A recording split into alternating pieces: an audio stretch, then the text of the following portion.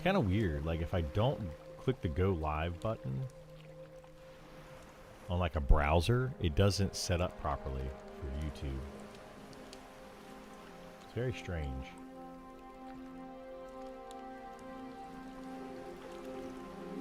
Very, very strange. But anyway, we're good. We got it all working. Let's go get some more mobs. More mobs.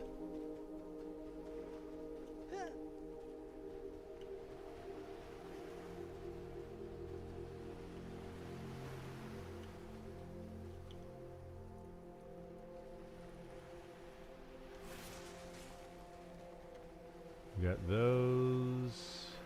And I should be able to get one more somewhere.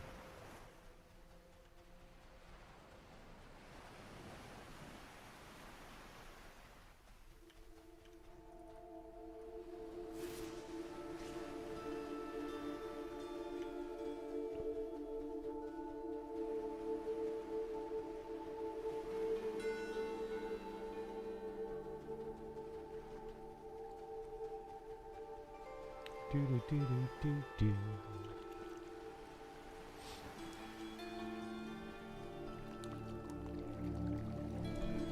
I set up on this side because somebody was on the other side, so we're gonna hang out over here for a bit. We're still getting that crazy long lag spike. I don't get it. I don't get it at all. Not sure what's causing that.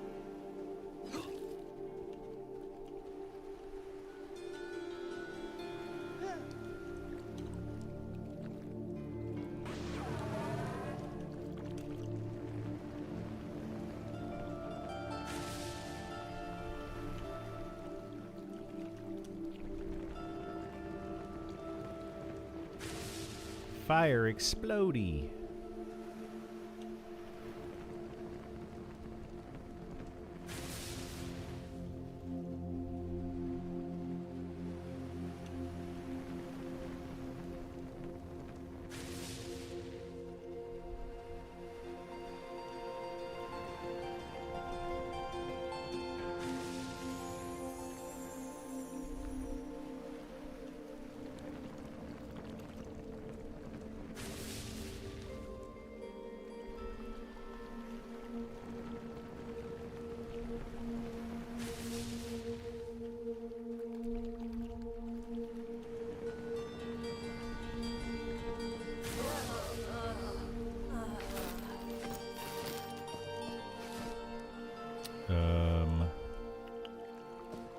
Well, I had the wrong thing open there. Oopsie daisies. Oopsie daisies.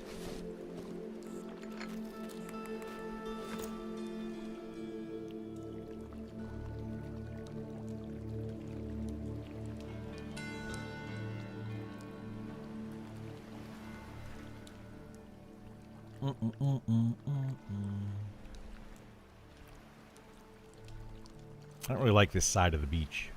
I like the other side better. What's this guy doing? Running around in the water.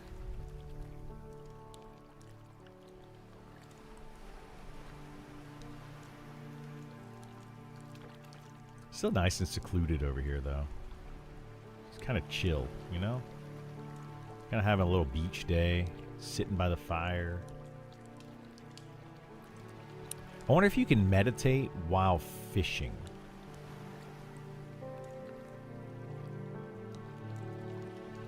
Like, can you sit down and fish? I've never tried fishing in this game. It's one of the things I haven't done. There's actually a lot of things I probably haven't done. But yeah, you should be able to sit down and fish. You can sit like right on the edge of the water.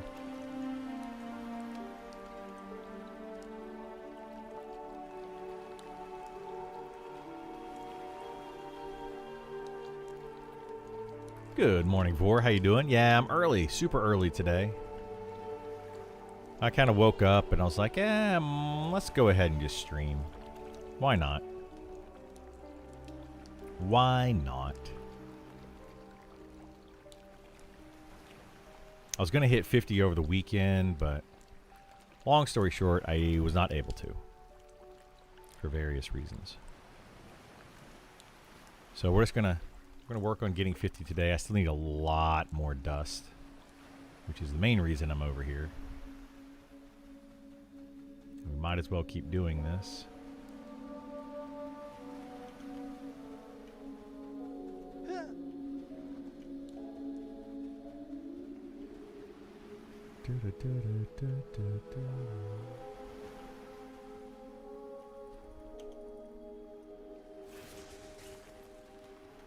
Do you know where to level Herbalism past 200? You know, I don't. I think Int Tongue. You can level it with that. Or getting that. But I think mine is only at like 190 something. Brother Luca. Alright, well. I guess we're doing 2 mobs. Oh, wait. What are you? Sister Elsie.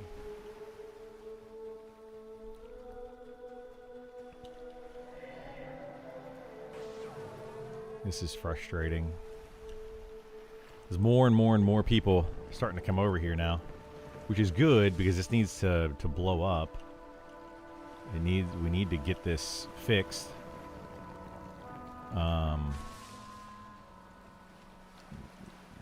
This has been too good for too long. You going all the way to 60 with the wizard? We'll see.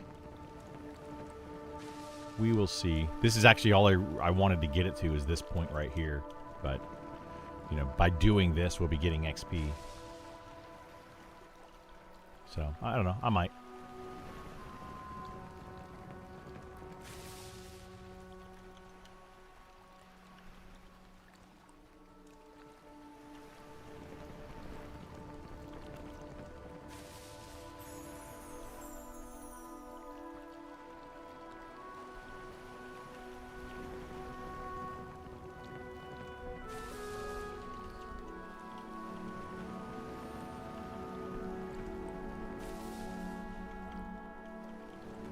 You getting any burnout factor yet? I don't really get burnout on games like this. I'm not a good person for that kind of stuff. As long as I've got something to do, I don't really burn out. It's weird. And as long as I have people to play it with.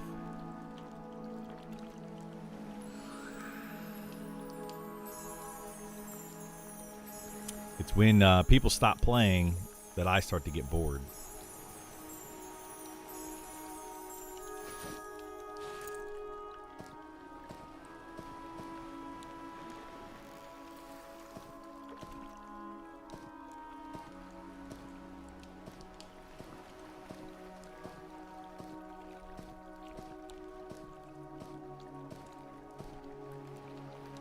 That's mostly you? Yeah.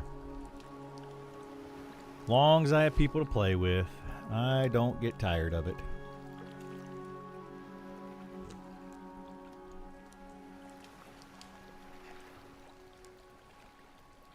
You actually love gathering? I hate doing it. It's awful. I mean, I don't mind it. I did a lot of gathering actually yesterday on this character.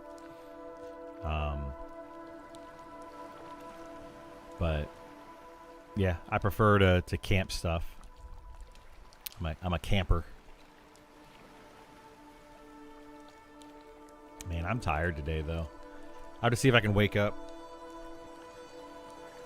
We'll see how the stream goes. What's up, Craft? How you doing, bud?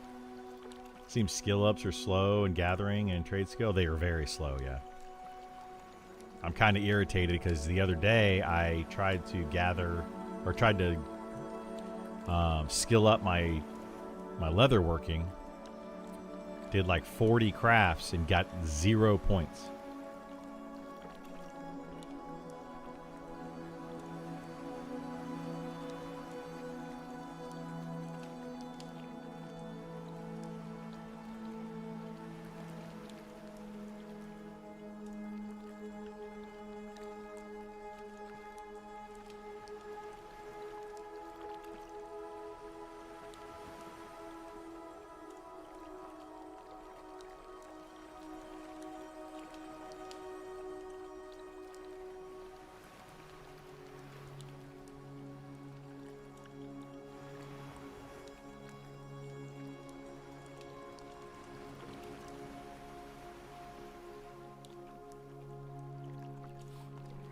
Okay, let's go see what else we can get here. I gathered 130 or 160 Mage Bloom the other day. Nice.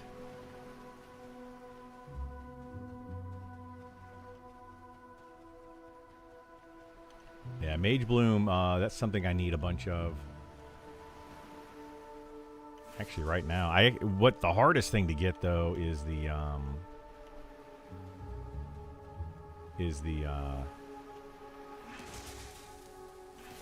oh my god, what's it called? Gadovine, whatever it's called. Golly, that stuff's a pain in the butt to get.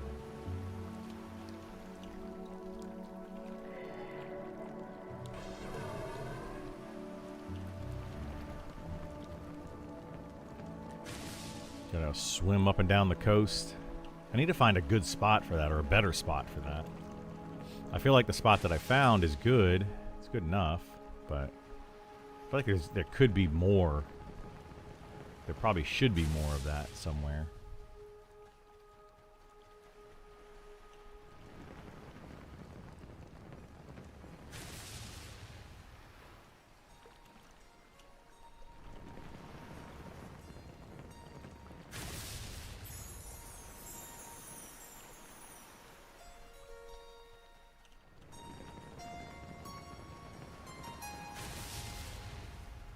You need to gather that for a friend. Yeah, it's a pain in the butt to gather for sure.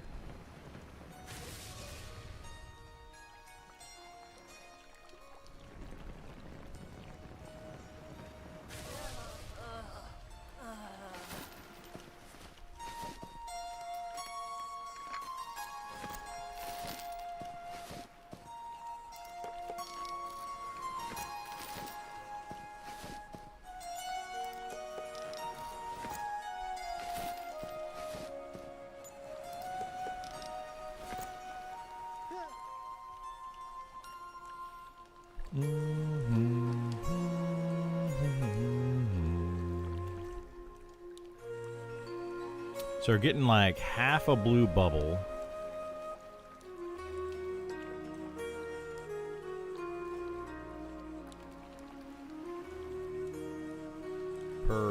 Per quad kite, approximately.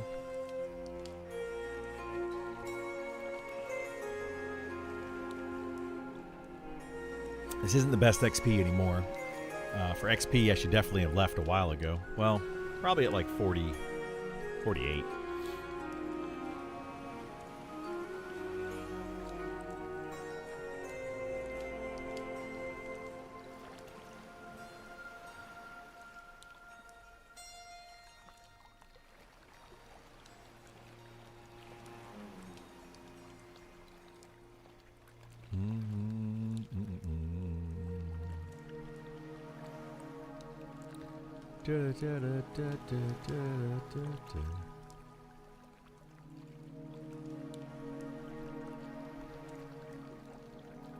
Yeah, I'll probably stick here till at least 50. I might try to stay here till 51. I definitely won't be able to stay till 52 if I continue to want to XP. I wouldn't mind getting 52 though in here because I get a new AoE. We should make this even easier.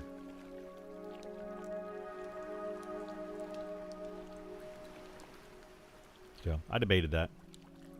Can you climb that big rock? The one out here? This big rock or this big rock? That one, maybe. If you can get the right angle somewhere, you might be able to climb up on that. This one over here, probably climb up something, maybe this side of it.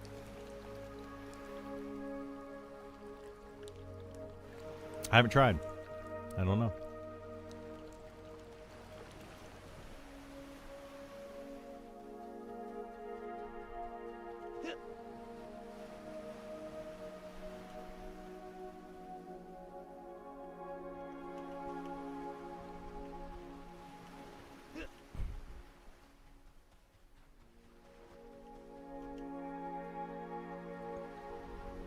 Oh, shoot. Alright, I don't know if this is going to pull the sister or not. If I jump down here. We'll see what this actually pulls. It might pull Sister Elsie.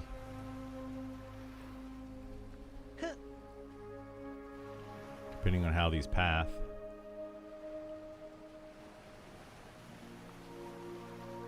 Nice, it did not. It did not pull Sister Elsie.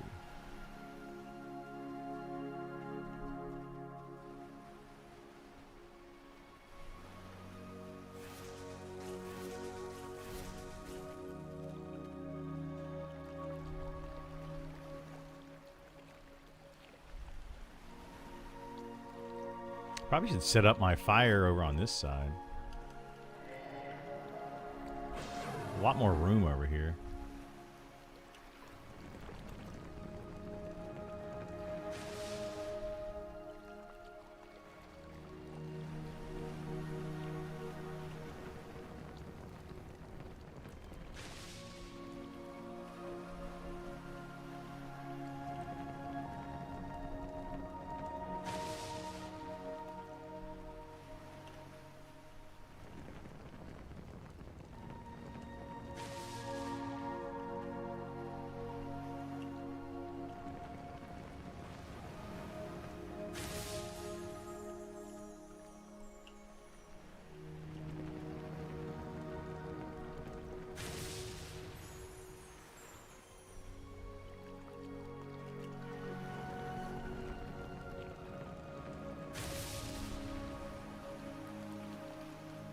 Let me get this real quick. Come on.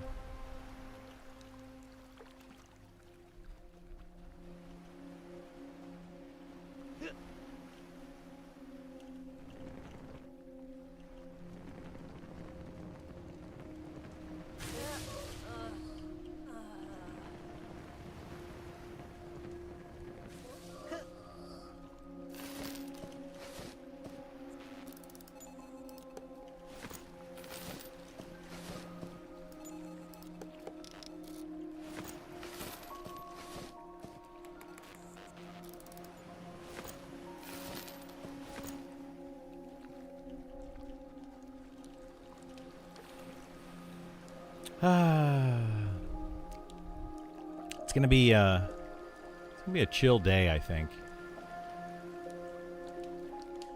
I'm too tired to get riled up.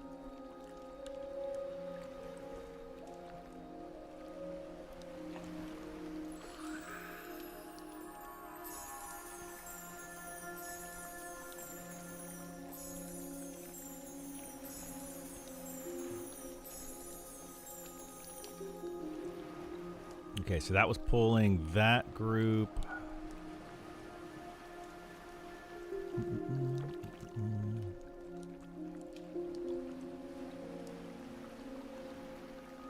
I think we're gonna let this campfire go out. I might move the campfire over here to this other side. Over here. Alright, there's Sister Elsie.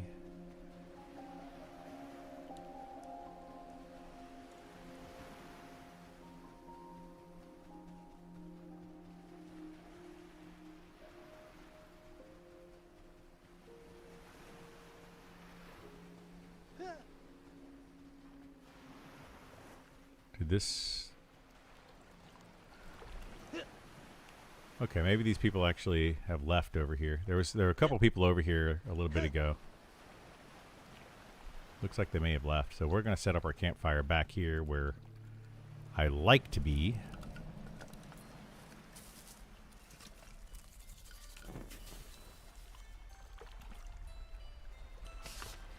And where I prefer to be.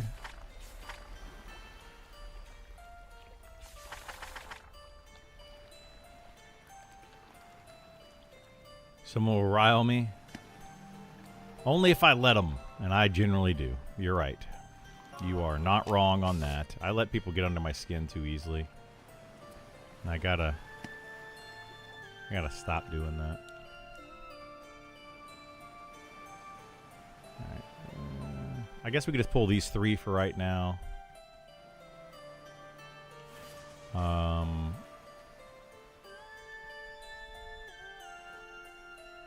And then next rotation we'll make that a 4 quad pull, whatever.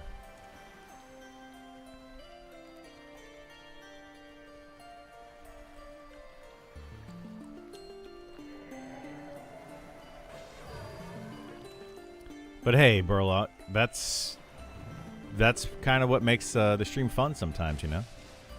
When people rile you up. Now, I just don't like dealing with people that think they know what they're talking about but have no clue. Or there's people out there that are just trolls, you know? They're just straight trolls. Then they're like, I'm not a troll. And it's like, you're clearly a troll. Like, you're clearly trolling people. You're trying to get people riled up because you think it's funny. Yeah, those people just kind of annoy me. They're really not funny, you know? They think they're funnier than they are.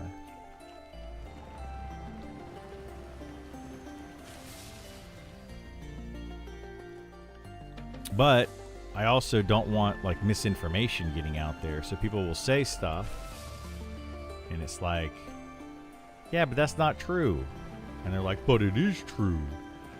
You know, and I just don't want people getting the wrong information. Like, that bothers me. People that, like, purposefully spread misinformation. Just terrible. Like, why? Why would you spread misinformation? What does that do for anyone?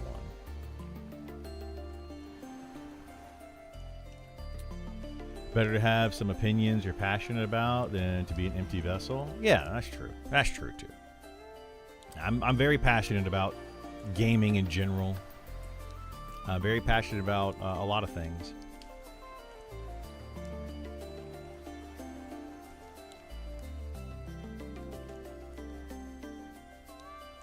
And it does bother me when people they go against that, you know, which totally makes sense. Why you know, there's things that other people do that I'm like, man, why are you getting so upset about that?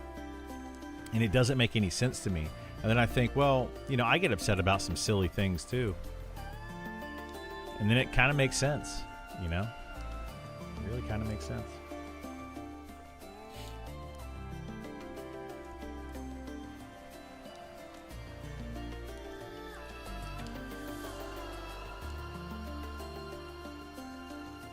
But yeah, people get upset about some really, really silly things.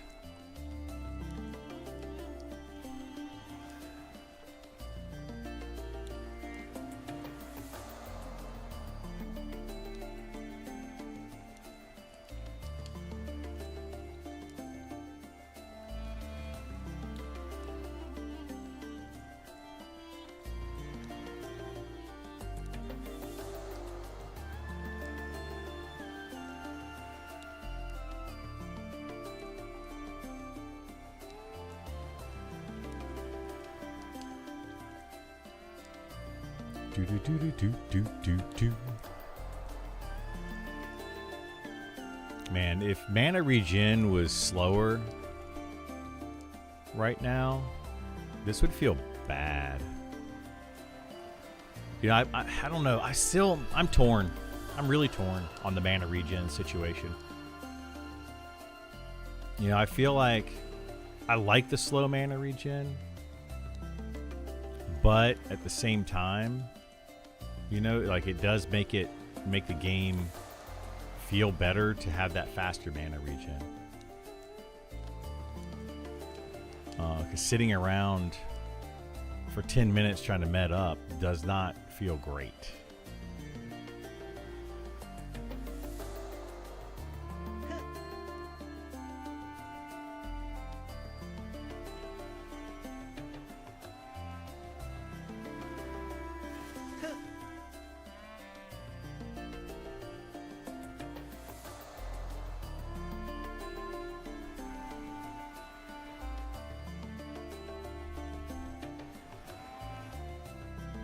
Yeah, I really don't know how I feel on it overall.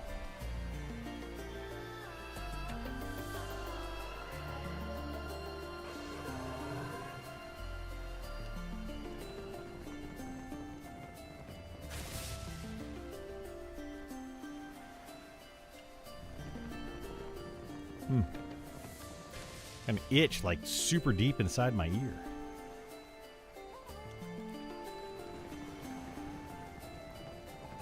You get those ear hairs. We're getting old, man. Getting those ear hairs in there. Gosh. Awful.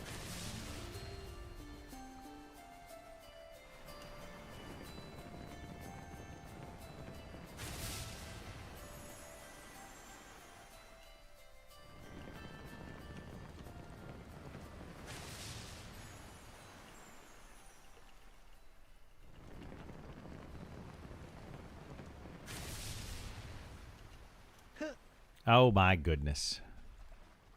One of them resisted a bunch. And that happened to be the one that I was targeting. I swear, there's something. I keep saying this, and there's got to be something to it. Where the one that you're targeting seems to resist more.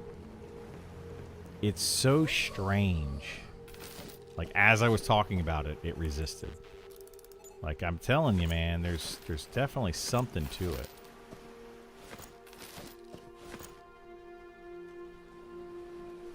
People can,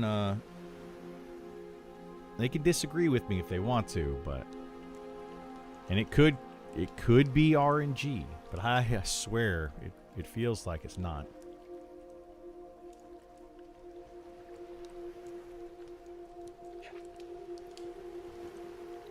The devs said they're still testing regen. This might be extreme to work from.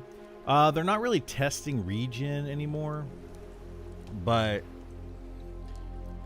what they're setting up for, from my understanding, is they're setting up to increase the TTK and to increase the difficulty of the game overall. So if they do increase those things, they want to decrease downtime and then increase TTK, so the overall journey is about the same as what it currently is. I think that they're going, at least I feel like they're going for about a 400 plus hour journey from level 1 to 60. I don't think that they intended for it to be less than that. Unfortunately, for the solo players that are well-played solo players in the right classes, they're doing it far less than that. So I think that they're trying to kind of fix that, and this was one of the first changes they made, was increasing the mana regen rates, which, you know, some are going to like and some aren't going to like. I would say overall more people will like the mana the regen rates increase, just because it takes downtime away, and downtime is probably the least fun time. But for those that like to play this game, you know, while working or while doing something else, that downtime is really nice, you know. So I don't know if it's a good idea to get rid of it completely. You know, like World of Warcraft has way less downtime. There's almost no downtime because you can just eat and drink and you're good to go. And I feel like, you know, a lot of games are going in that direction where they don't want any downtime. Now, in a group setting in this game, there's very little downtime. So, you know, it's right now like it's solo where the downtime is at.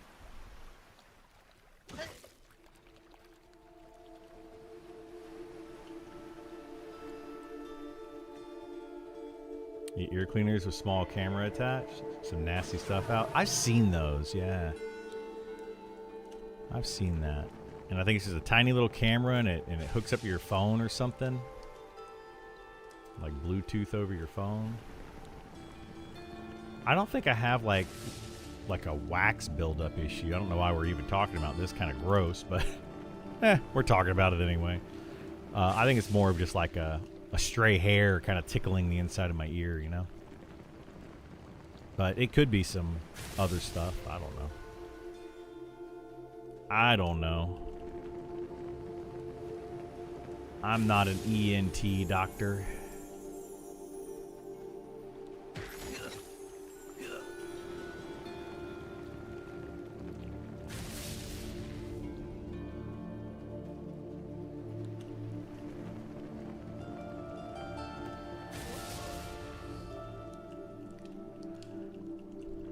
I'm like not a super hairy person, but I'm not a not hairy person, you know? So I do get the hairs that grow out of weird places in your as you get older.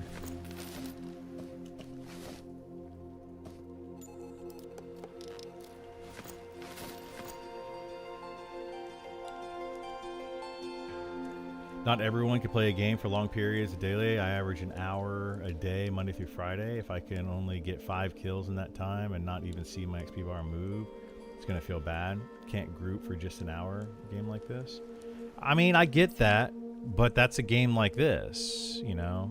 That's kind of the argument that I don't really understand, is people saying that, and I'm not trying to like disregard you or anything, but I'm just saying, like, people expect to be able to play any game, and it's like, well, some games take more time than others, you know. If you don't have the time to put into it, then you don't have the time to put into it. That's really all there is to it, you know. I would like to do a lot of things in my life, but I don't necessarily have the time to do them, or the ability to do them, or whatever. That doesn't mean that I should be able to, just automatically. So, I mean, I feel for the people that can't play the game, you know, for 8 hours a day or whatever. But I don't think the game should be built for those people. There's plenty of other games that are built for small bursts, you know? Small burst gaming where you just play for...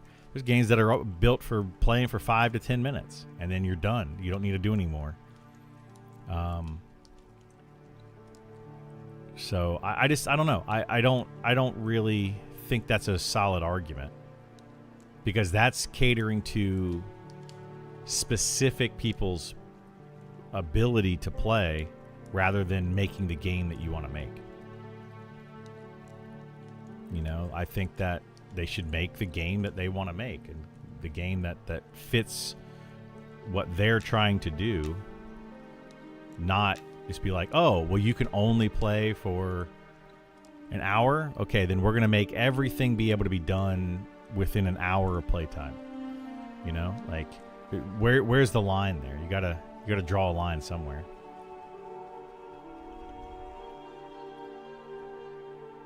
And, you know, not every game is made for every type of player. You know, I've said it a few times. You know, somebody comes in here and is like, hey, you know, I want this game to be a first-person shooter. Oh, okay, well, that's not this game. You know? And the same can be said for amount of playtime. Or like, hey, let's make this game a platformer. Let's make this game a, you know, you could name many different genres of games, and that's just not this game.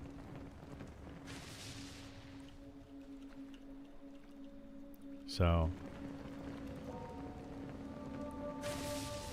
you know, I don't know. I don't think that's a really fair, it's not a really fair comparison.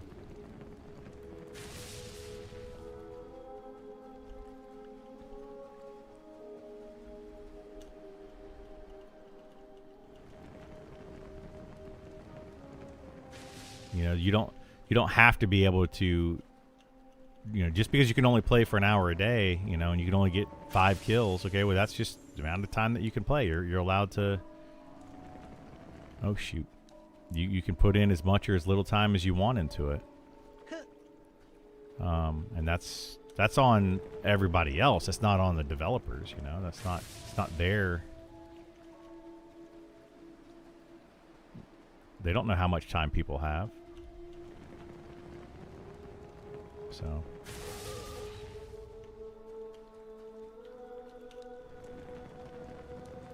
It can still be a game with allowing both styles, the normies and poop sockers.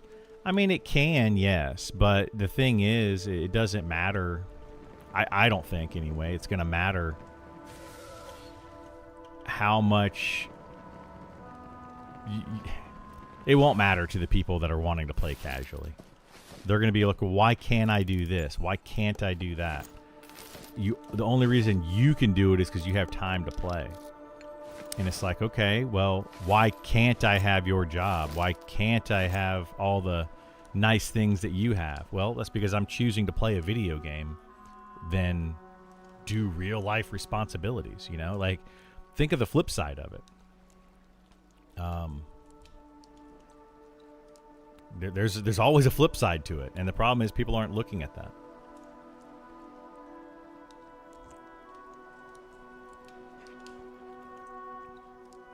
As I've grown older and married, I had to redefine my goals in MMO, and that's okay. I can still have a blast. Exactly. You got to redefine what you want. You know, do you want to have a healthy marriage and a healthy relationship with your kids and be able to go on vacations with your family? Well, then you probably should play MMOs less. You know, like, that's just the reality of the situation. It sucks sometimes, sure, but that's the way it is. It's just the way it is. You can play all day if you want. Just quit your job and family and find a way to pay bills. No big deal. Exactly. I mean, that's the choices that people have to make. And I know it sounds kind of silly, but there's only so much time in a day, and it's up to you to decide how you want to spend that.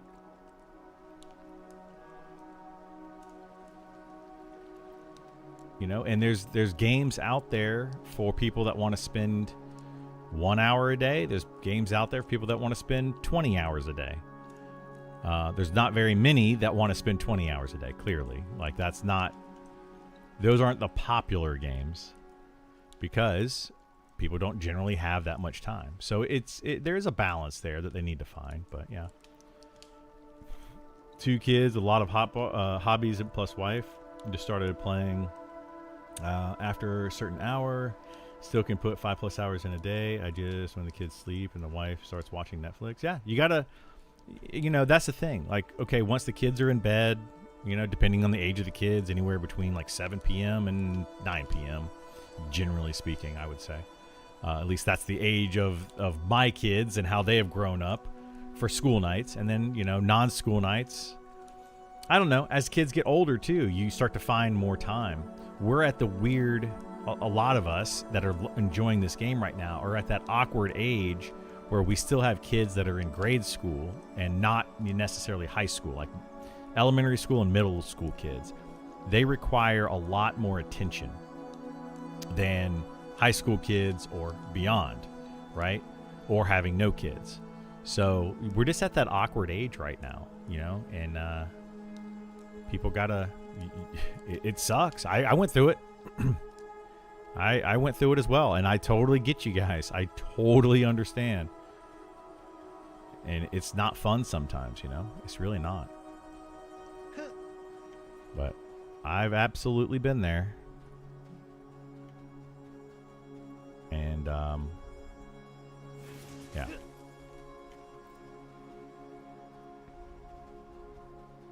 Can't say that I've made the best decisions in life. I have not.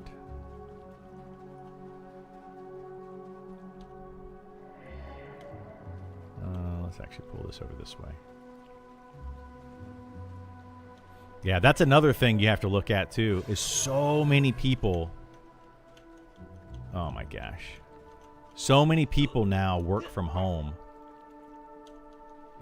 So stinking many people. Are you serious right now, Elder? God bless, dude. See what I'm talking about? It's the ones that you target are the ones that resist most often. Are you serious? That's been like 4 resist in a row on the same stinking mob.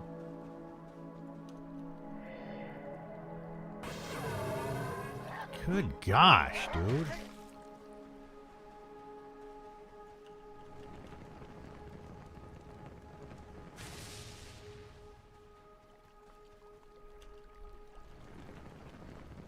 These are light blue. Like RNG is there's, you know, at some point you got to be like, okay, it's not RNG. When it happens so consistently, there's got to be something else to it.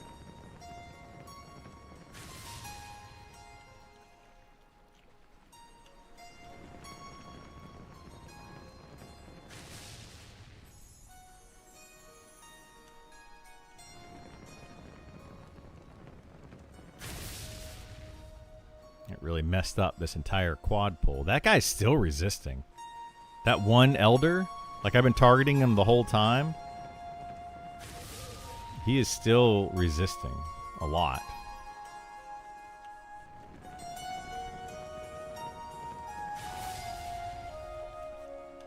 Because he didn't heal, but he's like, anyway, he resisted a bunch.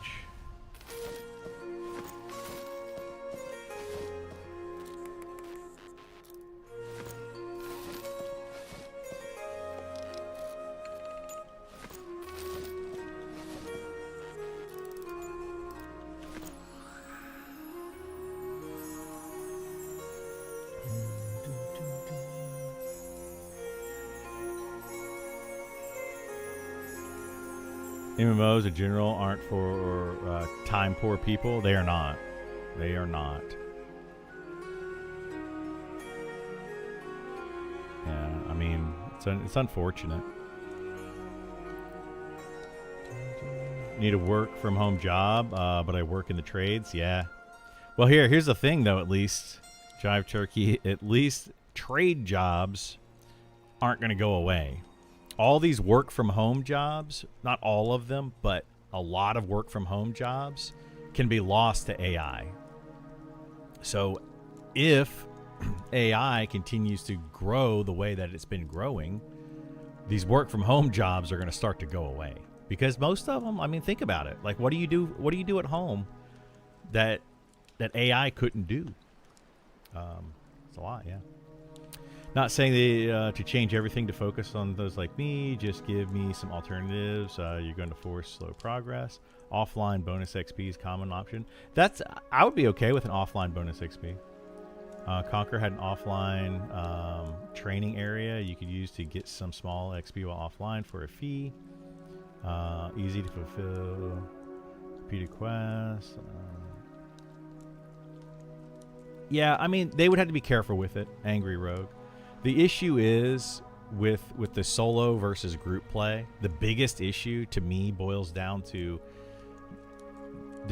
difficulty. Like if the most efficient way to play is solo, then you're gonna have people soloing. You know, it's just gonna be the way it is. And if they try to give like this bonus XP, offline bonus XP, they have to be very careful with how much they give. Because if they give too much, that's Sister Elsie poop. If they give too much bonus XP, well, this is not working out. Let's go over here and get these guys, because we have only a couple minutes for the server. If they give too much of that bonus XP, then it becomes the best way to level, is to log out, right? And then log in only to spend your bonus XP. So, anyway, point being, you just got to balance it.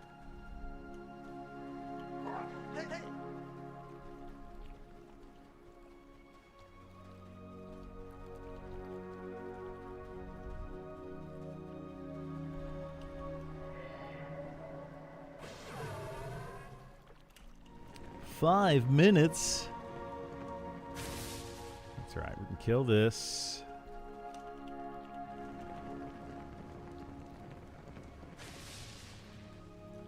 Yeah, there's another big point too. Something you can play for years. Like, I didn't read the rest of what you're saying there, but this is a game that you're going to play for a long time. It's not like a game that you're supposed to get everything done in just like, if you can only play for an hour a day, it just extends the life of the game. If you think about it, right? Like, the reason that EverQuest lasted as long as it did was partly because people would log in for only a few hours a day, and it took them a long time to get to max level.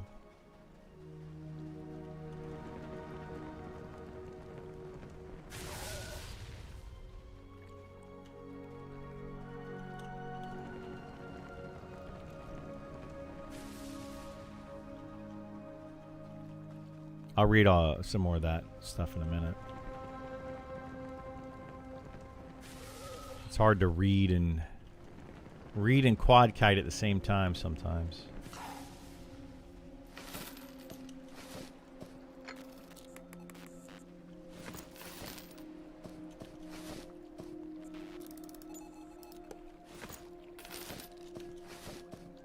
We need to go back to town. Get a fresh sow.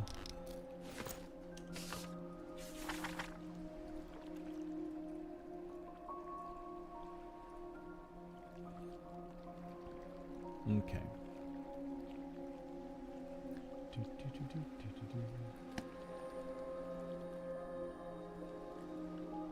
I used to play P99 on my laptop at work, so hopefully I can run Monster Memories on a cheap laptop. You can. I've got a pretty cheap laptop that can run Monsters Memories. I've got a really old computer that runs Monsters and Memories. Like I've got a, I've got a 1080, was a computer I built years ago for Fortnite. And it's in my son's room now, but it can run Monsters and Memories. And I'm sure you could get a cheap laptop that's basically a 1080.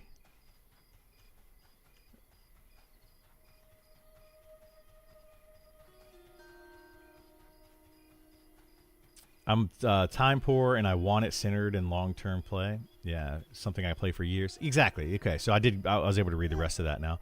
That's how I look at it too. You know, play for 2 or 3 hours a day. If it's going to take you, let's say, 400 hours to get to max level, right? That's in a group. And that's the longer time. If you're solo, it'll take less than that. A lot less than that. So if you play a good solo class, let's say it takes you 300 hours and you only play for 2 hours a day. It's 150 days. So a little less than half the year to get to max level. And how I look at it is that's really not that bad. It took me that long.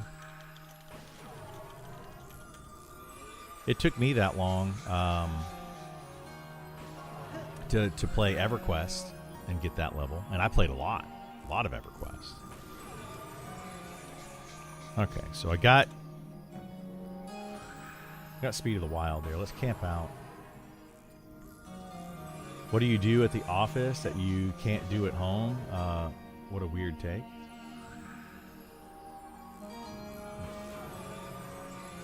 What's a weird take?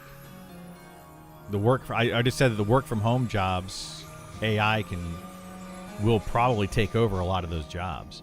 And what you do at the office isn't, those two can be AI can take over those jobs. A lot of the office jobs. The difference is there are some office jobs that can't. Delivering papers to people in the office, like literally having meetings face to face. You can't do those kind of things in the office or from home. Like you could do virtual meetings, but those are different. It's very different. But what we're talking about is the trade skills. That's what I was comparing it to. Not office jobs, but trade jobs versus work from home jobs. Very, very different. Internet has provided instant gratification, so people's goal-seeking values are all messed up. We're used to have a guy stationed in Iraq with poopiest internet satellite.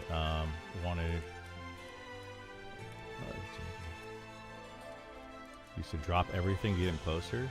I don't think he ever finished, but at least leveled and started it. Yeah. Yeah, I'm super early today, bro.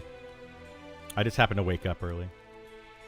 Full work from home here. It'll be a long time before auditors are comfortable with AI doing any sort of financial analysis on its own. Yeah, I mean, I'm not saying every job, right? I'm not trying to say every work from home job can be done through AI. There's a lot of them that can, though.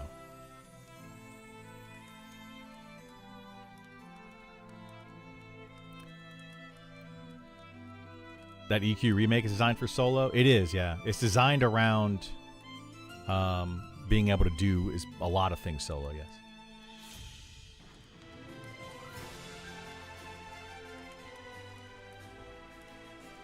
Play for 2 hours total over the weekend. I don't need to rush through. Yeah, exactly. Like, that's the thing, is people... I feel like a lot of people are like, oh, I can only play for a couple hours a day. Therefore, I think I should be able to solo efficiently, et cetera, et cetera. And I'm like, okay, well, it's just going to take you longer to get there. Is that really a big deal? And I don't know. Maybe there's an argument there. Maybe there's not. I'm following the same places you quadded. I went from 8 to 29 over the weekend. Insane. It's crazy, dude. I'm telling you, quad kite's way too strong. It's way too good. I've been taking it casually, but if I would have pushed, I would have already been 60.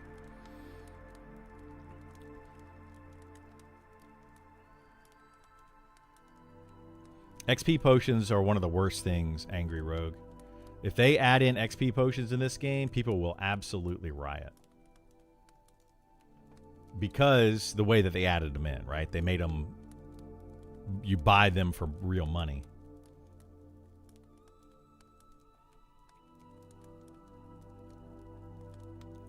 So yeah, it could be tough.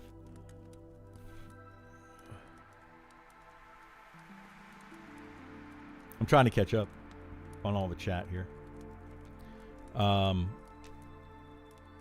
Oop, is this back up? Won't let me in. Let's just restart it. AI can never take your job for payroll. I mean, never say never, man. Never say never. I think AI is able to do a lot. Maybe too much.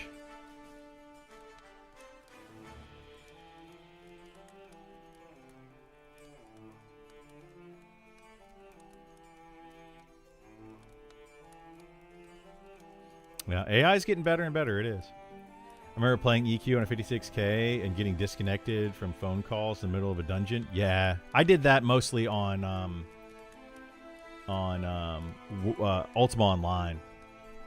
We ended up getting a second phone line when I was a kid, specifically so that I could play on the internet. Really, like, I mean, there was no other reason. It was because we wanted to have the internet available all the time. So we got a second phone line, just a very base second phone line. Yeah, and because my sister would always want to be on the phone, and then I would always want to be playing games, and it was always a thing.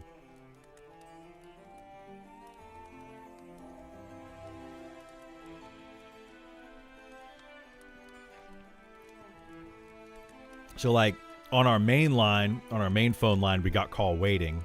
That was kind of for my sister, right? So that she wasn't tying up the phone line kind of thing. And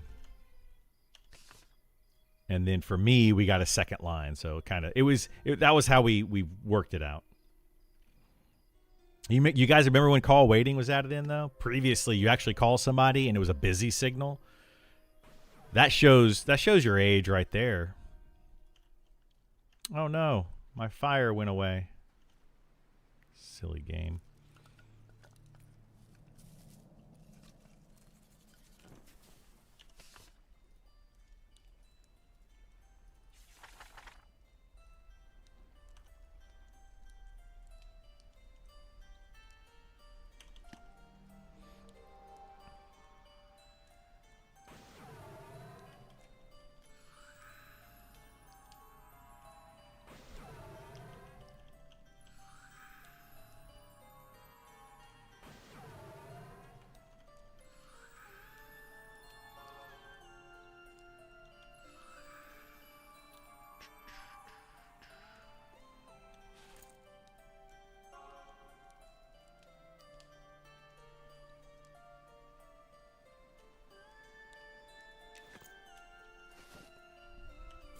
Okay, I gotta buy wood next time we go to town. Oh shoot, I didn't drop off all my coinage and stuff. Dagnabbit.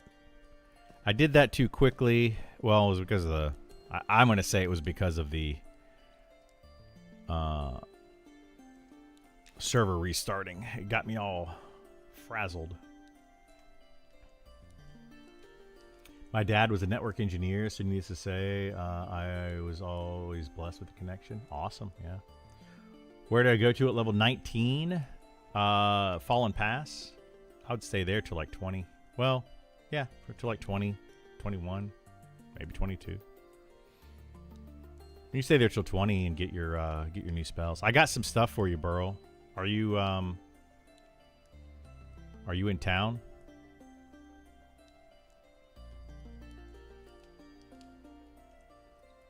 All right, I'll go ahead and give that to you so I can actually get rid of this stuff real quick. Hang on. Let me come to town real quick.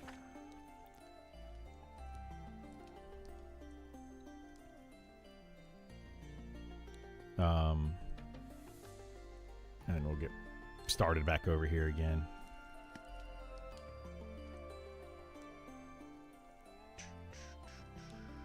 I need to clear out my bank or my inventory anyway.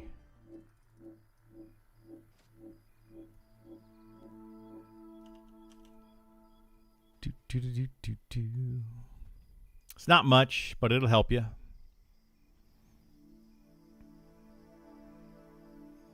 And make you look less like a noob. You daggum newbie.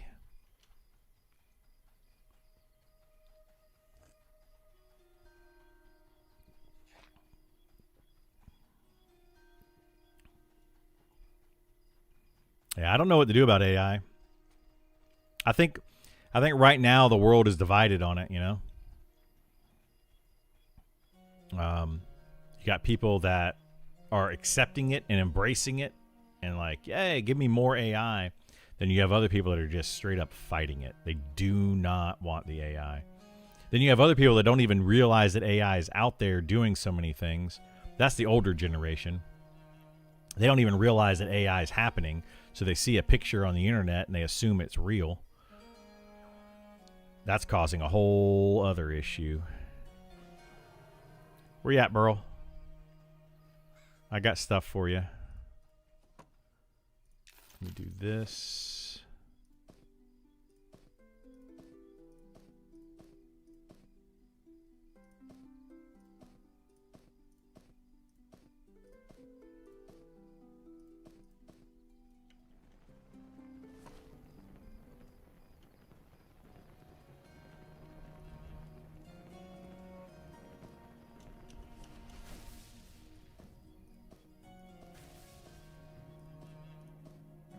There you go. Have fun with that.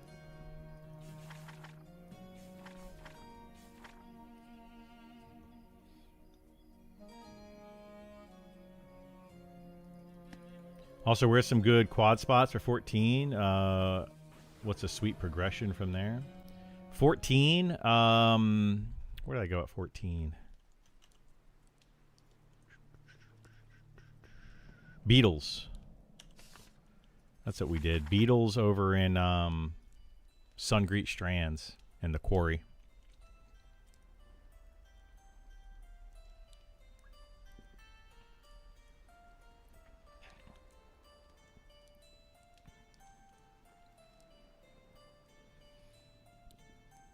The cemetery's a little you can do the cemetery at 14, but it's going to be a little low. I would leave the cemetery by 15 at the latest. But you can do it at 14, yeah. But for quad kiting, I would go to I mean, you could stay at the cemetery if you want to, but I would start doing the Beatles probably.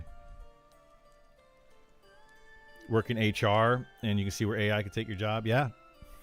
Well, HR is one of those things that I feel like AI will. So here's the thing. Here's what a lot of people don't realize about AI is that, let's say in a larger company, you need 5 HR people. Well, with the use of AI, you might be able to take that down to 3. Because those HR people, you still need them there to talk and have that interaction because it is human interaction that you need. But AI makes their job easier and more efficient, so you could hire less people to do the same overall job. That's what they mean a lot of times when they say AI is going to take away jobs. It's not going to remove every job. It's going to remove some jobs, right? It might take away all of one sector's jobs. It might take away only half of another sector's jobs. So if people that are like, oh, well, I do, like Burl was saying, I do payroll. Well, okay, you might need 2 payroll people in a company, but with AI and the help of AI, you might be able to bring that down to 1. So you can still lose jobs, and that's what people they just don't see that side of it. They're just like, oh, you can't lose the human aspect. No, maybe not, but you can lose some of the human aspect, to the point where you could lose your job. That's the problem with AI. Well, not the problem, but that's the issue that I'm trying to explain, is that, you may not lose your job, but someone could lose their job.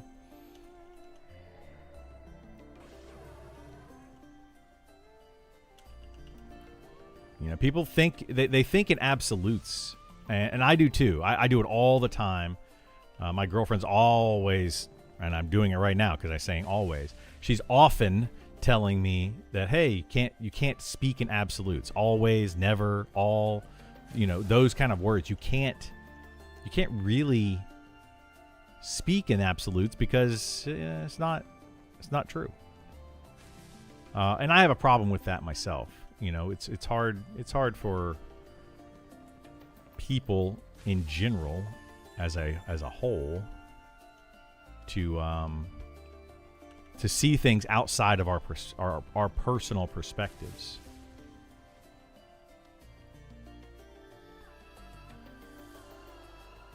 But AI can absolutely take over a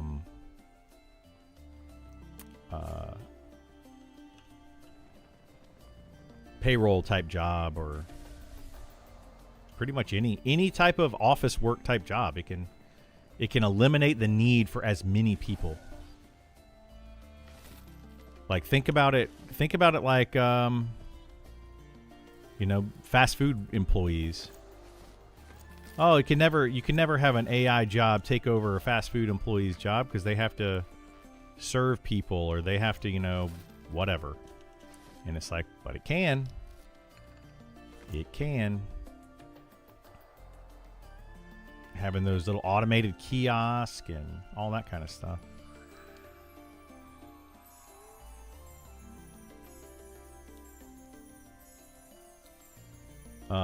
They'll downsize your whole department and keep a few of the best supervisors. Yeah, exactly. Exactly. They're going to keep the people that understand how to use the AI to make it more efficient, rather than keeping the people that don't know how to use AI. That's what they're going to do. So only the Sith deal in absolutes, right? It's going to kill data analysis and associate level jobs. It's going to eventually come to senior analysis like me. I think it'll come down the massive financial. Yeah, I think that's what's going to do. It's going to it's just going to make people have to learn another skill, which is how to use AI efficiently. It's already in some drive-thrus. It is. I called I don't know if I said this on my stream the other day or if it was just within friends. Might have been on Discord. But I called a customer service thing the other day. And at first, I didn't even realize it was AI.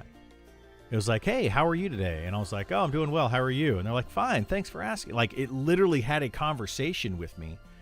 And the first, I was like, this person's very... I just assumed this person was very attentive, right? But then it kind of dawned on me, like, maybe this is AI. So then I asked it a weird question, and oh, thanks for asking. And I'm like, okay, that's definitely AI, because it didn't flinch at all. That's how I figured out it was definitely AI.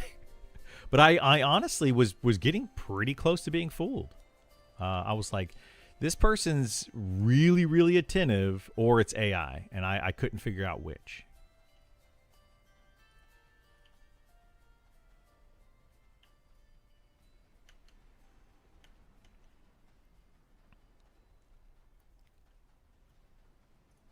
So yeah, I mean, it's getting to that point. I can see how it fools the elderly. Absolutely fools the elderly.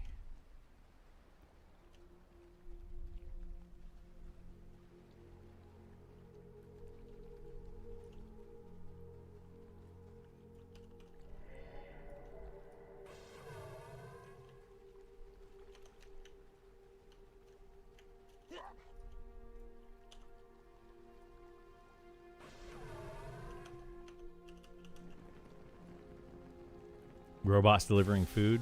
Yeah. You know, I never thought I would see the day where you have actual self-driving cars. You know, that was like a sci-fi thing for years, is self-driving cars. And I'm like, you know, they could get there, sure, but it's going to be very dangerous in the beginning. You know, if every car was a self-driving car and they all interacted with each other, right? Every single car was talking to another car and saying, hey, where are you going? I know where I'm going. And they, you know, tell each other, like these can be, it'd be like an air traffic controller, you know, like that's one of those jobs that I feel like could get replaced with a lot of AI. You know, it's not going to be 100% AI, but eventually, you know, what if you had something very similar to that in cars, where they all the cars were communicating with each other? And I think that's the direction we're going with it, right? No auto run? Yeah, there's auto run. It's E on your keyboard. The default is E. E is an echo.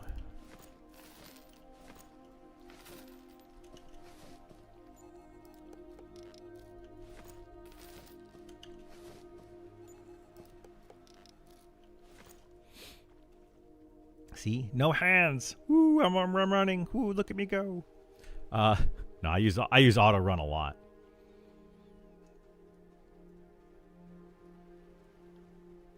Yeah, robots take inventory, which is all AI driven. Eventually, there will be so few infrastructure jobs that governments will have one or two choices: depopulation or cost of living pay for every citizen. Luckily, I'll be dead. Yeah, I think that I mean, I hate to say something that Elon Musk said might have been right, but something that he's been talking about, I don't necessarily agree with the extent of it, but money is going to be less and less useful in the future. Because think about Star Trek.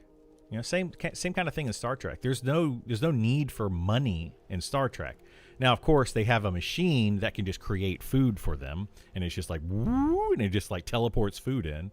But, you know, we're not there yet. But yeah, as we get farther and farther into the future, money's not going to be as needed. So, like, it won't matter.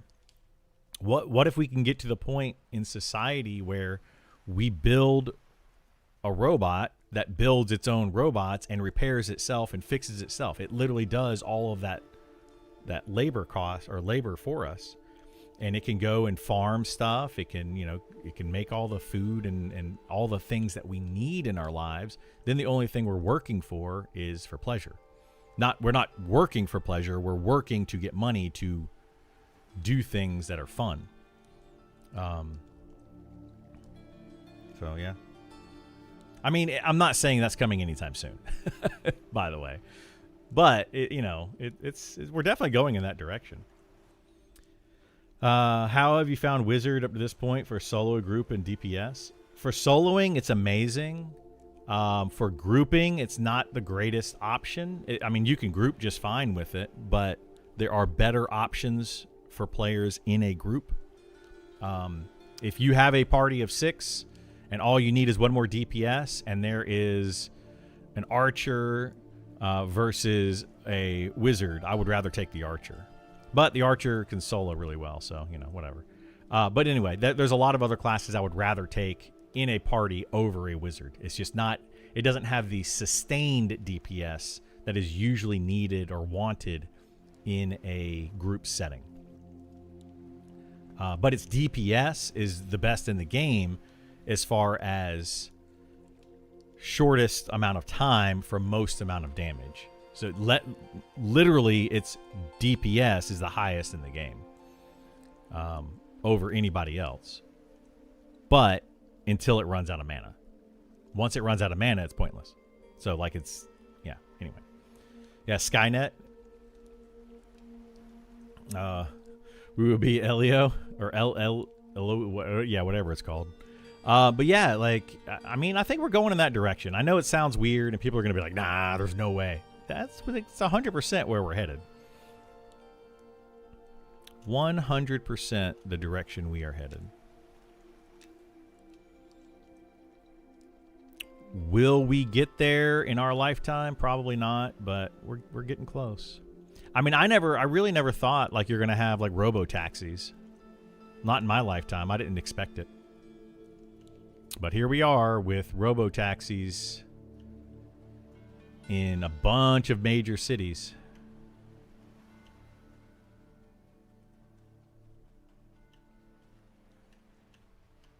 Oh boy. I didn't mean to grab those yet. Let me see what this is. Sister Elsie. That's all right. We'll just go back this way. Yeah, I really didn't expect that. But I don't think it's going to like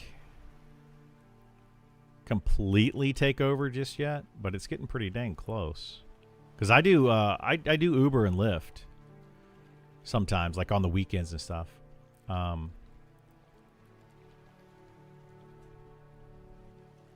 And I could definitely see how it can take over, but I also see how it probably won't take over 100%.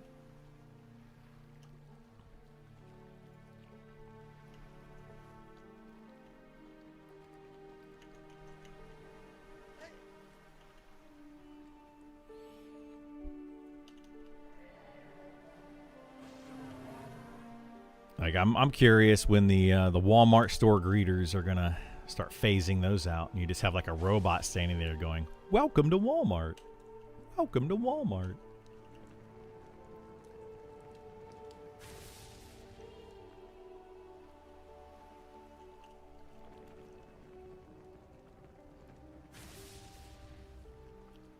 Maybe we'll go to a social credit system, points for doing things that benefit society. That's basically what Star Trek is.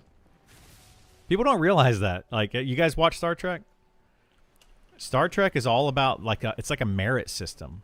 The more you do for society or how you contribute, your reputation is your currency. And I always thought that was kind of interesting way to look at it. Because they don't need money. So like why do they work?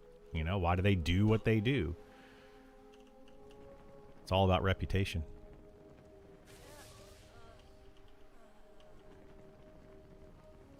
But what's silly about Star Trek, I think, is think about it this way. Like, you have AI that's able to teleport things, literally create things out of thin air with their, you know, material, whatever it's called. You know the word I'm looking for, probably. They're able to do all that, but what they don't have is like a good pilot system that's better than an actual pilot. And it's like, okay, well, that's kind of silly. You guys hear about the pilots that the two jets that crashed, hit each other over the weekend? Two fighter jets doing an air show collided midair. Crazy. Where in Fallen Pass? Just go into Fallen Pass and all the skeletons that you see, the dusty skeletons. You don't touch the scarabs. Yeah, the scarabs are not KOS, so just kill the skeletons. You'll be able to do that in the morning, Burl. By the afternoon, that place will be over-camped. Are they social? The skeletons? Yes. The scarabs are social with each other, but not the skeletons.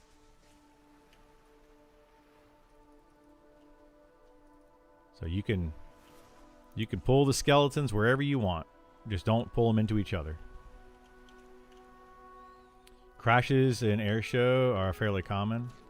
Well, yeah, this wasn't like a crash in an air show. This was a collision in an air show.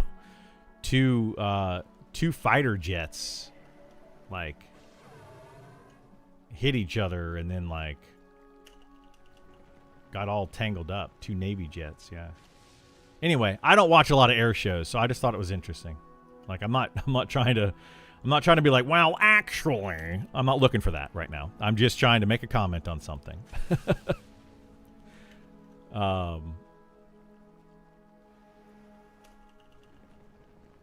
I just thought it was an interesting bit of information.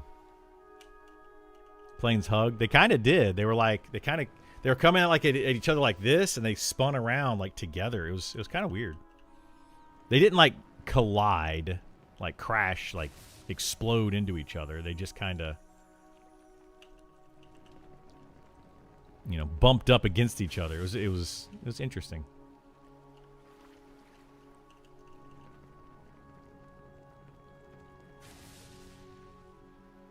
But that kind of goes back to the whole AI thing, like, are we ever going to get to a point where AI are better pilots?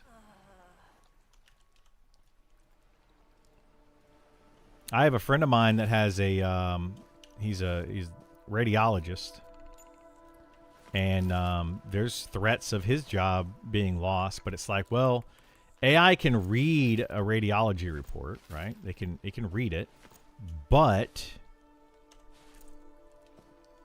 the issue comes down to who you're going to blame if it's wrong.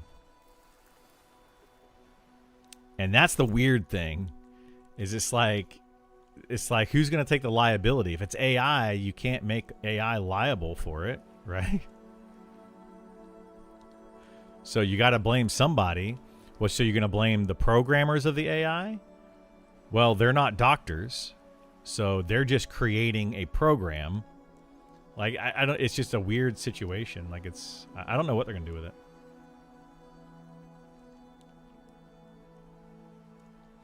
Three planes collided. Okay.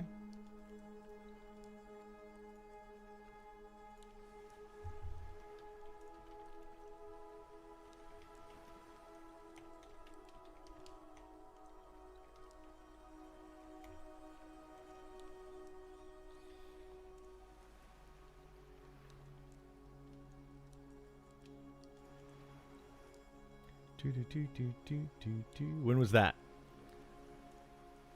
That was in 2002. Wait, no, that was in 1988.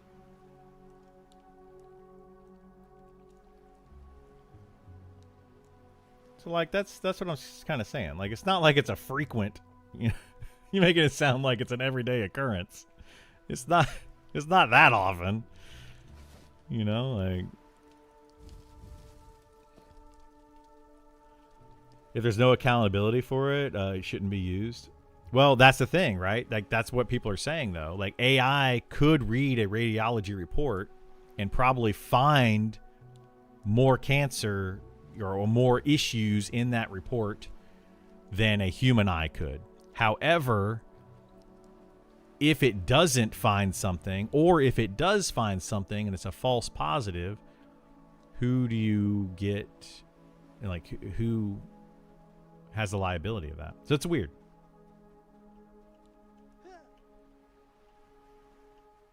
It's just a weird situation.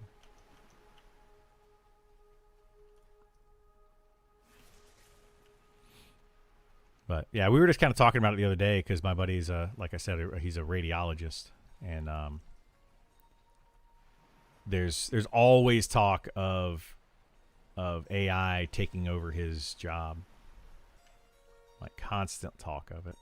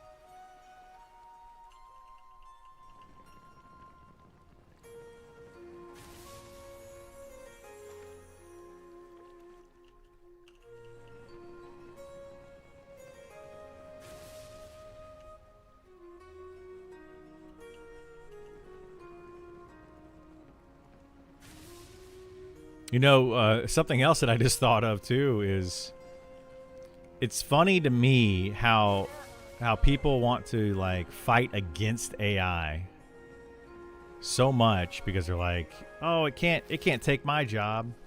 But when it comes to entertainment, people are fighting for AI in entertainment. For example, this game, there's people out there that want to be able to just create macros and create like MacroQuest, right? For like EverQuest. People want MacroQuest, which is kind of like a very rudimentary AI that plays the game for you. It's just, that's what's weird to me. Is it's like why are we fighting so hard to get this? Why do people want it so much? Like, I thought the game was supposed to be there for your entertainment. But I guess that's entertaining to some people to have a bunch of bots follow them around. I mean, there are those games, those idle games. You guys ever played one of those? Literally like idle whatever, and you just turn it on and let it do its thing, and that's it. Those are actually pretty popular.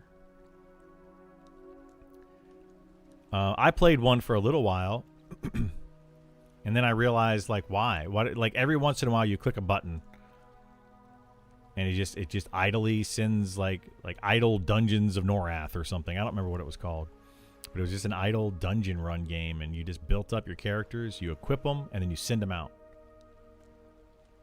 and you just let them do that all day. Idle Quest, yeah. There's an EverQuest indie game, yeah. Those people who don't like the game, they like cheating. I mean, I agree, Dream. Yeah, I agree. I feel like a lot of people in this community just want to find ways to cheat. It's a weird... Basically, what I think people want to do is they want to find a way to get ahead of everybody else. It's not that they necessarily want to cheat, but they want to find a loophole in the system that nobody else knows about. That's what people are trying to do with games like this. And if, like the boxing versus no boxing, can I box a character and get away with it because it gives me a big advantage? Right? I've got a spouse and 3 kids and a dog. I got a full party. You know, like, I just don't get it, man. Burluck coming in with the sub. Thanks so much, Burluck. I appreciate it, bud. That's why I'm glad I took up the trades. No college debt. No fear of AI. It will never be it. Yeah, I mean, trades, like I was saying earlier in the stream, trades are not going away. Like, that's one of those things where, you know, eventually, sure, right? Eventually, AI will be sophisticated enough to come into your house and replace a toilet, right? Or build, you know, large... Anyway, eventually, yes, that will happen. But it'll probably be one of the last jobs that you'll lose.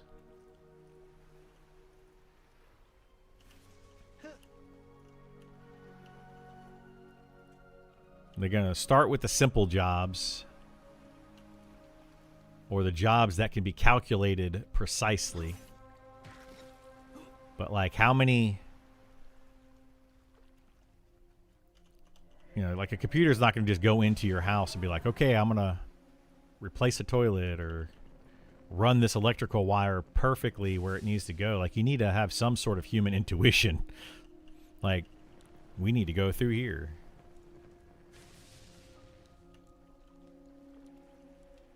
So yeah, I agree. Trades are good for a while.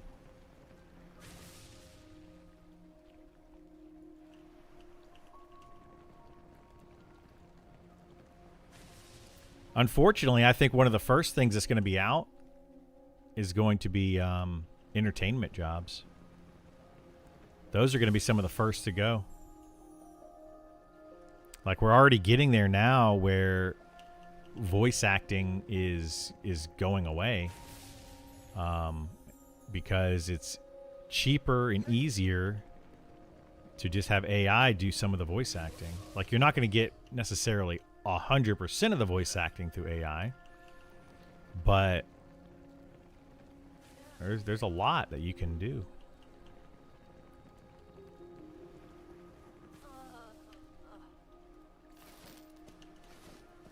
Disney fired their Marvel FX team like 2 months ago. Yeah, like I didn't even know about that, but that's kind of what I'm talking about. Like AI is able to do those jobs. Not all, like we were talking about earlier, not 100% necessarily. But if they had 100 people that were, VFX artists, they could probably drop that down to 25% of that. Take 25 people using AI to do the same job. So they could really lose a lot.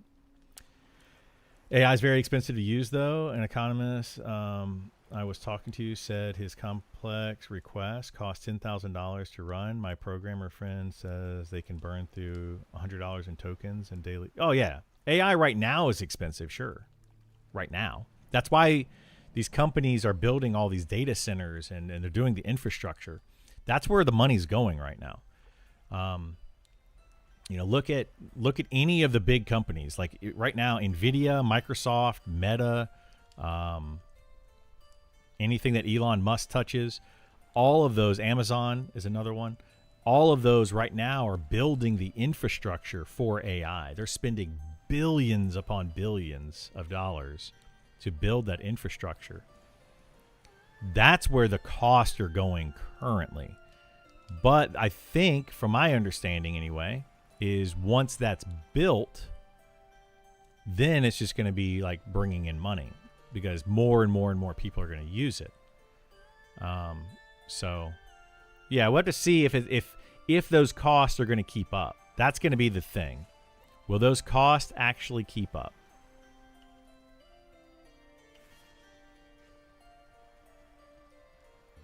Or I guess will the usage be more than the cost, the overall cost?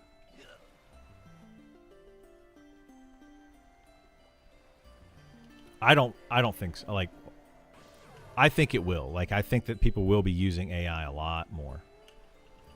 It's already happening a ton. I mean, people right now, they're using it for a lot of memes and stuff, right? They're just using it for fun. But I know a lot of people that use AI for work. They don't claim that they use it for work, but they use it for work, which is exactly what I was talking about earlier. That's how jobs get lost. They just don't tell their employer, hey, I'm using AI to do this job. They're just like, nope, I'm a valued employee because I know how to use AI. I think that's the trick, is not necessarily learning, or it's not the use of AI, it's learning how to use it. That's going to be the job of the future. Like when computers first came out, what was the job? You had receptionists that worked like in-office receptionists, right? They're keyboarders. They could type really fast on a typewriter. Well, if you learned how to use a computer, you're probably going to be hired on faster than the person that just knows how to type quickly on a typewriter. And that's basically where we're at right now, I feel like. We're at that point where either you learn how to use AI or you get left behind. Wanted to let you know that my friend got a key and gave it to me.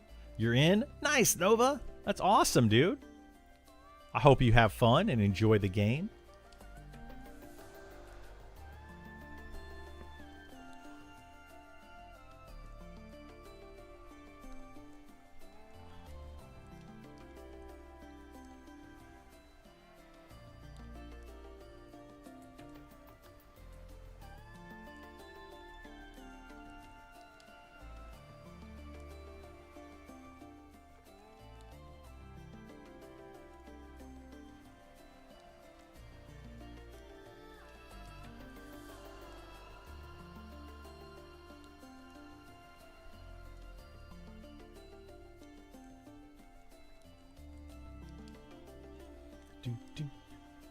Booda booda boo boo boo boo.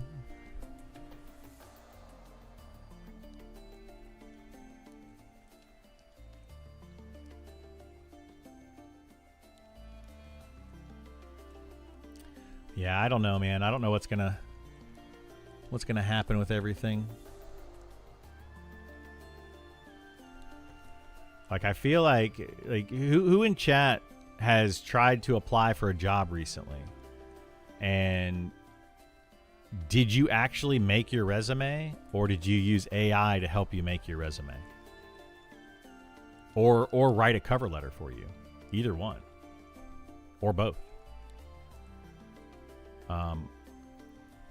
Using it as a tool, I think, is going to be the thing. You made yours last year, like yourself, or you used AI to help you with it? Because I think a lot of people are starting to use AI to write their resume. You made it yourself? That's good. But I think a lot more people are using AI to write their resumes and to write their cover letters. And it's not like you don't just be like, hey, write me a cover letter and then submit it. You write me a cover letter, let me read it, let me tweak it, and have it write it for you, you know, like.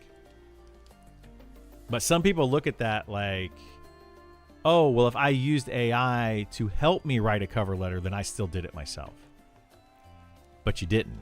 You had AI do it, and you just took the best information out of that.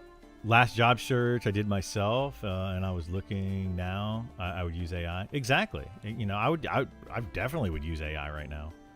Brother applied recently. He used AI. Exactly. I did both manually and had better success with using AI. Yep. I think AI resumes and cover letters end up looking the same, even if you tweak it. Yeah, they do. That's the thing. Like, why not use the tool? Like, you handwriting it or typing it out, whatever, however you want to look at it. You typing it's not going to make a difference to the hiring person. They're not going to know.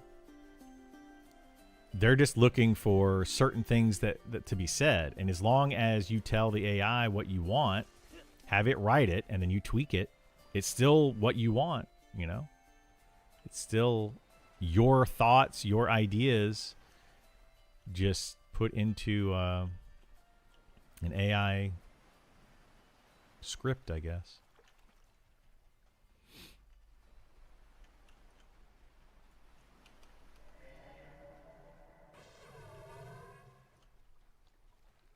Yeah, exactly. A lot of them, they do use AI to screen you. Like, that's a whole other thing. They have AI look through the resumes and pick out like keywords and key phrases and all that kind of stuff. And it's like, well, why would I not use an AI? Like, the AI knows what the AI wants, right? So I'm just going to use AI and be like, hey, write me a cover letter so that I get through that process. Because you have to, if you can't even get to the interview because the AI blocked you because you didn't write whatever it is in your resume, like, that's terrible. I feel for people that are in that situation.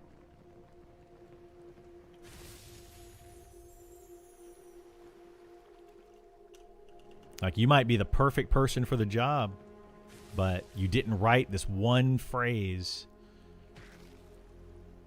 and AI kicked you out and said, nope, we don't want to hire that person because they didn't say this exact thing.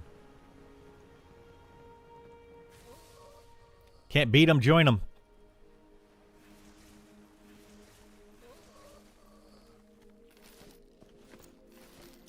Yeah, I think they absolutely use AI to screen candidates. That's why, again, and I've said this in the past, that's why knowing the right people is the most important thing. It's all about who you know. Because let's say you're going for a job and there's 100 people going for the job, but you know somebody that works there. You can have that person vouch for you and get you an in-person interview without needing to have a solid resume or without needing to have a perfectly written cover letter or whatever. You could just say, hey, I really want this job. Here's my qualifications, and just talk to somebody. Knowing people is the thing. That's what I like to say about this game. The biggest part of this game is knowing other people. If you try to play this game completely solo, you're gonna have a much harder time. It's all about who you know. You know, a lot of people use it to make their emails sound more professional. Yeah, I've used it often. Absolutely. Honestly, I think anybody that doesn't use AI is behind the times at this point. You have to use it.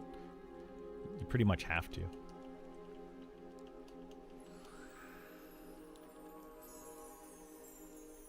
So many AI applicants too. Yeah, there's a ton.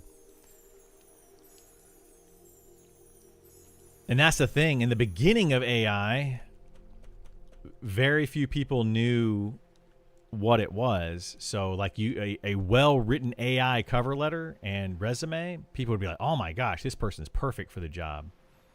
But then as you get used to it, now people are starting to be like, okay, well, this is clearly AI. You got to be careful with it. Criddle's AI is not a human man. Dude, that's happening. That is literally happening. There are streamers or content creators that are setting up AI to stream. They're just little bots that are playing video games and talking to chat.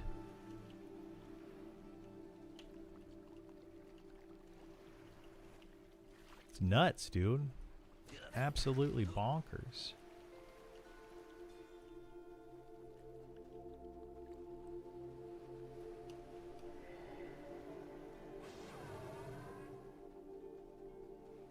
I personally hate it. It's going to create a generation of people who are more unskilled, less creative, with no critical thinking.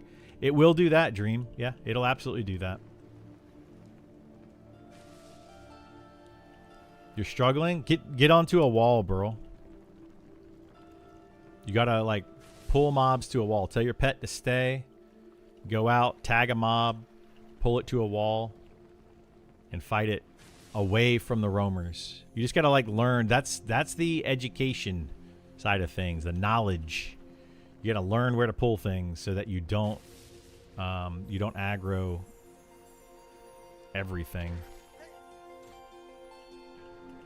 This game is all about knowledge. More than anything else, it is knowledge. Where to go, what to do, how to do it, all of that stuff.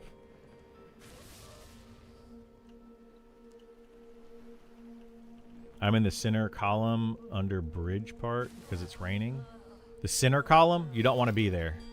That's the worst place to be because that center column, mobs spawn and they walk inside of it. The pathing there is garbage. That's probably one of the worst places for pathing in the entire game. Huge problem in schools, people losing basic skills because of AI. They are, yeah, I agree. But it's the direction we're going. The path of least resistance, it's where people are always going to go. And I just said a few minutes ago, don't use definite like always and forever and never, and don't use those. But I'm telling you, people will always go the path of least resistance if given to them. A lot of kids can't read. A lot of kids could never read. Like, there's always been kids that can't read that somehow make it through life. I swear there's politicians out there that can't read. They are some of the dumbest of the dumb sometimes. And I'm not trying to get into a political debate on either side. They're just dumb. Some of them are just dumb. I've heard anecdotes from teachers that kids getting angry at them for not telling them what to ask the AI to get the answer. Really? That's crazy. I feel like kids know, though. The kids know more about AI than the teachers do, in my experience. Wife says she's forced to pass kids up to the next grade level even if they fail something. Oh yeah, that's been going on for years, Burl. That's the No Child Left Behind. That started decades ago. If they're not, even if they're not ready, is just pass them, move them on up. And the weird thing is, they do it with a lot of the troubled kids. It's been found out anyway over the years that the troubled kids, they don't want to deal with them anymore. So they don't have to deal with them. They just pass them up to the next level. Get them out of the school system as quickly as possible. They don't have to deal with them anymore. Then society has to deal with it. That's been going on for a long time. It's very sad.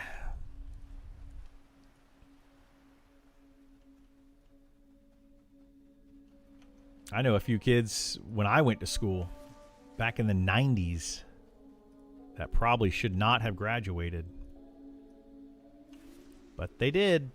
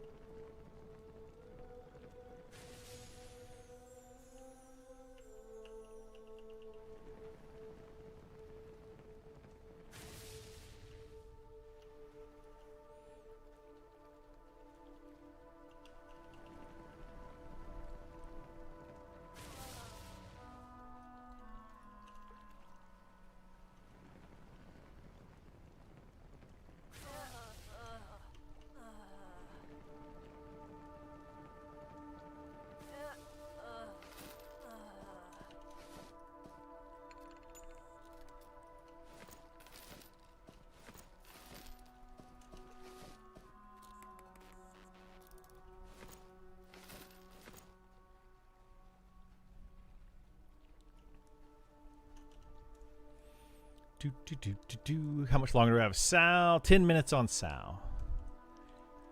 Very, very cool. Very cool. Get one, maybe two more quad kites in, and then we'll go back and get another Sal. Debating what I want to do. If I want to stay here today. I have other places I could go for XP. I think it's going to depend on how this day goes. I want to keep getting this powder.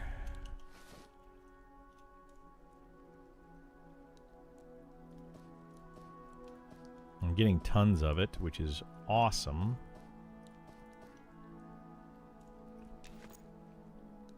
And I need a lot more, though.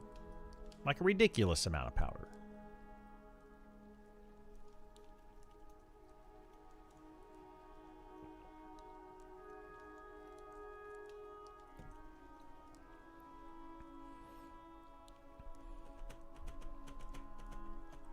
Once they fix this ability to get this much dust,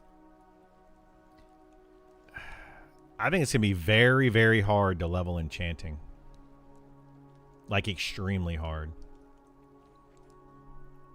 You're going to have to either spend a ton of money buying up the entire market,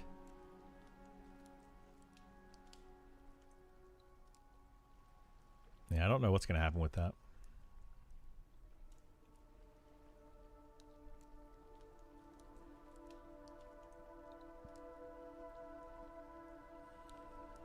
What the heck is this guy doing?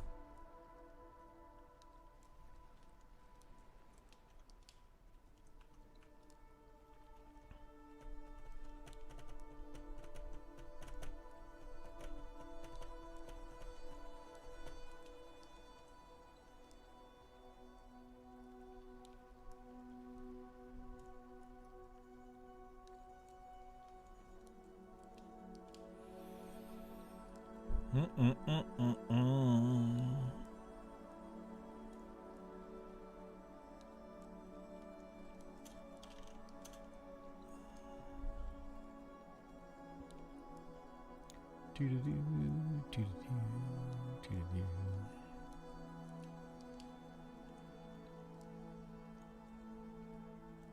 think it's so cool that you can see the castle and this castle over here, like off in the distance.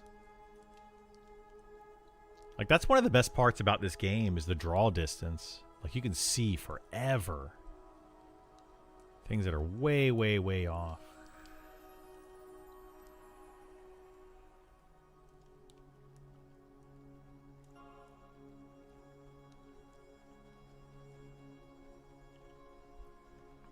Okay, we got 7 minutes on Speed of the Wild. This game does have zones, yes.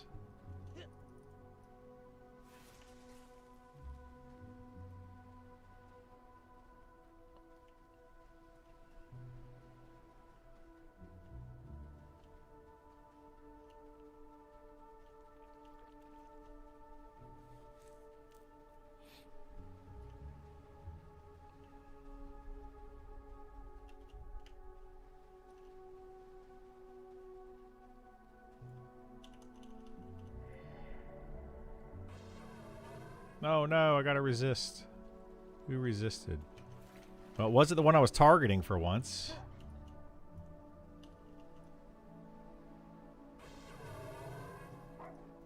But it did resist twice. Which goes back to my point that I'm pretty sure sometimes mobs just have crazy resists. It's very... very weird, because it always happens. It's like the same mob. And what are the chances? If you have 4 mobs, and you cast a spell, and 1 resists, it's 25% chance, right? And then if the same one resists the second time you cast the spell, that's a 12.5% chance. Right? And it just keeps going like in half. Or no, it would be a 25% of 20. So it would be like a 5% chance that it would happen the second time.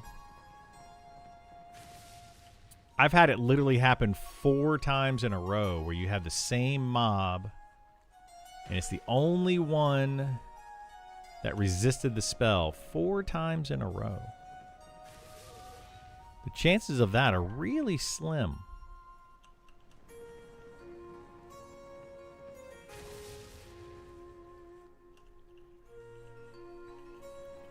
It happens or it doesn't. Yeah. I'm glad you're in payroll, Burl.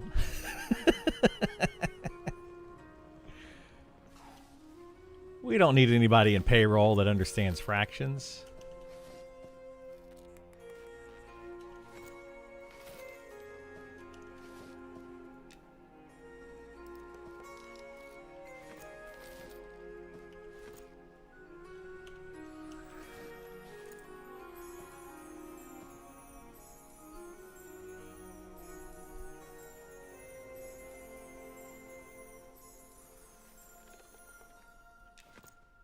All right, why don't I... Oh my goodness. This guy's gonna be over here camping my mobs. That's okay. There's enough over here for sure. I just have to figure out how I'm gonna do quad kiting, because depending on which ones they pull will change my quad kiting.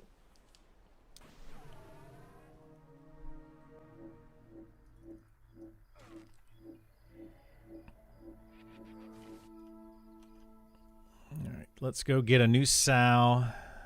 I don't know. That's why I'm thinking maybe I will leave here at level 50.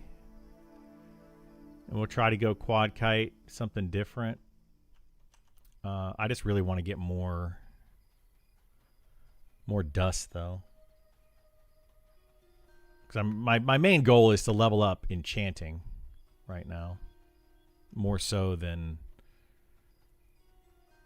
leveling up the wizard. I don't really care about leveling the wizard.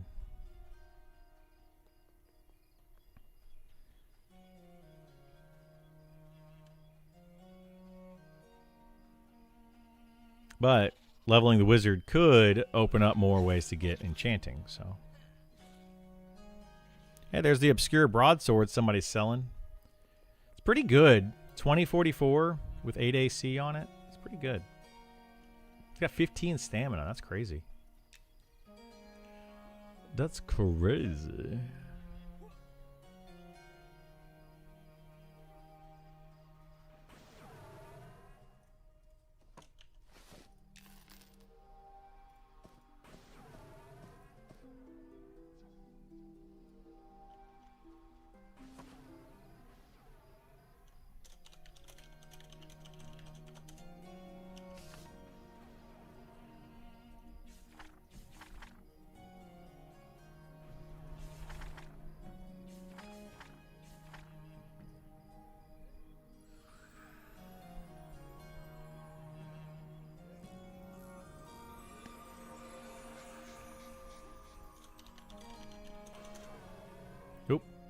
I typed thanks, but oh shoot, this is gonna fade too. Oops, shoot, I didn't mean to get rid of that. Dag nabbit. I'm making all sorts of errors right now. I need to get more wood. I need wood.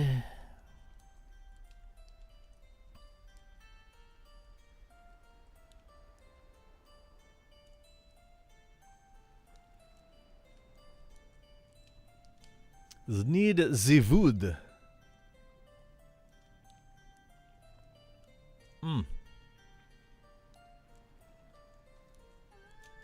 I should have enough for this round, but then I'm gonna need to get more.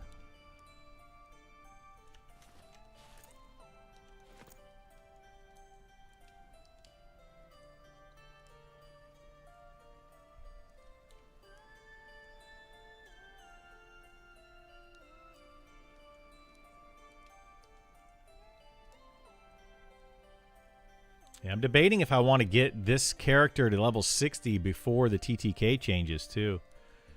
Because I may not be able to solo very well once they do the TTK changes, depending on how they change it.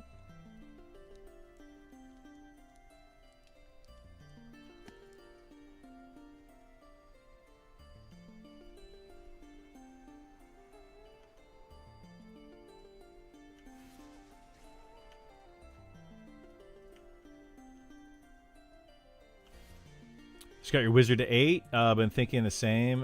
May not quad too much. Yeah, like it could change a lot. It could change a little. I don't know. I don't know if they're keeping the quad spells. I think they're gonna still keep the quad spells, but I don't know for sure.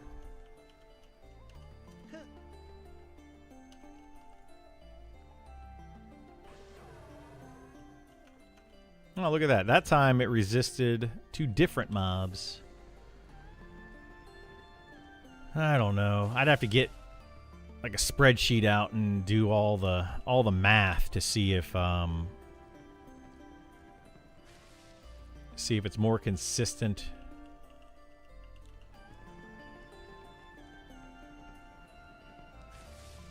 Same mob that resists or not.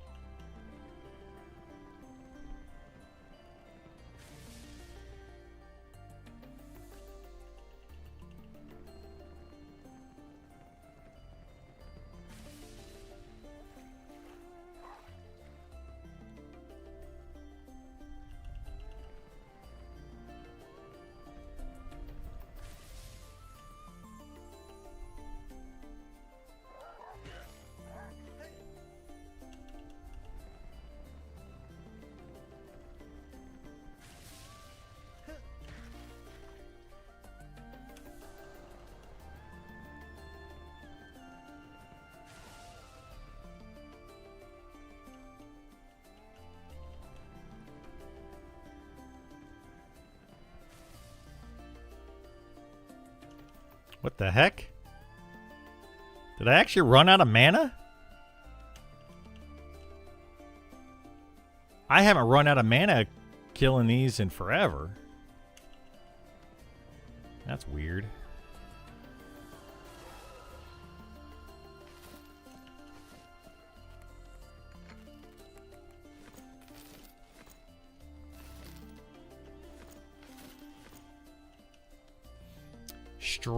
Strange. Oh, that's why. I forgot to rebuff myself when we came back.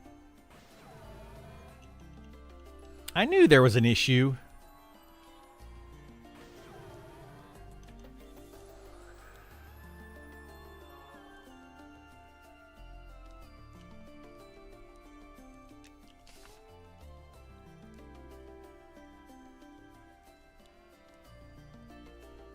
How much does Obscure Broadsword sell for in PvE? I have no idea.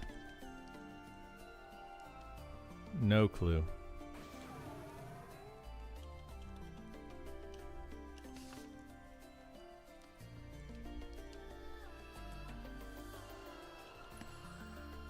Oh my gosh. Casting Arc Spell Shield is a pain in the butt. Oh, and I forgot my potion. Well, this ruined my quad kite here.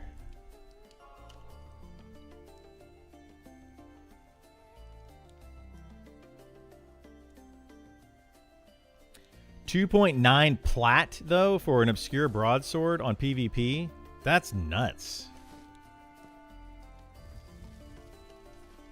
That is bonkers. I mean, people on PvP are running around with 2.9 plat. That seems like somebody just trying to offer for like a crazy amount of money.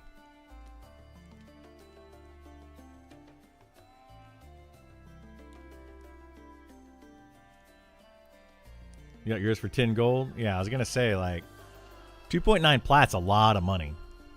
Like, it's a lot of money in this game.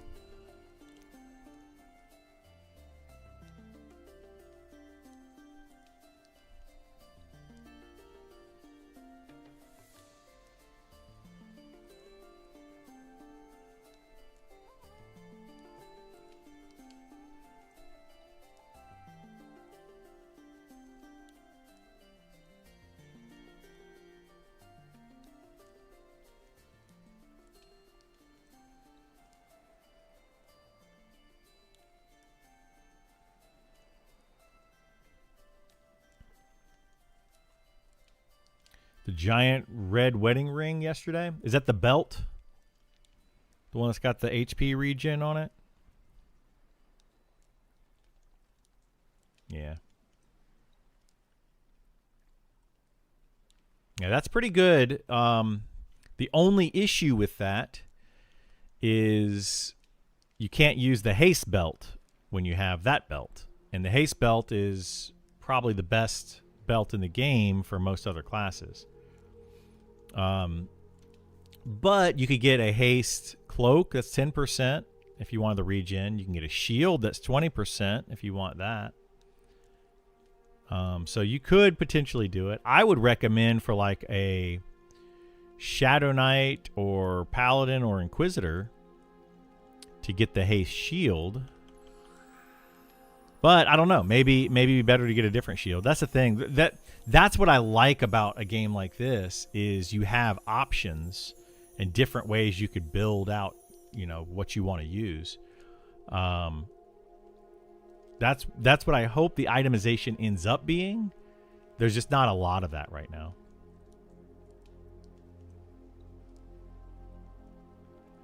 Yeah, you could get like when you're going one-hander with the haste shield.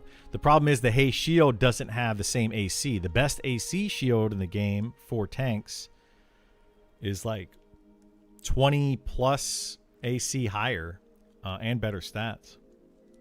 Haste shield's in upper salmon. Upper salmon.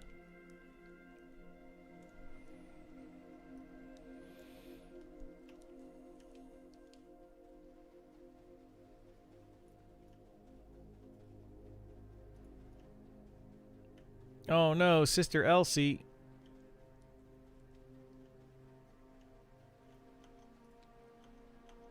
Dagnabbit, Sister Elsie. Why did you have to spawn over there?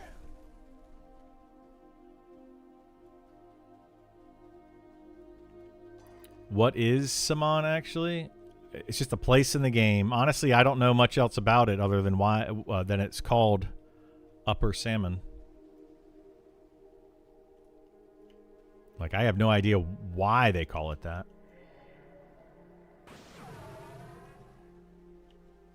Look at that. See, he was the one I was targeting again. So weird. Look at that. See, 2 in a row of the one that I was targeting. I'm telling you, man, there's something to this. It wouldn't happen this consistently if there wasn't something to it.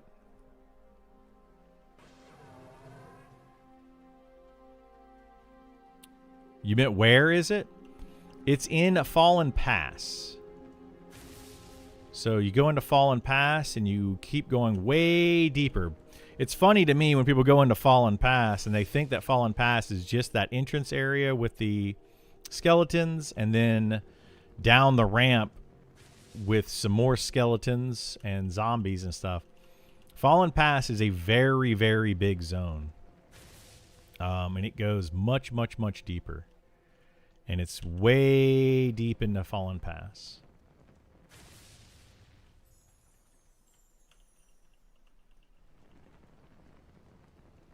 Have they mentioned anything about adjusting XP yet? I don't think they're going to necessarily adjust the XP for a while. They should, I think. But I think the idea right now is that they're going to increase the TTK and make the game more challenging, which will reduce solo ability and increase grouping more. I think that's the direction they're trying to go with it. To see how that does for the XP rates rather than actually adjusting the XP rates. But I don't know. I honestly have no idea what their overall plan is. But that seems to me what their plan is right now.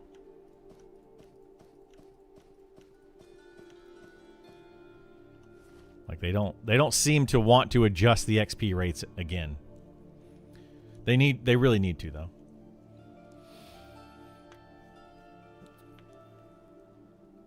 But I mean, if they make soloing so difficult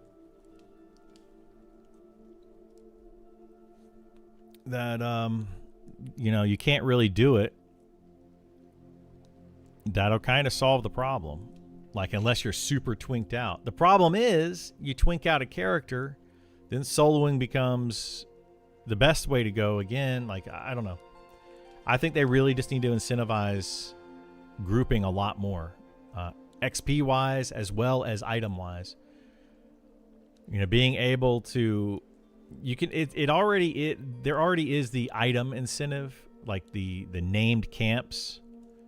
You kind of want to be in a group for that, at least a small group. But you know, like, you don't really have to be in a full group to get the best gear in the game. A few items, yes, but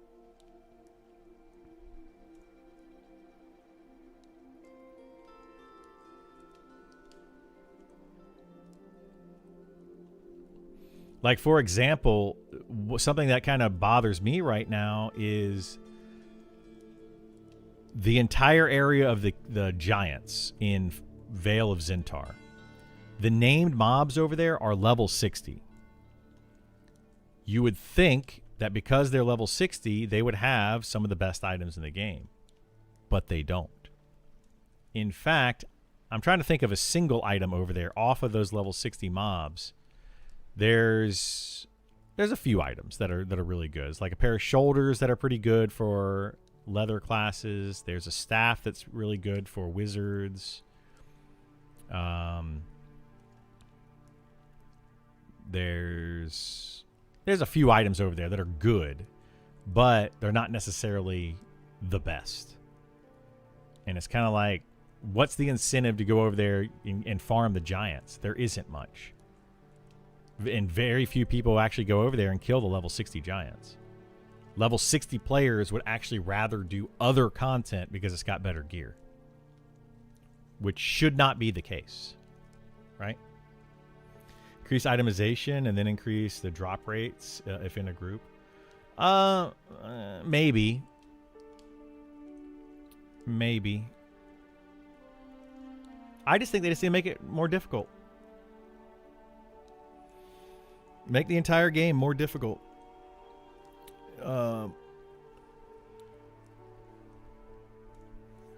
I see people, soloing. Like, enchanters are still soloing named mobs with charm.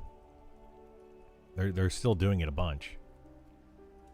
Able to solo these named mobs and get literally the best in slot gear soloing using charm.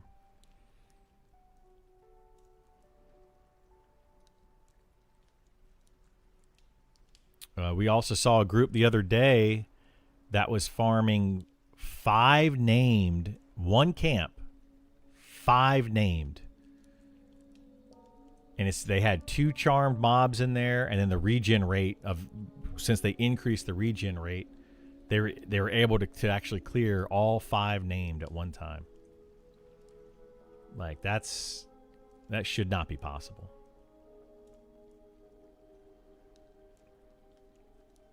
Could be a multi-angle solution. It could be, yeah. I mean, they need to do a couple things, in my opinion. There's a lot of things that they should do to fix some of these problems. Like the solo XP versus group XP. Just increasing group XP is a partial solution, or just decreasing solo XP is a partial solution. But, I think that increasing the difficulty, increasing the TTK, all those things are additional. Oh, brother Luca. Dagnabbit. All right, let's just grab. Oh, and that's a sister Elsa. Well, son of a gun. All right, let's grab these 4 then. This is why I like having options over here.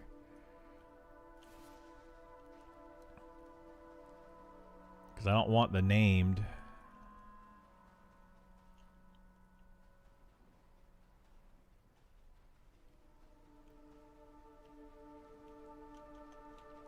But this works out for me.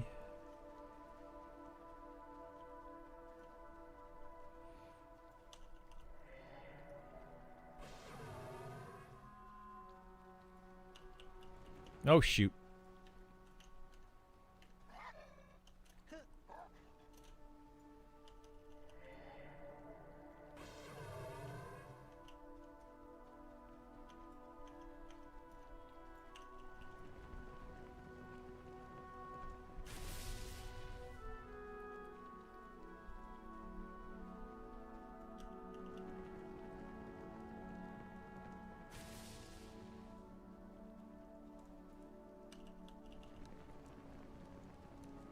Yeah, I mean, that could work, Nova. That could be a thing that they do.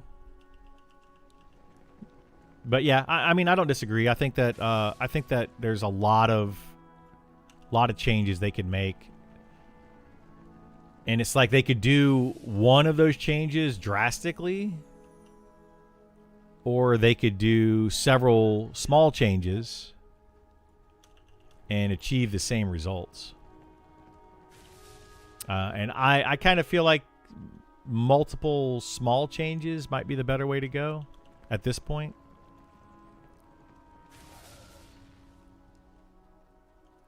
Although I do think that a drastic change in the XP rates should happen. It's bothersome that they won't tweak that anymore, or haven't tweaked that anymore.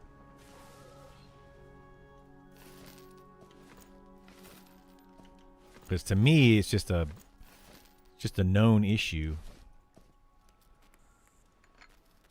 But I guess they want to get more data on it. Oh, shoot. Did I not? Okay.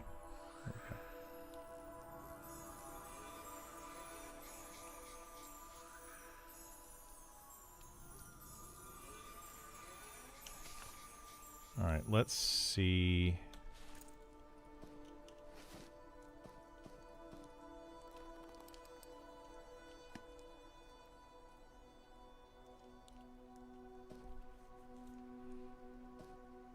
The heck is he giving me? Ashen Drape. Oh, yeah, it's better than what I'm using.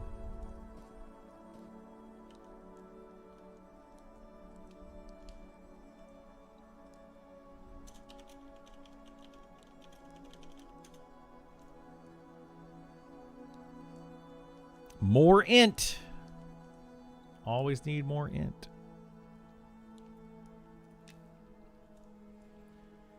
Now you need a good single target soloer to be able to dispatch the named enemies to open up your quad camps. Well, Hoku will do that. He'll clear out all the named over here. But he'll kill enough mobs to where I may not be able to quad kite over here very well.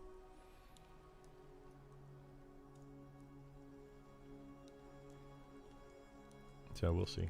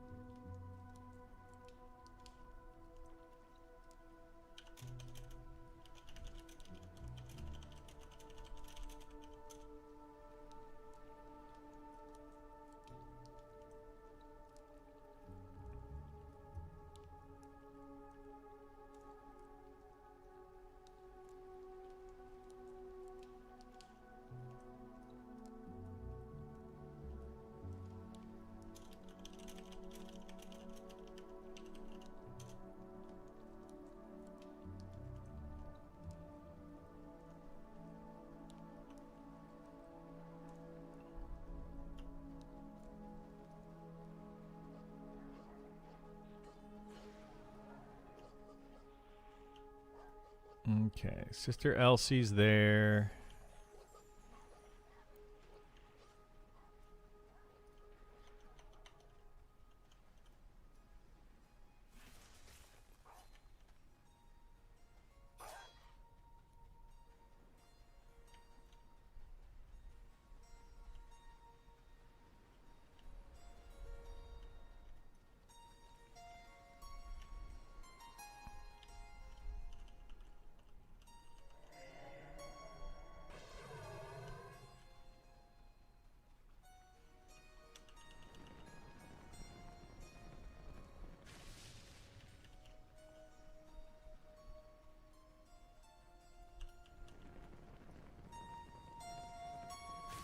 Do do do do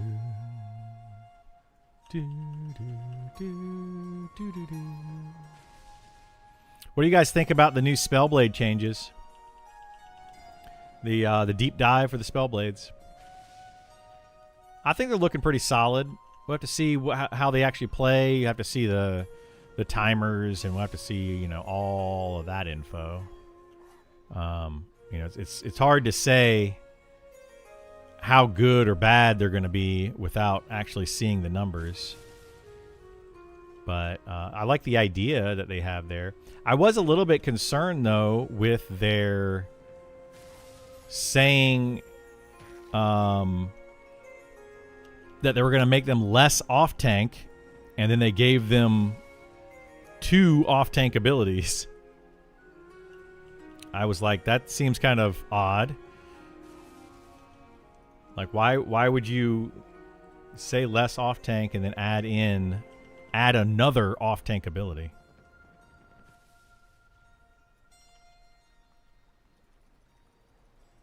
Wow, man, I'm not doing so hot right now.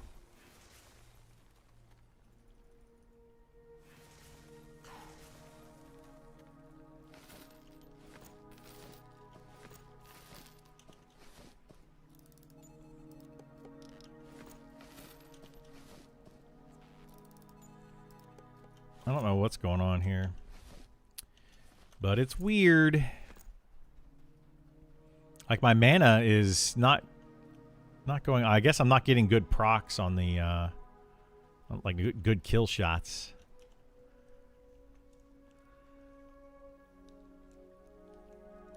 So I'm not gaining my mana. Sometimes I can finish a fight with like 50% mana, and then other times I finish it and I have 0 mana.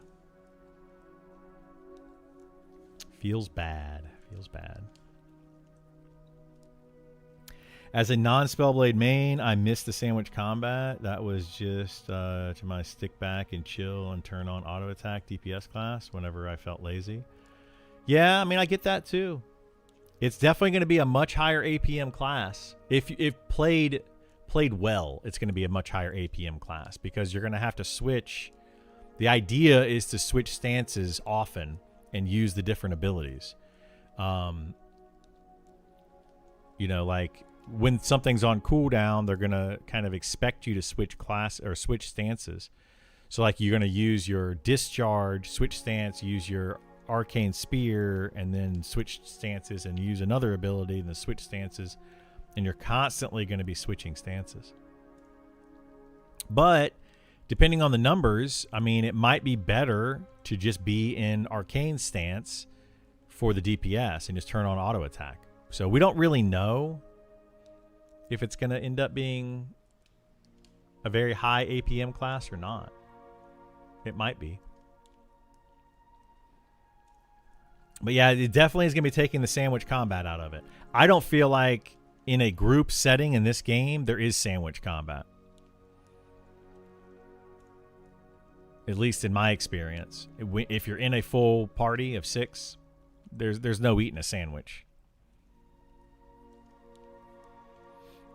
I mean, you can eat a sandwich and just take things slower, but I don't think that's the better way to go.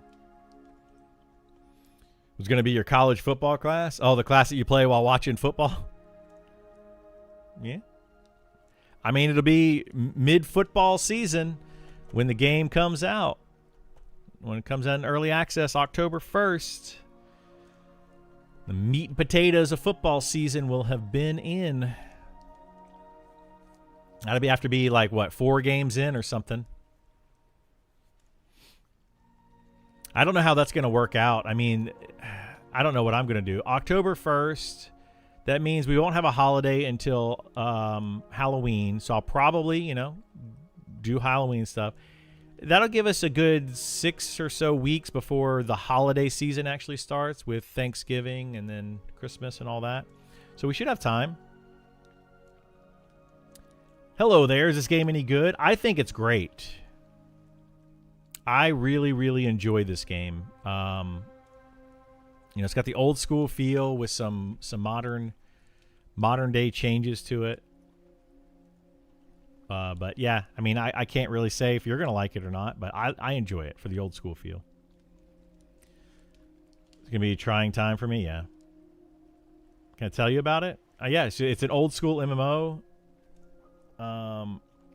with modern some modernization to it. It's like playing EverQuest. Here we go. It's like playing EverQuest 1 right now, a lot like playing EverQuest 1. A lot of the classes are that way. But yeah, it's a sit and camp style MMO. You're going to be forming a group, setting up a location, pulling mobs. Very grindy game. It's all about killing mobs as many as you can.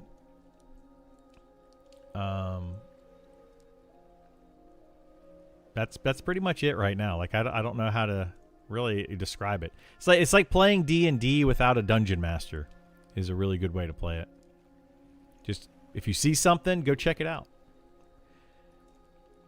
Like, I wonder what that castle is over there. Go check it out. It depends on how you want to play, though, too. There's some people that are going to play the game very hardcore, and they're going to...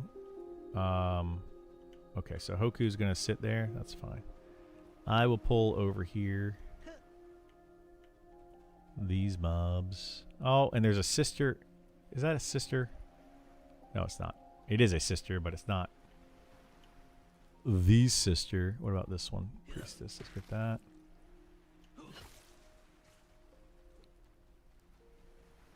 Hopefully that doesn't pull a 5th mob. It might. It did. Ah, got Brother Luca. Dag nabbit. This messes up my whole thing.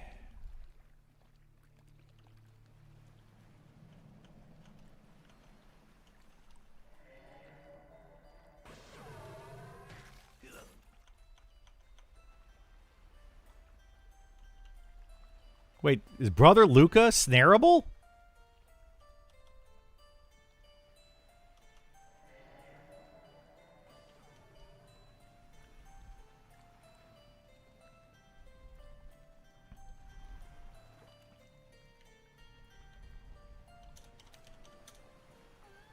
Apparently, Brother Luca is snareable.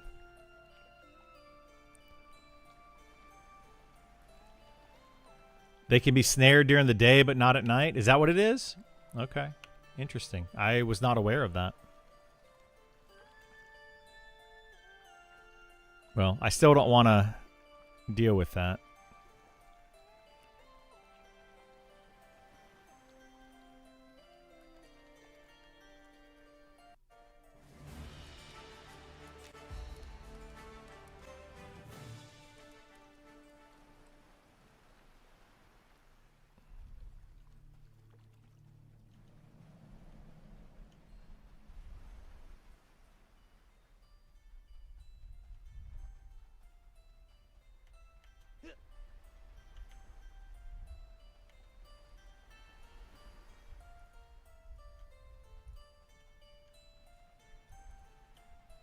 All right, we're going to get these 3, and then we'll add one more to it somewhere maybe, or we just kill these 3 for right now.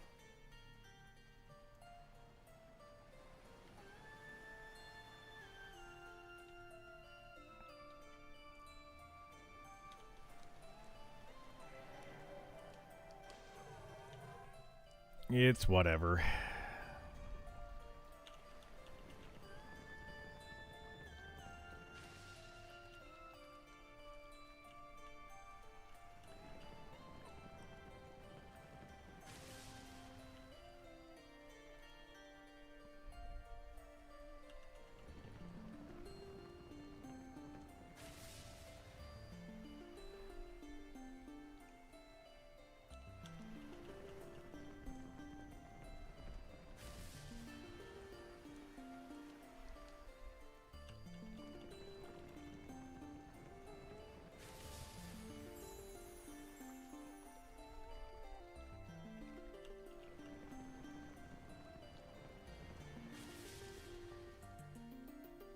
And guys, guild name is TBD.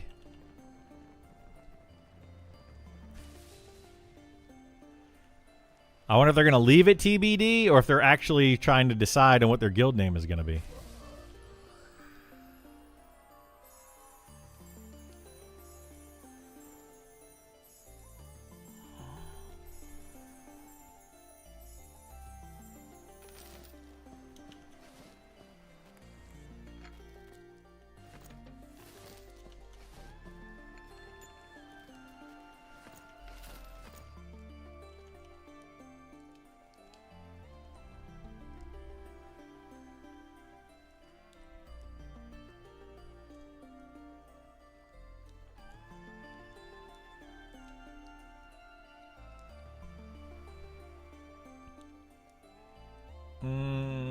We can go ahead and kill some.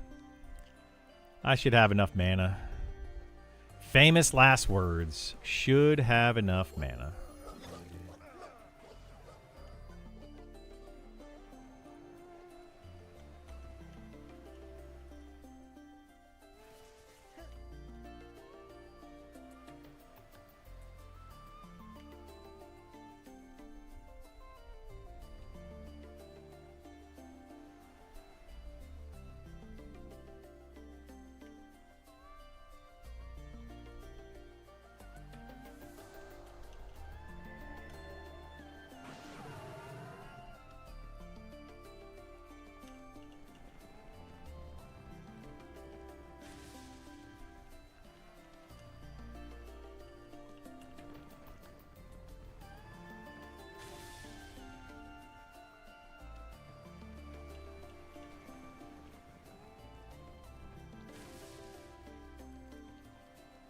This place is going to start getting busier and busier and busier.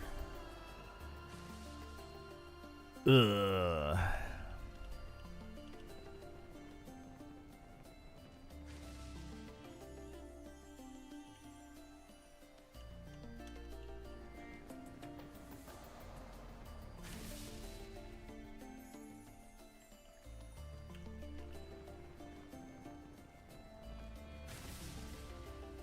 I really wish I could have been over here soloing these a long time ago. Another one of those benefits to being a soloer. I had to level up a whole other character to do this.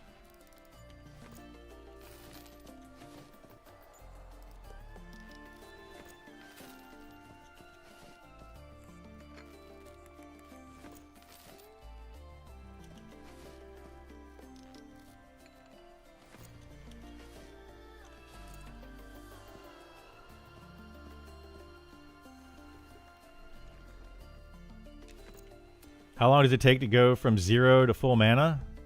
It depends. It depends on your level. It depends on your class. It depends on your buffs. A lot of things. But it's a few minutes, usually. Speaking of which, I'm going to use the restroom while we met up. So I'll be right back in just a minute.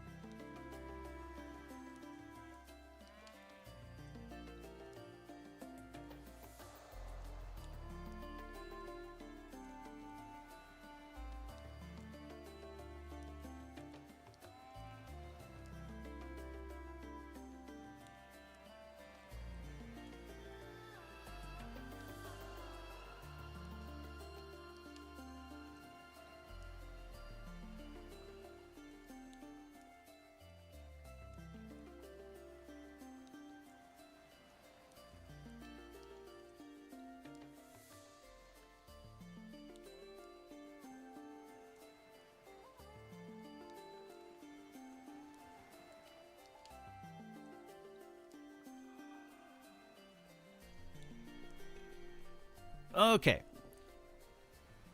So yeah, at my level, with my buffs, the way that my character is right now on this wizard, I'm getting about 40 mana per tick. A tick is about 6 seconds long, so I'm getting about 400 mana per minute. So if I was at 0 mana, it would take about 6 or 7 minutes. 6-7 minutes to get to full mana.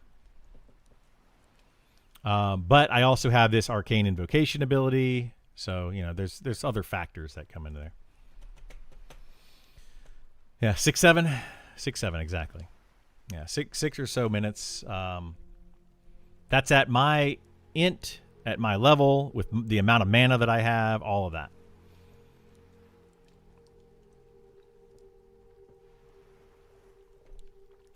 If you are lower level, it might be faster or slower, depending on, like, it would be slower if you are a twinked out lower level character. Let's say I was only level 20, but I had the exact same gear that I have right now.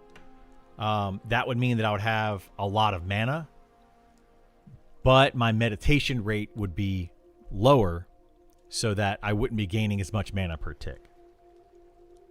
But right now my meditation is at 245, so I'm getting 25 mana per tick based on my meditation.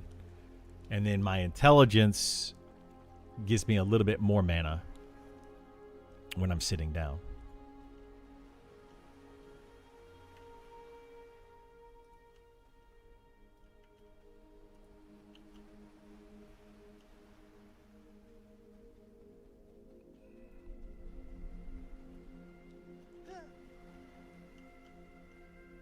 This is why I don't like being here with multiple people. Now I don't have any mobs that I can pull. Well, I've got 2 mobs that I could pull right now. When you have too many people here, it just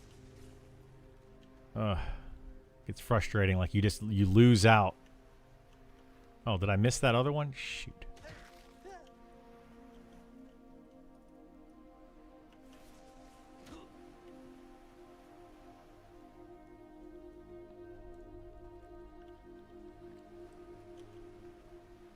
This is literally what has been bothering me lately. I don't know. I was here the other day with like only... Really? Am I killing 2 mobs? Is that all I'm going to have right now is 2? God bless, dude. I don't know why they don't kill that mob up there.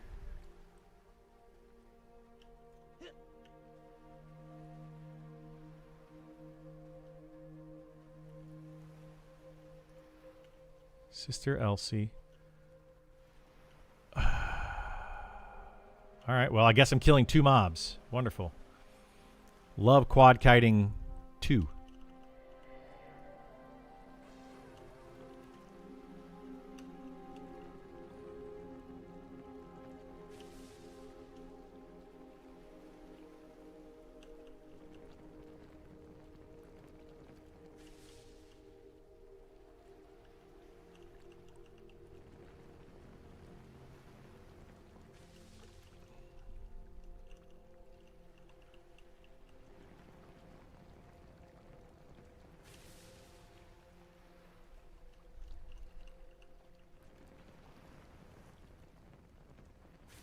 And this guy's just running around looking for a single, I guess. A single not named? I don't know what this guy's doing.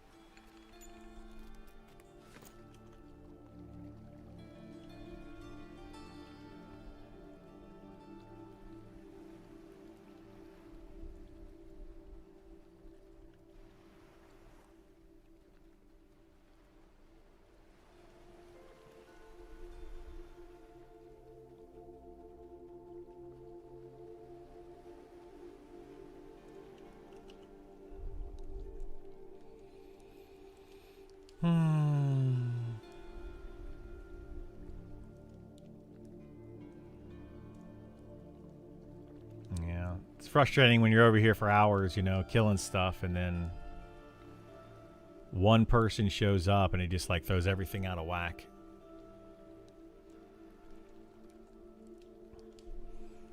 But that's the game, I guess.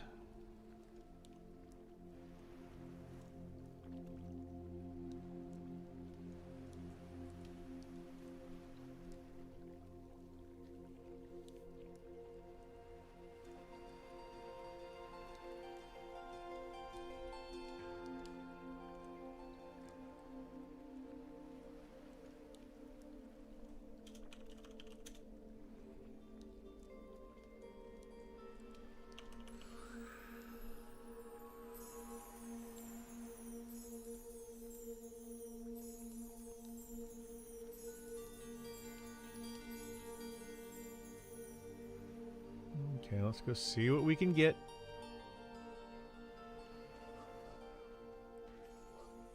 One, two, three. Let's get these.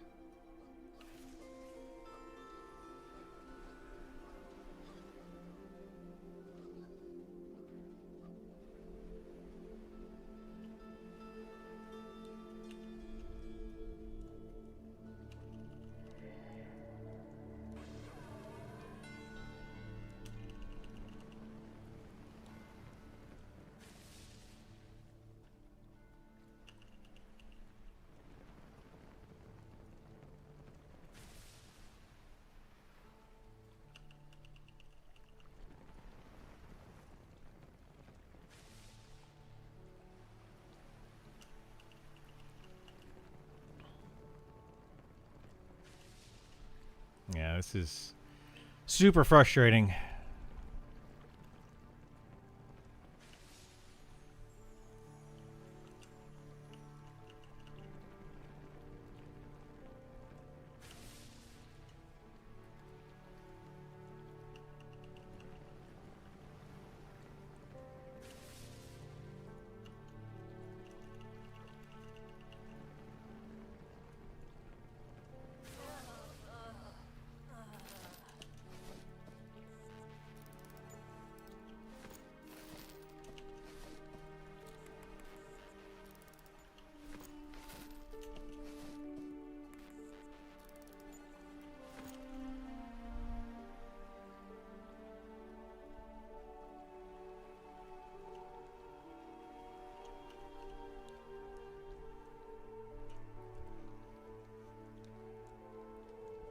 I don't like trying to kill 3 with quad kite.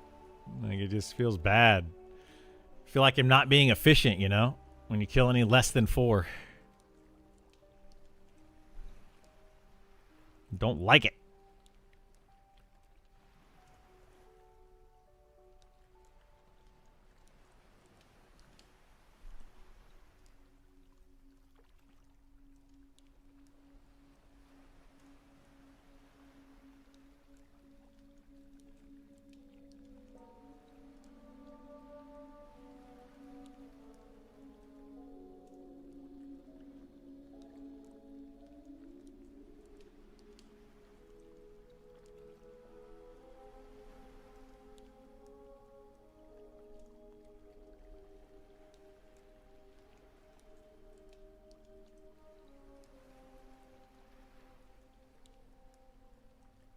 Okay.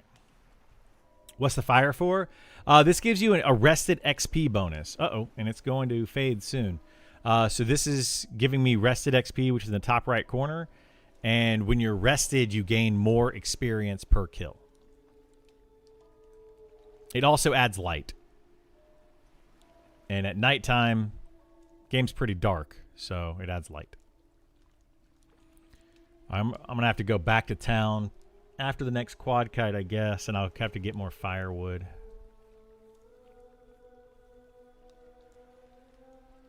Yeah, once you hit level 60, it doesn't matter. The rested XP doesn't matter.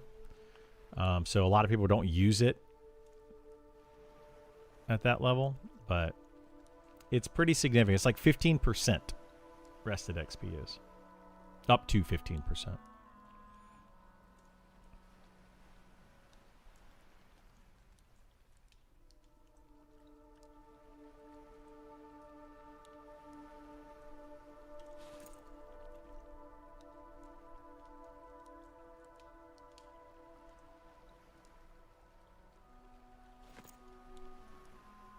Okay, let's go kill a set over here. We got those 3.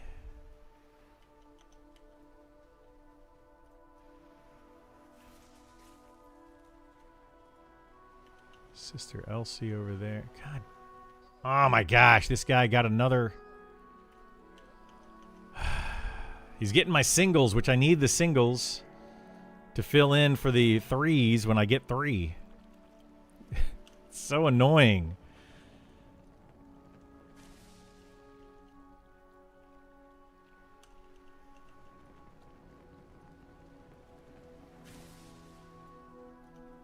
Been playing Final Fantasy 14 for 6 years. You love it?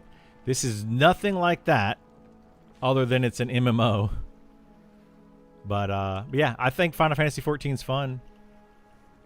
But it's much faster paced than this.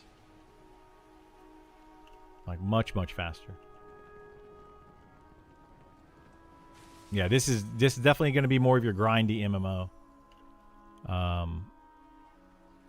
Whereas yeah, Final Fantasy, as far as like normal gameplay is concerned, Final Fantasy is much more story driven.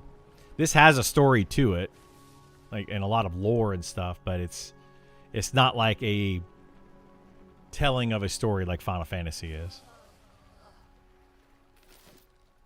Final Fantasy is a very good like single player MMO because of that.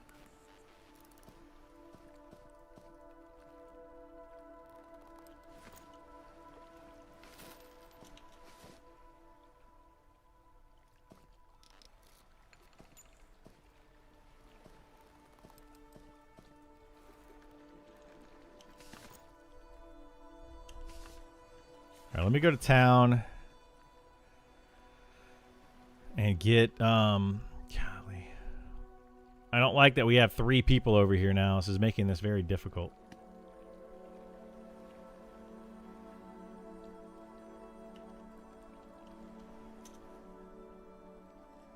Harbor.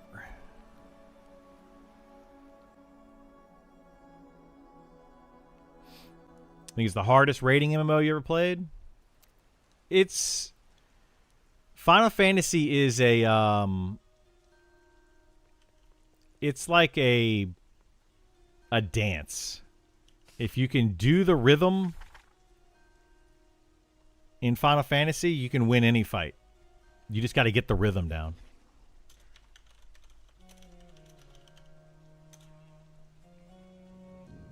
You too old for that now? Ultimates are no joke. They're tough, but you just got to get the rhythm down. Like, do this at this point, stand here at this point, hit this button at this point. Like, it's literally, once you get the rhythm, it's really, really easy. But, like, anybody that can play music or dance, I would say can play Final Fantasy 14 and do all of the content. If you can't play music or dance, you're going to struggle.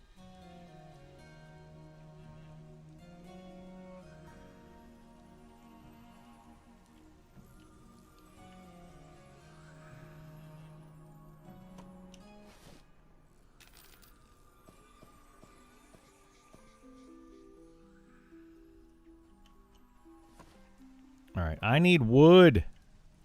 Is nobody selling any wood?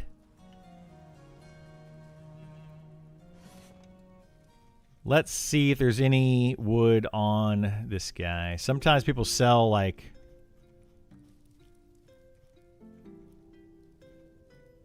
There you go, fine wood. I don't want 4, though. I want more than 4 fine wood. Sometimes you can buy wood off of this guy, though.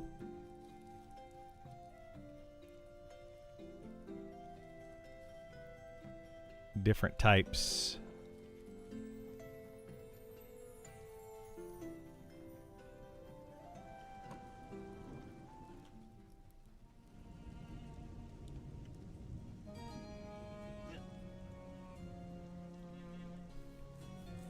Let's see if the lumberjack merchant actually has any wood. He's got 3 wood.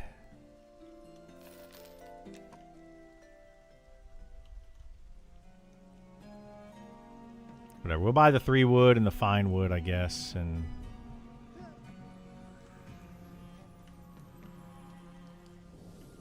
put this stuff in the bank here.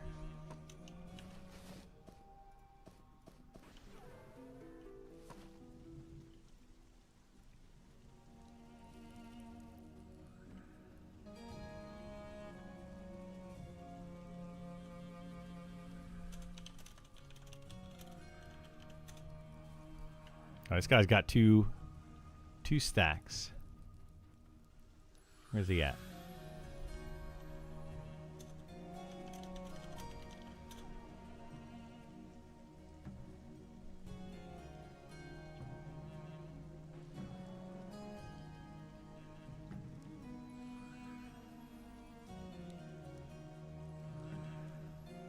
Is it this guy? It's this guy.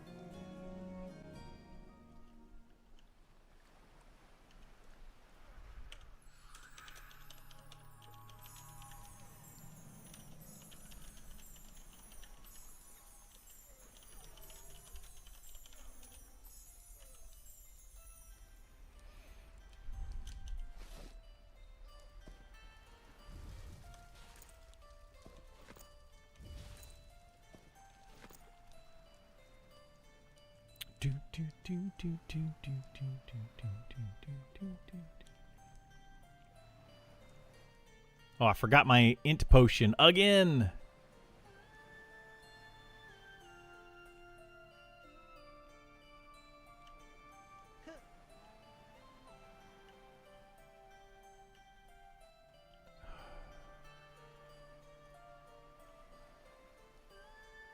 Come on, buddy. You come with me. You're my number 4. Gotta run all the way around, all over the dang place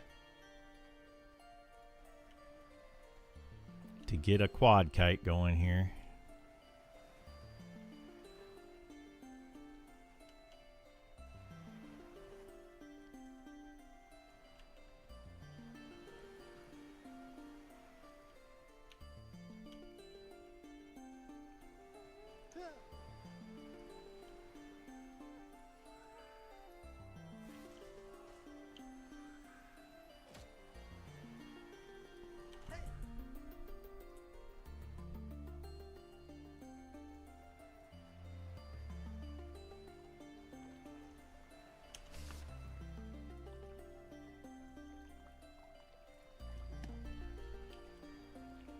Do you know the secrets of the Jinn and the Anchor or Ghost of Salem, or is that info being shared?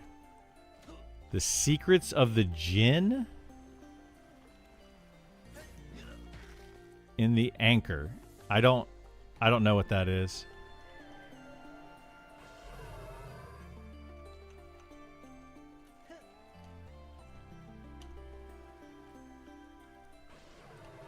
And Ghost of Salem? Ghost of Salem is like... You're talking about like Salem Witch Trials Salem, or you're talking about something in the game? I don't know what either one of those things are in this game.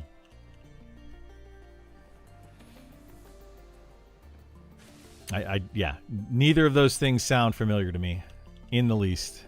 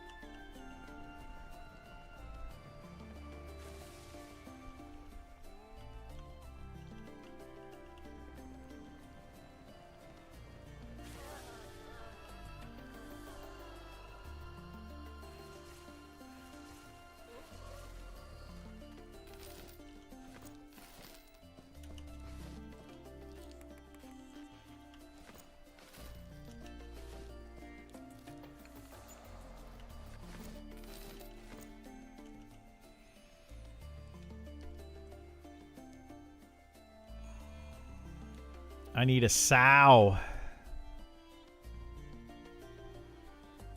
I'll get one here.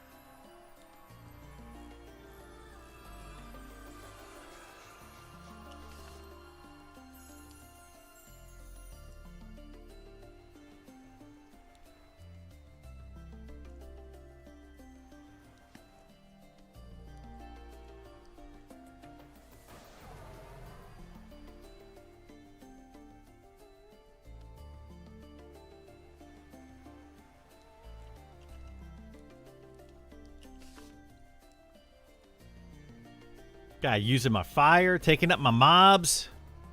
What am I gonna do with these people?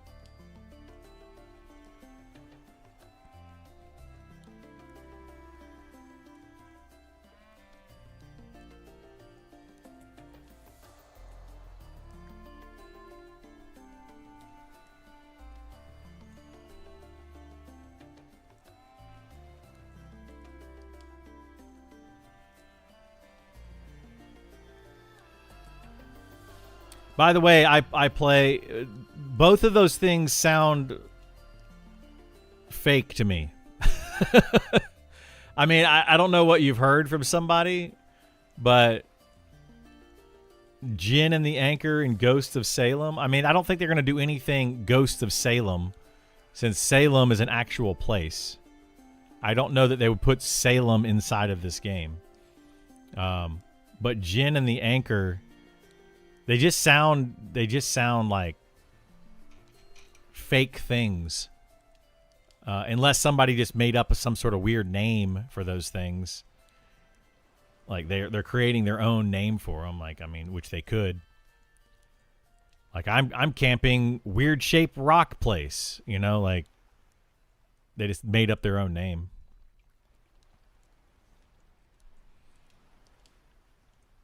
But my guess is, if I haven't heard about it, it's probably not worth doing, or it's not finished yet. Just a guess, though. It doesn't mean that I know everything in the game, but if it's one of those things that's worth actually doing, most likely I would have at least heard about it.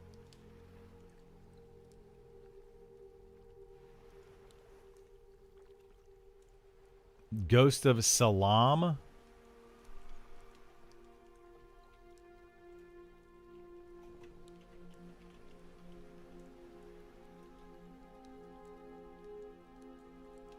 Ghost of...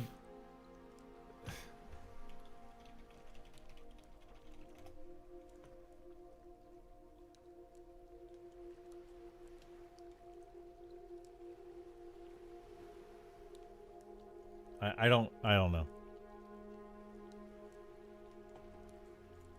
Like there's no place in the game I know of that's called Salam. S-E-L-A-M. Like that. I've never heard that name before in this game. Nor have I heard of anything about Jinn. Or any type of genie.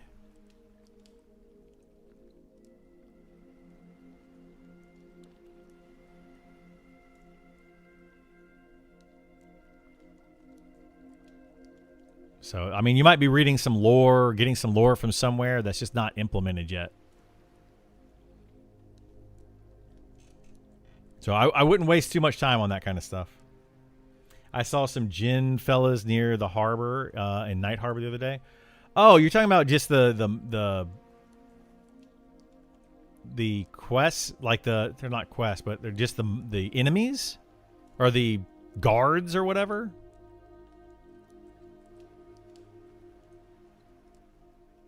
You can't link anything. Like links don't come through in the game.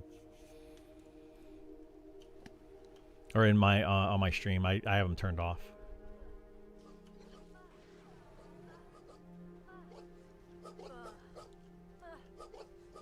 Oh my gosh.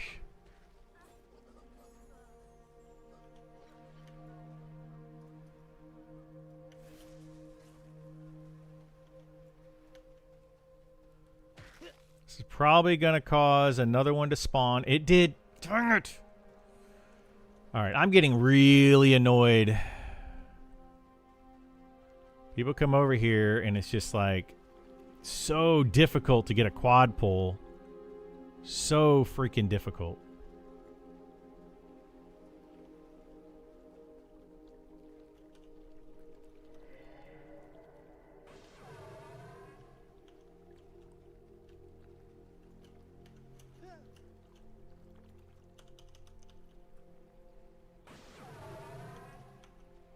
All right, we're just going to do 5 of them, I guess, at once. If we can. Hopefully I can. I should be able to since I have my Arcane Invocation.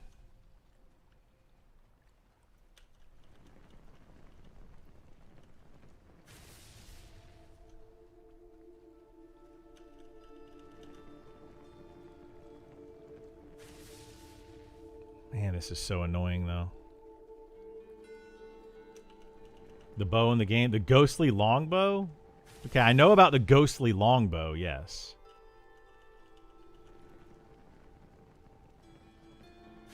I don't know what the ghosts of Salim are.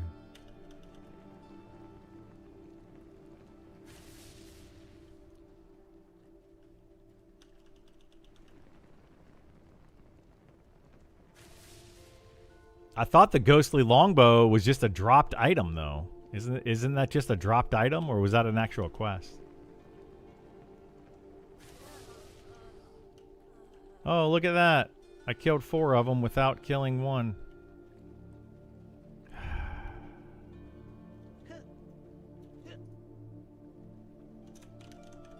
So annoying. The mobs surrounding Captain Salim who dropped the longbow. Yeah, like that's just a longbow. Yeah, I don't know why you're being cryptic about it. It's just an item that's dropped by a mob. That's it. Literally nothing special about it. There's no like thing you have to do, special way you got to play, quest you got, nothing like that. It's just kill mob, get longbow.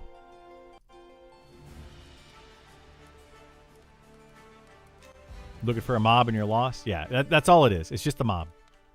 It's a normal old mob in the game.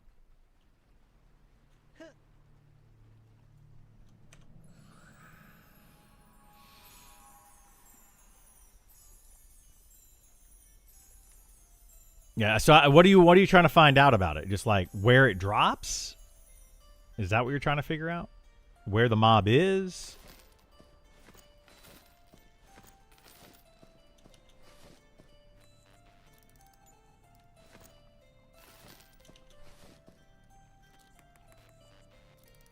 Where the mob is? I mean, I don't know how to explain exactly where that's located.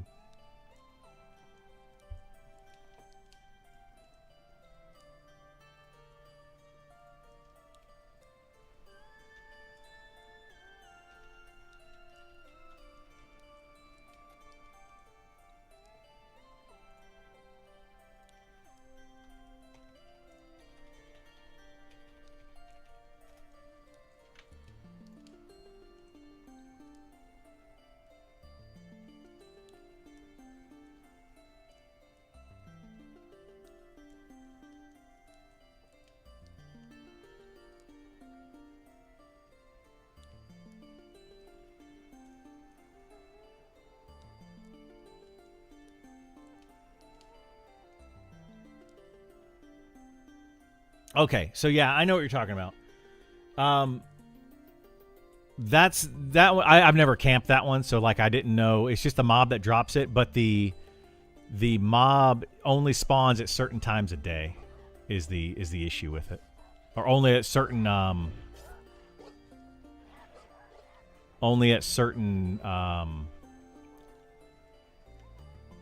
sign like.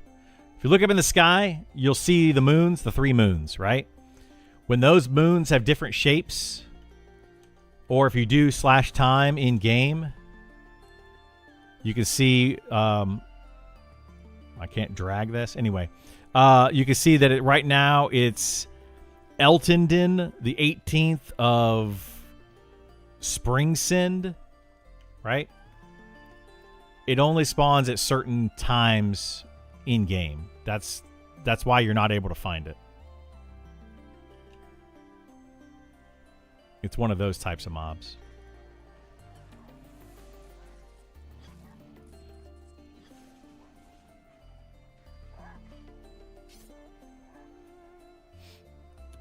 No. I get what you're saying now. I totally get what you're saying now.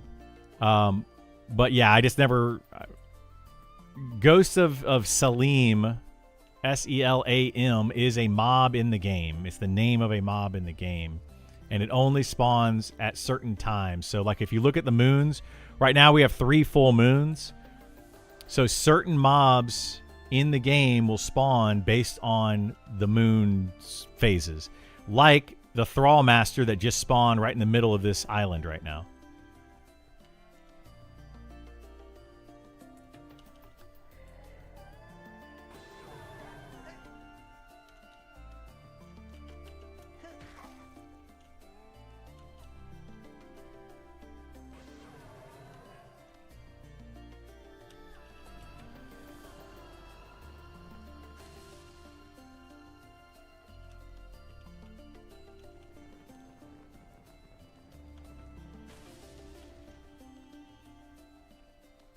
He's found a gin in an anchor by the Kosa pirates. A gin in an anchor.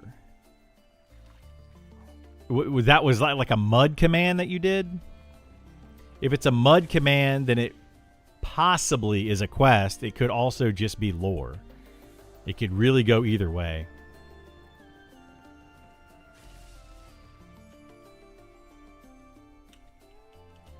Like there's a whole bunch of that kind of stuff that is in the game, and it's kind of frustrating to me because you'll get like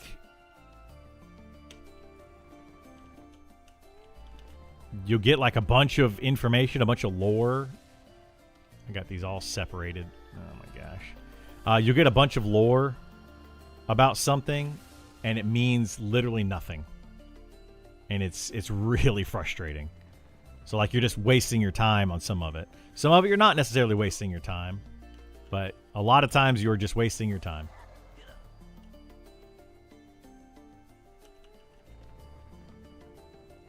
Because like the whatever it is has not been implemented yet. The quest hasn't been finished or whatever. And unfortunately, sometimes the devs say stuff like, well, check back later. And every single update, you might need to come back and check to see if that particular quest is in the game and functioning. And it's really annoying.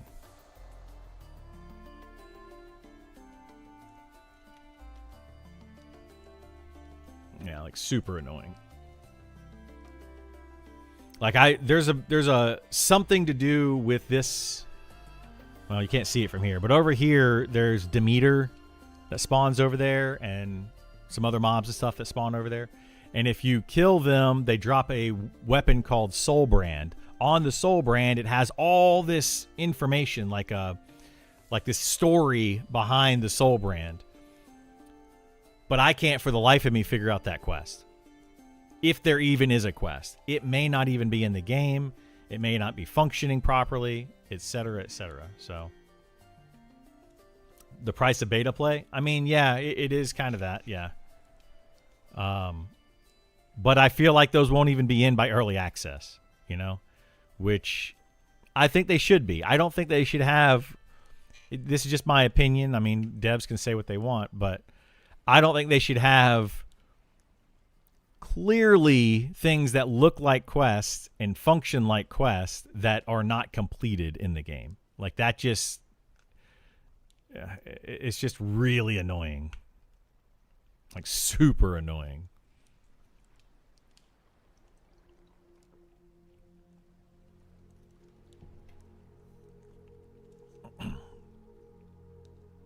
But, you know, that's just my take on it. Some people will agree, some will disagree. But there's quite a bit of that going on.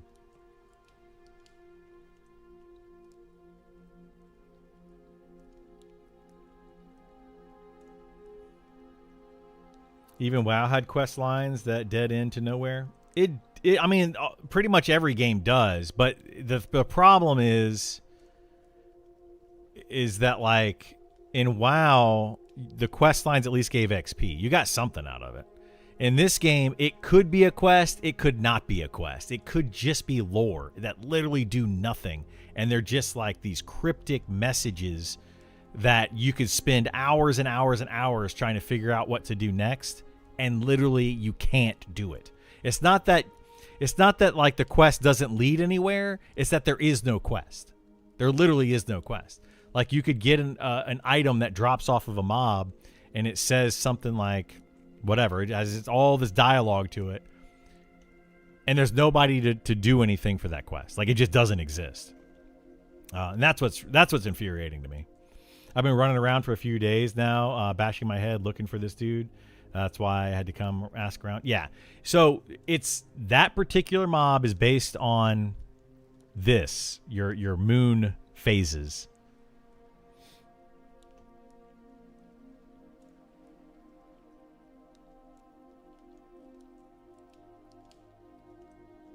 But that's about all I can really tell you on that.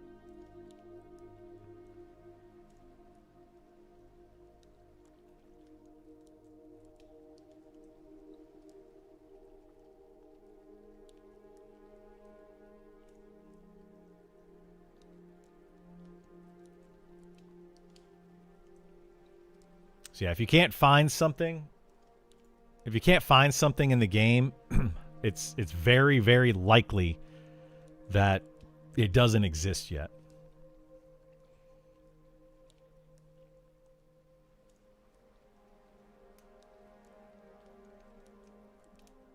Also, way more clear if you're on or off a quest. Yeah, it would be nice. It would be nice if you knew if a quest existed or not, for sure. Sister Elsie.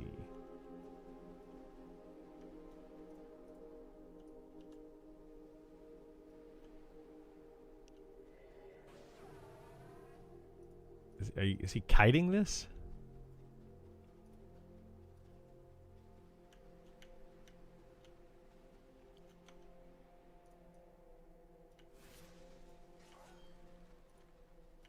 Oh, shoot.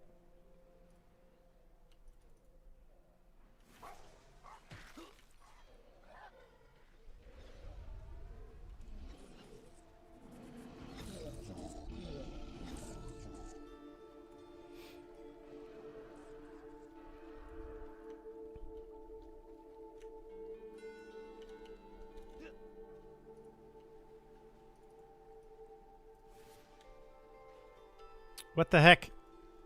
What did he AoE this thing? How would he get aggro on this?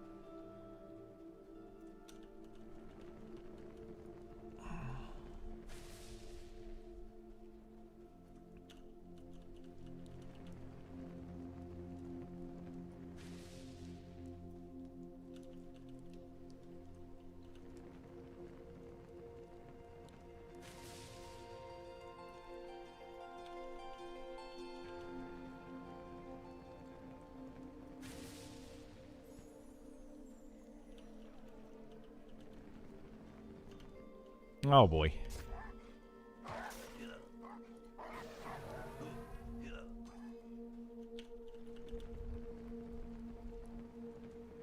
This is getting me all messed up now.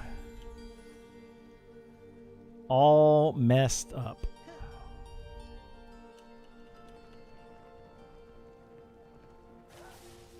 Oh my gosh, dude.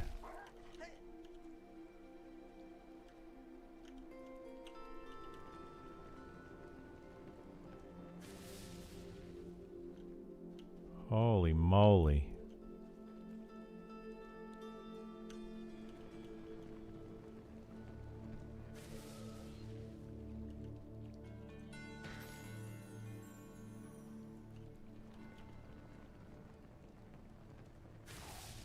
Oh my god, dude. Look at that. 35 health. Yikes.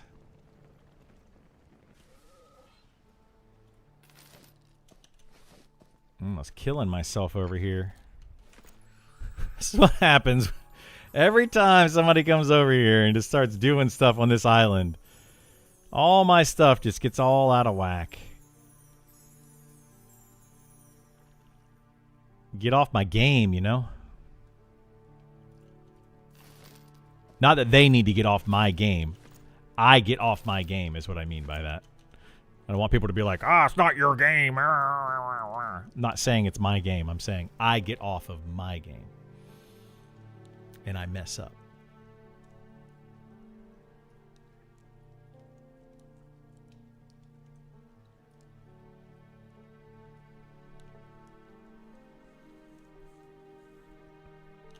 When do I get my new nuke? Do I get a new nuke at 50? I think I do.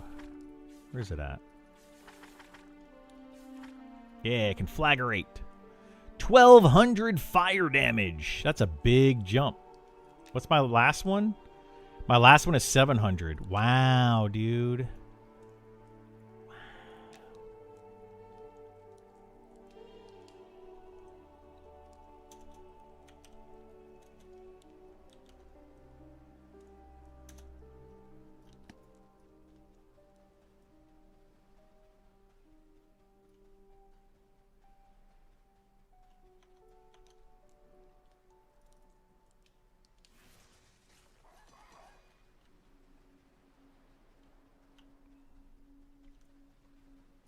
It's not your game. Yeah, it's definitely not my game. I'm just off of my game. You know what I mean? Hopefully I don't die trying to do this.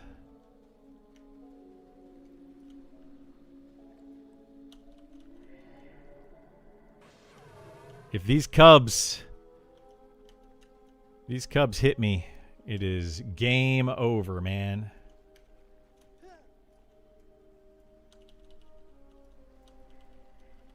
Oh my gosh, why is my spell not casting? Why does it do this sometimes? It is so annoying. My spell just locks up.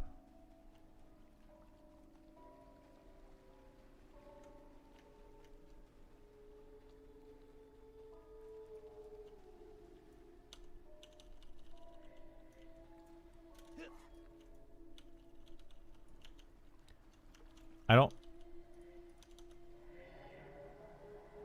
There we go. Golly, dude. What the heck was going on there?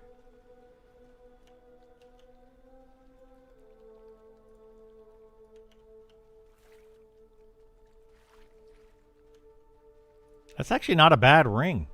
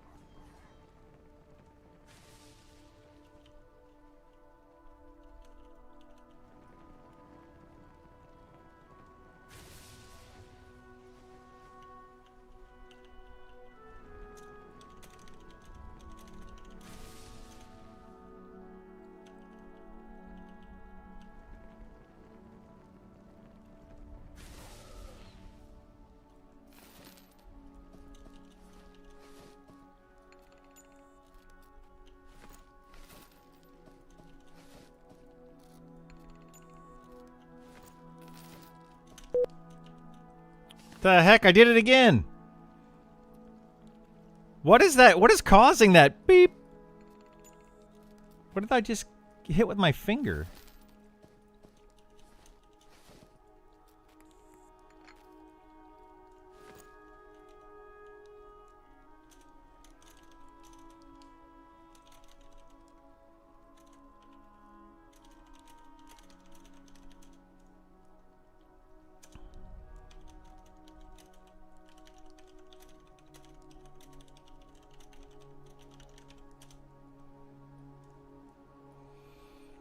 .360 no scope incoming, right?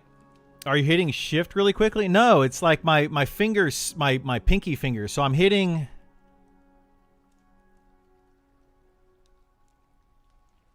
What am I hitting? Control. I'm hitting shift B. Hitting shift with my pinky and B with my index finger. So I'm hitting shift B to open my bags, but my finger slips and goes between like control and Windows key.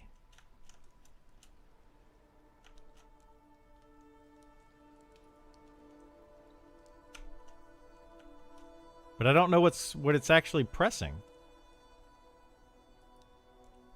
Sounds like a phone disconnect. No, it's definitely from pressing a key. Because what it is I'm hitting this Windows key at the same time as I'm hitting something else. But if I hit like all of them together on purpose, it doesn't do it. It's like my pinky slips. I don't know. I don't know what it is. It's weird.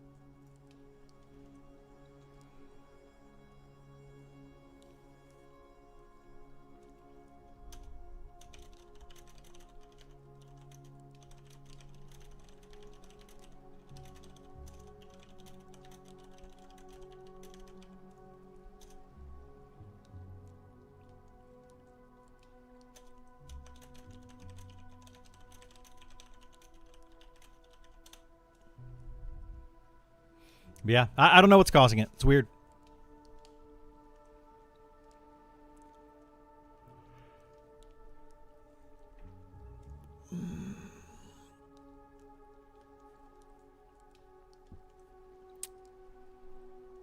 No, it's not sticky keys. Because I can do that. Shift, shift, shift, shift, shift.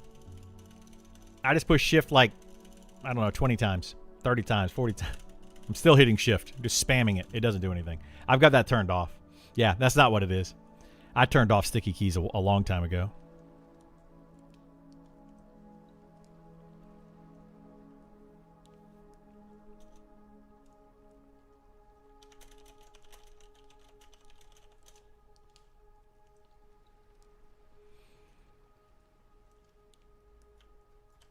Yeah, I used to get really annoyed because I would hit buttons and I would get the sticky keys. It looks like that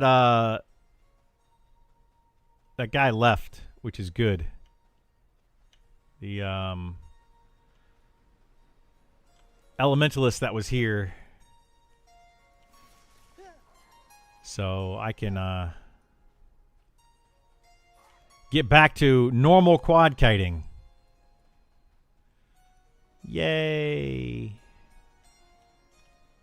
We're about to level up, too.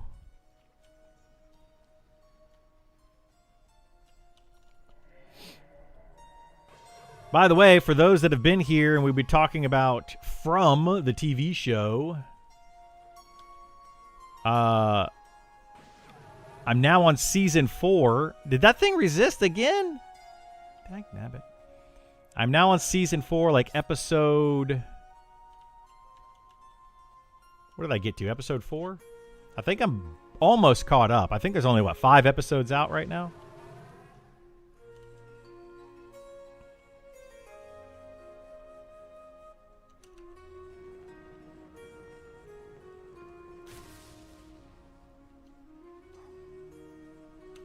So I'm pretty much caught up. I need to watch... I think I need to watch episode 4 and 5. I think I'm on 4. Or I either just finished or I'm on 4.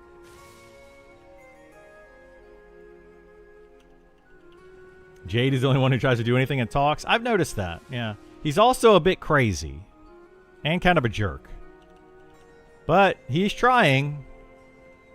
He's definitely trying. I feel like he's the Elon Musk of the crowd.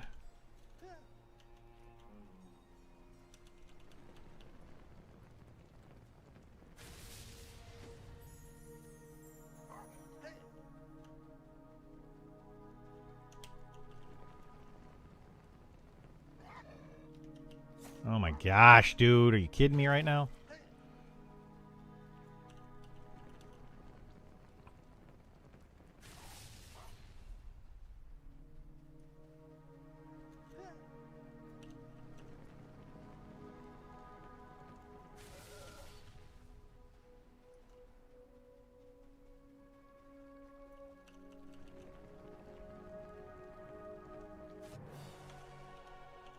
Yay, level 50. 50. 50 years old. I was watching SNL last night from the weekend. But we watched it last night and they had that, what's her name, that does the 50 years old skit.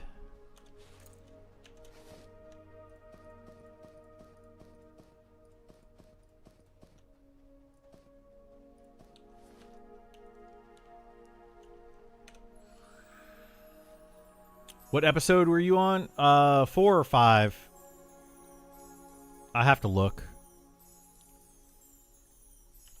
I can look real quick. If it doesn't crash my computer. Uh-oh.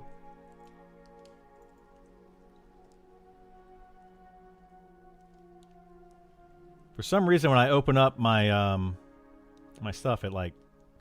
I'm at episode 4. Yeah, 4. Season 4, episode 4. That's the next one I'm going to watch. Then I'll have season 4, episode 5. Then I'll be caught up. Then I got to find a new show. What's my next show that I'm going to binge watch, guys? Because I've been watching... I watch a lot of shows. So I need another binge watchable show. Something that's not too old is what I prefer.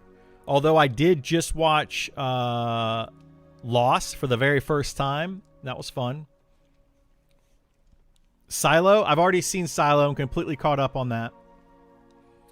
So you know one of the big brain theories going around is when they found Jim in the barn, the writing said knowledge comes at a cost. So everyone is like, knowledge comes at a costa.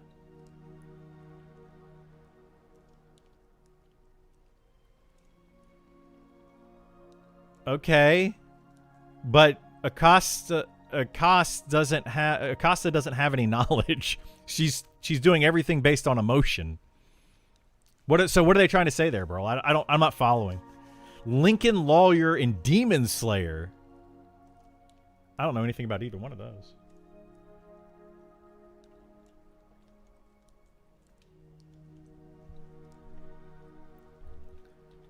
Lincoln Lawyer drama series.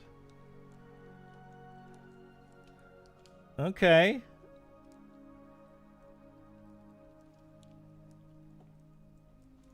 Interesting. And Drama Slayer. The heck is Drama Slayer? Or drama. Demon Slayer. I typed in Drama Slayer. Did I say Drama Slayer to you guys too? My goodness. Demon Slayer. Okay, so that's like an anime. What's the difference between anime and a manga? I don't watch a lot of anime. I've watched a little bit of anime over the years. Manga's the comic? Okay. So it's like a comic versus like a... Okay, I got you. Gotcha.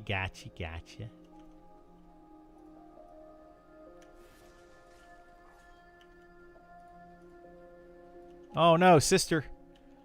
Sister. All right, well, we'll pull these over here. I don't know if I'm going to get 4 this time because did I pull this one last time? I may have pulled this one last time. I need to up my weeb. I don't know. I don't do much with anime and like that. That's just never been something I got into, although I probably would have loved it if I got into it. Or I probably would love it if I got into it. Like I used to watch a little bit of Full Metal Alchemist when I was in my like late teens, early 20s, I think.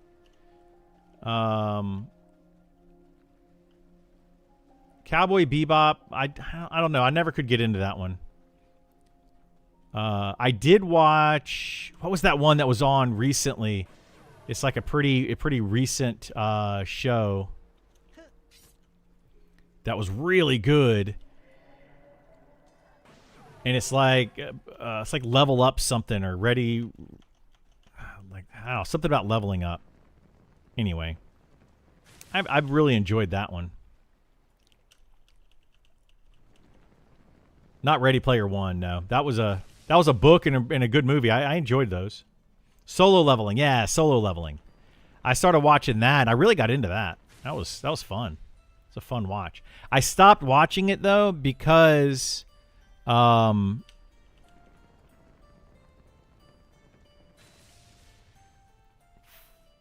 comes back at altar. Oh shoot.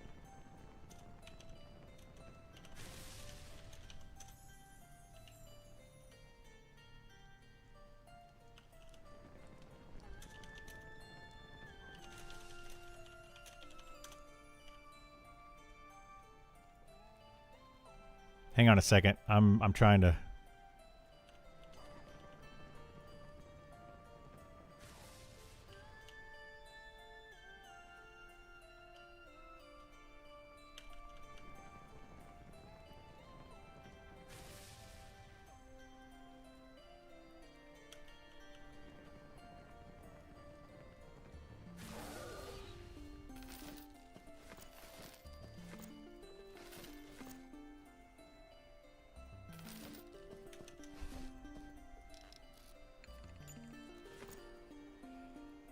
Do do do do do do do.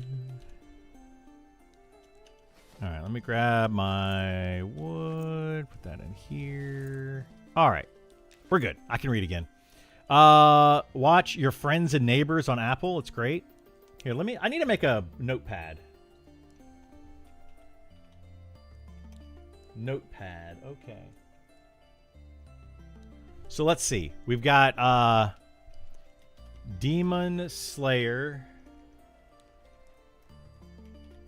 Lincoln Lawyer, Your Friends and Neighbors.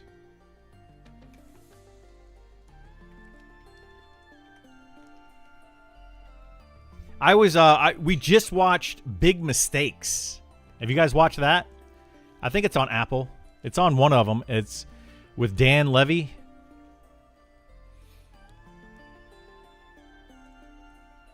That's a fun watch.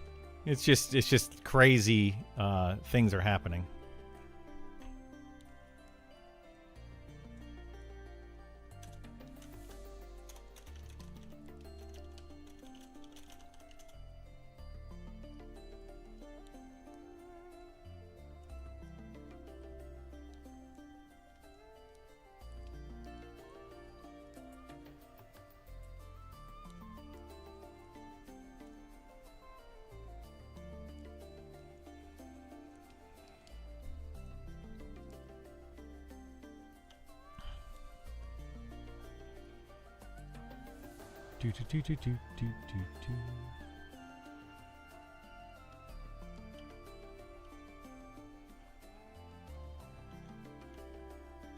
All right, hang on. Let me figure out what I'm going to pull here. What is this? That's an elder, and then these three. Perfect. Let's do this.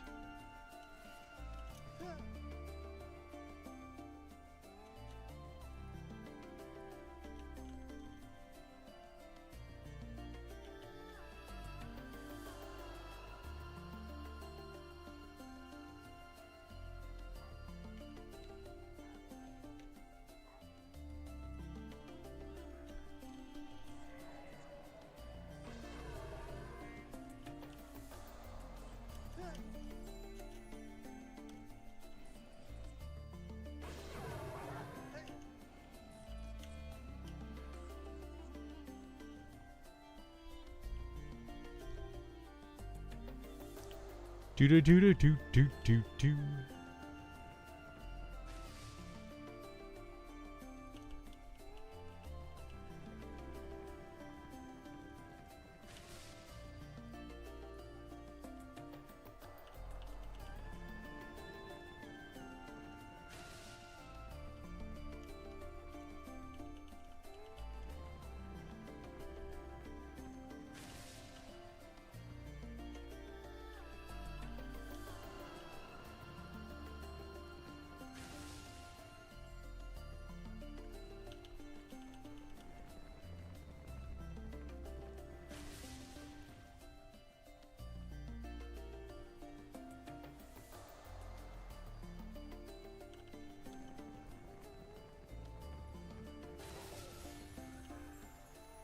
You get to keep your EA tunes, or will they roll over to actual...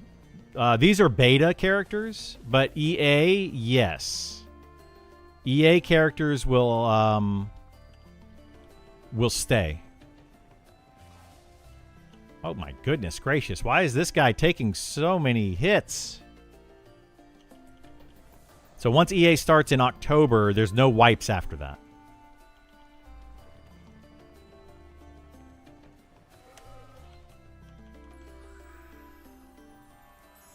Which is why I'm really looking forward to early access starting. I'm tired of remaking characters over and over and farming up gear and all that kind of stuff. Like I'm just done. I'm done with it. Like it's getting really old. I don't mind doing it to the point like to help out development of the game and play the game and all that, but it is starting to get old. We don't know how long EA will last. I'm expecting minimum 1 year, probably longer. They had planned out, I think, 6 modules. I think from if I remember correctly, they had planned out about 6 modules that were going to come out for EA. Each module was going to add, like 10% to the base game or something. Anyway, the point was that I'm trying to get at is each module was supposed to come out once about every 3 months. They were going to do 6 modules, so it's going to take a year and a half, approximately. That was the plan originally, but now they're actually starting early access with module 1 and probably even some of module 2 is my guess. So EA might end up being shorter, but it's also going to depend on how many people they can pay and how many people, like how many people actually sub for early access. There's just too many factors in there that they can't really give us a good time frame on it. But I'm expecting probably 2 years of early access. At least 1 year. So excited for the deep? Yeah. They're going to roll out the game where you can play without having a key. Yeah, you're going to be able to buy the game, or not buy the game, but pay the monthly sub starting in October, which is going to be early access, and everyone's being reset for that. So that's going to be a fresh start for everybody, and then $15 a month, and anybody can play. Still think not going to Steam is a big fail. Well, maybe. I mean, there's reasons to go to Steam and there's reasons to not go to Steam, right? And I think right now, I think it's smart that they're not doing Steam right now, or like going into Steam for early access. I think that's smart. Now, will they do Steam at 1.0? Maybe. I mean, I think Sean is kind of leaning towards no right now, but he's leaving it on the table as a maybe down the road, which I think is smart, personally. I think it's very smart. Like, leave that as an option.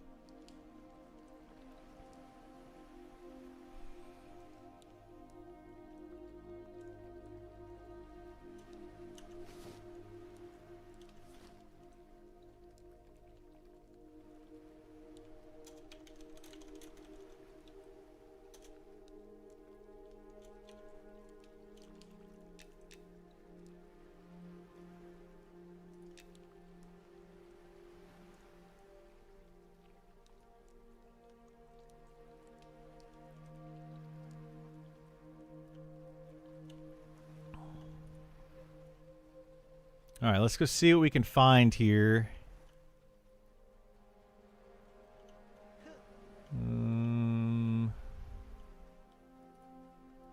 Grab this guy.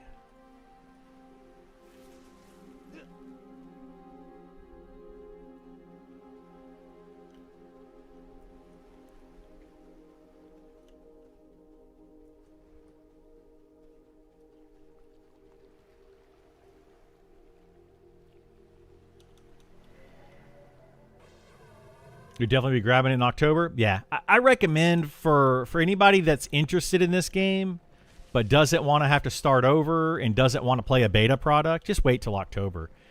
For some people, I would recommend waiting until 1.0. It really depends. I think, however, the best time to play this game is going to be October 1st. That's just my opinion on it. I think that even at 1.0, the game is going to be best played October 1st.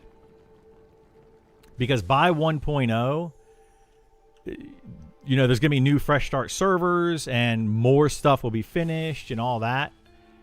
But I think the issue with that is going to be a lot of the game will be solved by then.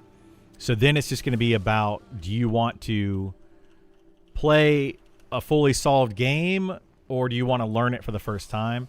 MMOs, generally speaking, the most fun part of MMOs, in my opinion, is when everybody's playing it in the initial phase. There's a lot of people trying to rush for the in-game content. There's people that are trying to craft for the first time and get their crafting skills up quickly, and people that are just trying to learn the game. That's the most fun part of MMOs. Unfortunately, we're never going to see that again, like in EverQuest, where the game comes out at release, fully out, and nobody knows what to do, and everybody's trying to figure it all out at once. I think that is just not going to happen again. We're never going to see that again because the way that they build games these days, they give you a lot of early access and beta tests and all this upfront information. And then we're at the internet. What do they call it? The information phase or whatever, where all the information is easily accessible. So unfortunately, we're just never going to see that again. So the best time to play this game will be October 1st. Does this game have fast travel, mounts? It has mounts, but the mounts are actually slower than your character. You don't really want to ride a mount right now. Will that be changed? Maybe. They might fix it, change it, whatever. I don't know if it's broken per se. But right now, mounts are just slower than regular running. They do have teleports. So like I'm on a wizard and my wizard has different teleport spells. So it's these spells right here. So I can teleport myself to these locations. Shaded Dunes, Evershade Weld, Glass Flats, Vale of Zintar. And then I can also teleport my group to these locations using these group teleports. So they do have those. Wizards can teleport. Druids can teleport. So, there's a few travel spells like that. But overall, it's a slower game. You're going to be traveling from A to B very, very slowly. What classes do they have? There's 18 classes. There's 18 total classes. I would recommend just going to their website and reading up on them rather than me trying to tell you all 18 of them. But go to monstersmemories.com and then click on World, I think, up at the top. And then you'll be able to see all 18 classes. There's a bunch.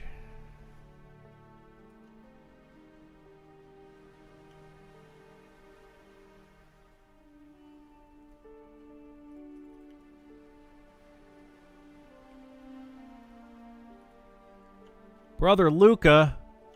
You know what? We're going to kill Brother Luca. Because we can snare him. And I got my new conflagration spell. We're going to kill Brother Luca.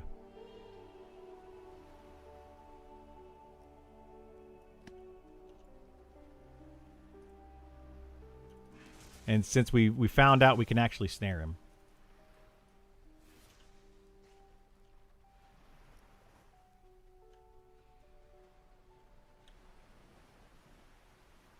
Because I should theoretically be able to do this. He just has a lot more health.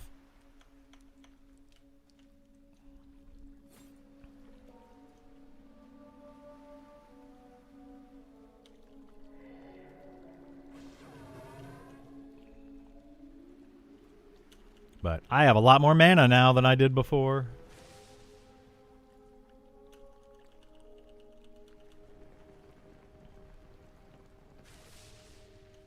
Oh, wow. Brother Luca doesn't have much health at all, actually. That's crazy. I thought he had a lot more health than that. He's got like the same amount of health as everybody else. Huh.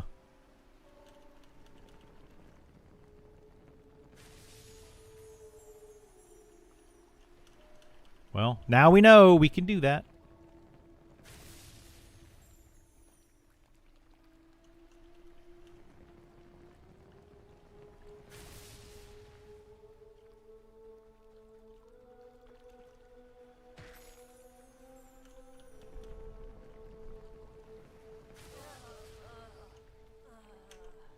Big nuke coming in.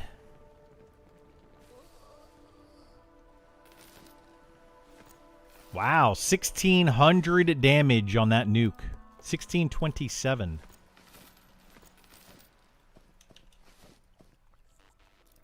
Wizard at level 60 is actually going to be pretty dang good.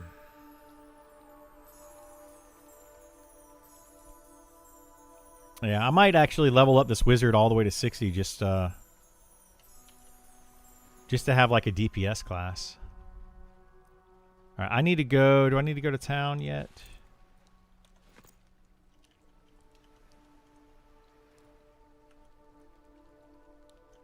Let me get Speed of the Wild from Hoku over here. I don't need to go to town just yet. I'll need to go probably next round.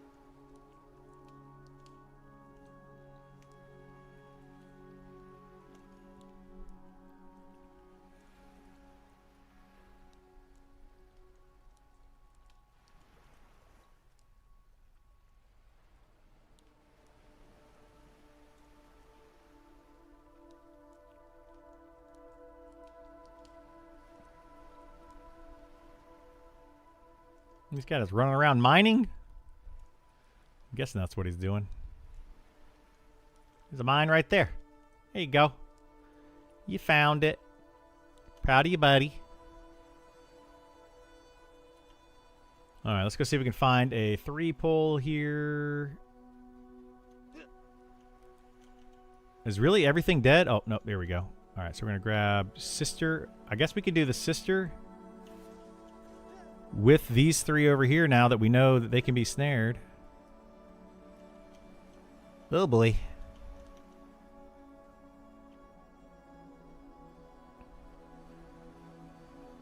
Sister, sister.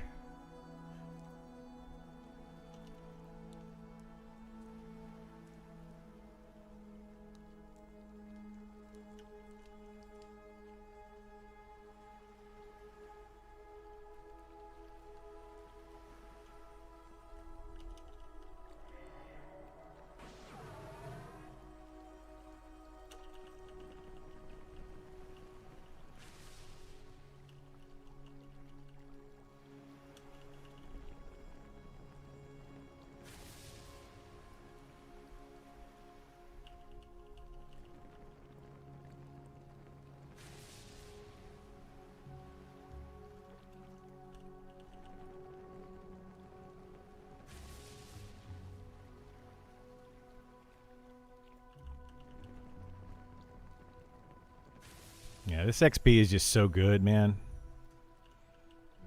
Oopsies.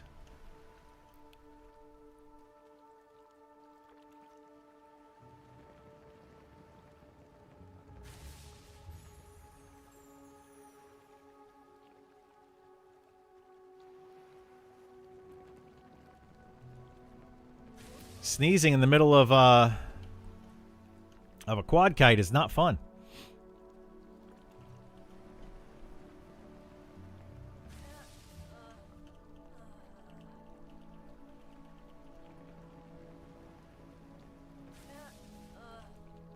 Wow, I killed the named faster than I killed one of the other mobs. So yeah, they have like the exact same stats. That's crazy. They should probably up the stats on the named even during the day.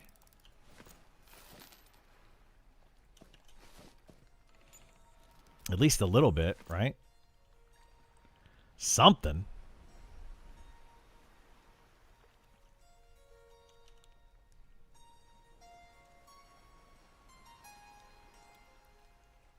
Have you been farming the spot for like 7 levels now? I just realized. Yes. Yeah. Well, I've been farming it longer than that. I actually started here around level 40, but it was annoying and tedious to do at level 40. It was doable, but annoying. So I started really doing this at level 43. But yes, I've been here for 40 levels doing this. And I would be farther ahead of where I'm at right now. Like I would be, I would have a lot more of the dust, which is the main reason I'm doing this, is for this dust. But I had to level up my disenchanting on this character. So I'm a little behind, but it's fine. We'll get there eventually. Eventually. But yeah, like that's what I've been telling people. You need to come here and actually do this. Like it's great XP around level 40, even in the high 30s if you have a group. It's amazingly good XP. And you could sit here and grind this out from like 38 to 50 and get decent XP and get tons and tons and tons of arcane dust, where you could easily cap out your enchanting.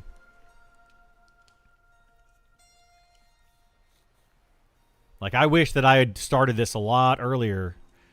I wish I didn't give away a bunch of my arcane dust early on. I gave away like several hundred of it. Maybe 1,000. So yeah, I don't know. It's frustrating. You give away like I gave several hundred to one guy to level up. I had another person want to, when we were grouped together over here, grab some of the stuff. Neither one of those people play the game anymore. You know, and it's just that's what's kind of frustrating to me. That's like, I don't want to sound like I'm greedy sometimes, and I know it comes off that way, but it's like there's people that are just gonna, I know they're gonna quit the game. You know, they're not gonna continue playing it. So when I give up materials for them that I'm going to be using to help other people make items and all that, it gets really frustrating. But it's fine, you know. We got to share. Unfortunately.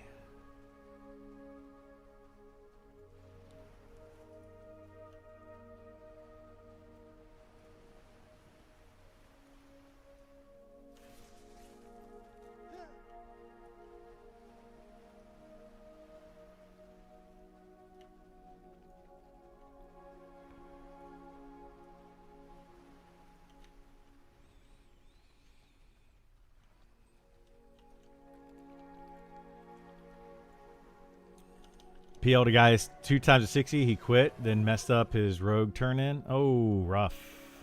Rough. Yeah, like, I am all for helping people in games like this. But what I'm not all for is helping people that are not going to continue to play the game. That just gets me irritated. Like,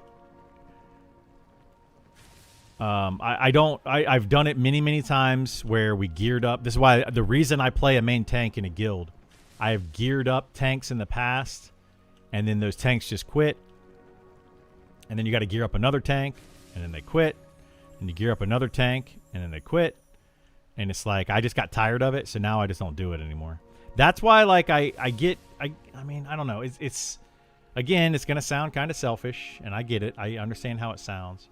But it's like, just hook me up with some gear, help me out in getting to where I need to be, and I can help out other people. But if I'm constantly having to fight with people to get stuff and all that, it's really, really hard to get where I need to be able to help out others.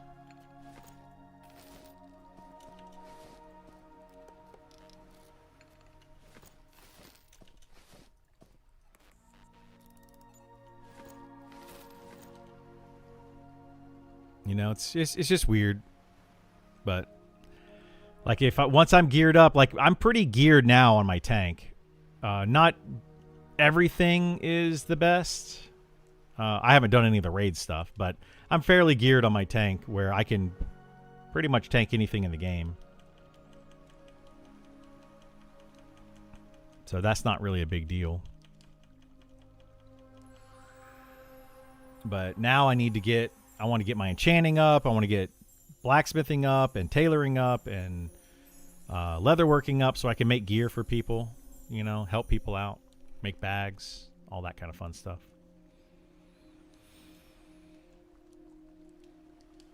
But hard to do when you're fighting over stuff all the time. I feel like this arcane invocation, it's almost like it gets weaker as you get higher level. I mean, it gets stronger with every level that you go up, but it doesn't increase at the same speed as your mana pool does.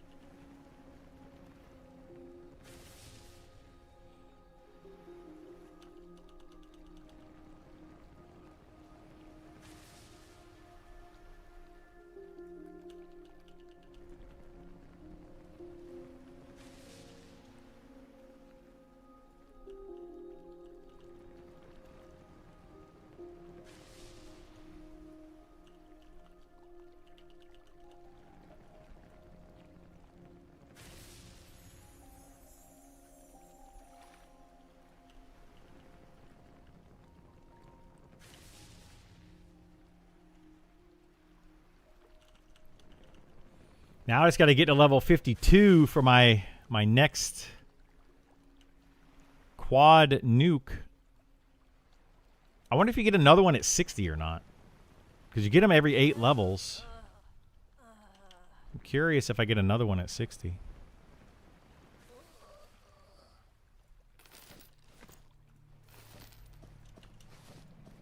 I did not look that far ahead.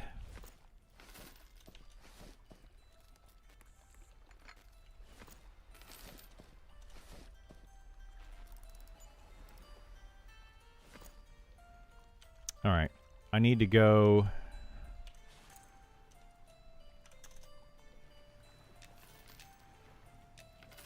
back to town real quickly.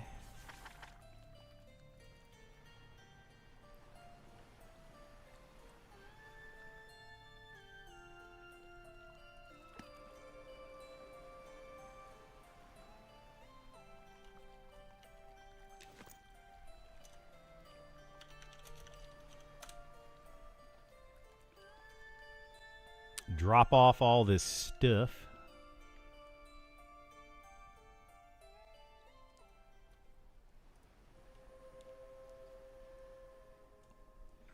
This is what makes wizards awesome, is being able to teleport around like this. I was a main tank for a guild in EQ2, and the dual wielding tank guild leader held all the loot at the end of the raid because he had to go, and said we will roll divvy it up later when he logs back in. I logged in and inspected him, and he had equipped all 4 of the items himself, BOE. Needless to say, I wasn't in that guild soon after. Yeah. I mean, I had a similar situation in EverQuest 2. In EverQuest 2, when I first started playing that game, I started playing it day 1 of EverQuest 2. And, what is this? Hadier's Blade? I didn't even know he had a blade. Anyway. Trade Hadier's Blade for a Mace of Malice plus gold. Why do people want... Am I missing something with the Mace of Malice? Did they add something in new with that I don't know about?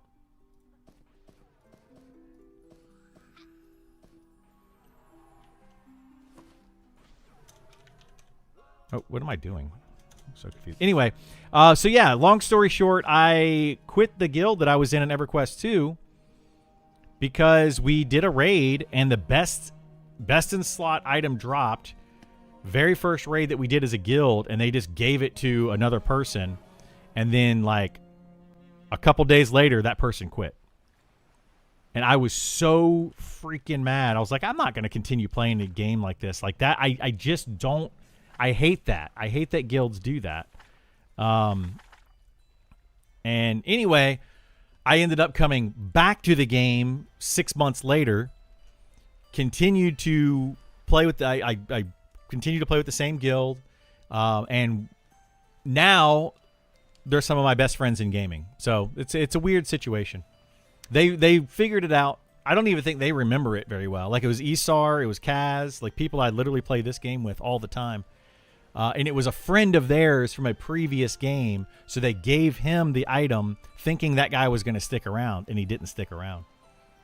I, however, once I came back 6 months later, I stuck around in that guild for the next like 3 or 4 years, raiding every single night for hours and hours and hours. And yeah, we were one of the best guilds in the game at that point.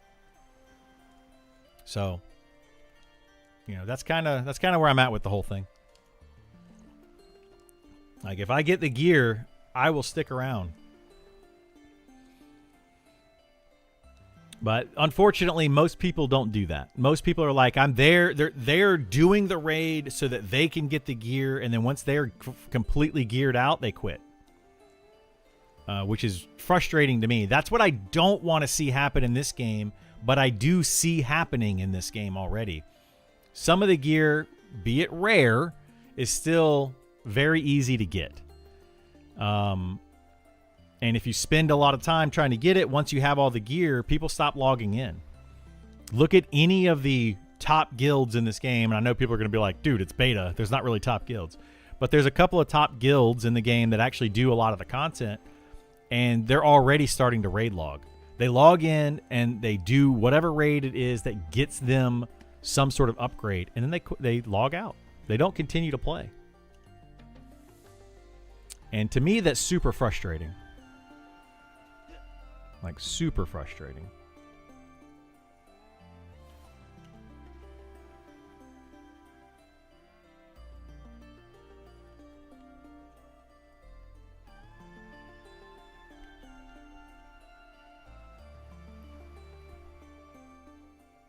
But yeah, you also have to find, like you're saying, Pity, you got to find a guild that doesn't have a guild leader that wants to main tank.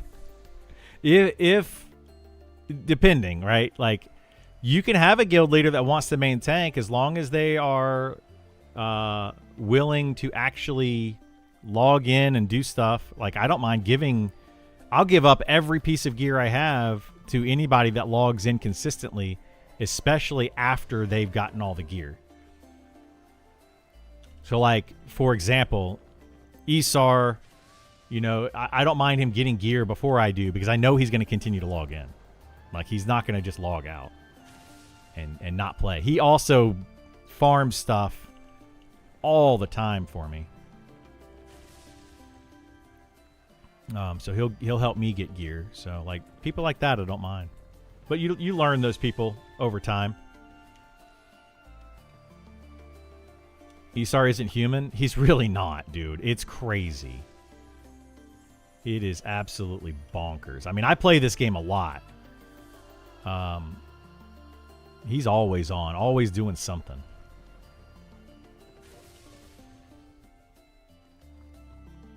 Yeah, Burl, it's funny because Burl, I've talked about these people for years, and Burl has heard about my MMO addiction for a long time because of my stream.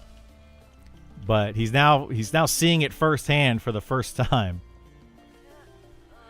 And he's like, wait a minute. I knew it was bad. I didn't know it was this bad.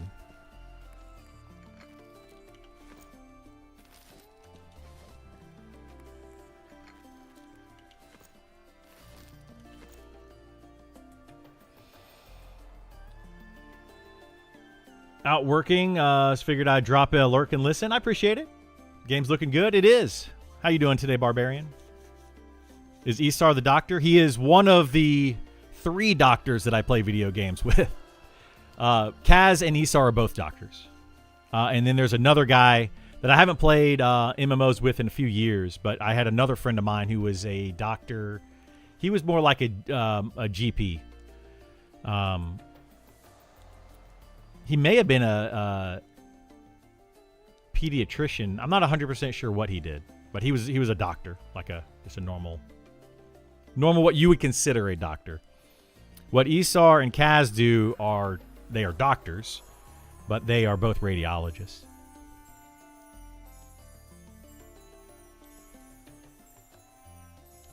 So you would probably never see them in most settings. If you have to talk to one of them, there's something bad. Something very bad happening. You know what I notice about EQ Legends? Everyone knows where everything is, and they just run around like OP classes with total memory of maps and sewers and just smash everything everywhere all the time. Oh, gee, I wonder. It'll be over in a couple months? Exactly. That game is not going to last. It's not going to last. It'll last for a little while. Like, people will be nostalgic for it and all that, but it's not going to last super long.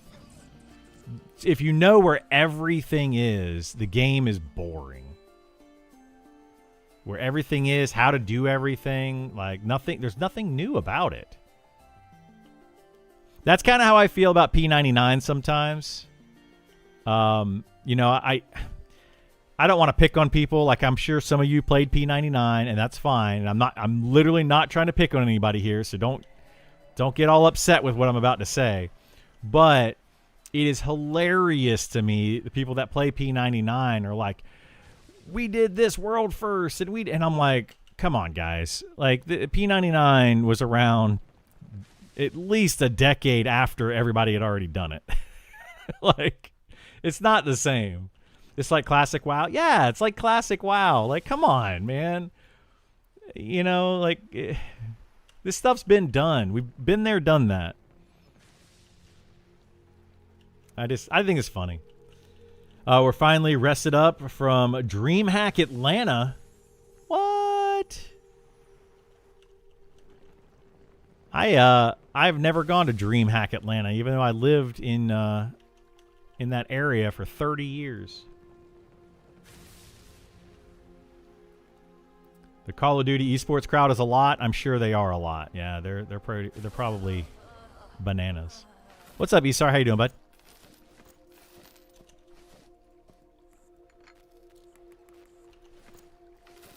What are you going to go camp today? Or what are we going to camp today later? Do we have a plan? Is Kaz going to be on today?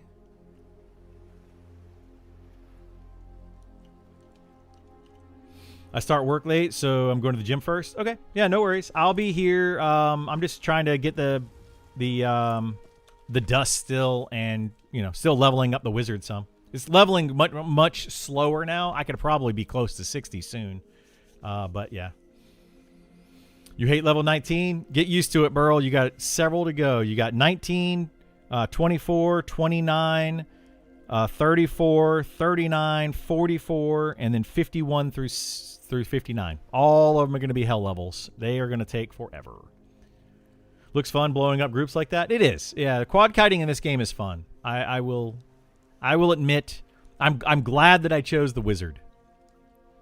I was thinking about like wizard or druid or archer. I was thinking about a lot of different classes, and I was like, what can I play that I can solo with? But I ultimately chose the wizard because of the quad kiting capabilities. It's insanely good. And then also it has teleports. And then if I ever want to play a good DPS class, I think it's going to be a solid DPS class down the road. So, but I'll most likely be main tanking things if my main character is still going to be the tank. So I don't plan on doing much, but, you know, if we have another tank, then I can play the wizard.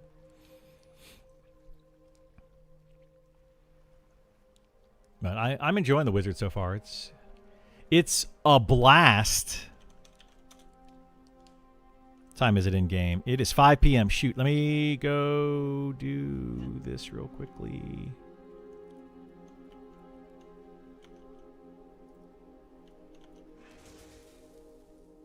I want to pull this before they turn into werewolves at 6 o'clock. Because they will turn into werewolves any moment now.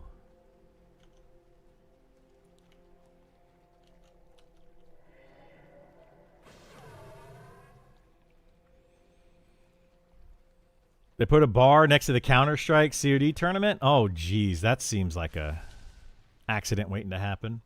During the Challengers tournaments for COD, one of the players threw a punch at a fan who was going to the bathroom? Talking. I thought he said taking. Like, okay, so he's just talking crap. He just punched him? Yeah. You know, I'm going to say something that people are probably going to disagree with. But nerds and alcohol, like, you would think that nerds might be different with alcohol. They're not. They're the same as everybody else. Same as everybody else.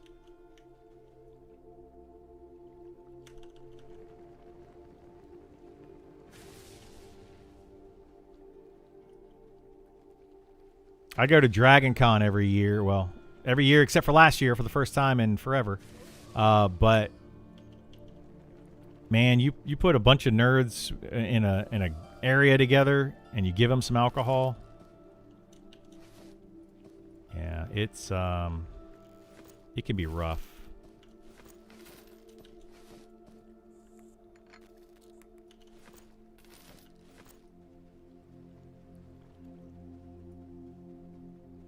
I have seen some things happen. What's funny to me is I've been going to Dragon Con for a long time, right? And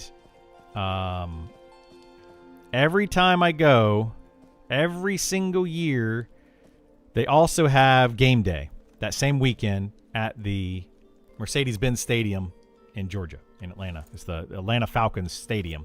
They have game day there. Not game day like the official game day, but they have a game day there for two college teams every year. And every single year, fights break out between the Dragon Con nerds and the football nerds.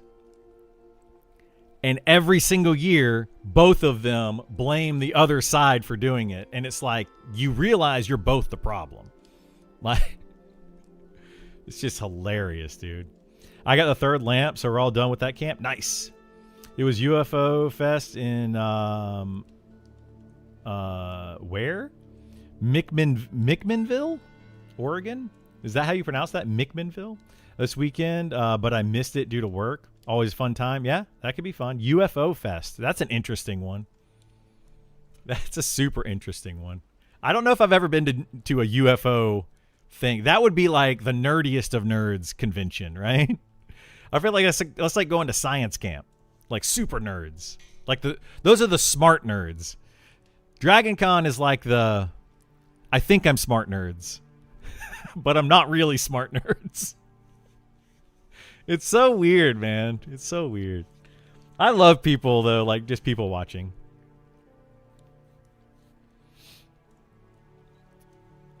But yeah, like I don't know. Dragon Con it's a weird animal. A weird animal. So you have during that same weekend, so Dragon Con every year is on Labor Day weekend. You have Dragon Con, so a bunch of nerds. It's just, you know, literally anything you can think in like nerd culture, that's Dragon Con. Then you also have opening weekend for college football at the Mercedes-Benz Stadium, which is not far away.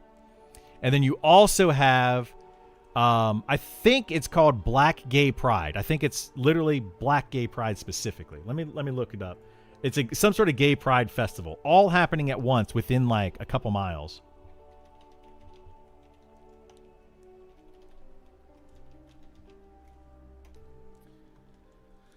Atlanta Black Pride, yeah, is the largest celebration of Black LGBTQ, not whatever, all of the things, and it happens the same weekend. I'm pretty sure I'm pretty sure it's over Labor Day as well every year, and it's like you have three very different crowds in the same space, and you know things happen. Lots of things happen.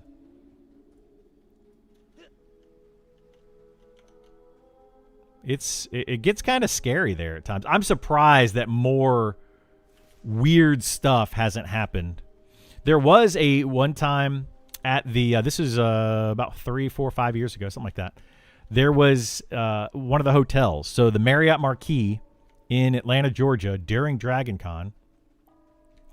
And I don't know if you've ever been inside of the Marriott Marquis, but it's basically a hollow hotel. All the rooms are on the outside, and then on the inside in the middle, it's just open. It's an open air space all the way up for like 45 floors or something. Somebody was on one of the top floors and threw a chair off of the top floors down into the crowd below. Yeah, that was crazy. Absolutely crazy.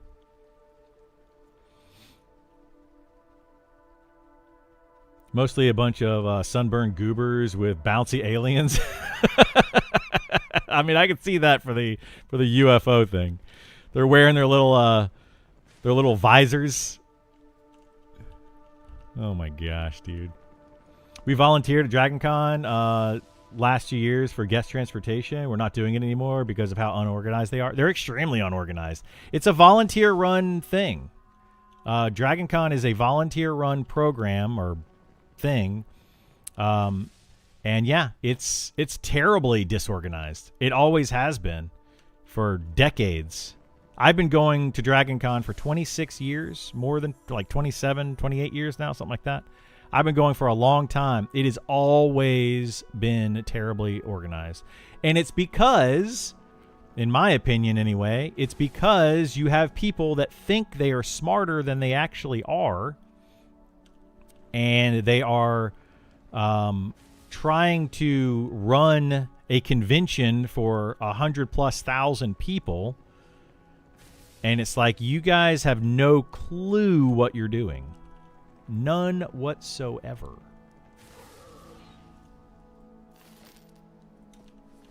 But then you have these people that, you know, they give them the volunteer, like, oh, you're a volunteer line organizer. Have you dealt with those people yet? The volunteer line organizers. Those people are like, you can't be here. Oh, you gotta go. And they're like, dude, chill out. You are not a cop. You are nobody of any type of authority. You need to calm down. They freak out, though. Cool thing about guest transportation is you're working like 3 or 4 hours the first morning. Go enjoy Dragon Con, then work 3 or 4 hours the last morning. That's awesome, yeah. And your tickets are paid for, but those 6 hours are a nightmare because no one's running that event, has their stuff together. They don't. They have no clue what's going on. I don't know if when you did it or when you've gone to Dragon Con, but in the early days of Dragon Con, the line was wrapped around the building just to get your badges on Thursdays because you could get it Thursday mornings. It was completely wrapped around the building. It took forever. Then 20 years later, we went in one year and it's like everything went smoothly. And we're like, what the heck? This is amazing. Then a few years after that, it was a line wrapped around the building again. And I'm like, well, I thought we figured this out. I thought we got our stuff together. You never know with Dragon Con. You never know. Like, literally never know.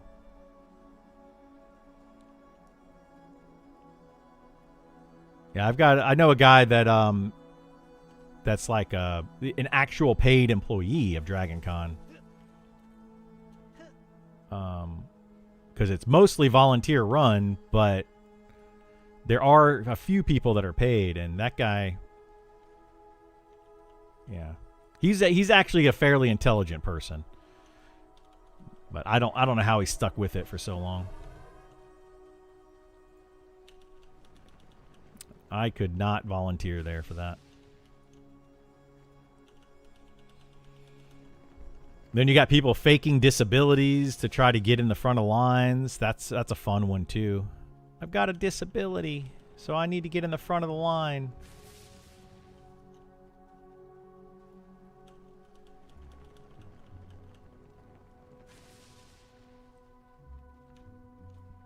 I'm all for like people that actually have disabilities getting preferential treatment, but the ones that fake it just make me mad.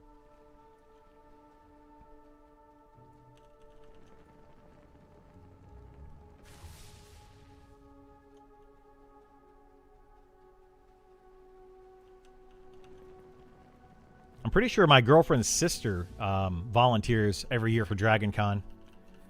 She does it to get her ticket paid for, which is smart. I mean, now what is it like? It's like $100 a ticket if you pay a year in advance. It's like $200 day of for the weekend pass.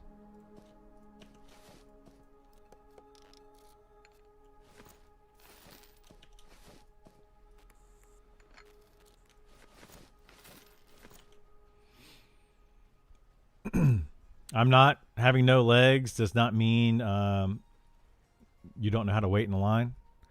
I mean, I get that too. Yeah. I think it should be specific types of disabilities. Like the thing is, like I'm literally, because I'm an able-bodied person, if I wait in a line at Dragon Con, oftentimes I'm sitting on concrete outside the building, waiting in line. Why can't somebody in a wheelchair, and I'm not trying to be mean, okay? I don't want people to like jump down my throat for this, but why can't somebody in a wheelchair sit outside in their wheelchair in the line? I just don't understand that.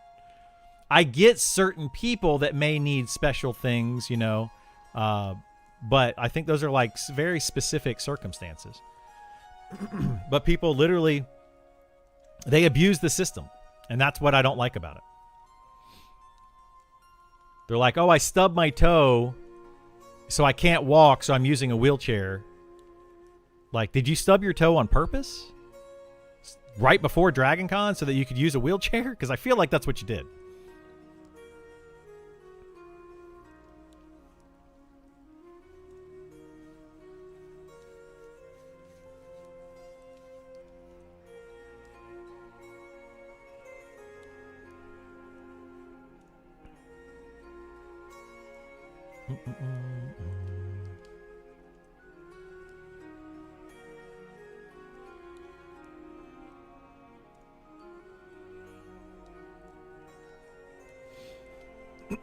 Last I checked, there was not a single disability that exists that will make you so you're unable to wait your turn.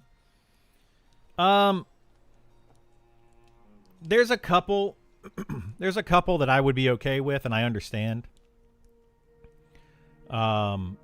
Because people might need to actually get out of line and then come back. Like somebody needs to be able to hold their place in line. And it's not fair to them because they can't stand in a line and stay there for an hour, 2 hours, whatever it is. So I get that. And then you don't always have somebody to hold your place. That one I kind of understand.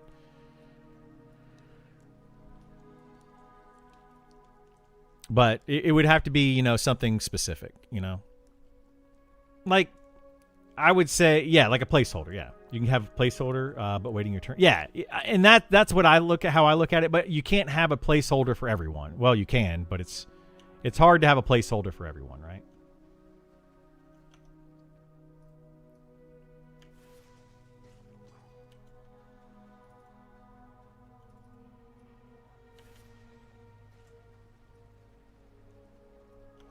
Funny story about that. Right now, I live in Charleston, South Carolina, or close to it. There is actually a person or a group of people or something that literally their job right now is a line holder. There are some restaurants here that open up at certain times of day, and every time they do, there's literally a line standing at the door, like out the door and down the street. I kid you not. It's a small restaurant. It could probably seat maybe... It's probably got less than 10 tables. And 4 people to a table at most. And they're like our professional line holders that you can pay to stand in that line for you. And when I'm doing like Uber, Lyft, whatever downtown... every single Friday, Saturday night, I end up driving by that particular restaurant. There's a couple of them, but there's one in particular that I drive by every single Friday, Saturday night. It's just got this huge line. And every single time there's somebody standing there that clearly is a professional line holder.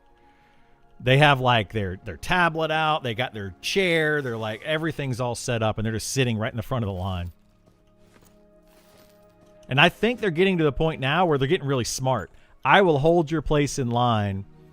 And I don't know how many people that they can hold, though. Like, I'm not sure exactly how it works.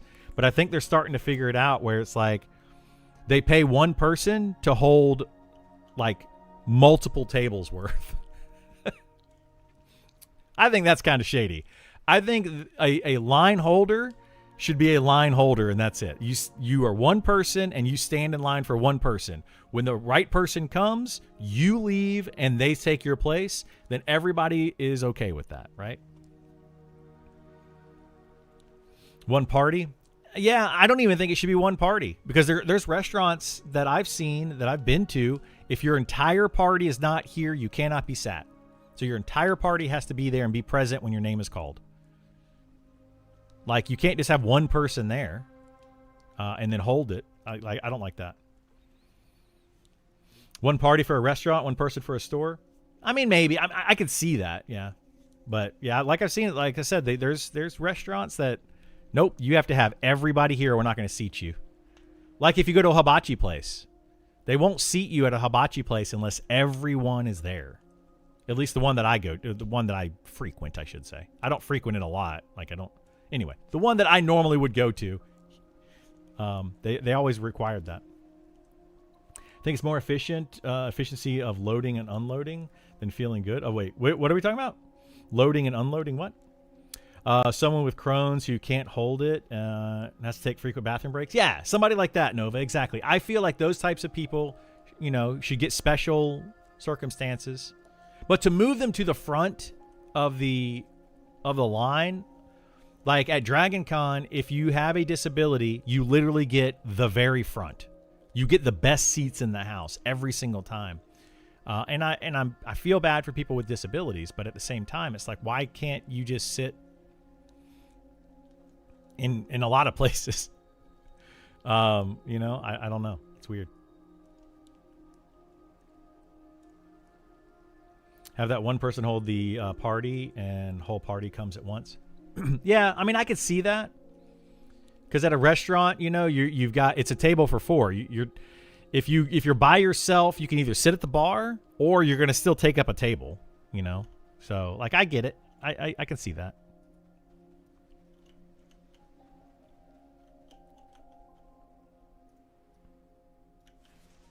But yeah, I deal with that quite a bit in downtown Charleston, because Charleston is a very touristy city. So I get like almost 90% of my rides are tourist, I would say, on a Friday or Saturday night. They're either tourist or they're college kids. But most of the time it's tourists that are there for a wedding. They're there for, whatever, or they're there for vacation, whatever it may be.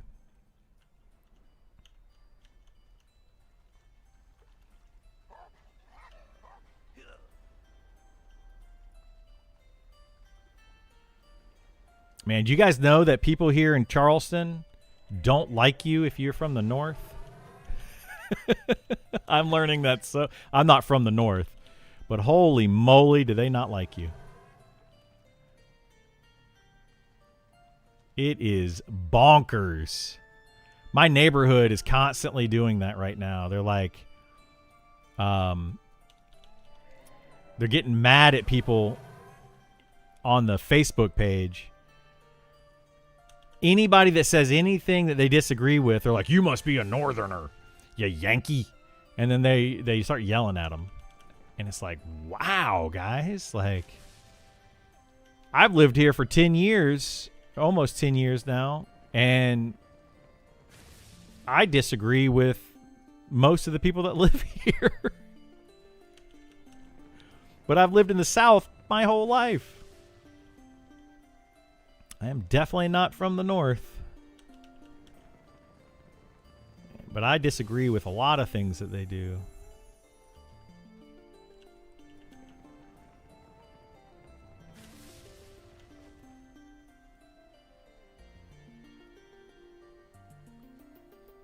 I didn't realize my buff wore off. Or my whatchamacallit. I want my extra 5% XP. Alright, come back this way.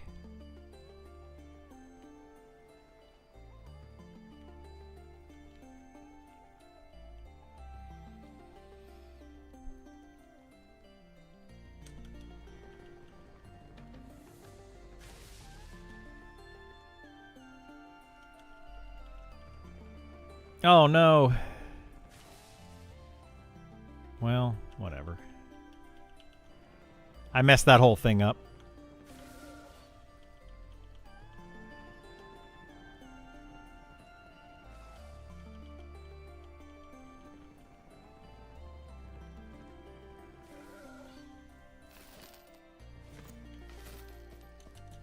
I didn't realize I had a cub in there or whatever that was. Was this a cub? Yeah, I didn't realize I had a cub in there. Bummer, dudes.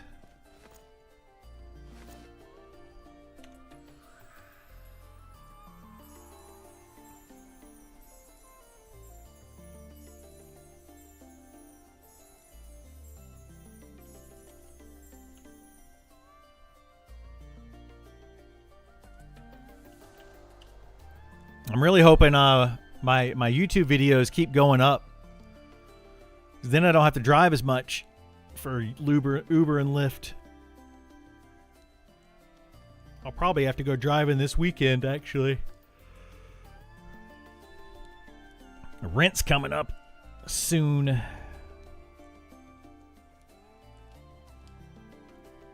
No, rent's always coming up. You're like always 30 days away from rent. Fun stuff.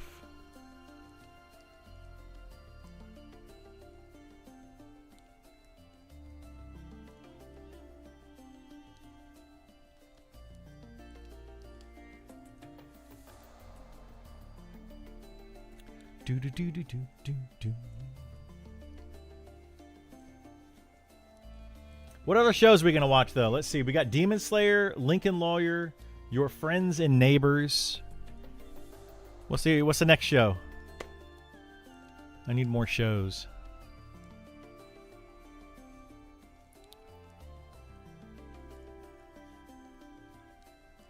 Wait, what was that one you were talking about, Burl? That was like Lost and From Windows Bay on Apple. People who like Lost. Oh, is that the one? It was called Windows Bay. Ever seen Expanse? Yes, Expanse was an amazing show. I hate that it ended. Oh my god, I loved that show. That is probably my favorite all-time sci-fi show. But they just kind of ruined it, I feel like, at the end. And then, yeah, they could have done so much with it. Like, they opened up all these worlds, you know? And then they're just like, okay, now that all these worlds are open and we can go to all these different places, now we're not going to. Like, what the heck? Like, why would you do this to me?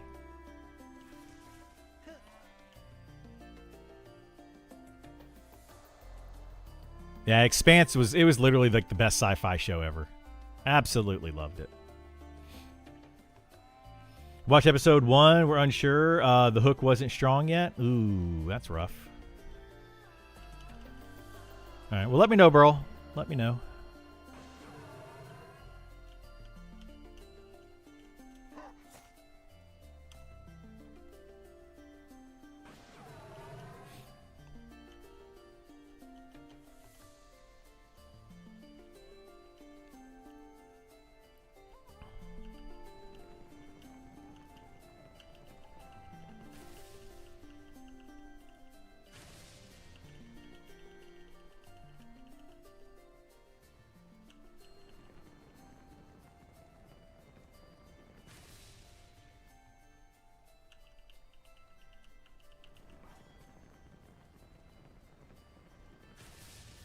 One thing that always stands out to me in Expanse is when the one guy got killed off. You guys hear about that?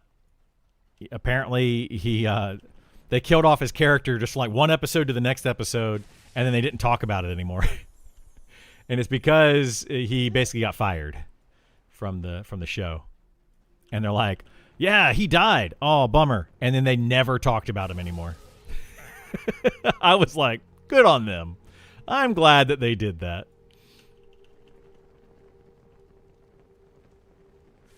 Like, the guy was apparently a creepy creepster, you know? Oh, shoot.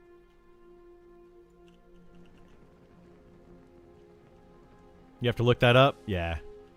Yeah, check it out. They literally fired him and killed him off. It was one of the main guys. It was the, what was the guy? Was he the pilot at one point? No, it wasn't Miller. That was, no, not that guy. Alex? I think it was Alex. That sounds right. Yeah, I think it was the pilot.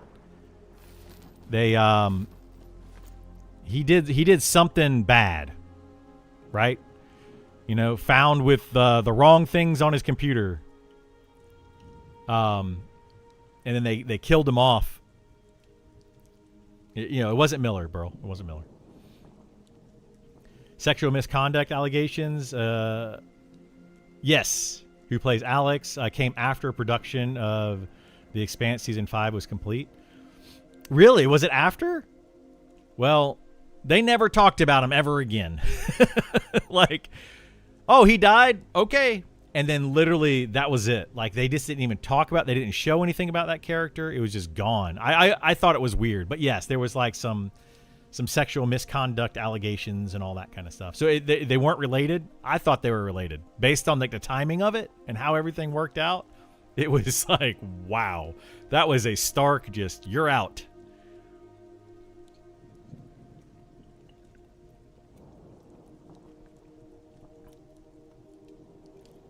I guess he just disappeared after season 5. Yeah, he was gone. Yeah, he's gone. From what I'm reading, yeah. Yeah, there was definitely an issue. But he got fired from the show.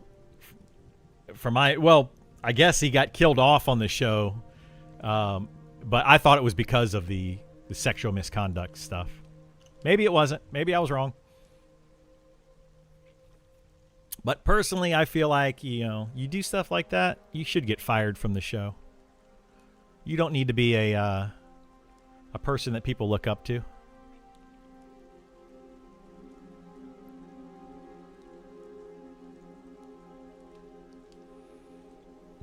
There's an Expanse game coming out via Telltale. Like, Telltale Games Expanse? Oh my gosh, dude, that's going to be...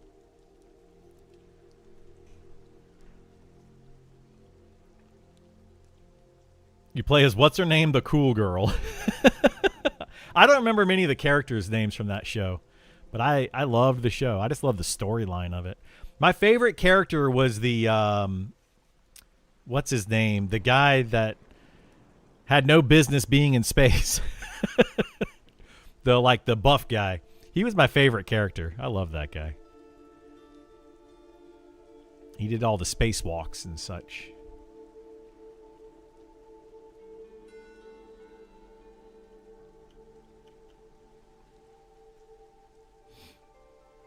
You play as drummer? Okay. Yeah, drummer was a good character. All right, we're going to get one more of these. Let's go up here. Sister and a cub. An elder and a brother. Let's do it. Let's do it. Doing it and doing it and doing it well.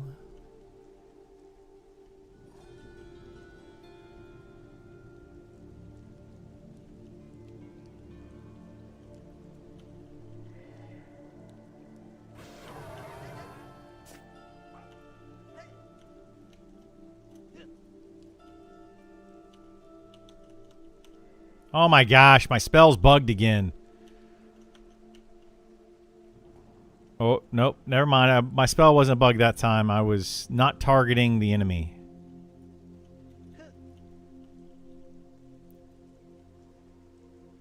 Oh my gosh, come on! Jeez Louise.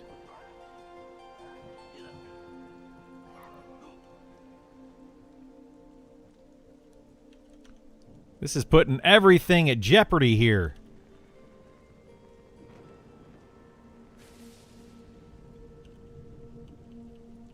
Osiris Reborn is like a new Expanse game?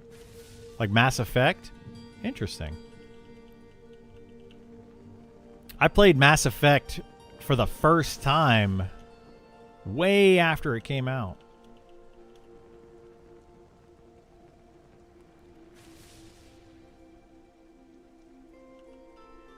Yeah, I never got on that bandwagon.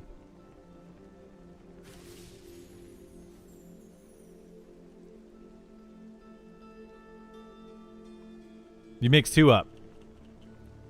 Miller and Alex?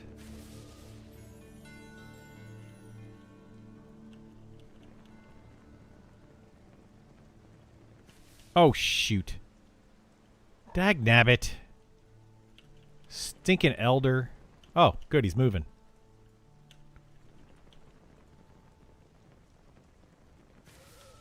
That worked out. Telltale Expanse game with drummer is out. Oh, it's out now? I like Telltale games. Is it actually made by Telltale Games?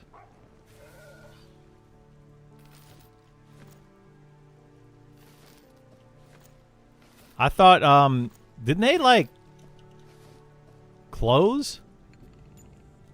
Or something?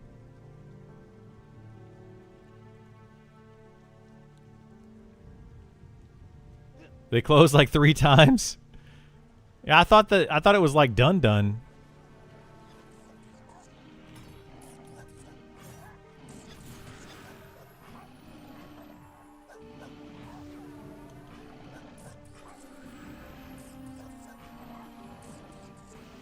Game is good through per Metacritic. Nice.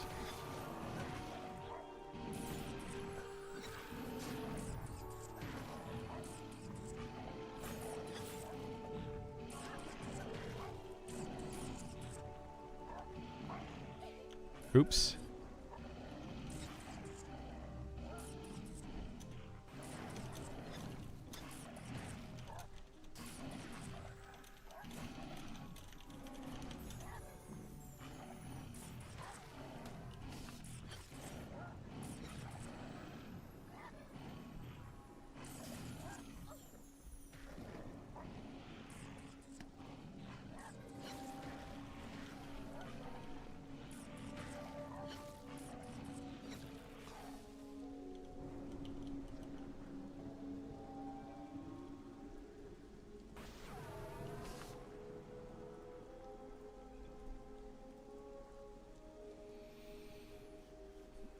You enjoyed it? Short, fun, like 5 hours? Awesome. Yeah, I like those games. Some of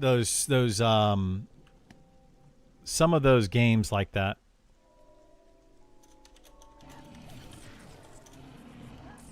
Some of those shorter, story-driven games.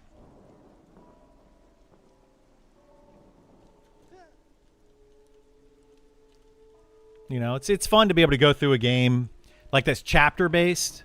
And you can spend like an hour. Those are the perfect kind of games that people are like, I really want a good game that I can play, but I can only have like an hour a day to play it. Those are the perfect games. Play something like a Telltale game, play one chapter, and then go do something else, you know? Play one little section of it. It's perfect for those kind of people.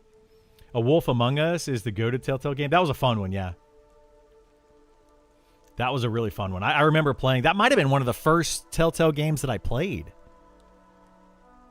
Honestly.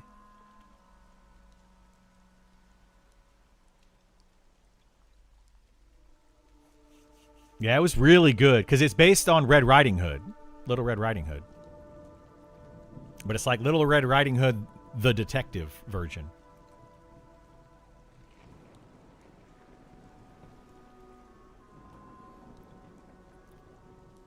I played that one. I played I want to say I played one of the like a Batman game, Telltale Batman game, I think. I played the first couple of chapters or seasons or whatever of The Walking Dead. That was okay. What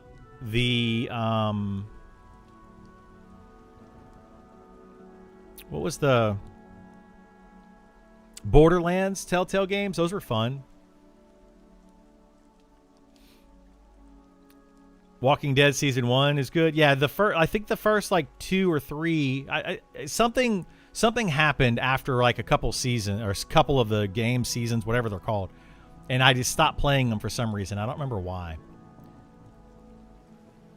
Game of Thrones. Yeah, they had the Game of Thrones. I never played those.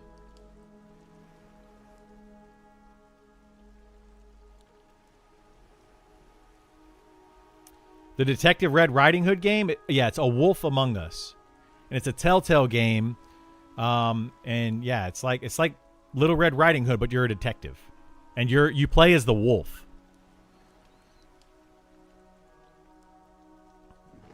There's a Minecraft version.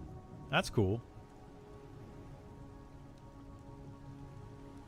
Yeah, I never played that one either. I like the Telltale games though; they're fun. They're super fun. I wish like there was a way. And then maybe they've done this with a Telltale game. I would love for them to do Telltale interactive Twitch game, right? So like in a Telltale game, you make a lot of choices and those choices matter.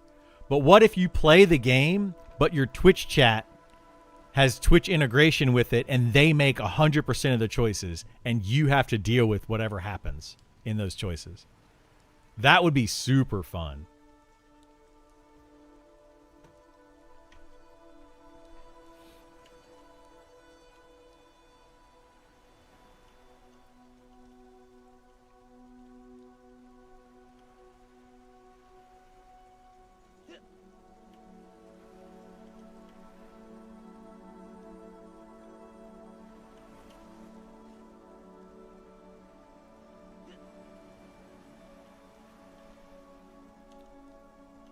The Coyote versus Acme trailer on stream. All right, we'll do it after this pull. Maybe the next pull because I got downtime, or I don't have downtime after this pull.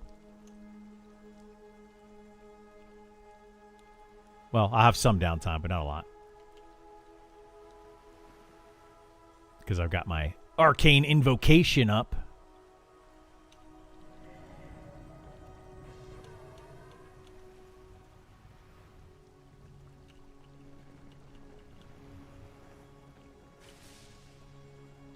Next time I have a couple minute downtime for a pull, I'll watch it.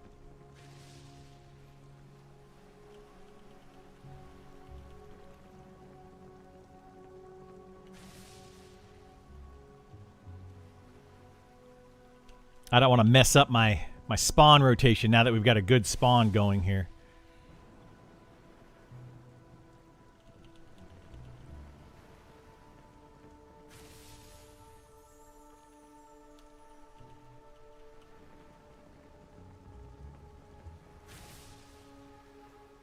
Next time in town? No, I can do it between pulls. I usually have a couple minutes, like every third pull. I usually have a couple minutes.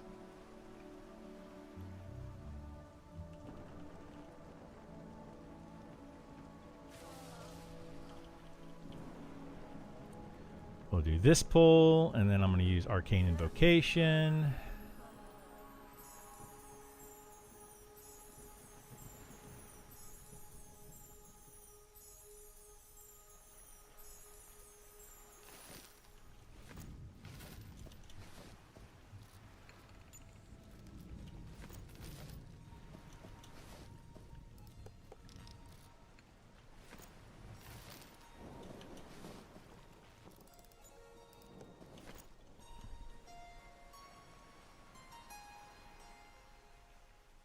Oi, is it oi, oi? Oi, oi. Hello, how are you?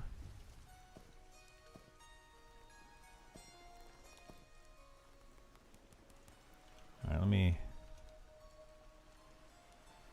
Why is this guy back? He was gone. Why did you come back?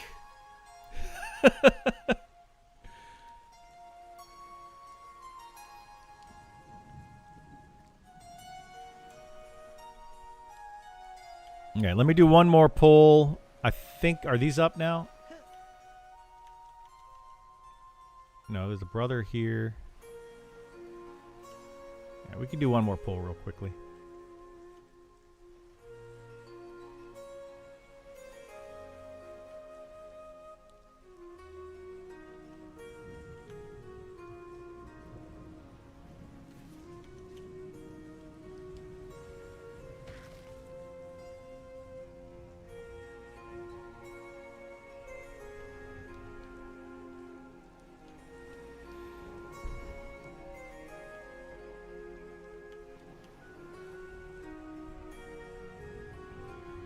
Can you tell me if the Paladin in Monster Memories is similar to EQ Paladin? It's almost the exact same right now. It is basically the exact same.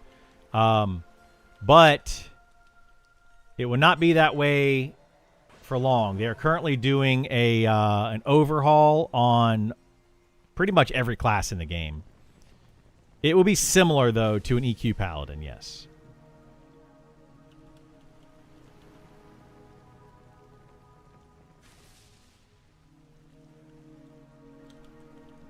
As far as play style is concerned, it's almost going to be the exact same. Even after the overhaul, it'll still be very, very similar.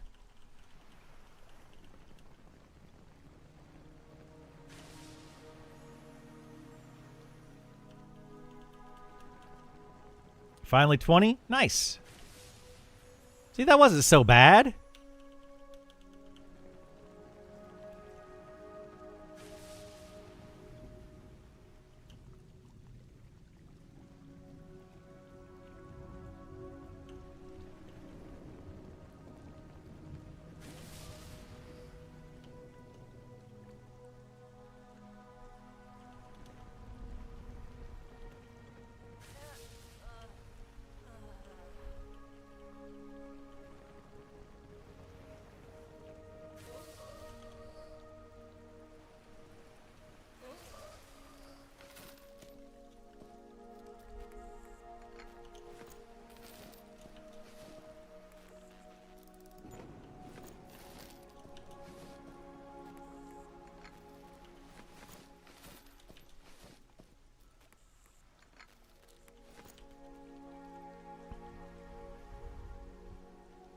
I need to go back to town, actually, to drop off stuff. All right, here, let me do that. And then we'll come back out here, and then we'll watch the trailer thing while we're meting up.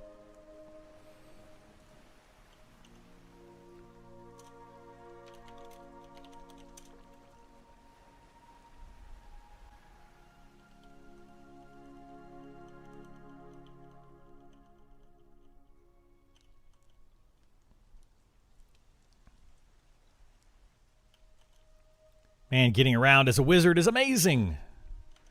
All right, so we're watching Acme versus Coyote. Coyote versus Acme. Is this the official trailer?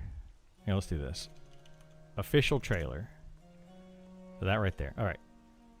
We'll queue it up here in a second. Well, we'll queue it up now. Mint's premium wireless is $15 a month. Well, hey there, I'd like Ryan to offer Reynolds. One other perk. You stud muffin. All right, we'll look at that in a second. I just got to drop this stuff off at the old bank. Man, it's raining here too. Is it raining everywhere in the game? Wow, that horse's name is Donkey, or that donkey's name is Horse. I don't know, one of the two.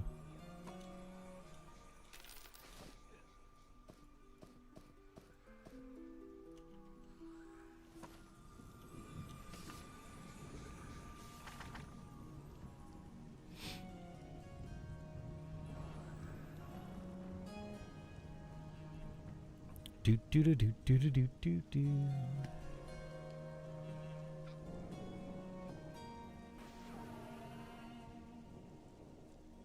Who can get to the bank and back that quickly, huh? Look at that. It's amazing. All right, let's watch this really quickly.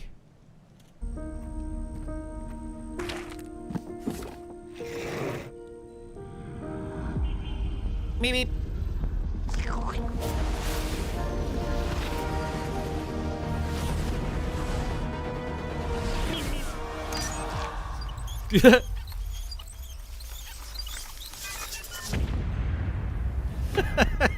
I love Have you been Wile E. horribly Coyote. injured by a product made by the Acme Corporation? It's not your fault. There's probably someone to blame. Name of the case is Coyote versus Acme. Wile E. Coyote. He is reckless. We all know who's responsible, and all of his injuries are self-inflicted. You've been settling Acme cases for years. I could probably get you $250 for that. This is your opportunity to really show people what you're capable of. These companies think they can do whatever they want. We're sick of it. Acme, hack you! Nothing is here. We really have nothing. We both know it would be very unpleasant if anything bigger were to become public.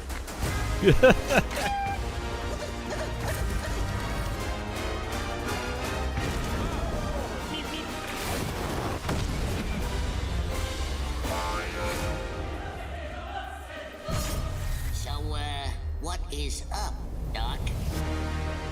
The Acme Corporation is releasing this film for account purposes only. We do not condone any of the storylines depicted. Okay, that looks fun. I can't wait for another good. I can't wait for another good family movie, and that's going to be a good one to watch with your kids. You know, like actually go to a theater and watch it, kind of thing. Kind of cringe, but that's the point. Yeah, it's kind of the point. But that'll be a good go to the theater with your kids kind of movie for sure. I didn't see what it was rated. Did it say rated PG or PG-13?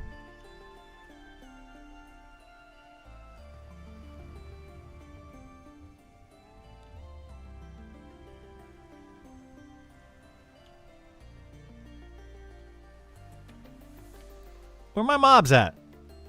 The heck?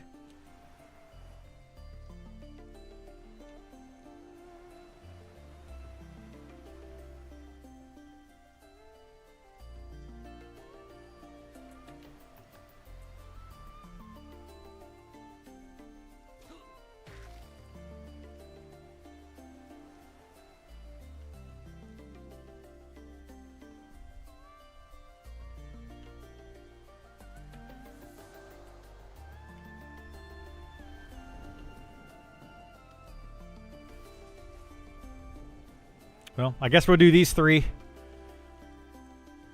for now.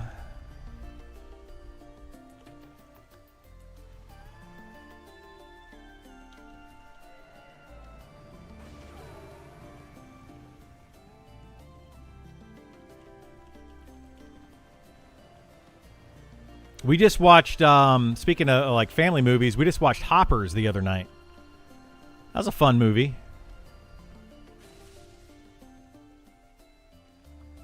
It was just all over the place kind of movie.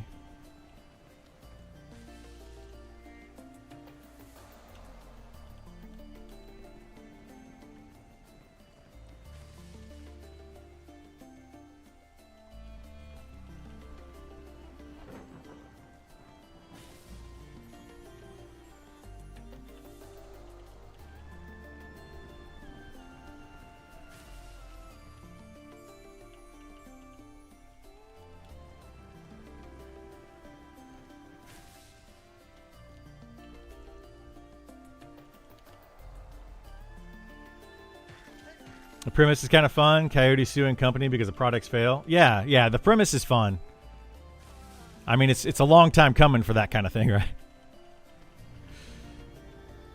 He buys all these products and they always fail.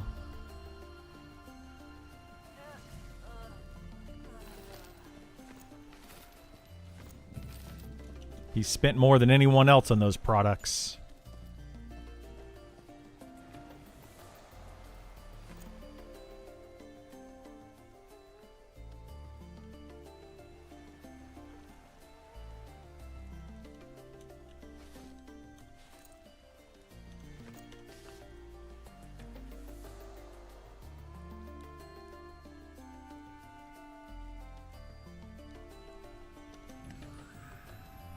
Mortal Kombat 2 was disappointing.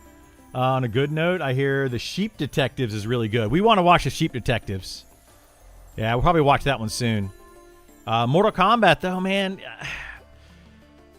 I mean, I'm not expecting much out of that movie. I'm really not expecting much. So even if it's terrible, I'll still like it. Because the first one wasn't great, right? It was kind of cheesy. So I don't need much out of Mortal Kombat. Man, Mortal Kombat was my childhood, though. I played so much Mortal Kombat. Golly, I played so much of that game.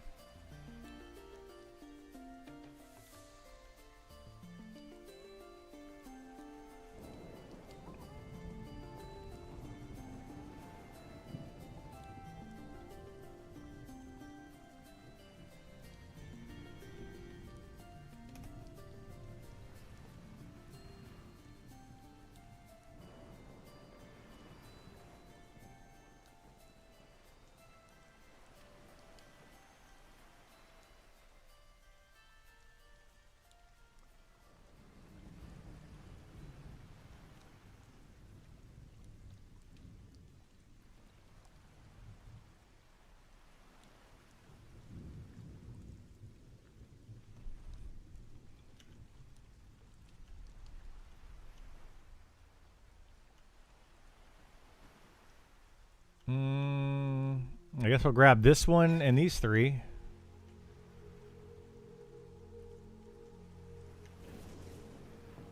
My spawns are all out of whack right now.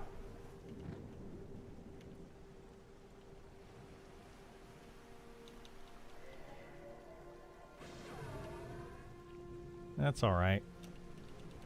We'll figure it out.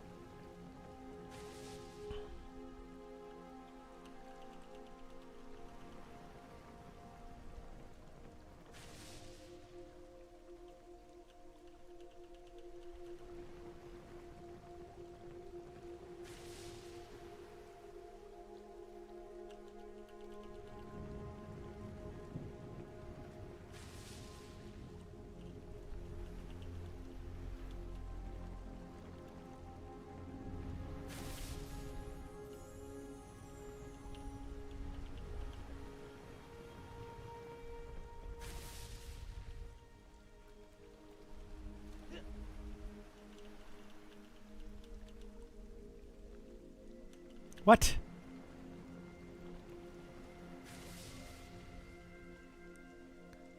Dag nabbit. My spell didn't go off.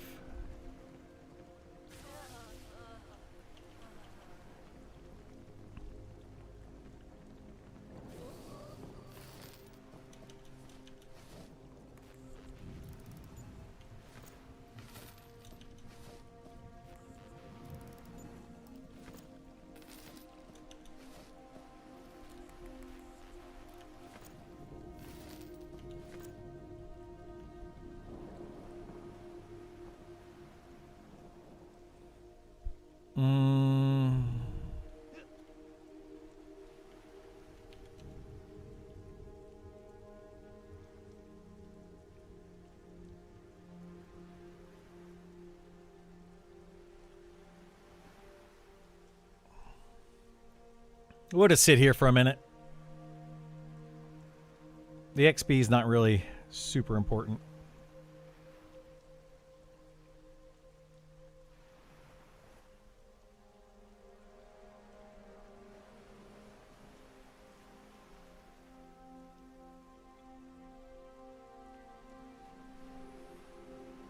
What do you guys think the next deep dive is going to be? I think it's going to be a Ranger. Because they did a deep dive for Spellblade. They said that one's pretty much ready to go, I think. And then Sean was saying that they've got another one that they want to implement some new things for. I think it's going to be Ranger or I think it's gonna be Ranger. I'm like pretty sure. What's a deep dive? They did a deep dive for on the classes. So monsters and memories.com. If you go to their community hub and go to updates, they did a deep dive for the Spellblade here.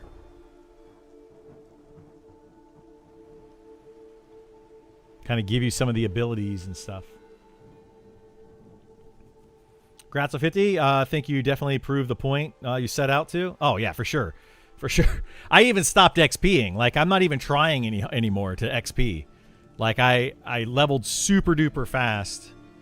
Like, it's just ridiculous. Estimate when the big class update. So there's not going to be a big class update.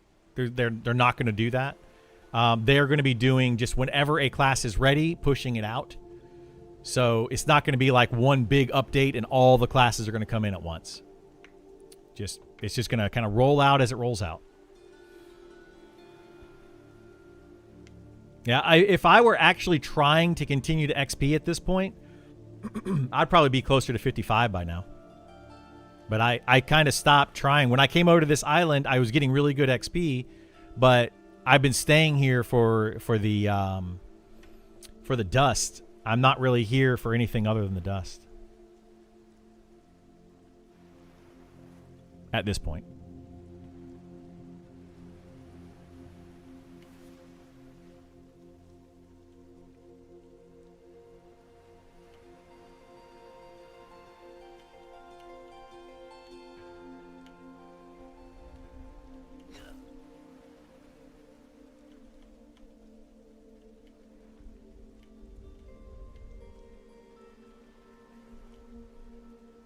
You want to see the Shadow Knight deep dive? I don't think the Shadow Knight's going to change as much as people think it's going to change. Honestly, like it's just the Shadow Knight is just going to get its abilities in a different way, but overall, the class I think is going to stay about the same as it currently is.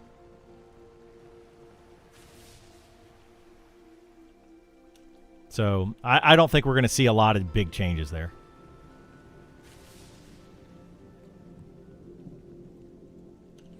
Hoping they roll Rogue out soon since Rogue stops getting any updates past 16. I was hoping that they would do the easy ones first, like Fighter, because Fighter's the same thing. We don't get any abilities past levels 15 or 16 or whatever it is until level 55. But I was really hoping they would put out the Fighter. But I don't know. It seems like they're doing the harder ones first. Is what they've decided to do.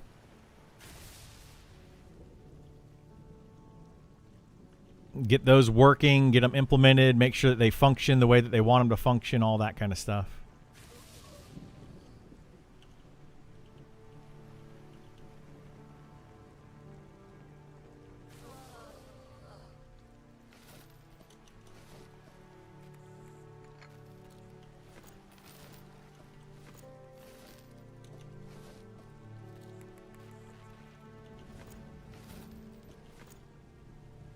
I'm interested in seeing how the abilities are acquired and if it needs to consume resources to use abilities. Oh, I'm sure it's going to be still like mana based.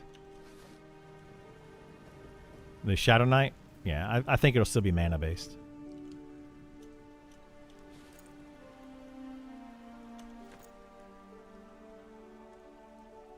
Oh my gosh, where did that guy pull that from? I need to know where these mobs are coming from so I can see where I can quad kite from.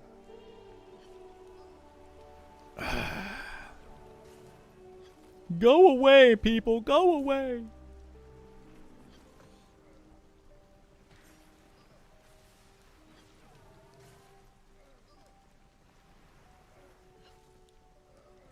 There's really not enough mobs over here for people at this level to have 3 different soloers at this level doing this. But what you gonna do, you know? You say something, devs are gonna be like, nope, there's plenty of mobs. You gotta learn to share. That's what it seems like is happening anyway.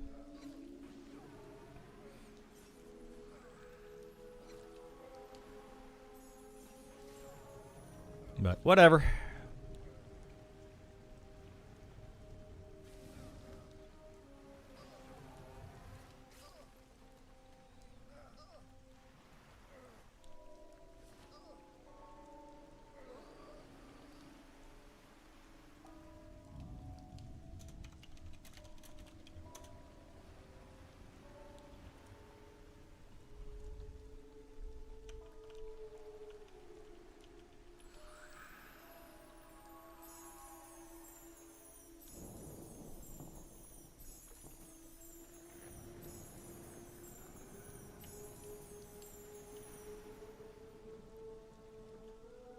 Let's go find another quad pole.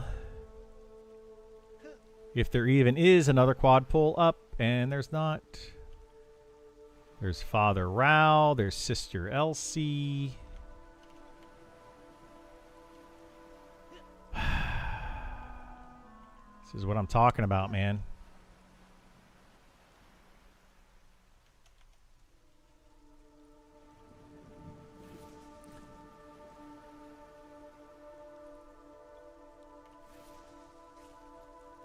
Let's see if we can pull all of these and make a quad pole out of it before more spawn.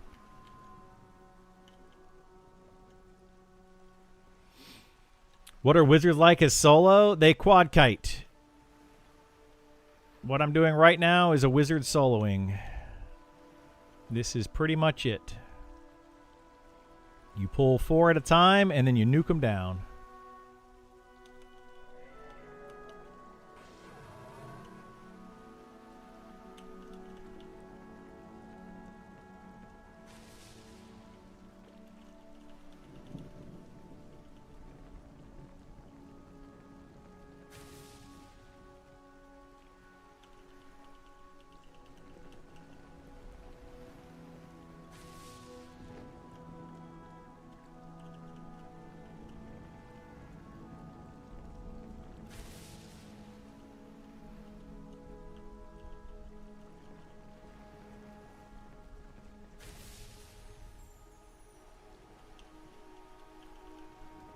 And yes, it is way too strong.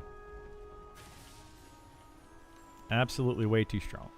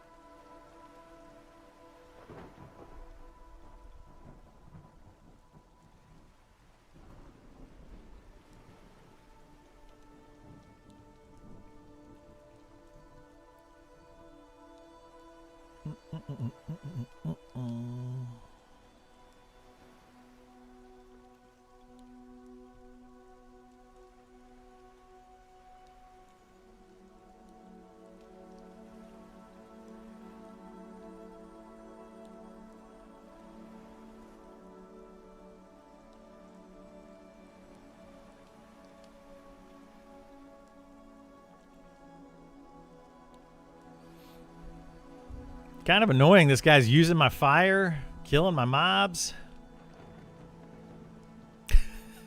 Like, I don't know. I don't know if he's contributing to the fire or not. He might be.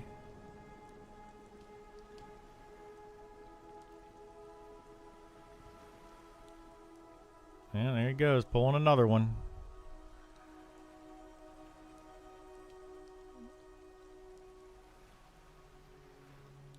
Getting all the mobs out of whack.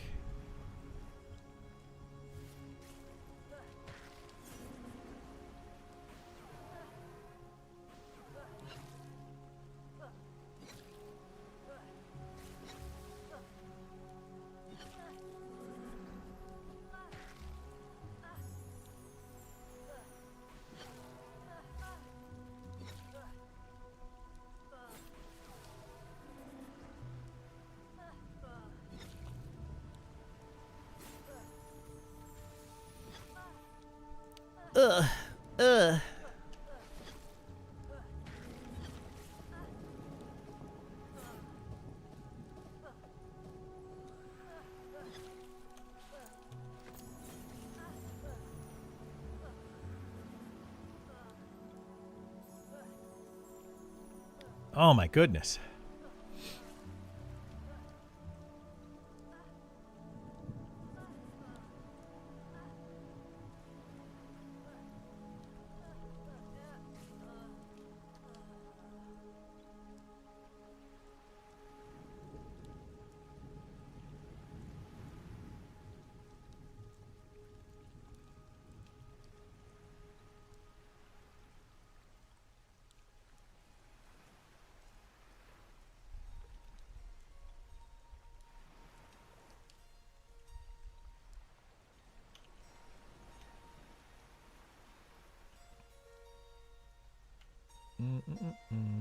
Two there.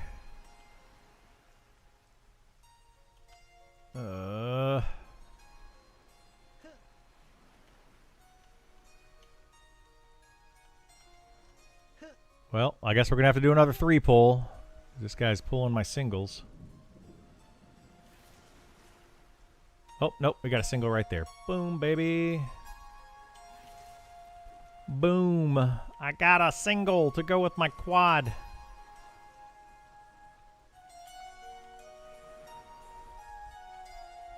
We're going streaking in the quad.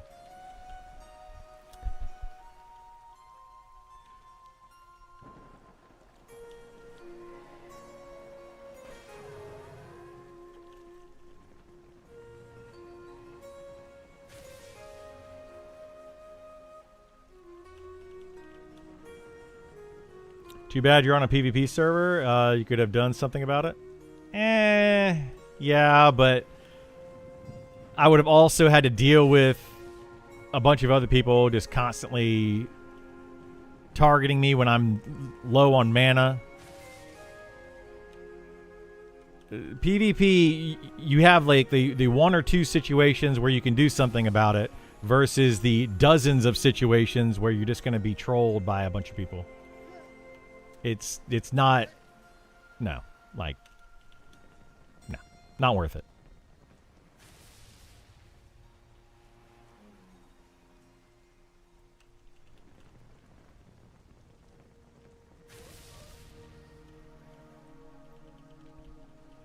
Because like right now, with my next nuke, I have like low mana, right? You're low on mana. Somebody comes up behind a wizard, low mana. Boom, dead. Like, what are you going to do about it? Nothing.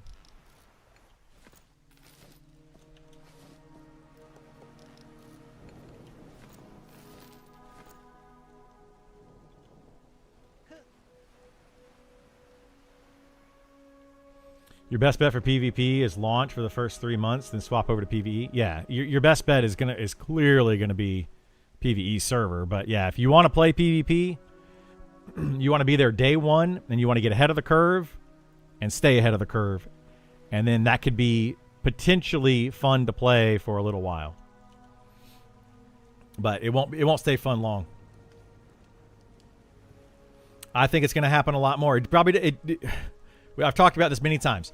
It's not happening right now on this game because there's so many people that just want to play PvE in this game that got onto the PvP server, and they're willing to play on the PvP server because they want PvE. I think it is way, way more than what people are, like the PvPers are thinking. The PvP server is probably a good 50%. I don't know this for a fact, clearly. None of us have the actual factual numbers on this because it's kind of arbitrary numbers. But I would imagine that over 50%, probably closer to 70 or 80% of the population on the PvP server just want a PvE. They have zero intentions of playing PvP whatsoever. None. So what you're seeing are people that don't want to play PvP just playing on a PvE server or a PvP server. They just want to see the game. They just want to play it and try it. That's really what you're seeing. Anecdotally, it's more than 50% by a large amount. That's what I think. I think that currently the PvP server is probably closer to 80% PvE players that have zero intent on doing PvP whatsoever. They just don't care about PvP at all. And that's why you're not seeing it much. It's just like that. It's very simple. That's why you're not seeing them PvP.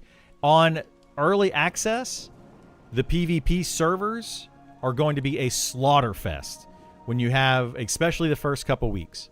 It's just going to be people griefing other people. If you're at a camp and they don't want you there at that camp, they're just going to kill you.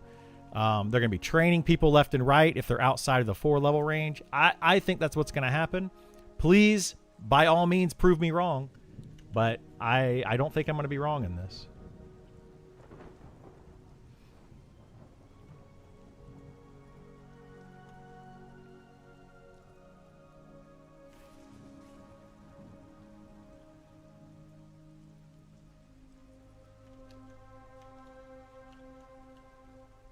Hey, what's up, Dan? How you doing, bud?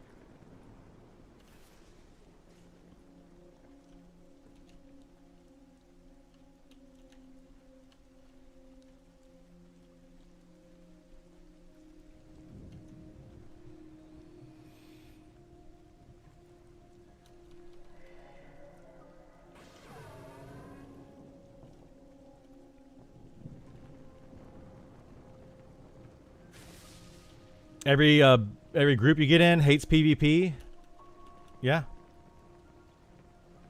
I think that the majority of people on the PvP server right now do not like PvP. The vast majority of them. And they have zero intention of doing it. Think it's better for them to let players choose for more accurate data? Absolutely. It's way better to let them choose for more accurate data. But they did, like... They allowed people to sign up for the PvP server for the PvP lottery, and the chances of getting in the PvP server on that lottery were way better than the PvE server. So people signed up for the PvP lottery. I mean, it's really, to me, it's that simple. It's really that simple. But of course, I can't see the data. Like, I don't have access to the actual numbers. And it would be hard to, even if you could see the data, it's still going to be hard to tell. Because how do you know why somebody signed up for the PvP server versus why they didn't, you know, like, or why they signed up for either server? Unless you have somebody literally tell you, like, hey, I signed up for this server.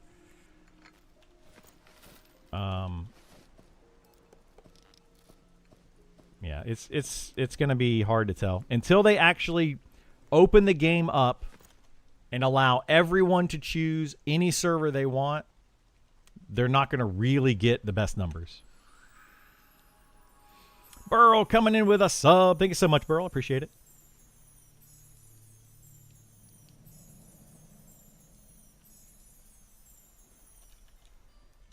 If both servers are open, PvP is going to be nuts. The PvP server is going to be absolutely bonkers for the first couple weeks. The only way, in my opinion, the only way that the PvP server will not be an absolute slaughter fest is if the community as a whole decides to do something about it. Like, they have guilds that go after PKers and people that are constantly training, and they punish those people that they don't like on the server. That is the only way that the PvP server, in my opinion, will work out and be a fun experience. But again, we'll see. I'm not going to play on it because I don't believe it's going to be a fun experience. So when they did this in Pantheon, everyone had access to both PvE and PvP servers, everyone that bought the game. And what ended up happening on the PvP servers in Pantheon, it was an absolute slaughter fest. It was terrible. And people were just running around killing other people, and people got burned out within a couple weeks. And the game was just it was done. The PvP server was just done.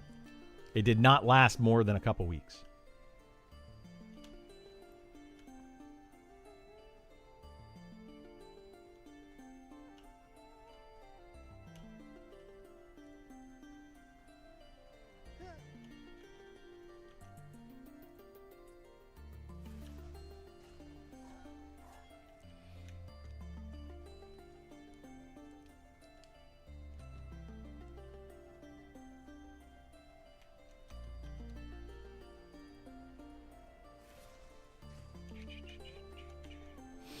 Sean was real mad this morning.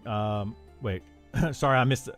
Agreeing with you. I got PvP by luck, but not a fan of getting ganked randomly. Yeah, I don't think most people on that server are. I tried to explain that to Sean, and he sees it. He understands that, and he sees it, but he disagrees with me, and that's fine. Like, he can disagree. But yeah, it's just, it is what it is. I'm not gonna keep talking about it all day. We're not gonna dwell on it like I have in the past. Sean was real mad this morning. Someone trained PAL guards to the bank, or pale guards to the bank, and on the PvP server or on the PvE server.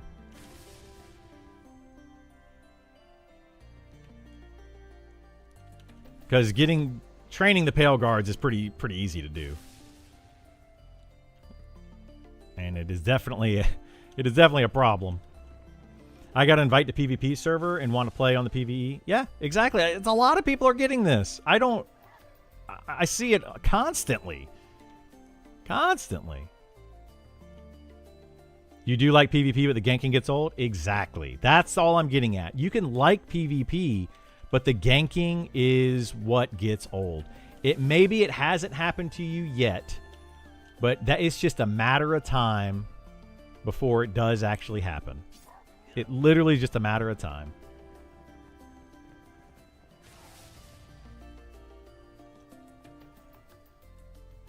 And it gets old very quickly.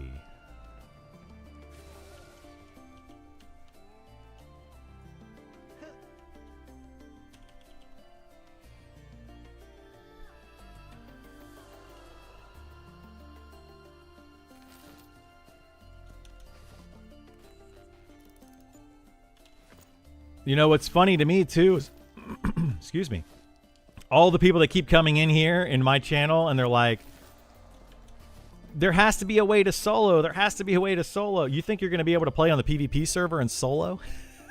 Like, yikes. That's not going to happen. Is there any safe zone in PvP server? No.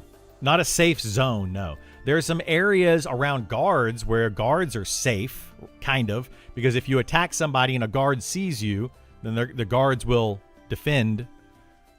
But no, there's no safe place, period, in PvP. Somebody could theoretically go in and train the guards away and then kill you if they want to. The rules are different here also. Training a group is acceptable. Yeah, I'm telling you, like, the whole thing is going to be terrible. It's going to be terrible. But we won't, the devs will not see it until they actually open it up and allow people to choose.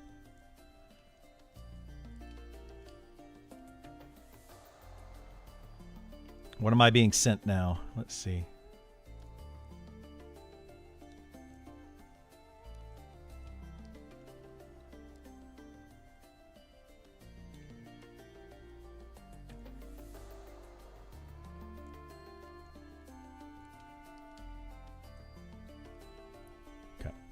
My girlfriend sent me something. I was checking real quick. I mainly despise PvP and MMOs since they actively sap resources from the game for no real gain. The only acceptable option, in my opinion, is to toggle red and ignore the server forever. Yeah. I mean, most deaths happen on low level at vendors in towns. Is that really what's happening over there? Is it just people like just griefing other people on the vendors? Sounds super fun to me. Gee willikers, I wish I could do that.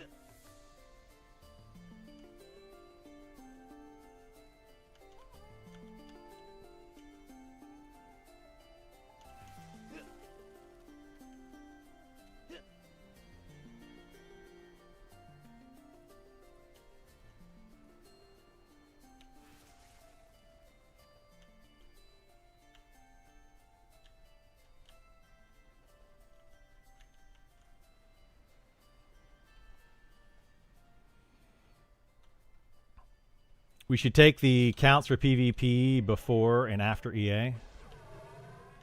Yeah, I mean, yeah, just open. If they were to just say everybody on, like, open up a brand new PvP server and a brand new PvE server and invite, say, 10,000 people to it, what do you think would happen? That would be a good way to do it, right? And all brand new 10,000 people, invite all of them to both a brand new PvE and a brand new PvP server. See where the people actually go. Where do you think they would go? I'm going to say they're going to go 90% of them, I would say, would go to the PvE server. And then about 10% would go to the PvP server. And then out of those two servers, the PvE server will last until early access starts. And the PvP server will die out within a couple of weeks. And people will be like, it's not crowded, blah, blah, blah. They'll start complaining, just like they did when they first started the PvP servers, these beta servers. Because they started a brand new PvP server and a brand new PvE server when beta started, and not enough people went to the PvP server. That's why they decided to start giving out more keys exclusive to the PvP server. Because nobody, like not nobody, but very few people actually chose to go to PvP.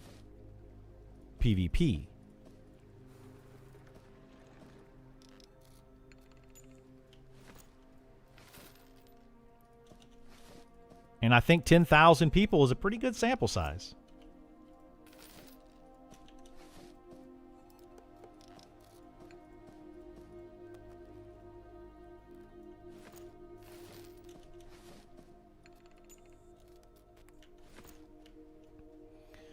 Sucks when you're farming for money for 1 to 2 hours and someone comes along and ganks you and loots it all. Yeah, it sucks. It's just everything about it sucks.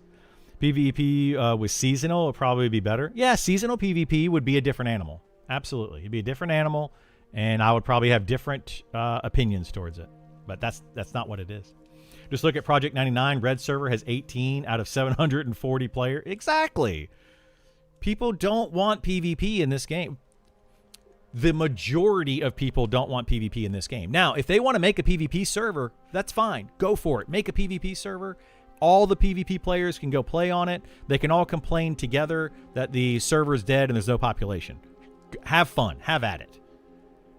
But right now, the numbers they're getting on that PvP server, I feel like are just arbitrary number. They are not actual, factual numbers because of the way that they're currently giving out the whole lottery system and that whole thing. It just messed up everything for their actual data. So I just they would need to do something different to get actual good scientific data.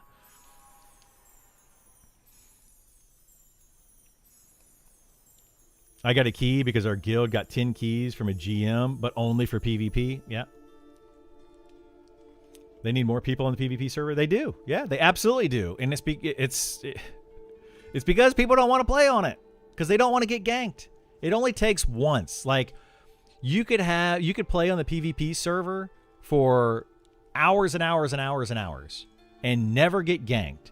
And then that one time you log in, you decide, I'm going to go AFK real quick. You look around. Okay, nobody's near me. I'm going to go to the bathroom real quick. And you come back, your character's dead. Somebody killed you. You go back to get your corpse and they kill you again.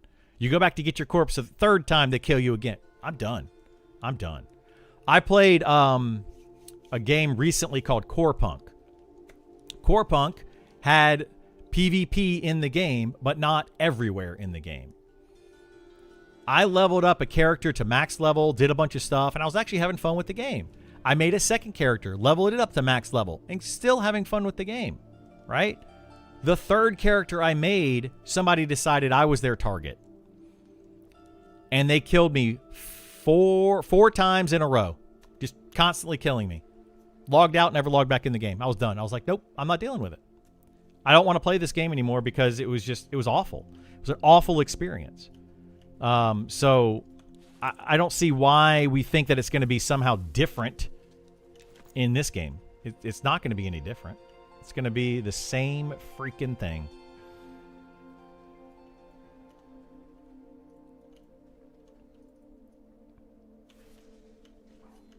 But yeah, I literally have not logged back into Core Punk. Even though I was enjoying Core Punk, I was literally enjoying the game. I didn't like the PvP side of it though. And for a long time, I didn't get involved in PvP. It didn't affect me whatsoever. Until it did. And then when it did, it was just over.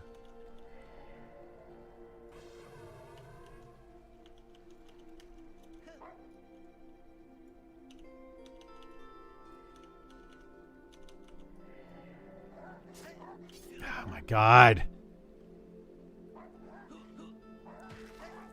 Jeez Louise, dude. Are you serious?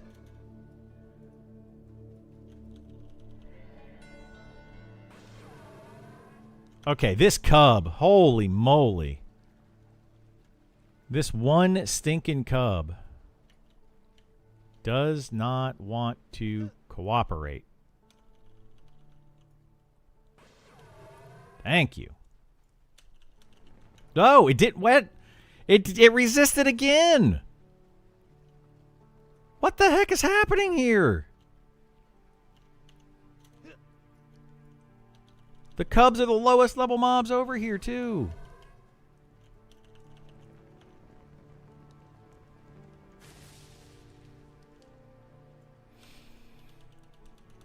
My point, seasonal PvP then saps development time for the actual game. Oh, no, it does. Yeah, it absolutely does. Yeah.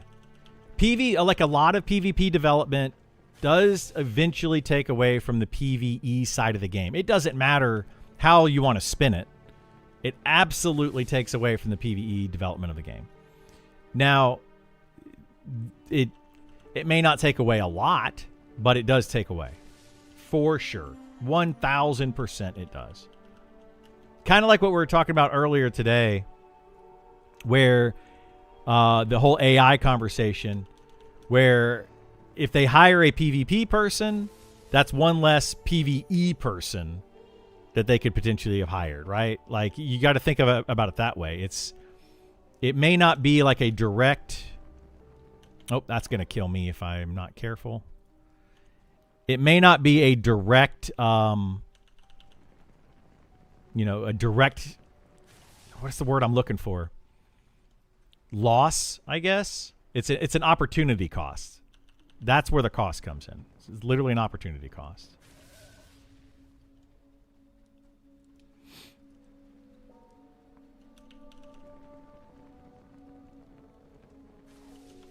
But I mean, if they like I've been saying though, if they want to have a PvP server, there's nothing wrong with that. That's fine. Make a PvP server. Just know that majority of your player base couldn't care less.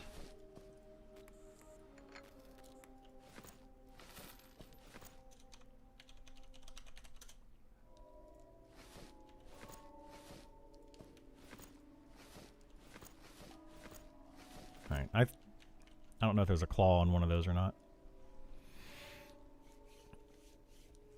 Let's see. I have a 30 wizard and a 38 monk with a good amount of gold and high-end gear and would give it up to start over on PvE, right?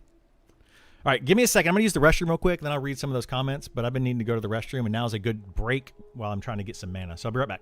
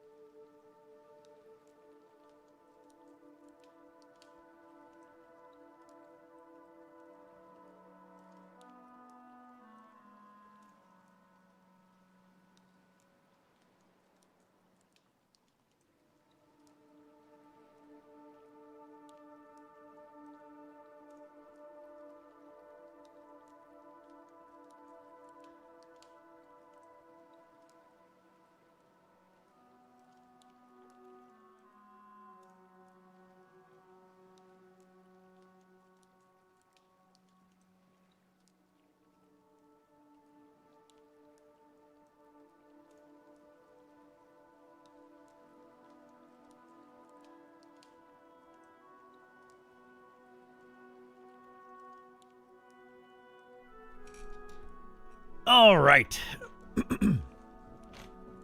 All right, sorry. So true. Was camping and named. Took me a while to get it. High level came by and said, "I want the camp," and killed me. You had no chance. Not my jam. Exactly. It's awful.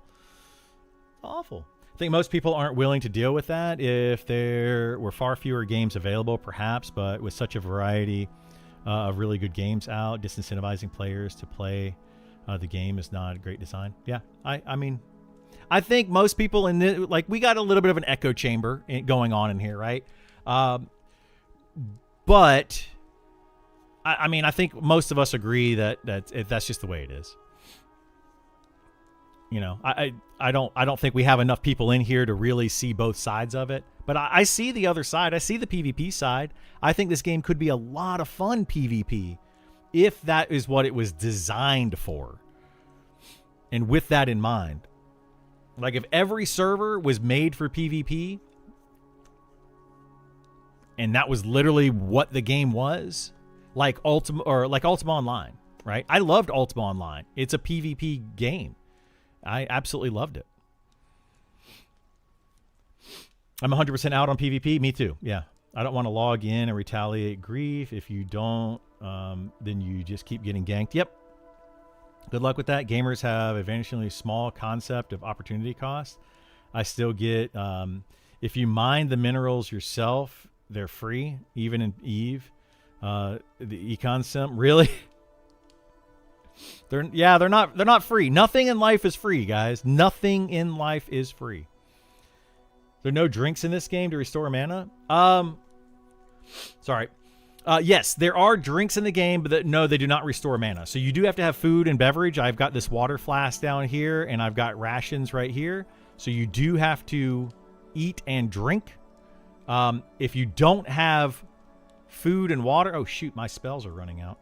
If you don't have food and water, then you won't regenerate health and mana.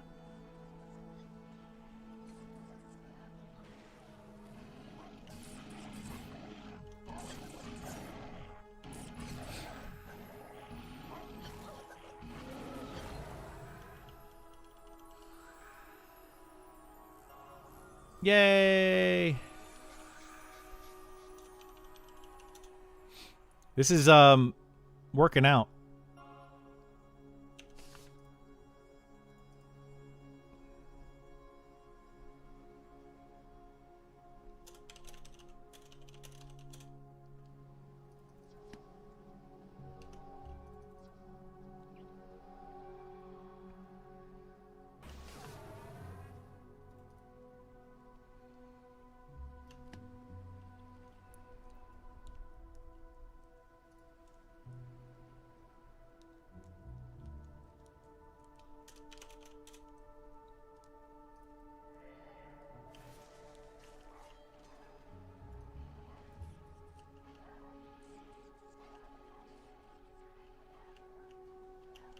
Oh boy.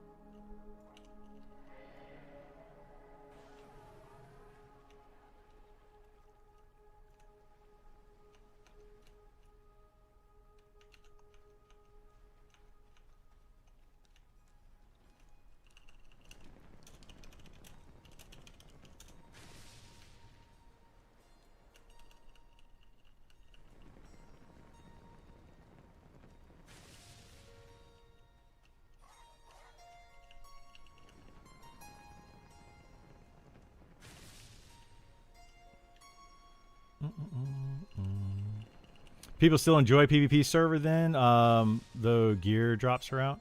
I mean, I'm sure people will enjoy the PvP server, and I think that's the thing, right?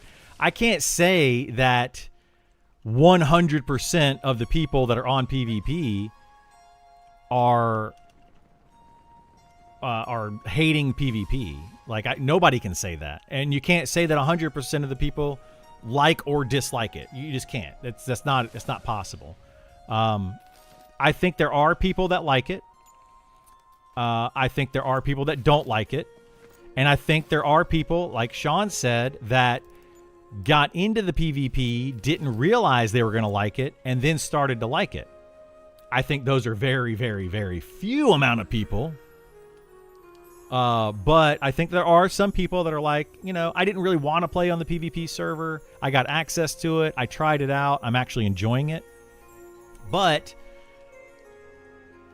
those kind of people, it's going to be very, very, very hard for us to find those people and then understand why they liked it. Because let's say that you are on the fence between PvP and PvE, and you join the PvP server, you happen to pick the right class, or you play with a group of people, or you just don't get ganked a bunch. Those kind of things just don't happen to you.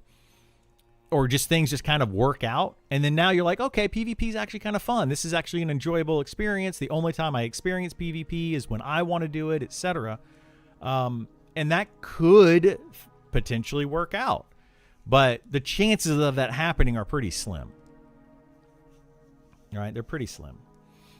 So I think that people can absolutely enjoy the PvP in this game. They can, if they go into it knowing how the PvP works. Wonder if devs enjoy PvP because the server completes itself.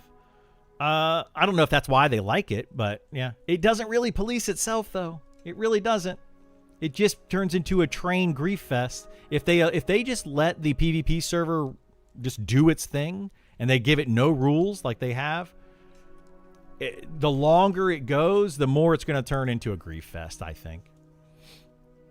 But I haven't had too much trouble with that on the PvE either. If a camp is busy when I come through, I either ask to join, wait, or go do something else for a while. Well, that's on PvE, yeah, because those are the rules as written on PvE.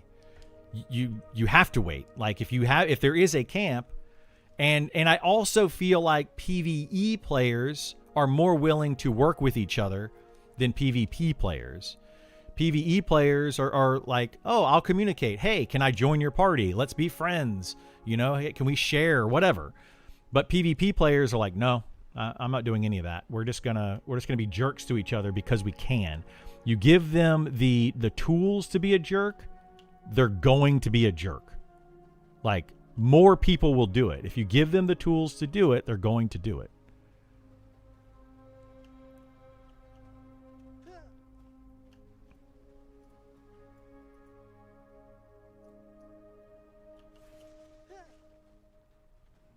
So, like, I don't know. I'm thinking, like, you have to look at it in terms of, like, a psychology kind of thing, more so than anything else. Like, you can't just look at the numbers and be like, okay, this is how it is. You can't look at that either. You got to look at the psychology behind it. There are so many people that will go to a PvP server just because they want to be able to grief other players. They will literally do it to grief because they find enjoyment in that. I don't know why they find enjoyment in that, but they do.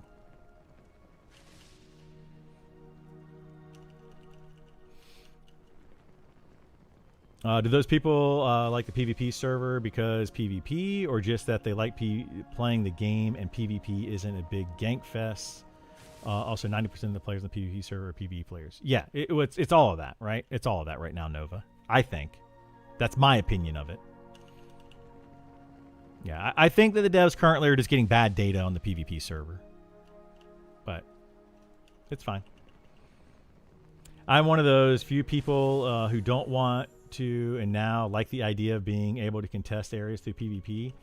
I still have a PvE approach. Camping tend to honor the mindset. Yeah, and so in that right there, Horatius, I think that people will enjoy that, and that's why I say, and have said many times, that I think if the community as a whole for this game decides to police itself, they decide to create a community that goes after the PKers, the griefers, the trainers, those kind of people that are clearly going to ruin the game for everyone else.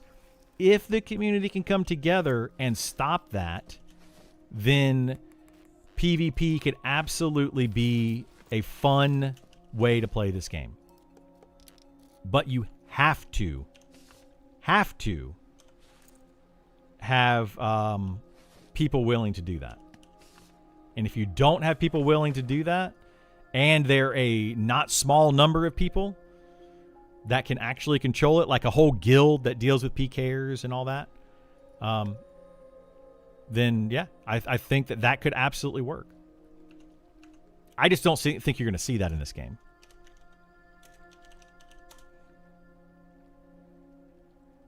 At least not in the beginning, right? There's going to be a thing in the beginning. It's going to be a bunch of griefers that are just trying to PK everybody and train everybody, and they don't care, and they're like, haha, teabag, get off the server, noob, you suck at PvP, etc. That it's just going to be those people.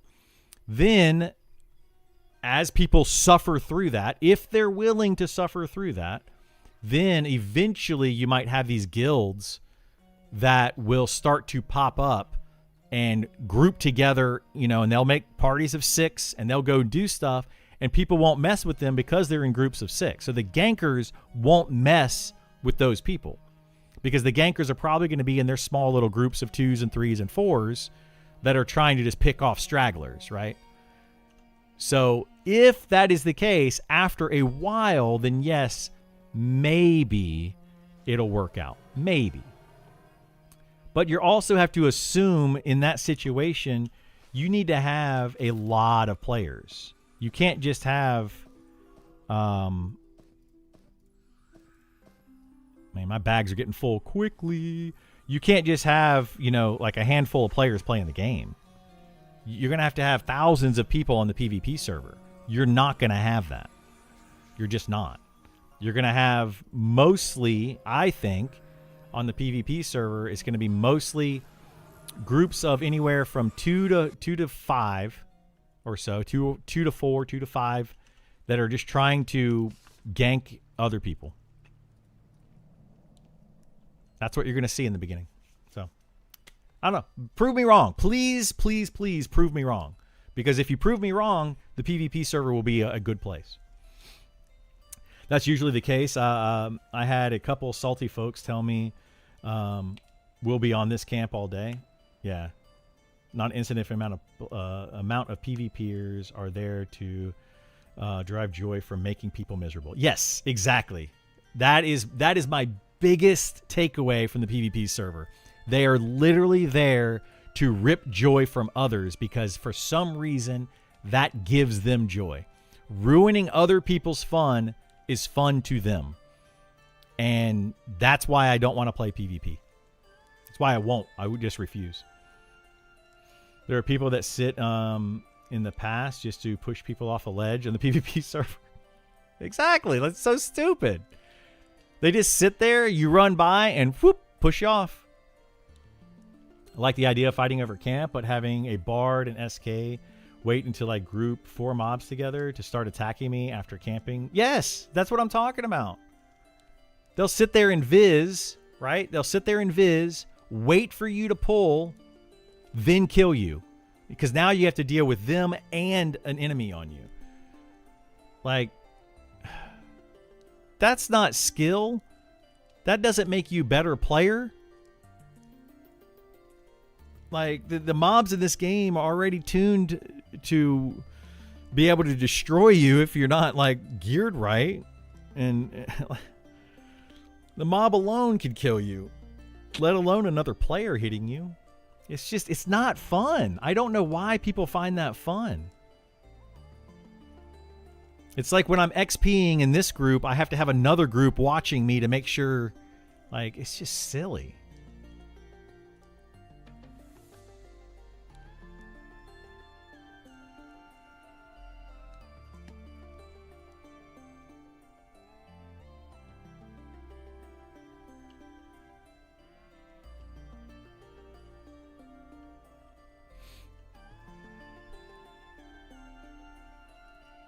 But, then again, PvPers can stay over there and do that. Have fun.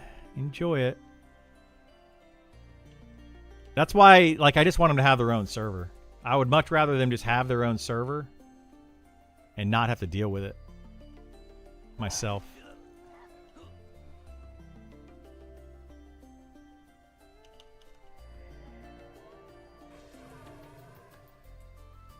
So I'm all for the devs having their own PvP servers. But Sean did say recently they brought on a new person to work on PvP exclusively, right? He did say that. And because it's a volunteer basis right now, you know, is that person working on that? It doesn't really take resources away from anything else because it's a volunteer basis. They found somebody that was willing to do it, and it doesn't take away from the PvP side of things for now, right? But it eventually, when they're paying people, you know, are they going to be willing to pay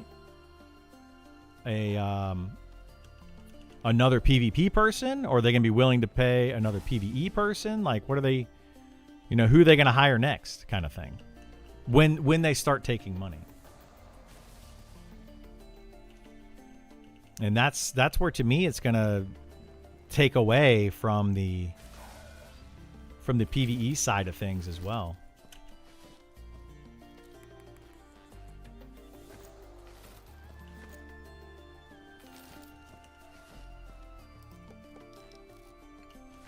But, you know, they're going to do what they're going to do, and that's fine. It's fine. It's their game. They can build it how they want. I just hope that we get a lot of PvE content. I hope we get more as the game continues to develop, more high-level PvE content and raid-type stuff, things that you can do that require certain gear, that require a certain amount of people. That's what I'm hoping for in the game. And they are planning to do some of that stuff, and they're delivering, I think, fairly well. So I hope they keep going in that direction. If they stop doing that, if they just completely stop focusing on the PvE side of things, and they start focusing too much on the PvP side of things, I will be one of the first to quit the game. I'm just not going to stay. Like, it's just, they're not at that point building a game for me, or a game that I would like. So, and that's how I feel about it, though. Like, how I feel about this game in general is they're building a certain game right now, and it's made for a certain type of player. And there's certain people out there that are going, no, you need to do it this way. If you don't make the game completely solo, then it's going to kill your game. Well, let them kill their game. You know, let them kill their game. If they start making this game fully PvP, I'm not going to sit here and be like, stop making the game PvP. Oh my God, it needs to be this other thing. I'm going to go, well, I guess they have chosen where they want to go with the game. I'm out. And I'm just going to quit. I'll go find a different game that caters to the type of playstyle that I look for. I really don't understand the people that are just trying to change this game to something that clearly it is not designed to be.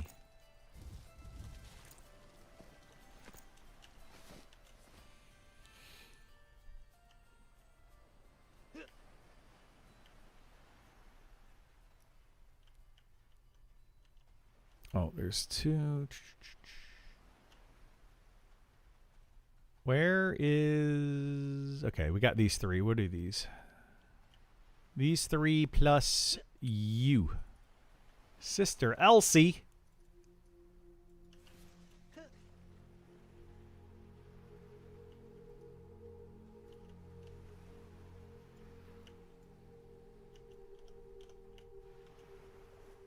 No, they should open a PvE server and send the invites to all the people in the PvP server and see how many people move. I mean, that's an option, sure. They could probably do that. And I feel like some people would move. I feel like some people would not move. But sure, that could be it. Like, just take everybody on the PvP server right now, give them a Give them the option to now play on PvE or PvP. They can choose which one they want to play on. I think that would... I don't know that it would fully tell the answer, because there will be some people that would say, you know what, I've already put in, hundreds of hours on my PvP character. I don't get ganked enough. It's not really a big deal. There will be some of those people, sure.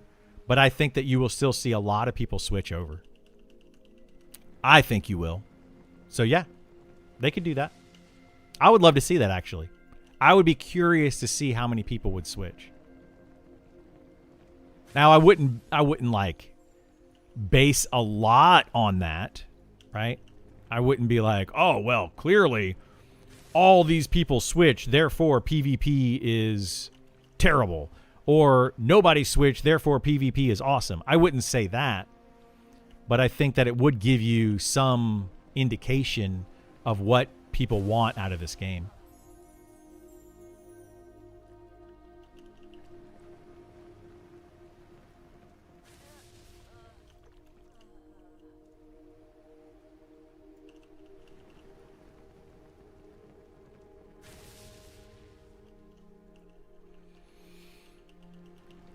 On the same token, I'm very much waiting until the fully implemented TTK changes, class changes. I'm not going to Doom, but I'm just curious what's... Yeah, I mean, you're not wrong there.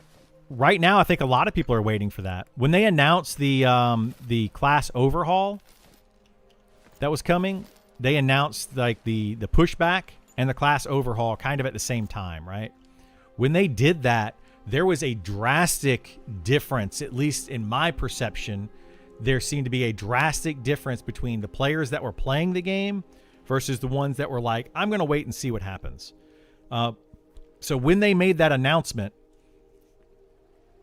there were like, a few hundred people, whatever. There's five to 800, depending on the time of day, etc. That were playing the game. And then those numbers dropped. I felt like people were playing less. They might log in. Like Ashawn has kind of showed this. The peak concurrent kind of does this, right? It has like an up and down based on the time of day and the days of the week and all that. And they have the peak concurrent. But when you look at the actual time played on average per player, I feel like that's going to consistently go down. And when they announced that they were pushing it back to October, I felt like that number dropped. Like people were like, okay, I'm going to wait and see. Like, we don't need to play it as hard now because the game is not coming out in June. We have all this extra time to play it and check it out. It's not really a big deal, et cetera, et cetera. So I feel like that number just dropped a good bit. I'd switch to PvP encounters I've had getting ganked, usually while mining. Yeah, I think a lot of people would switch because of situations like that. And it's not... You can get somebody from both sides, be like, oh, I've never been ganked on the PvP server. And then you have somebody else that's like, I'm ganked daily. And it averages out to being just a frustrating, annoying situation. I got ganked porting to the Druid Rings yesterday. That's rough, dude. So you're just sitting at the Druid Rings and you ported to them and immediately got killed? That's rough. I personally feel it's telling that they just stated, we know what our TTK target is, but we're not going to tell you guys. Yeah, they did say that they have a TTK target, but they just didn't say what it was. I think it's around 45 seconds. That's my guess. It just, based on... Because I feel like in the higher level, TTK right now in the 50 range, in a full group of correct levels, killing the monsters, right? Killing things of that level range. Not a group of level 60s slaughtering a bunch of level 50s. I feel like at the right level range, without charm, you're looking at about 30-second TTK. Currently, between 20 and 30-second TTK. And I think that they want to increase that a little bit. So once they take charm out, everybody will be around that 30-second mark, and then add a few more seconds, maybe get it up to about 45 seconds. So I think 30 is like their minimum and 45 might be their maximum of what they're looking for. But that's just a complete guess. I guess I should just phrase it better. Understood there are definitely some problems with classes that need to be looked at. But some of this feels like they are swinging the bat too hard. Again, I'll save Doom until I see it in game. Yeah, I mean, I think they need to swing the bat much harder right now. I don't think they've done it enough in enough of the right places. I think that they have done it too much in the wrong places, but not enough in the right places, which is kind of what I've been seeing. For example, when they took out Call of the Hero, they just Call of the Hero's gone. They took out the ability to summon your pets like to you, the pet summoning ability or whatever. They just took it out, which I felt like those were swinging that bat a little bit too hard. Like it just didn't make sense to me. But when it comes to XP changes, they have not swung that bat hard enough. XP and TTK and all that, and pushing people into group content rather than solo content, I feel like they haven't done nearly enough of that.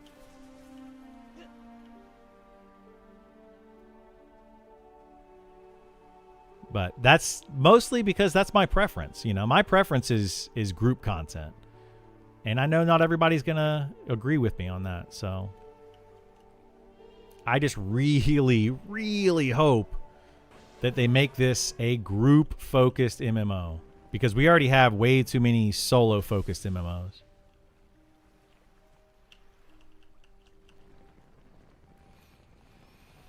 Either they're scared to tell us or they don't actually know. I think 60 to 90 is the ideal target myself. 60 to 90 seconds. I mean, it might be. I think that a 90-second TTK is going to be too long, and it'll turn a lot of people off. I mean, I'd be okay with that, personally, because I like the longer fights. I think the longer fights are fun. They're more like fights of attrition rather than anything else. But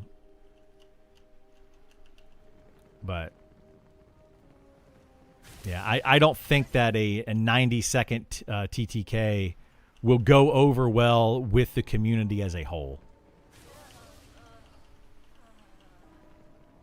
60 seconds is probably the absolute cap that I think they'll go with. But I think 45 is probably where they're going to end up sitting, somewhere around there. But that's just a guess, guys. It's just a guess. My guess is no better or worse than anybody else's in chat.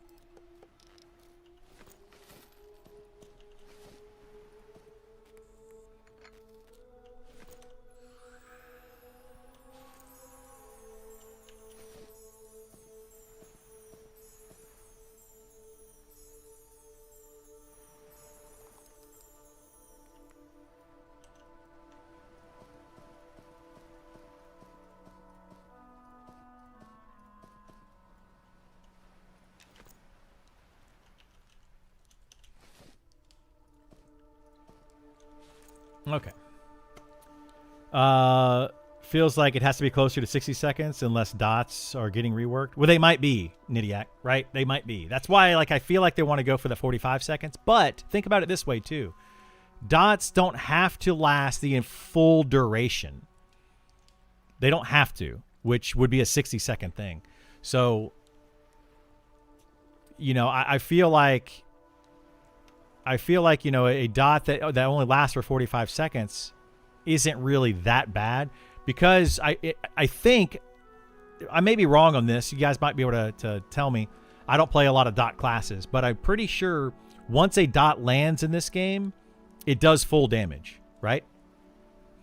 Like it's not each tick is resisted or not resisted. So that means to me that it would kind of balance out the direct damage nukes versus dots if they did it that way. People are already complaining nonstop about their dots being useless, though. I know. I made a post on it. I started that argument, I feel like. I made a post on it during alpha, and I was like, this is ridiculous. It was the Necromancer post. It was this. I'll show you the post. that I'm talking about. Is it even still there? I don't even think it's there anymore. It must be gone. Must have been archived. But it was under, I think I put it under Necromancer, or was it under just the general feedback? Anyway, I made a big deal about it a long time ago, that TTK needs to go way up. Where is Upper Undead and Fallen Pass? Upper Undead? Oh, you get a group or something, Burl? Go up that ramp when you first go into Fallen Pass. You got to go up the ramp.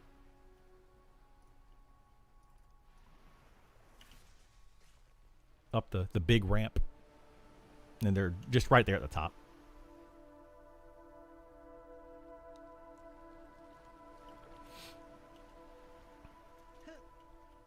I'd like to see tiers of TTK. What do you mean by tiers? Like, how would that work?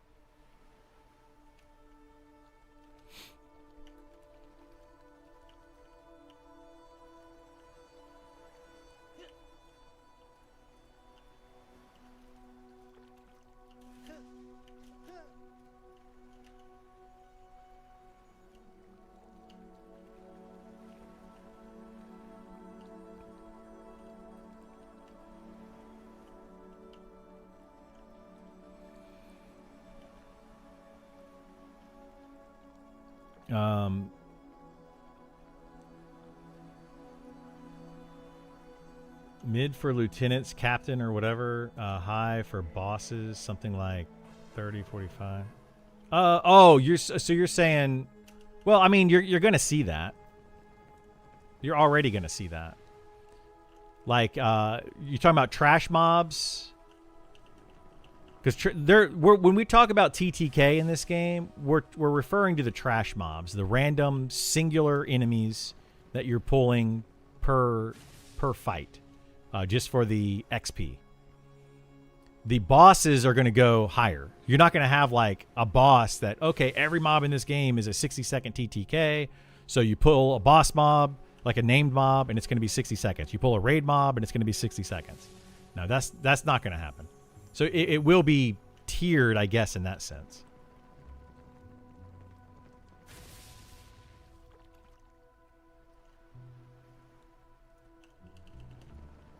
Like these mobs, what their idea is that these mobs will eventually...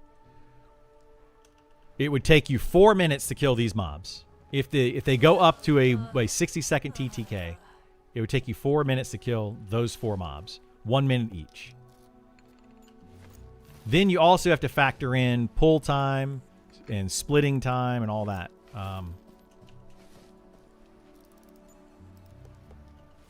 But like right now, the TTK is at this level, around level 40, doing these mobs in a full group, 10, 20 seconds tops.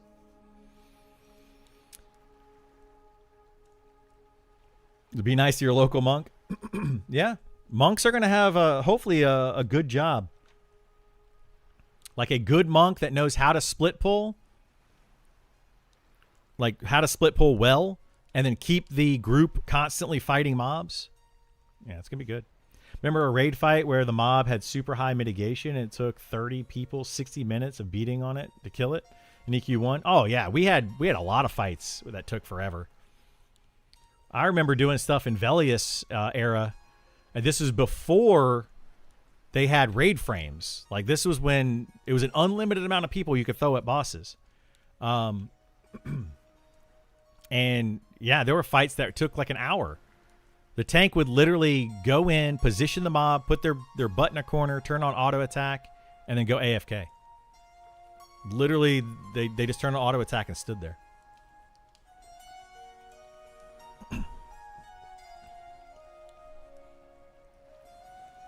Go watch a movie or something. That's something that I feel like they're going to do in this game as well. They're with these new class changes that they're looking at. I assume and I think that they're going to make it to where it's going to be more difficult for people to multi-box. I really, really, really do. I think that's the goal anyway. Part of the goal.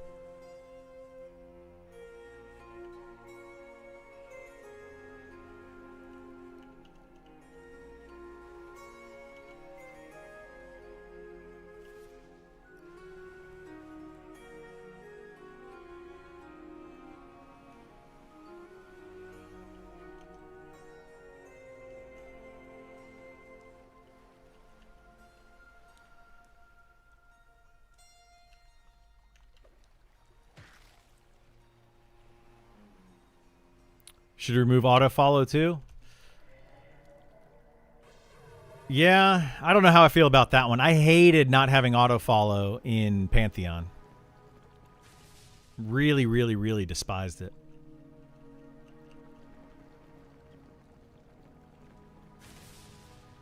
That's worrying since the move to make mailbox or multi-box hard, in my mind, is making you play WoW with less quality of life. I mean, maybe. But I don't know. I think that they really should, as much as they can, remove multi-boxing. I mean, they're trying to remove it. They're trying to alleviate it as much as they can. They're going to give you a multi-box server for those people that want to do it. To me, that's going to end up being like the PvP stuff, right? It's going to be very much like the PvP server.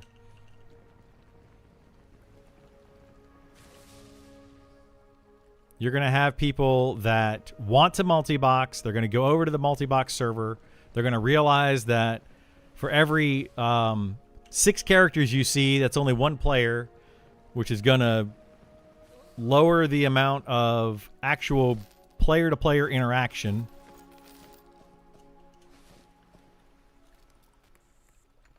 You're also going to see that a lot of groups are going to be self-sufficient. They're not going to need to add more players. But the thing is, they're not allowing people to use things like macro quest. They're going a very hard stance on using things like macro quest, which is going to make multi-boxing not impossible, but very difficult. So I feel like the boxing server is really going to be people that are playing 2 or 3 characters at most. If you try to play 6 characters in a multi-box situation in this game, like you're not going to be very efficient. It's not going to be good. I don't care how good you think you are. You're not that good.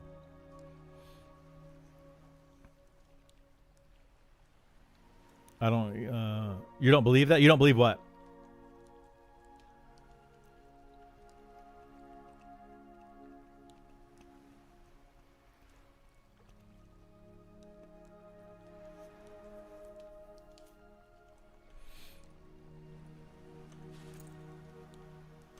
Wait, I don't know. We'll see what happens with the multi-boxing. I don't think. I don't know. The multi-box servers will probably be somewhat popular, just because people will want to be able to play whatever characters they want, log in their friends' characters, all that kind of stuff. I'm the best around. No one's ever going to keep me down. There you go. Love it. I love when we do song lyrics.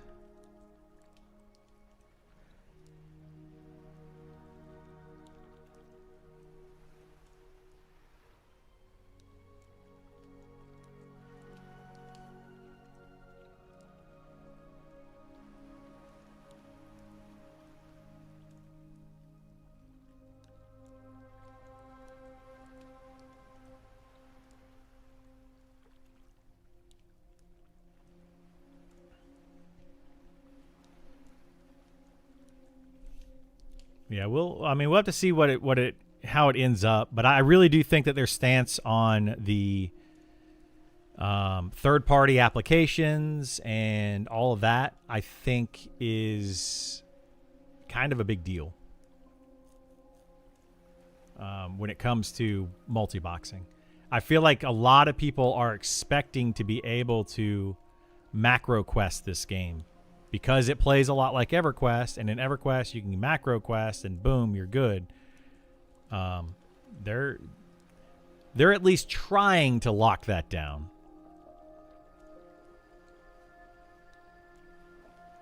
If they're going to be successful in that or not is a whole other story. But they are definitely trying.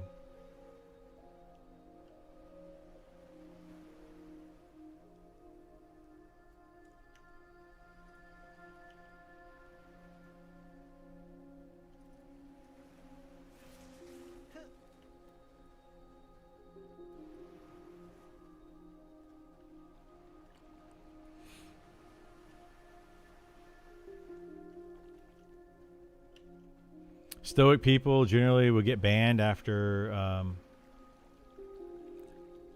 Wait. Oh, toxic people. I was like, I thought that said stoic. I was like, what? I don't get it. I don't know what that means. Toxic people generally get banned after some time. Generally, I mean, some, yeah, some will. But in enough time to where it doesn't ruin the fun for a bunch of people that also quit the game.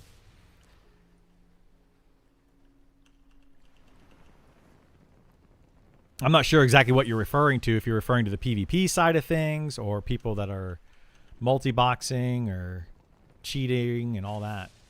But it doesn't take much to annoy people to the point where they don't want to play the game anymore.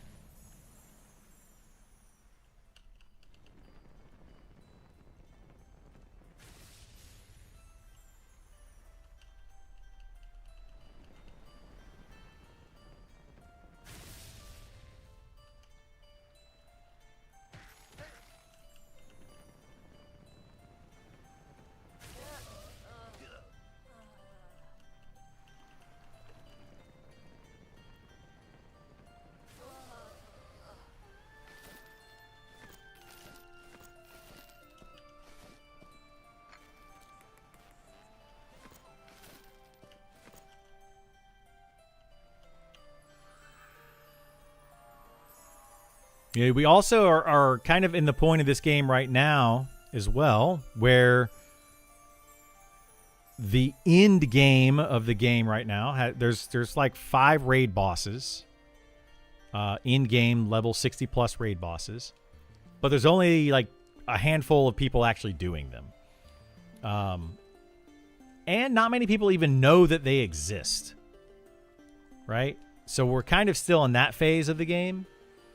And I feel like once we get later on and you have more people level 60, more people that are running out of things to do, and in early access when people are willing to put in more time and effort, there's a lot of people that are stopping around level 20 because they don't want to ruin the game for themselves. They're just like, I'm going to figure out what class I want to play. I want to play all the different characters up to level 20, figure it out, understand the base of the game, and then in early access, I'm going to go actually hard and level up. So there's a good fair amount of people that want to do that. And I feel like that's also going to change the dynamic within each of the servers.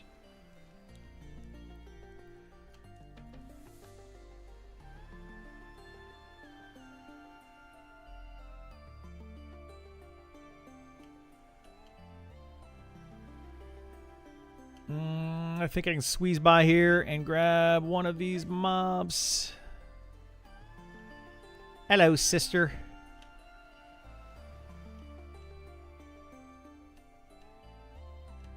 Imagine going hard in a beta.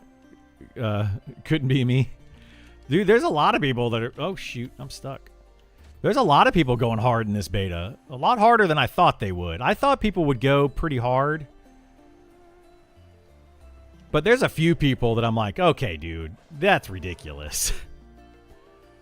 Like, people that, like, literally the people that are fighting over the raid mobs, which I might end up trying to do some of the raid mobs at some point if the guild wants to. Like, I'll show up or whatever. But there's people literally fighting over some mobs. And it's kind of crazy. It's not the majority by any means.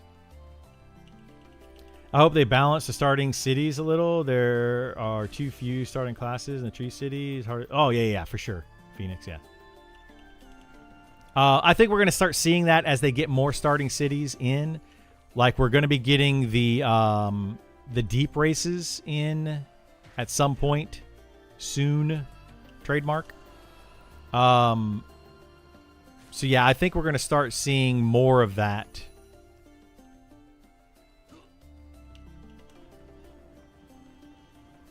But there's going to be 4 starting locations for the start of early access,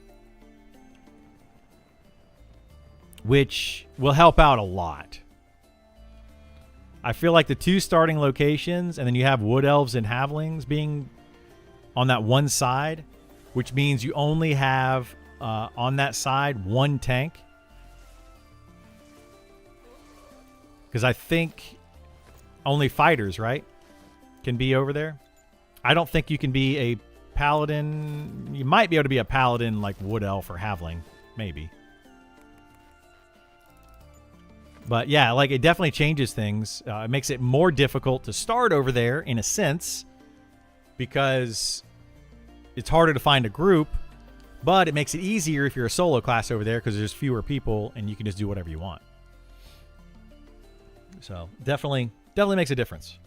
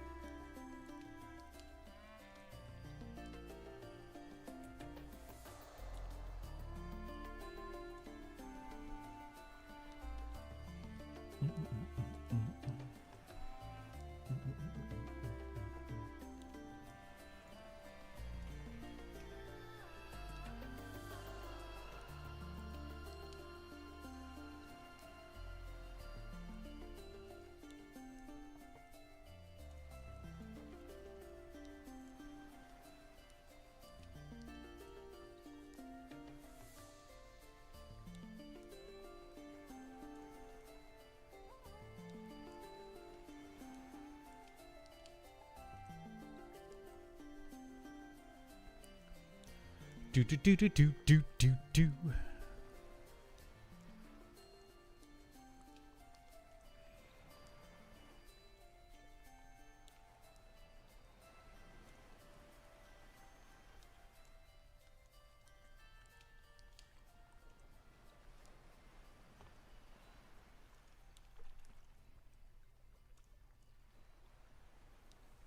I want them to tune the raid mobs. Like I don't even feel the need or the want to do the raid mobs right now. I mean they've got some good gear on them, sure, but they're so undertuned. They're kind of a joke, and it's like I don't know. It kind of rips the fun out of it, you know. I don't feel any sense of accomplishment by doing the raid bosses in this game. Throw some bodies at it and you win. Well, Nyx is a decent fight. It's decent.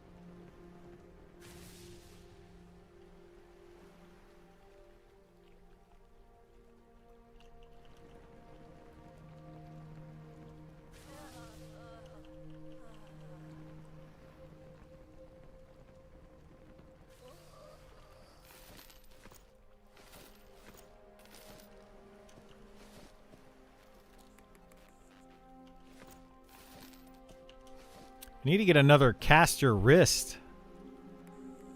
I'm using this Wayfarer thing, which is kind of garbage.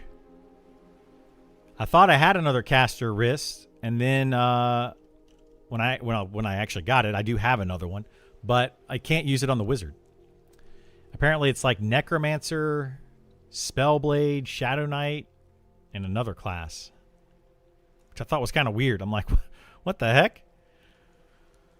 We got this cloth int bracer, and only a few classes can use it.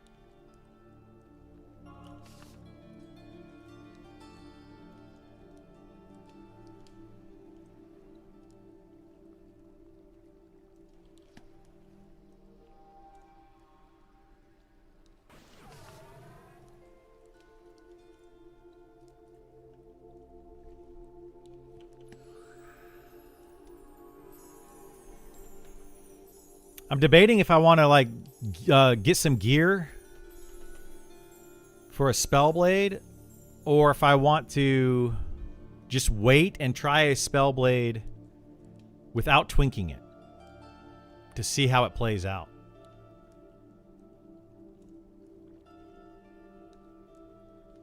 Whenever they actually release the Spellblade.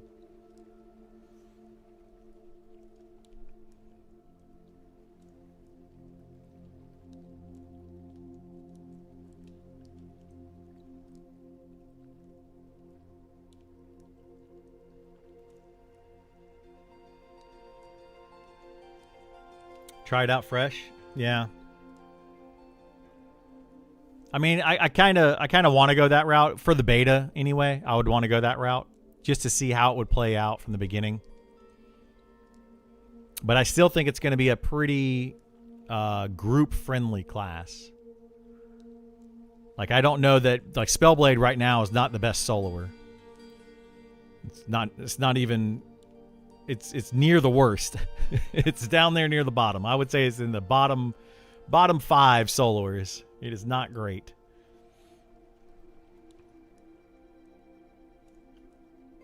But I don't know. I might play the Spellblade some, and try it out when they put all the TTK changes in, and oh shoot! I was gonna grab that, but it is a sister and a father. Son of a gun.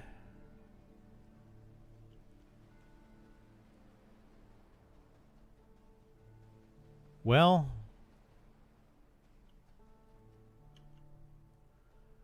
we have to wait now for something to spawn. What about these?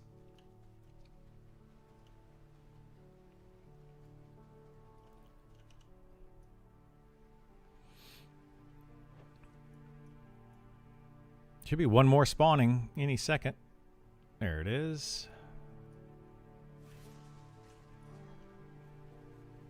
But yeah, I'll probably do a fresh run on it.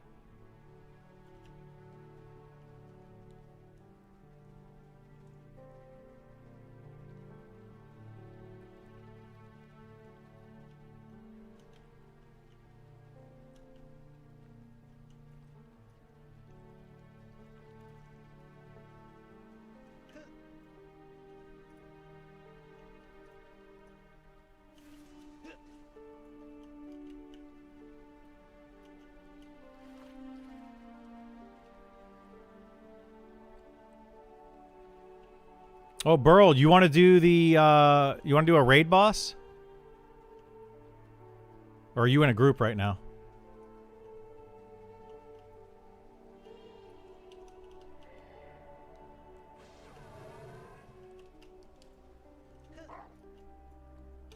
In a group? Okay. Just figured I'd ask. It looks like it looks like the bone construct spawned and people are trying to kill it. And it's a level locked level 20 mob. So you could join in if you wanted to, but if you're in a group, I would just recommend staying in the group.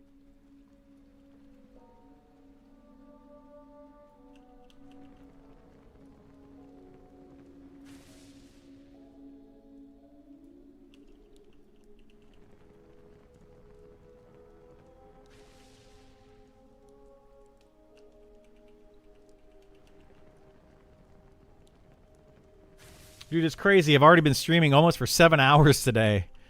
And it's because I got up early. Show of hands in chat. Do you guys want the earlier stream? What time is best for you all? I usually stream at 9 a.m. Eastern. That's what time I try to get on. But I don't know. I'm kind of dabbling in this early stream. I mean, for the start of early access, I'll be on really early. I'll probably be playing like 5 a.m. to midnight most days.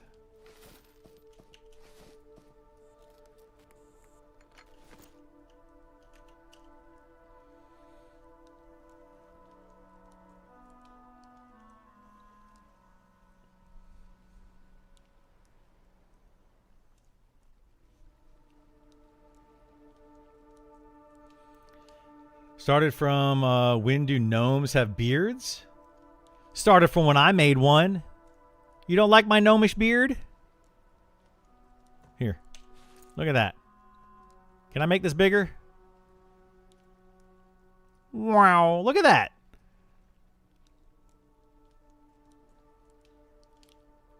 It's amazing.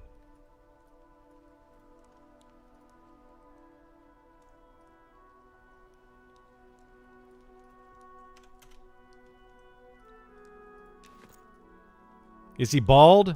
I don't think so. Yeah, he is. I think he's got like hair in the back. Yeah, he's got hair in the back. This is basically what my EverQuest 1 character looked like. Although I don't think I had the beard. I think I just had the balding in the back thing. They were all bald before? Yeah, I guess they still are bald. He just has the back hair. The back of the head hair. Uh-oh, I need to get more firewood. Wow, wow. Wow, wow, wow, wow. Hey, Burl, how are those items treating you, by the way? Do you notice a difference with the staff and then the 3 items that I gave you? That should have been like an extra, like 25 or 30 intelligence. Is there crafting and gathering? There is, yeah. You can gather herbs and ore and then wood. So you can gather those 3 things. And then you can craft potions with the herbs that you gather. You can craft armor with the ore that you gather. So yeah, it's hard to say, just more mana. So yeah, it helps. Yeah, it's going to be a lot more mana. You should be getting like 6 or 7 mana per intelligence. So it should add up to a decent amount. The damage you're not going to notice right off the bat. Here, I'll show you on this one. So this is, I'm doing 500 damage base with my fire spell. Let's go see how much I nuke for. You can go ahead and start it now, I guess. Let me see if there's brother, what is this? That's a cub. What is this? Brother. Okay, we can do these. We'll see how much I nuke for. You see how much more damage you do. It's approximately 1% more per like 15 intelligence. So I should be doing close to 15% more damage per hit. So if it's 500 plus 15%, that would be 75 damage. So I should be doing a little bit less than that. Let's find out. So we do 575 would be what I should. And it's going to be just under that, I think. Let me get these snared, and we'll nuke. So 565 damage is what I'm doing, which is about right.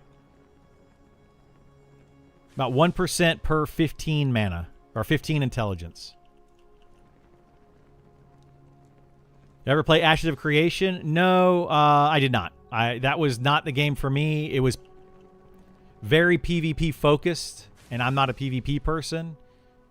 So nothing about Ashes of Creation really stood out to me as something that I would want to play. So yeah, I never got into it. Never downloaded it. A buddy of mine did buy it and has been trying to get it refunded ever since he bought it. And they won't refund it to him. I told him not to buy it. I don't know why he did.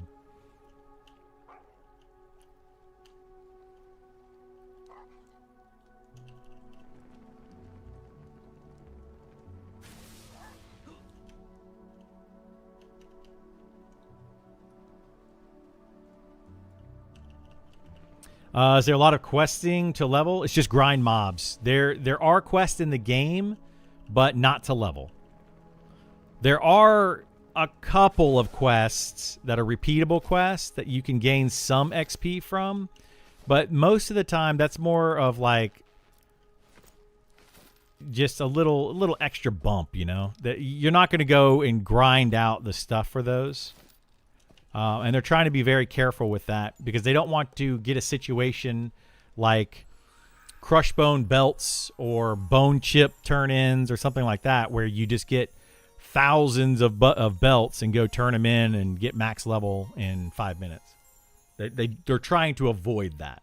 So the majority of this game is going to be grinding. Is going to be, let me get away from the word grindy. It's going to be killing mobs to gain experience kind of thing, which is going to be grindy to some people.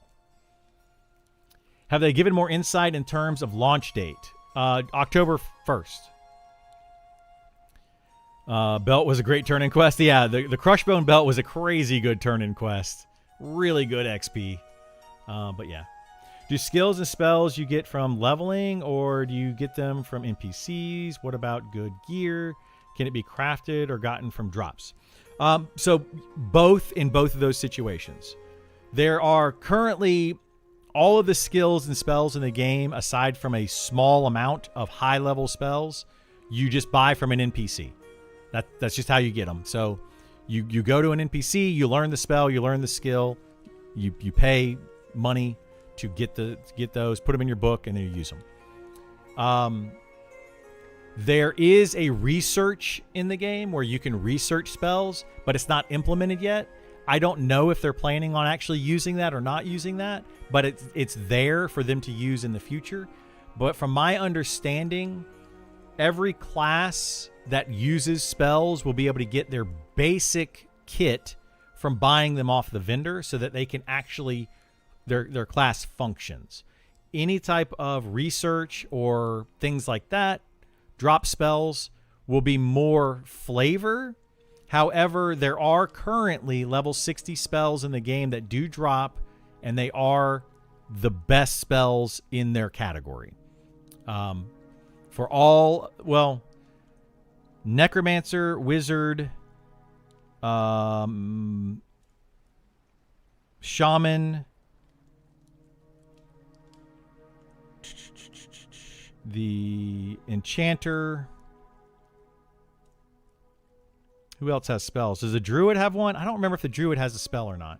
But there are a few spells that are level 60 that are drop only. But I don't think that Sean actually knew about those until recently. So those might be going away.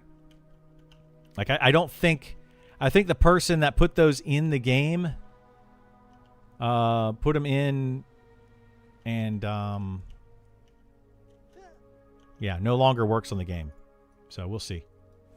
Druid spell is the AoE lightning, so they do have the Druid spell. Okay, I couldn't remember if that one dropped or not. I couldn't. Yeah, I'm like, I don't know.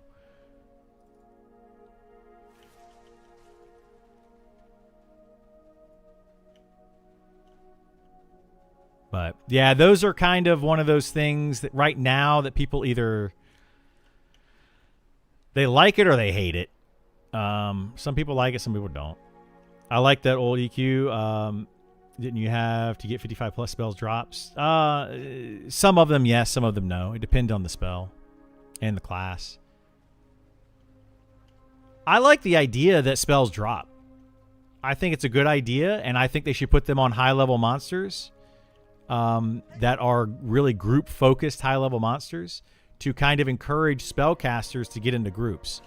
Because I think that the melee in the game, specifically, especially tanks, my gosh, 2 resist, especially tanks, suffer because they have to have gear. If they don't get gear, then they're terrible at their job. So, anyway, I think they should. But anyway, that's how it is work. That's how it works right now. As far as crafting gear, yes, at low level, you can craft pretty decent gear for low level. As you get higher level, I would say level 30 to 40 plus, you're going to be way better off getting dropped gear for most cases. However, there are crafted gear slots or items that you can get. So you can make a helm, chest piece, and legs, enchanted versions of those for all different types.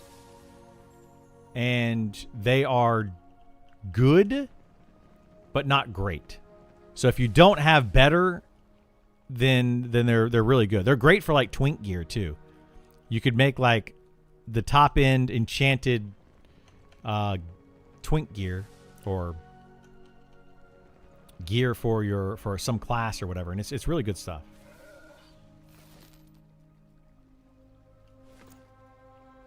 I used it for a while on this character, actually. I made enchanted cotton gear to start this character out, just to make it a little bit easier. The heck is Hoku doing over there?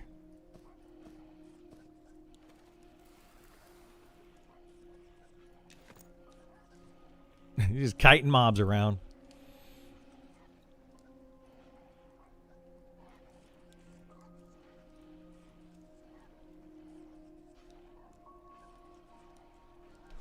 Do shamans still have their nukes because the druid has one? Shaman does currently have a nuke, but according to the class updates, shamans will probably be losing some of their direct damage spells. I'm guessing.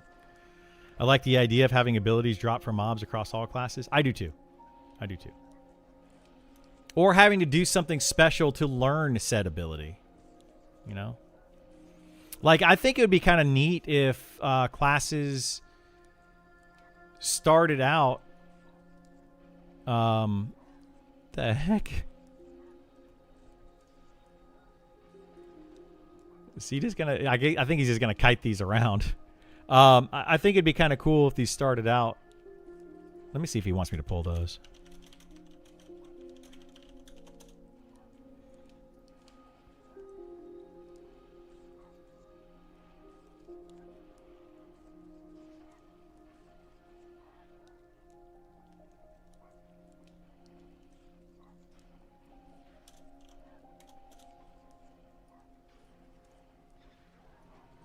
All right, he's good.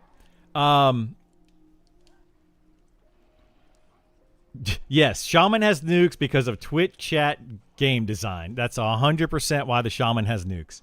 And it was a terrible, terrible, terrible idea. It was a bad idea from the get-go. They should have never had those nukes. But, you know, whatever. They were added.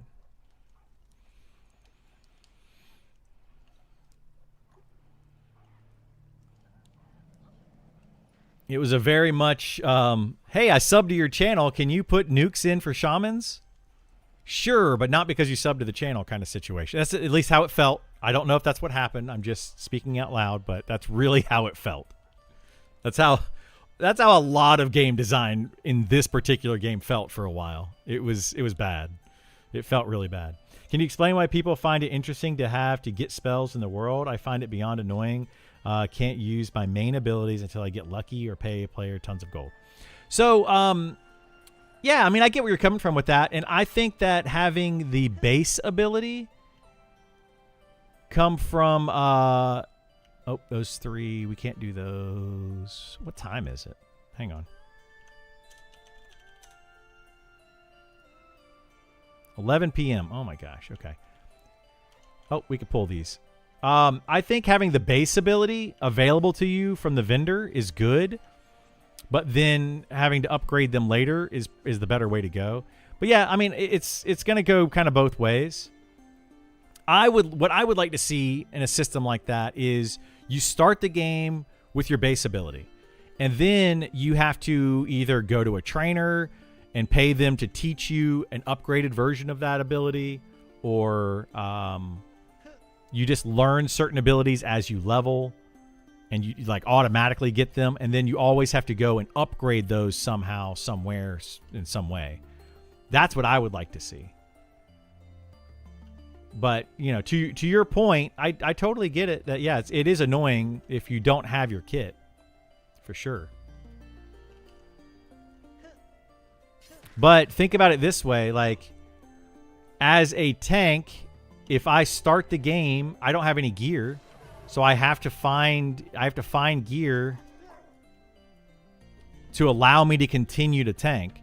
So I think that other classes should also have to find gear to become better, right?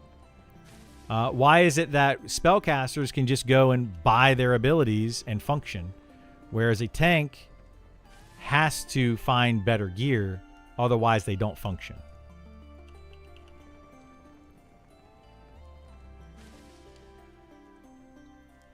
It's kind of weird. Perhaps Monk can learn a level 60 ability from a mob in an abandoned monastery atop a mountain. Yeah, I would love to see stuff like that. I think that'd be fun. And make it like a challenging fight, too. You know, like you have to solo this monk on top of this monastery, on top of a mountain. Right? Like you have to go up there and you have to actually fight that monk solo, so you need to come prepared. And it's going to be a challenging fight to be able to learn that ability or whatever. I like that idea. But not everybody will. I mean...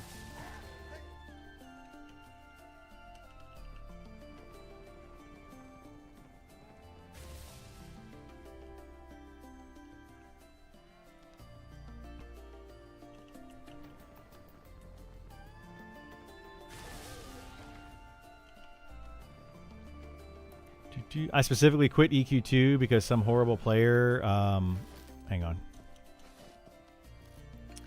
had a heal that dropped and made him 10 times as good. Well, yeah, that's the issue with it. I agree with that. When you have a heal spell that makes you that much better, or any spell that makes you just exceptionally better than the previous people, you know, if you have that.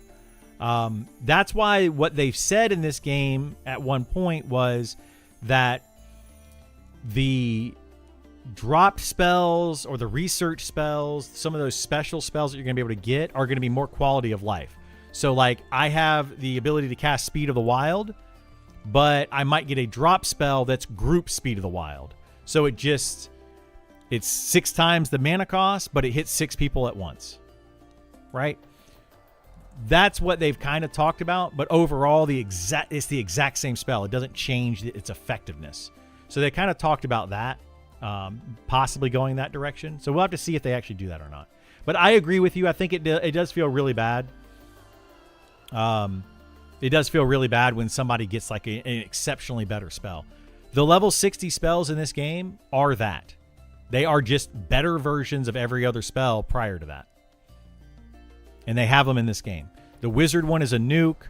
The necro one is a pet. The shaman and enchanter one is a debuff. And they're just literally better versions of those spells. Controls the power creep and also encourages grouping. Yeah, that's what I like about it. It gets these solo classes into groups more. Because right now, your best solo classes, generally speaking, are going to be your spellcasters. So pretty much all 4 int casters are better at soloing than the rest of the game for the most part. And it kind of makes sense to force them into groups or have a way. I can't figure this out. My spell damage is not showing in the chat I made. I checked all abilities thing, my spell damage, and the misses. So what you need to do, Burl, is go here, combat.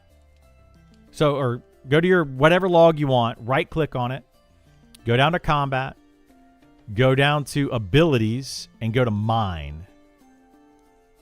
You have that selected.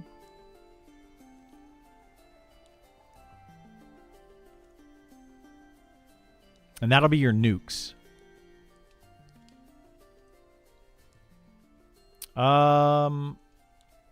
That should do it. So if it's not doing it, then I don't know. I don't know why it wouldn't be showing there.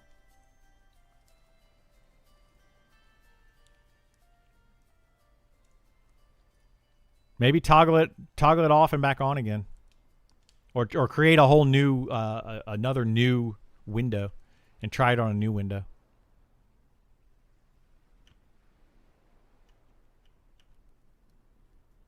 You always like Bard? Are they useful? Bard right now is in kind of an awkward spot. Bards have been really good in this game due to their ability to charm. Then they decided to make charm gear dependent with your needing charisma. And now bards are just like annoyed with it. It's just tedious. But I don't know. I think bards are still going to be very good classes. They're nice to have, but it's better to have an enchanter than a bard in almost every situation right now. So bards are kind of in a weird spot at the moment, but they'll fix them. I have faith that they'll fix them and change them. It's a class that I feel like needs some of the most love. Think it's a bad butt idea? Family friendly? Like it. Love it. They don't show up? I don't know why they wouldn't show up, Burl. I don't know. Maybe try to log out and back in. But yeah, you just need to have combat, abilities, mine checked.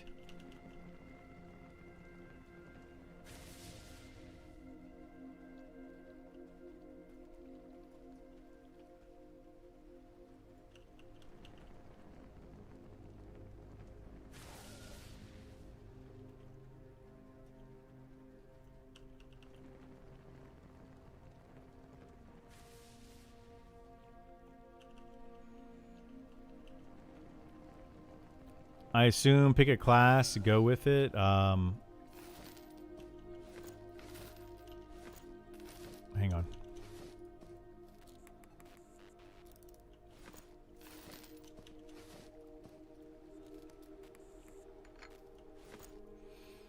Pick a class, go with it. They'll balance everything over time and all the use. Well, yeah, you could say that. However, they could drastically change one class to the next. This is the reason why I'm glad that they pushed back early access.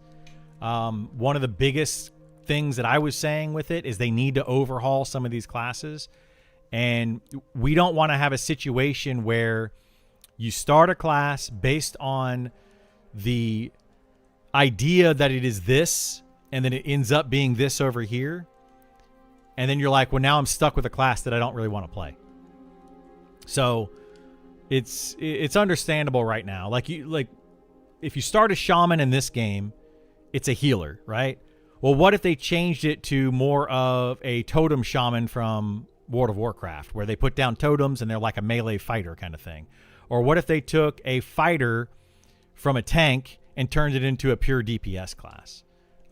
So that's why, like, yeah, they're going to fix and fine-tune them over time, but we need to have the base class. We need to understand what the base foundation is going to be first.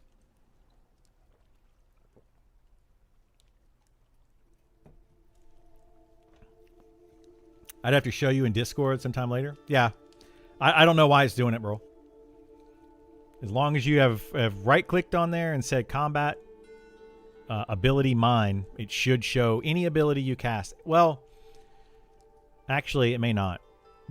Have you looked at combat ability detrimental mine? Did you try that? Because that might be where DPS is at, or your damage is at.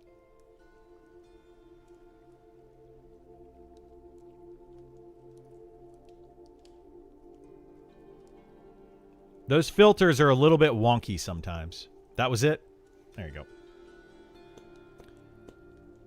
For example, Shadow Knight, every indication in the class overhaul says it's going to be different, but Sean just flat out says it's almost identical. So who knows?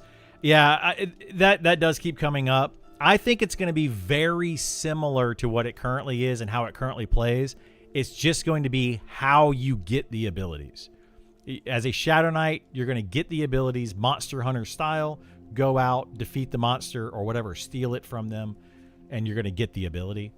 But I think overall, the base abilities of the Shadow Knight are going to be about the same. That's just my guess on what's happening.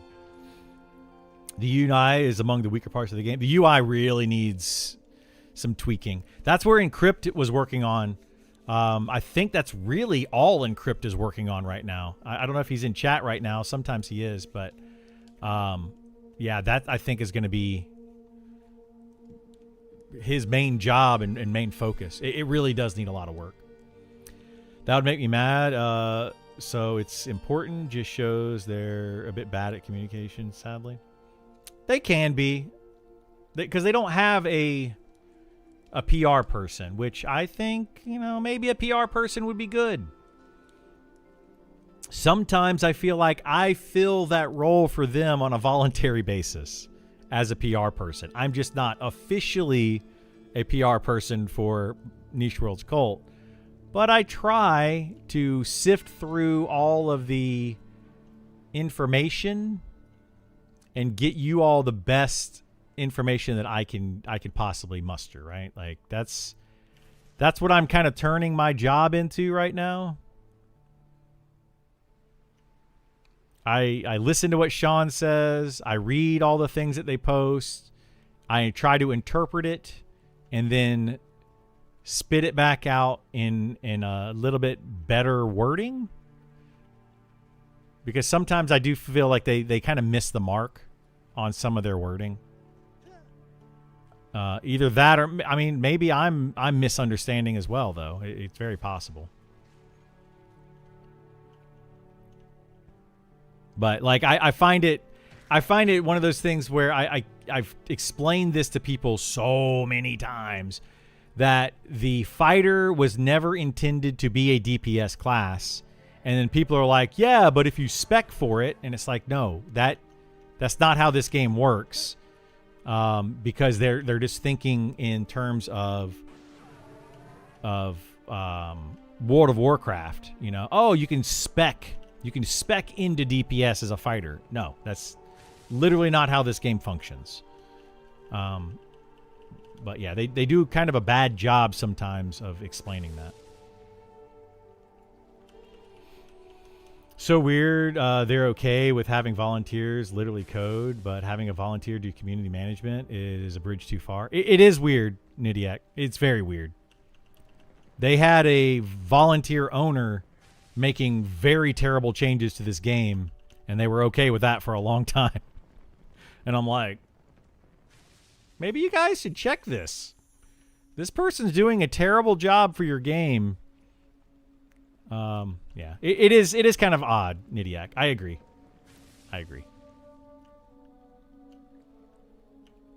I don't understand why they don't, make somebody a volunteer PR person.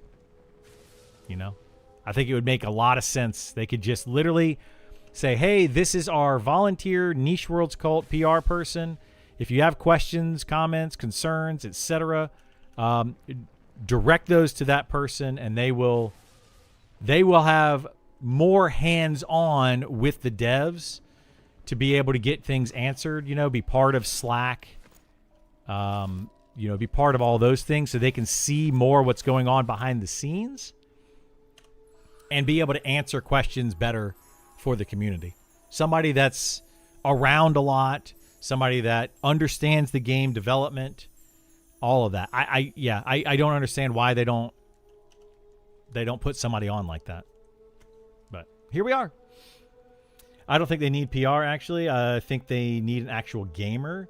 They communicate in dev language. You would translate it better if you had privy info.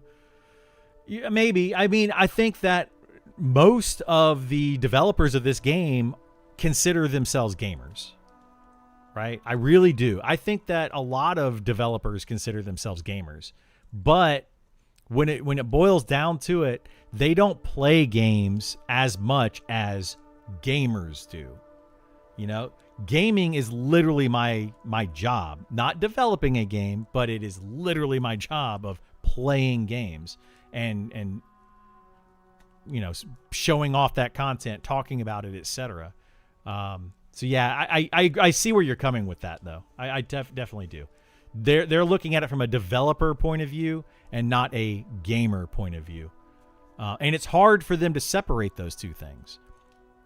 Very hard. It's hard for anybody to separate things when you put things into perspective like that. It's very hard to do. But I would absolutely accept the job if they offered it to me. I'd be like, yeah, I'll do that. You know, give me the information. I will regurgitate it back out to the people that need it. But I'm already kind of doing that for them for free anyway. So, and I don't have to be part of the team for that.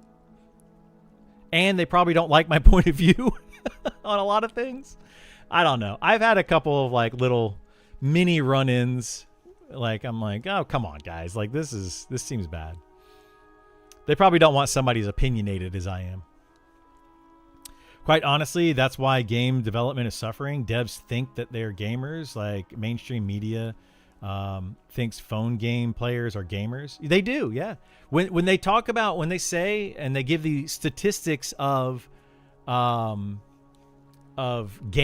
and genders in games, and they give statistics of people that play games and how many hours a day they play games and all that kind of stuff, it considers phone games.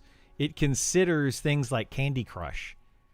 And it's like, I don't know. I don't think a gamer would agree with you on that. You know, like a true gamer.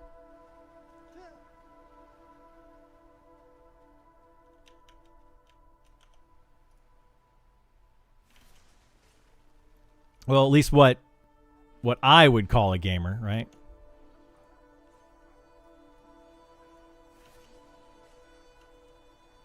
But who's to say that they're not gamers? I don't know. Keep in mind, a lot of people switching to PvP server are from PvE. Probably was due playing their friends invite. I mean, it's possible, yeah. It's very possible. You'd have to keep your emotions in check to play that role, I think. I would, yeah. Here's the thing. If I was part of the team, I would change the way that I approach it. Completely change the way that I approach it. Which is why I say that I think the devs, they're not seeing it in the same light as us, right? They're never going to. They're literally never going to. Like, Sean can sit there on his stream and be super calm, collected, chill, and he normally is. You know, you can see him get irritated every now and then by some questions, but usually he's pretty chill because it's just like, you know, that's his job. It's easy. But for me, emotion sells. You know, like if I just am super calm and collected and chill, that's not, you know, for me, streaming and stuff, this is entertainment to some people. And they, you know, they like that. They want to see that emotion. They want to see that kind of stuff. So, different job completely. So yeah, I would absolutely react differently if I was just an employee, right, of any company. It doesn't matter what company that is. You treat it differently.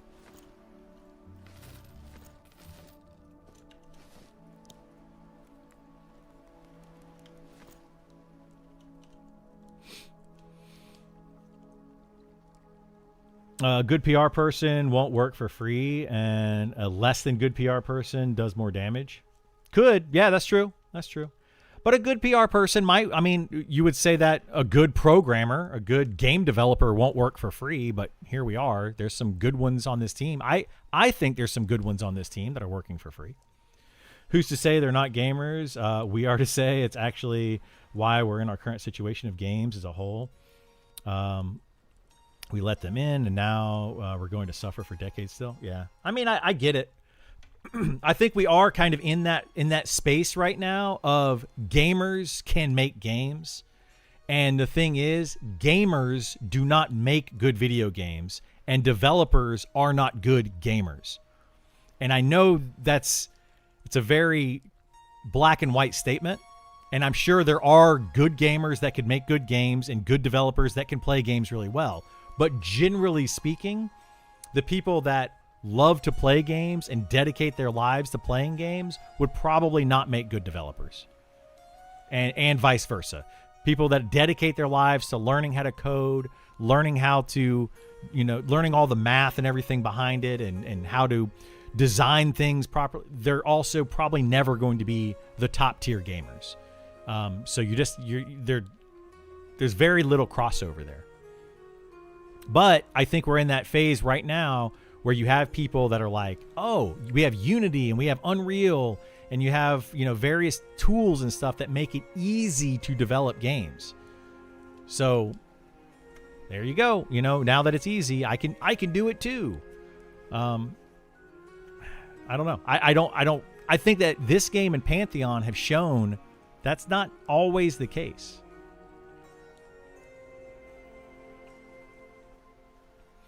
Honestly, I don't care if they game. I want them to play and understand their own game. Well, that's the thing. They play games differently. That's what we're kind of getting at. There was a response to a concern, I won't mention which one, where it was clear the game mechanic was not understood by the person commenting. It's very possible. Yes, very possible. Just hearing about this game and doing the check Twitch thing, can the public play this game? They can. You can opt in to play this game, but you may or may not get selected. To do that, ! Beta in chat, go to their website, sign up, and opt in on their website for the beta, and you could possibly get in. They draw every Friday from all the people that opt in, and you can get into play. It will be available October 1st to pay $15 a month to play the game, and anybody can play at that point with all new, brand new, fresh start servers. Everybody starting square one October 1st. But yeah, Nidiak, I mean, I think that there are those situations. That's kind of the I don't want to call them arguments, the debates that I've had with Sean and other people on the team. And it's because they as developers are developing the game and they expect people to play it this way. But then when they give the tools to the players play it this way. And sometimes the developers do not grasp that. They're just simply not seeing that the player base is going to play their game differently than they expect.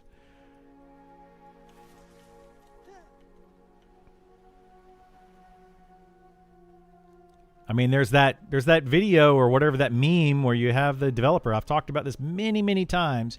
You have that developer that creates the shape game, right? And you put the round peg in the round hole, then you put the triangle peg in the triangle hole, then you put the square peg, etc., right? But it was just easier to put all of the pegs into the round hole because they all fit. So path of least resistance, that's how players are going to play your game. They do not care how you developed your game. Like we talked about that with the Mario Party games. Anybody played Mario Party?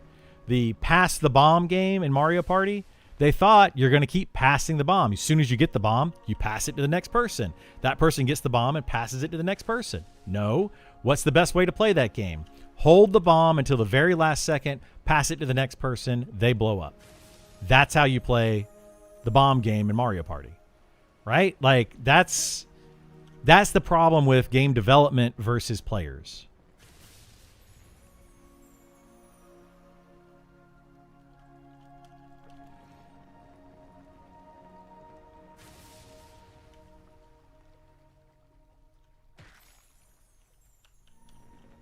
And that's why we have things like beta tests, you know?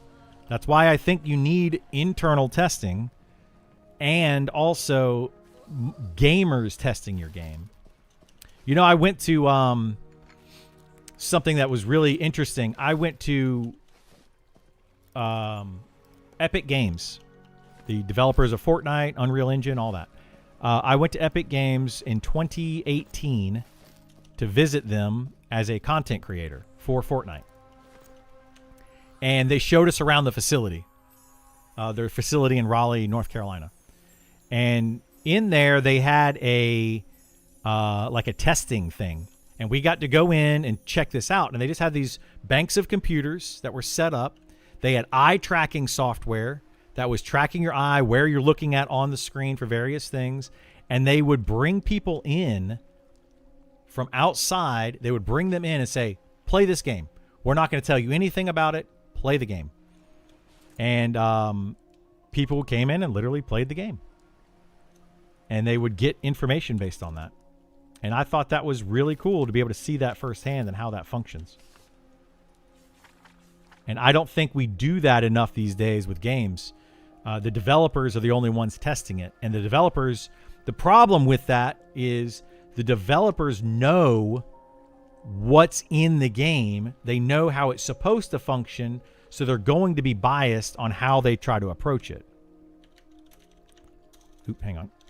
So they're not going to play the game the way that a random person off the street would play it, or a random player would play it. Because you have that preset bias.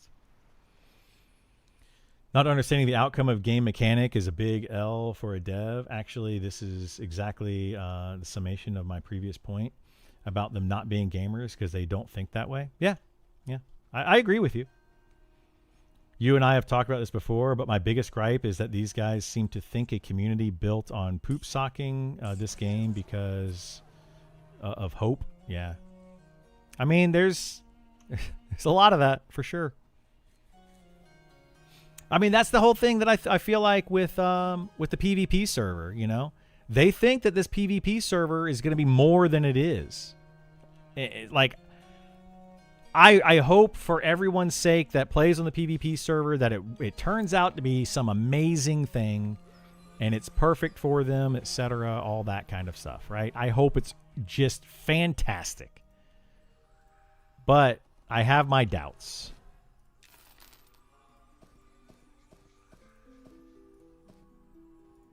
Oh no, we've completely filled up my bank. All right, let me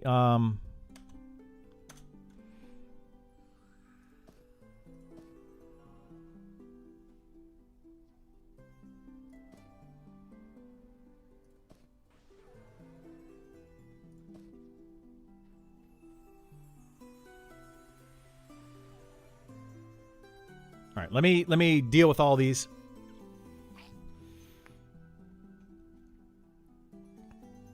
And then we'll keep going. Hopefully nobody takes my camp while I'm switching over here and doing all this stuff. My favorite example is early 7 Days to Die in tool crafting, making tools all night instead of playing correctly. Yeah. Yeah. I mean, like, that's the thing. What's the correct way to play? You know, just because the devs design something as their idea for the correct way to play, does that make it the correct way to play? This is something that actually bothered me the other day. And this was one of the GMs or somebody anyway that in a petition situation, somebody's at a camp and they're clearing 75% of that camp without problem. Somebody else comes into the camp because there's a couple of mobs up, and they think, okay, well, you're not clearing 100% of the camp, therefore, this camp has enough room for another person or group of people to be able to kill mobs. Now, neither one of the groups are able to get decent XP anymore because they sorry, I'm trying to think here. They are not able to pull as quickly as they could otherwise. Right? So is that fair that the GM now says, no, you guys have to share? Well, one of us alone could basically solo the entire camp, aside from, let's say, 1 or 2 mobs. Now 2 of us are getting less XP because you're now forcing us to share. And I know PvP, etc., whatever. That's the whole thing. But my point is that they don't realize sometimes that these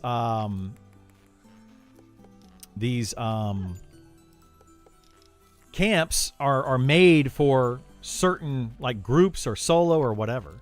They just don't realize it.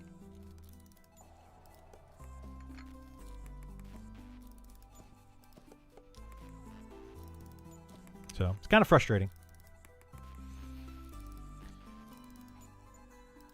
Already started the wait list? No! Don't do it.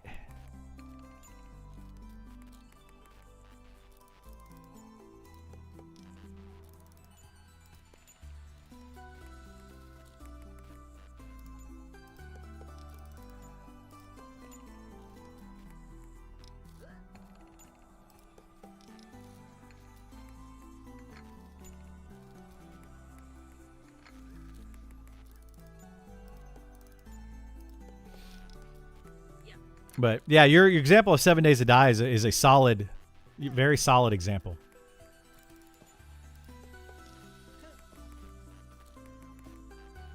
I totally agree with you on that. The camp story is purely nonsense and avoid the game worthy to me if that's their policy. What do you mean? Like, you might need to rephrase that.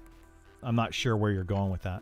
But like how I look at it is that if somebody's there and they've been there for hours and they're clearing the camp consistently, most of it, then they have claim to the camp, right? They've claimed that camp. But the second person comes in and is now pulling more mobs than the original person was pulling. And basically pushing them out of the camp, and the devs are like, okay, that's fine, go ahead, and it's somehow allowed for some weird reason. This literally happened, by the way.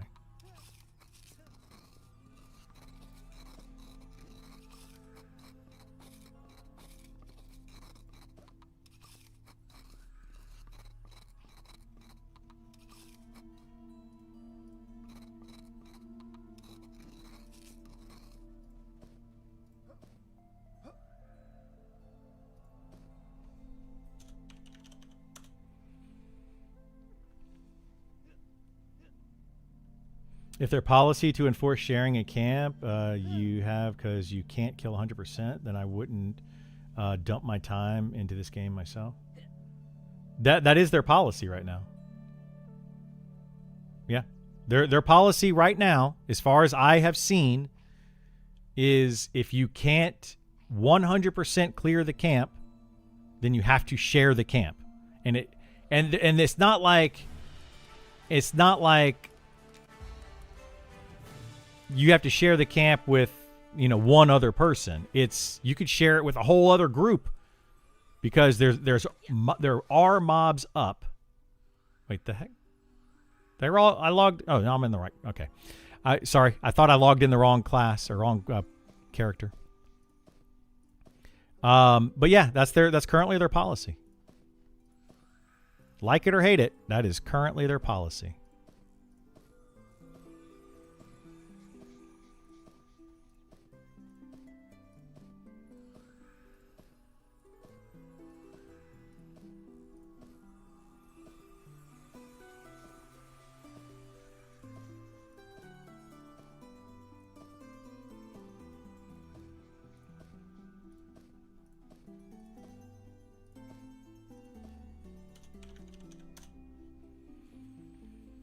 Hate it, big miss. AOA is the only hope left, it seems. Yeah. I'm hoping they change that. They need I'm hoping the reason that they're doing that policy is because they're expecting to increase the difficulty so that full groups can't just come in and start just like, or so you need full groups, really, right? Once that happens, they really need to get there, and it's taking a long time to get there, I guess, is the best way to explain that. It's taking a very long time for them to get to the point where they can say, okay, now it's full groups and everybody's focusing on full groups and you kill what you can kill kind of thing. But unfortunately, if I was a solo player at a camp and I'm killing 9 out of 10 mobs, I'm leaving one of them up, a full group could potentially come in and be like, share the mobs with us. And then they're clearing 9 out of 10 and now I'm left with 1. Right? That's literally what happened in that situation. And the GM in this situation apparently didn't see the difference. They did not understand it. So it could just be one of those where they just need to learn how the game functions. There could be a lot of different things going on there, but that's exactly what happened. And it was kind of frustrating to see. How is the community, guilds, people grinding together? For the most part, it's good. Yeah, the community's great. For the most part, there's always bad apples.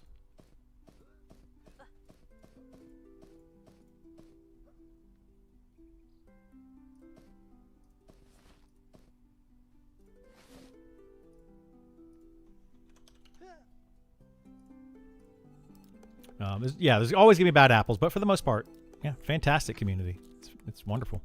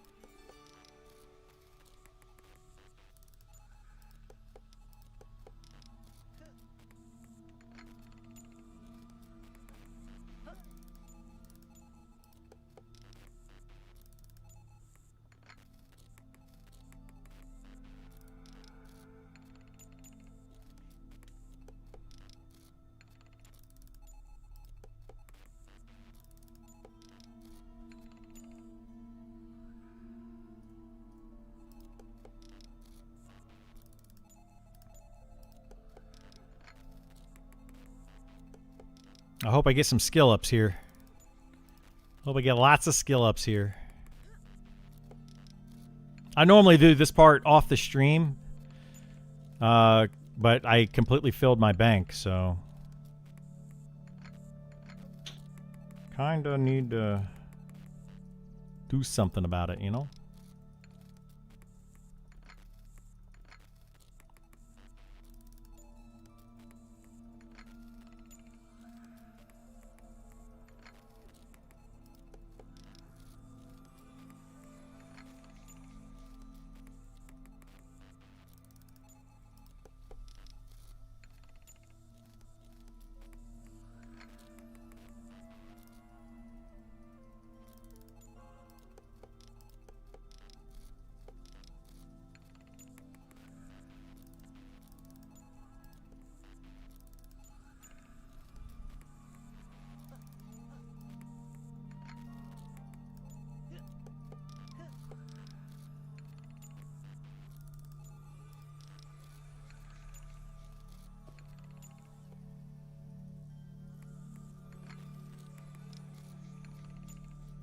Got a few skill ups early, and now I'm not getting any skill ups. What the heck?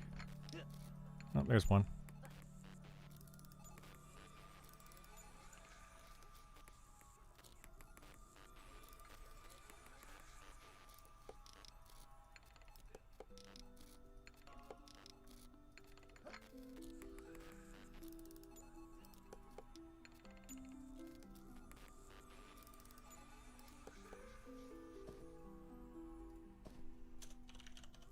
Okay, all done with that.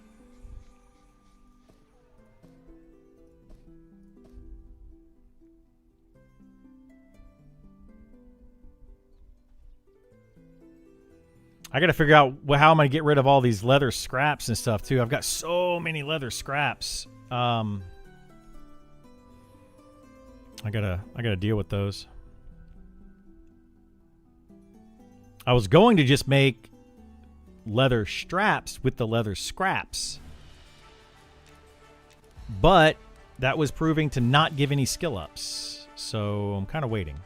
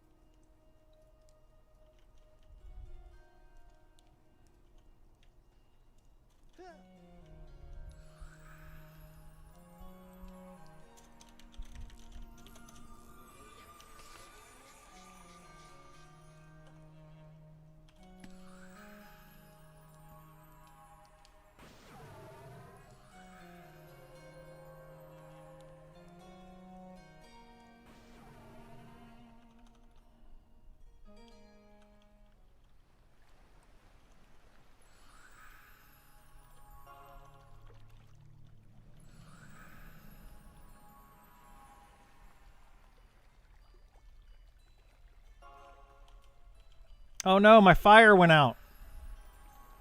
I didn't buy more firewood. No.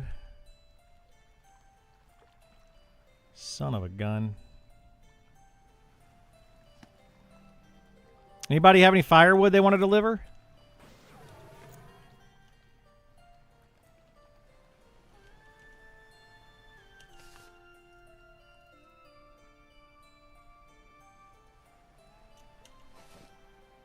Oh, I've got 10.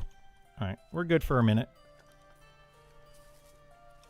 I have 10 firewoods.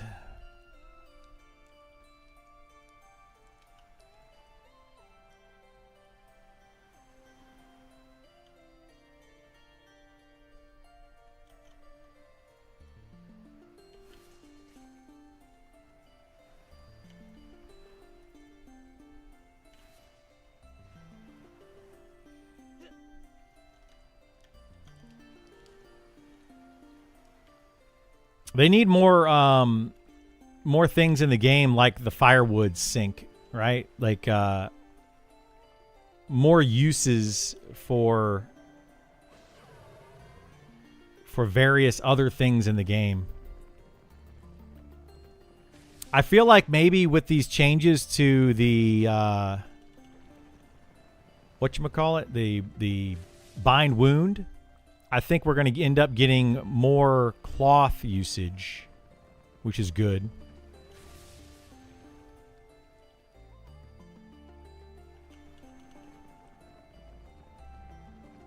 I forgot to grab my health potions too. Shoot. Or not my health, my int potions. Bummer, dudes.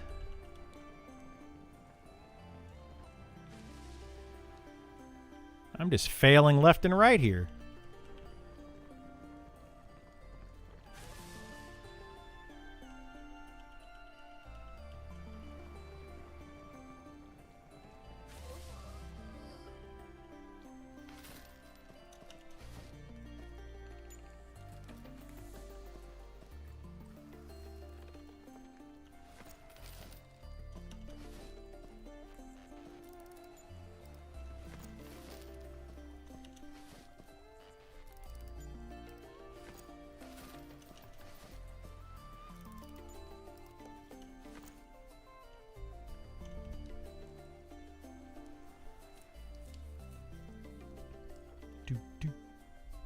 Do.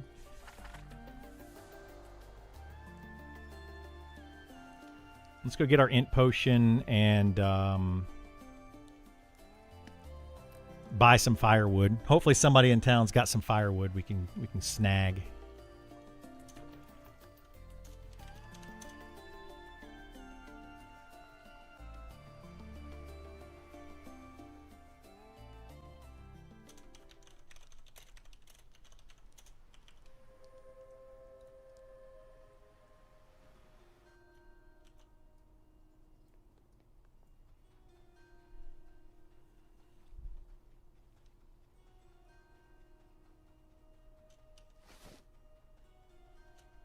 Oh, I've got some arcane powder. Oh, wait, that's the ones that I just got, actually. I'm a dum-dum.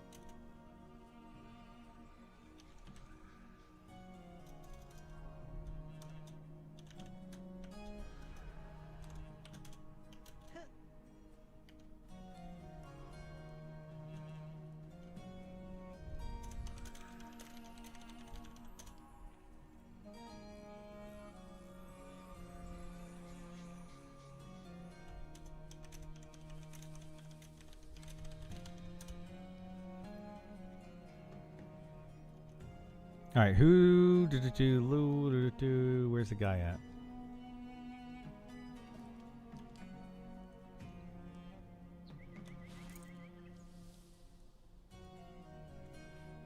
One, two, three, four, five. 5 stacks. Ah. Whatever, we'll give him 33.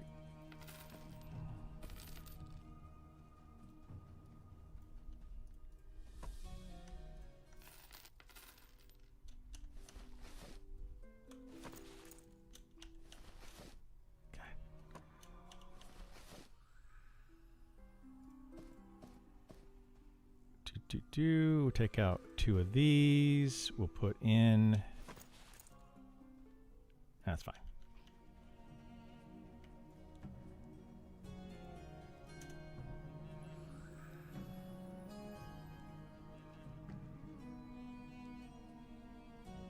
And behind West Bank. Okay.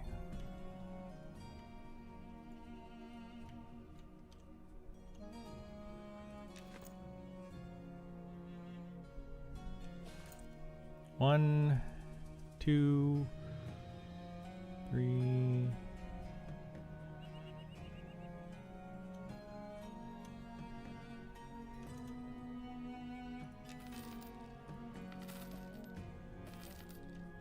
There we go. We got plenty of wood now. We got wood for days. Now we just have to remember to actually get it out of here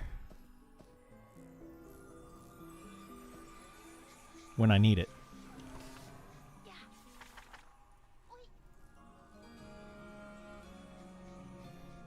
Looking forward to MnM Legends.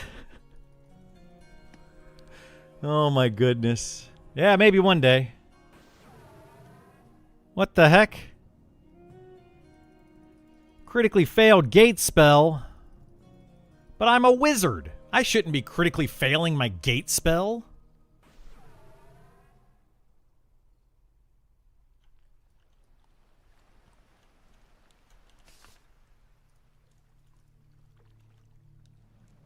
Okay. We got wood for days. And we got our potion. Drink that. We are ready to rock again. Rock and roll.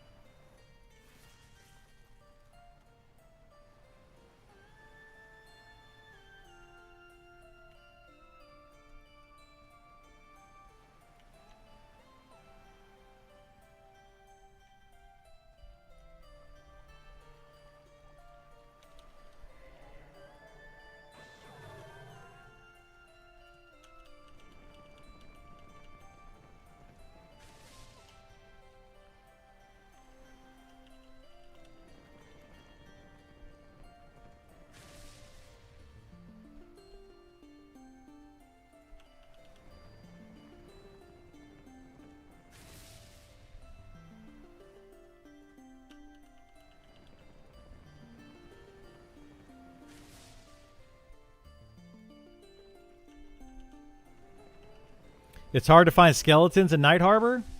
It can be, yeah. Just keep killing the keep killing all the spiders and rats and other mobs that are in the area. And the skeletons will spawn eventually.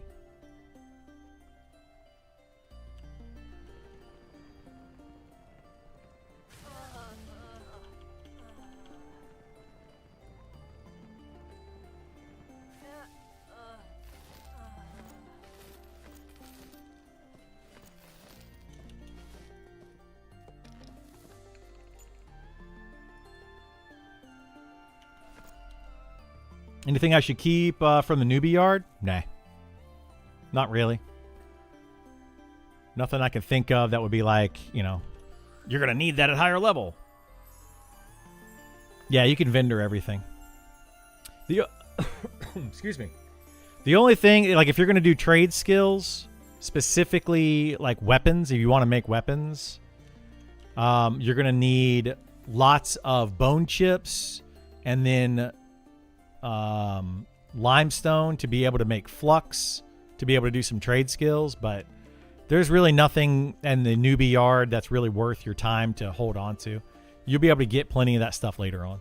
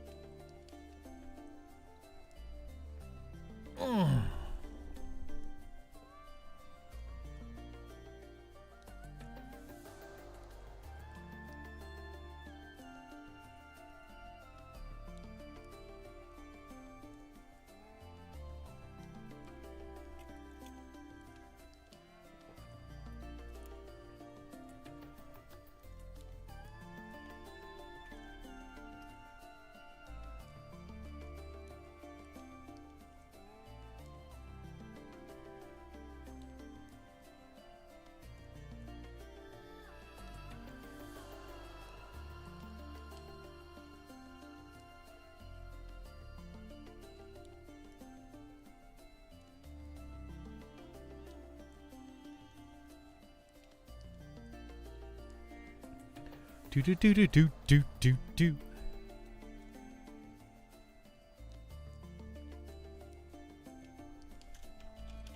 Uh-oh, is the sun going down? Shoot. I should have killed some of those named while the... Oh, well, I guess it doesn't really matter.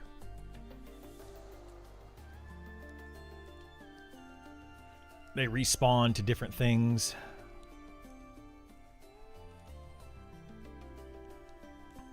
Burl, did you get all your spells at level 20? Or do you have enough money? I'm pretty sure my wizard now has more money than my fighter. Pretty sure.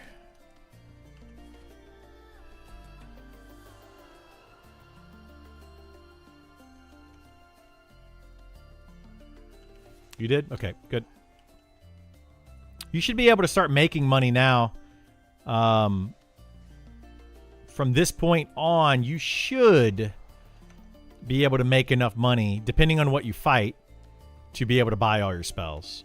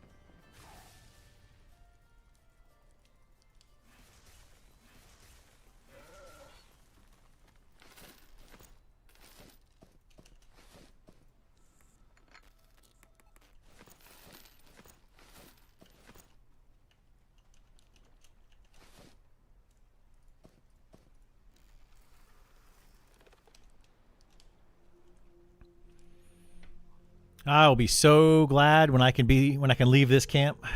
I mean, I can leave at any time, technically, right? I can leave whenever. It doesn't matter. But it'd be nice when I can actually leave. Where's your linen satchels at? Man, I'm not working on that. I'm not working on that. We got to get more linen, Kaz. If we can go, whenever we go farm stuff, if we farm humanoids, we'll get more linen. I don't know what my tailoring is up to, but I can make linen satchels. I just don't make them consistently yet. So I could try to start making them. I thought you didn't want them though, because they were awkward shapes. And it was going to mess with your OCD.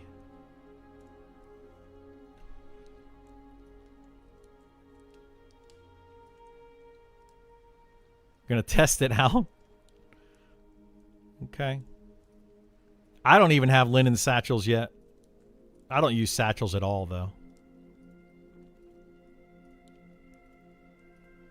But I can make you, I can try to make a couple of them. I think I have maybe 20 or 30 linen bolts in the bank. So I'll be able to attempt to try to make a few of them.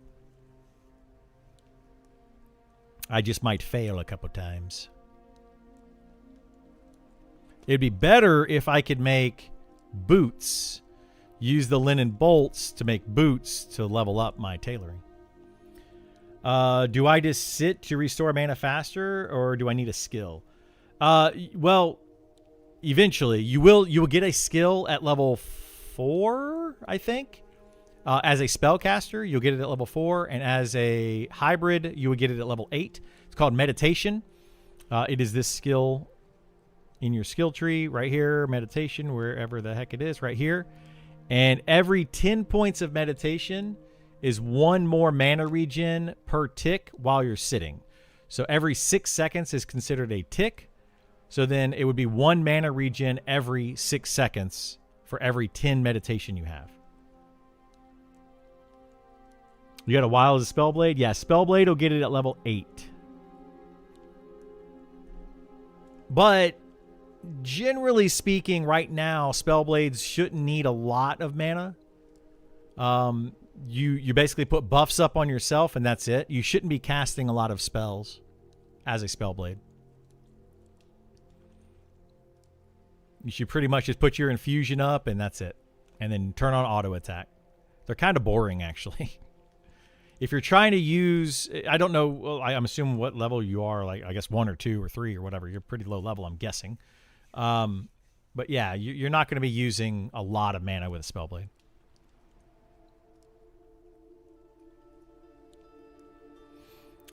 I saw the Spellblade deep dive. It seemed really cool. Yeah, that deep dive, though, isn't in-game yet. So don't base too much off of that deep dive. Because it's literally not even available yet. But it does look pretty cool. I'm hoping they get that in soon. The Arcane Spear was cool to hear about. Yeah, the Arcane Spear sounds awesome. I agree. All of the different spells, like from the different, using different infusion stances, all of that. I like the idea of it a lot.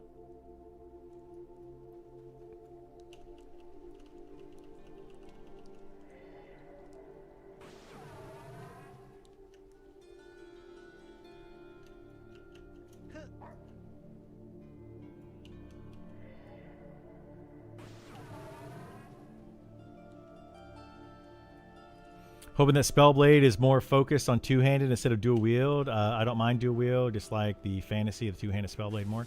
So I don't think it's going to necessarily be more focused on two-handed versus dual wield.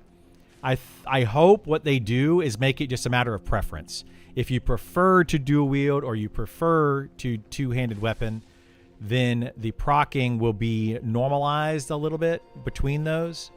Right now, the way they have it set up is that very fast single-handed weapons and dual wielding those is the best overall option. And that goes for just about every class in the game. Anybody that can dual wield probably should dual wield, which kind of feels bad. You know, like I hope that they get away from that. So people can kind of choose what they want to do.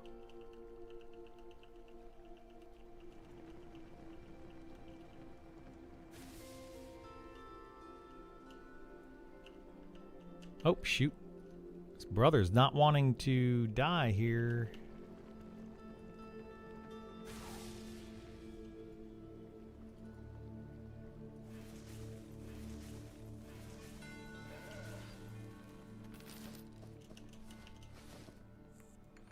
Quick question. Do macros work? You can't find a wait. There isn't a wait command. Macros do work, but there's no wait command.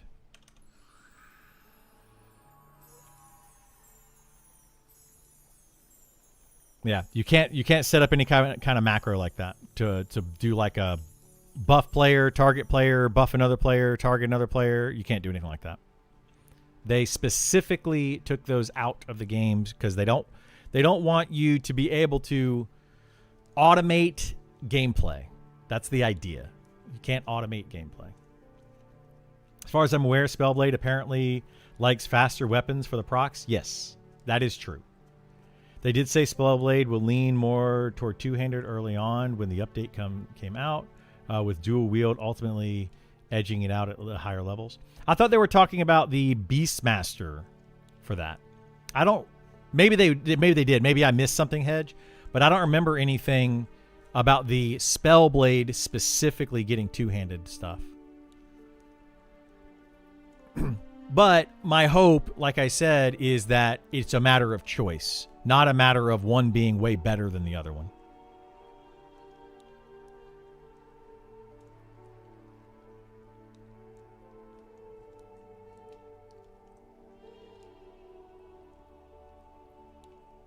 Zilla states it's in the Spellblade update thread. Okay, cool. Well, that's cool. I like that. I like that idea. Hopefully they just give them some like two-handed weapon abilities or something to make them stand out as a two-hander. Because a lot of people, there's quite a few people that want a two-handed DPS class. And some of those some of those don't want a pet class. So they don't really want to go Beastmaster because they don't want the pets.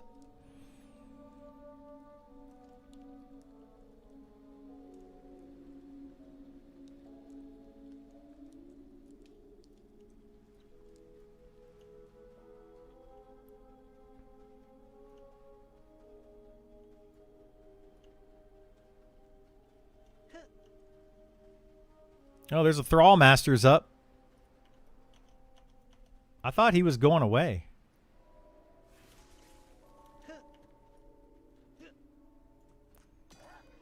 Well, I can't kill the Thrall Master, so I don't think I can solo it. But I would have to pull it. It would be a whole thing to pull that mob out of there. Not even going to try. If anybody wants the Thrall Master, come get it.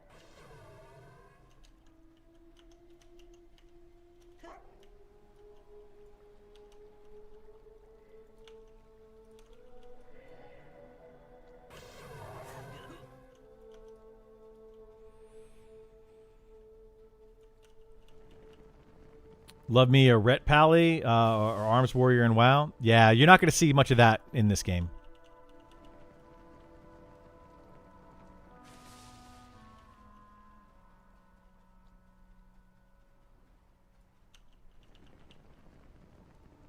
But if you just want the two-handed weapon fantasy, then that possibly could happen.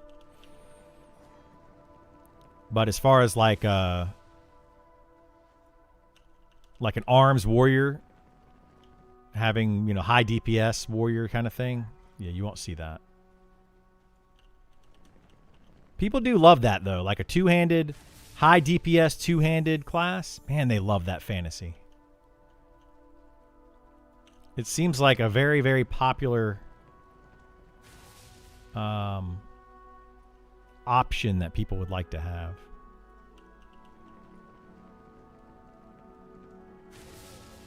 Oh boy. Trying to nuke myself here. And I should probably not do that. Berserker class in the future would be cool. I would love to see a Berserker class. Call it Berserker, call it Barbarian, call it whatever. But have like a two-handed leather-wearing class that just does tons of DPS with two-handed weapons. Yeah, would love to see it. Also have everyone compete for two-handed weapons is not ideal. There's more than two, but yeah, I get what you're saying. I would say there's 4 two-handed weapons currently in the game that two-handed weapon players are going to want. The problem is one of those is exclusive to ogres and trolls.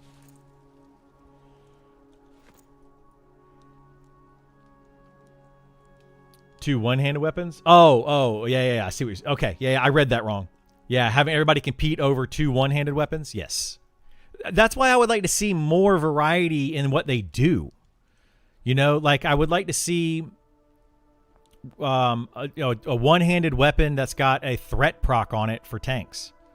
Because then your tanks are not competing with your DPS for the same exact weapons. Right now, every tank is going to want to have the best DPS weapon they can get because it's just the best, like it's going to give them threat and it's going to give them damage.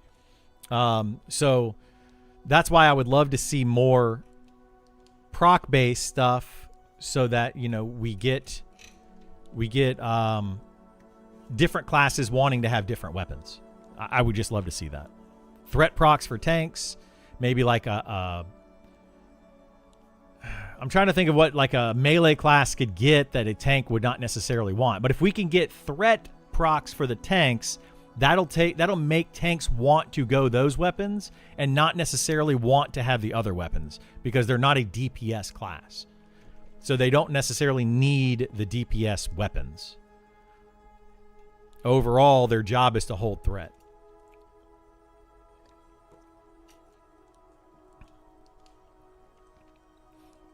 That's why everybody, or at least like the top end tanks in this game, they want the Fell Trident. It's the main reason they want the Fell Trident is because it's got a proc on it that gives a lot of threat. I wish they would just make it a threat proc. There's another weapon in the game that I think needs to be upgraded. It's weaker than another version. One comes off of a level 60 mob. The other version comes off a level 52 mob. And the 52 drop is better than the level 60 drop. They need to take that level 60 drop and add a threat proc to it, and I would be super happy about that. That's all they have to do to it, in my opinion. Just add a threat proc and boom, done. It just makes that best weapon in the game for tanks.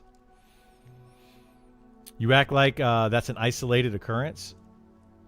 That issue is rampant. Oh, no, it's rampant throughout the entire game. Yeah. No, it's not. That is not an isolated occurrence.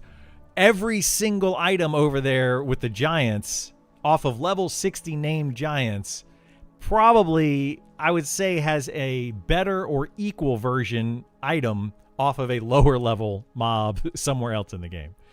It's pretty bad. It's very bad.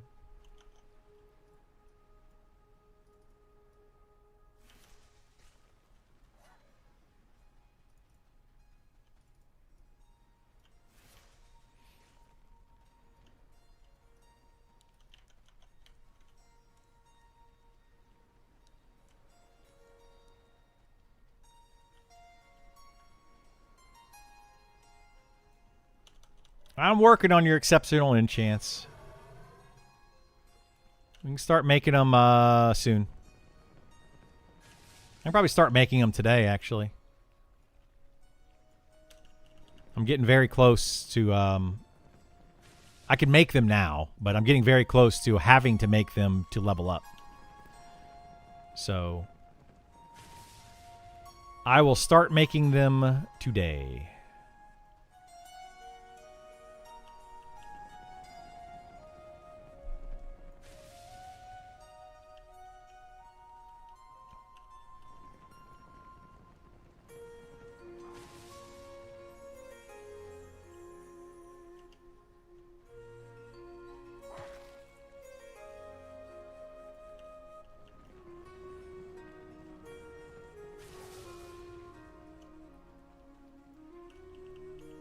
That's the only reason I'm still here, Kaz. I would have left here a long time ago if I just wanted XP.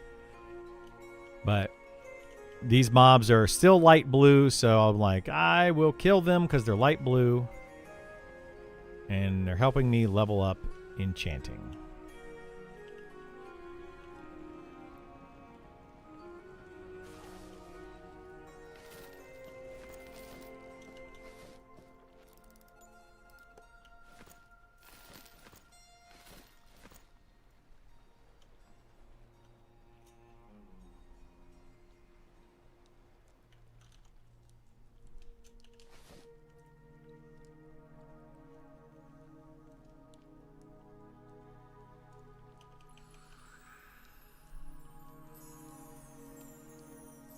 You guys need to decide where we're going to go camp today, Kaz.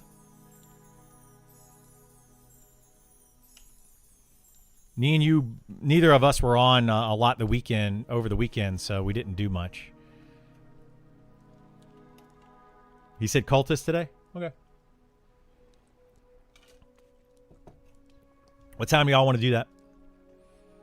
We'll see, to be honest. They've claimed stuff before, both backing of internal testing that doesn't play out in game. Clearly wasn't the case. Rogue, yeah. Yeah, he told me he got 3 lamps.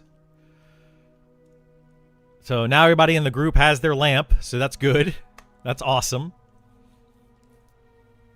Yeah, he just can't camp the stuff that's more difficult, clearly, you know. So we gotta do that when we all can be on.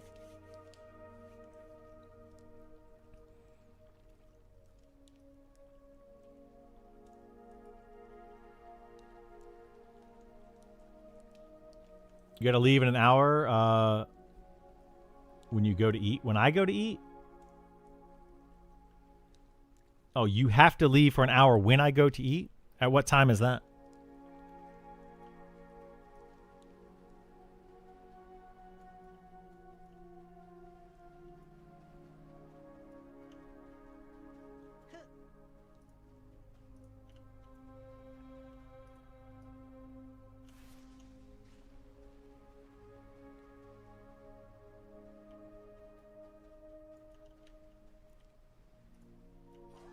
You want to start now, Kaz?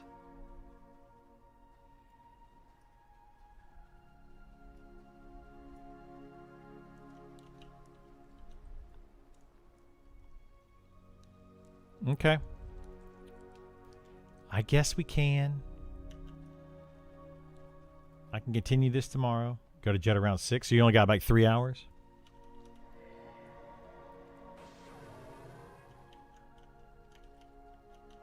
Okay.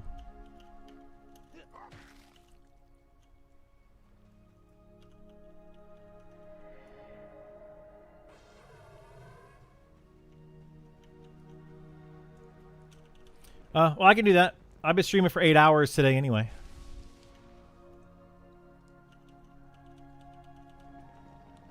I got up early this morning. Early.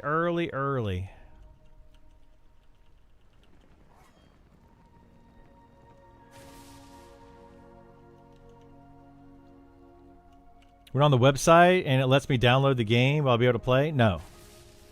You can download the game and get it all set up, but if your account is not flagged for the betas, you will not be able to see the beta servers.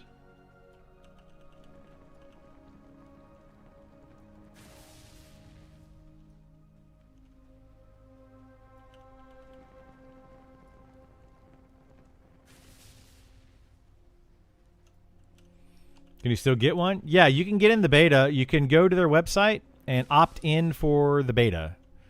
If you get selected, they will give you access. They do that every Friday.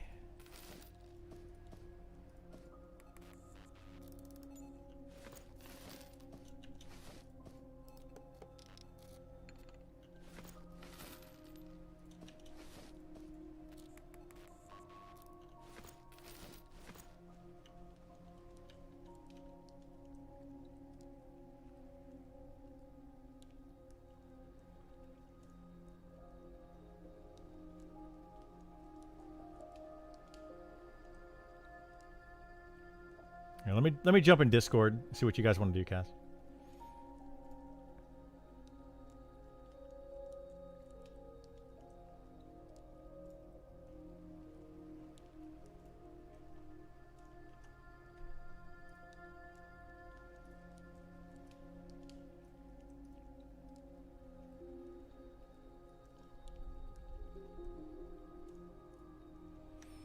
Yeah, just let me know what you want to do.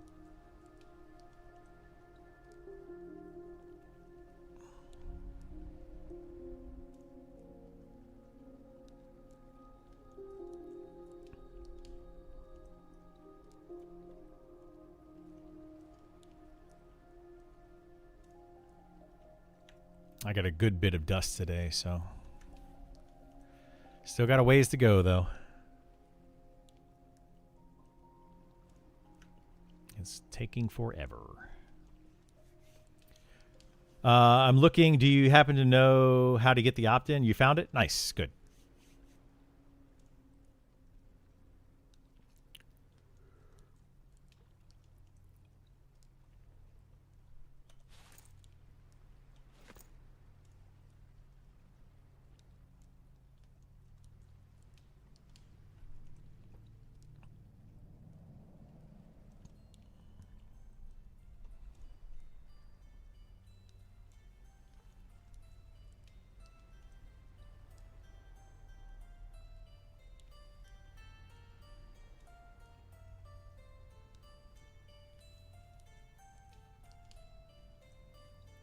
Do, do, do, do.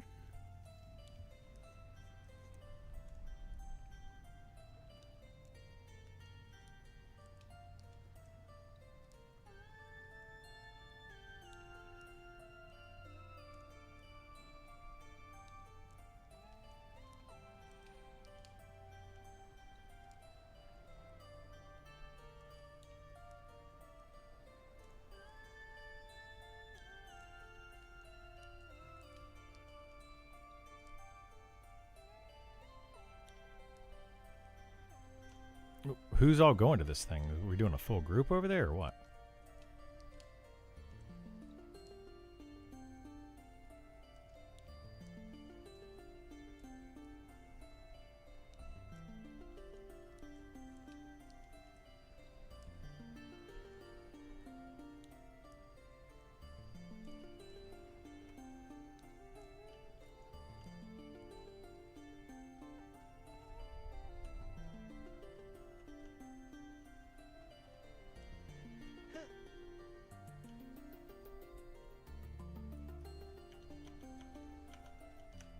What are you camping that for?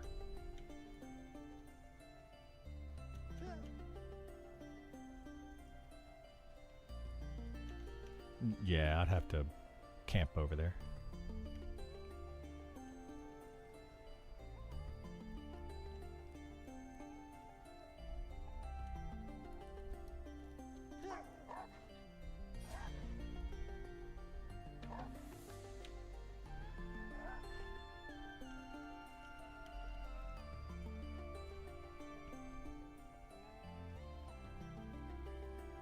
Man, look at that. My defense is 212 on a wizard. That's why I say go defense on your spellcasters. Pretty much on anybody. Go defense.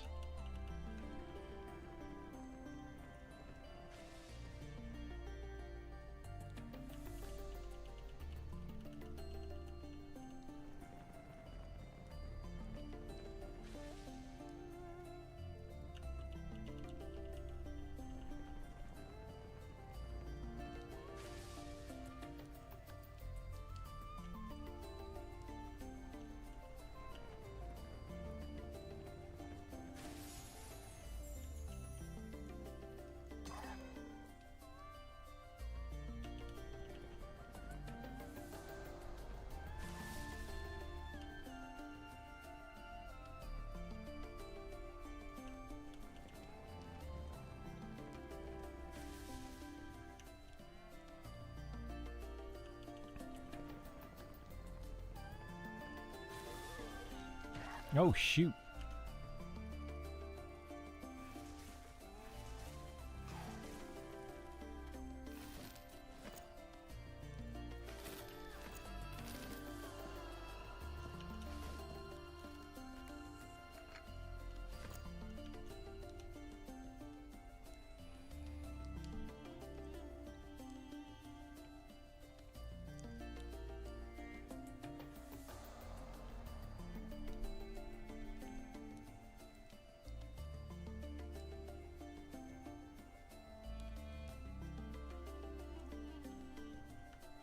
Yeah, the helm, weapon, shield, it drops a lot.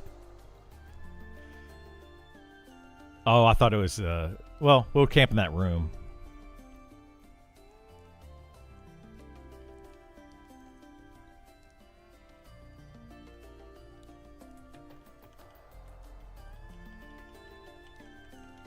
I mean, I think we can probably do both just us, but...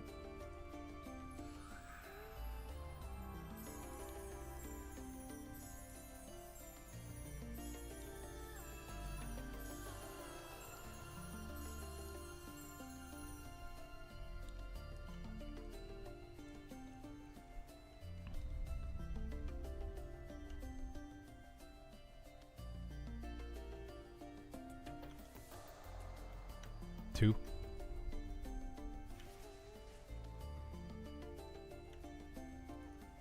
Yeah, but you don't have to pull those if you don't want to. We would only have to kill the one hallway one. Yeah.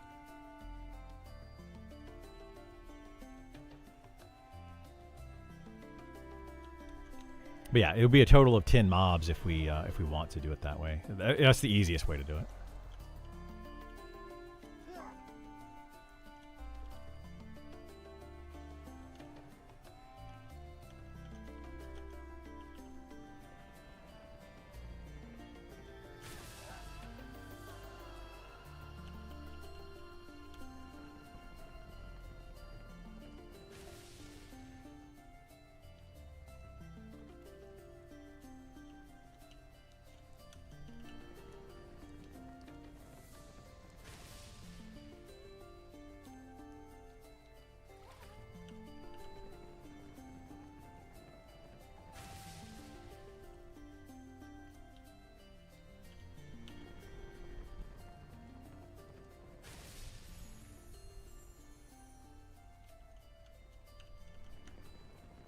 Well, just you don't. He doesn't have to do it offhand. He can put it in his inventory.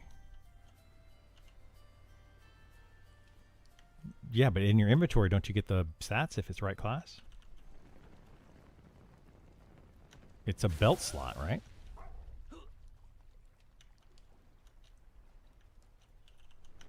Oh, I thought it could go on your belt.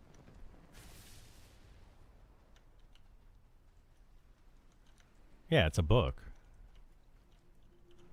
Oh, you can't actually put spells in it?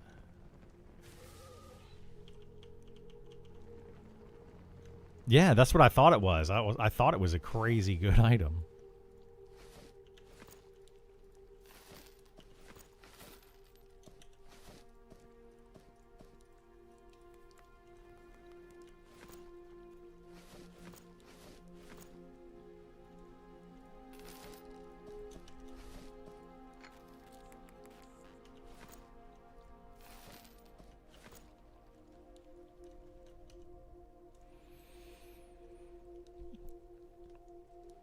All right, are we definitely going there then? All right.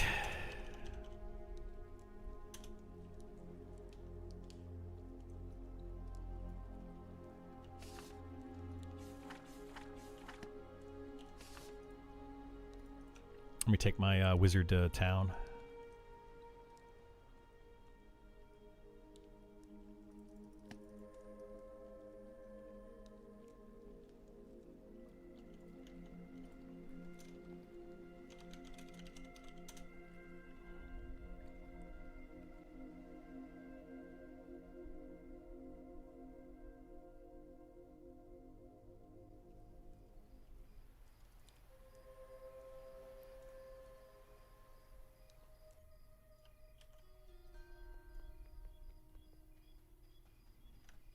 That's what Conquest wants, right?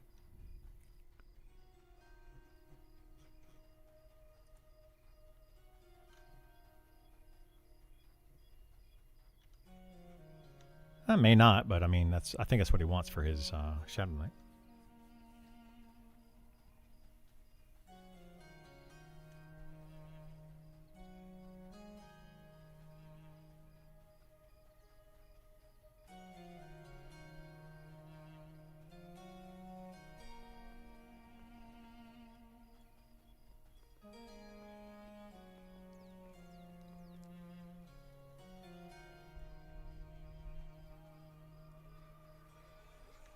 Yeah, that's what the mercenary helm is really good.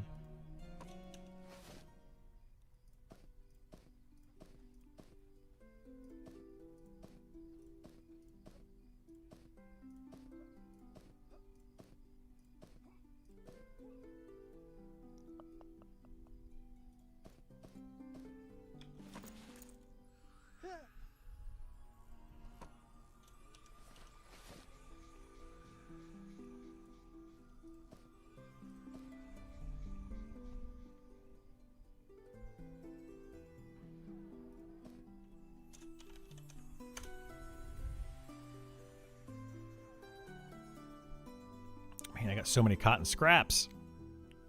Crazy. Crazy.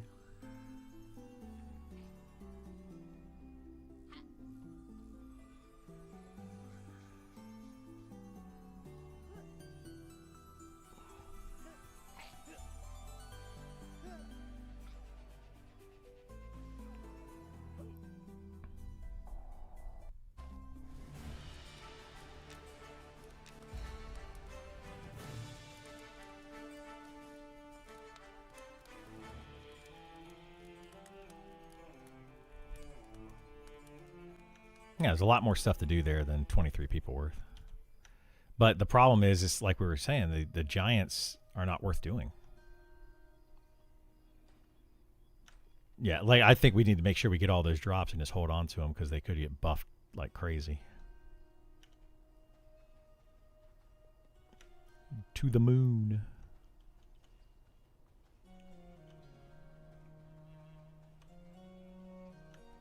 I have one, so yeah.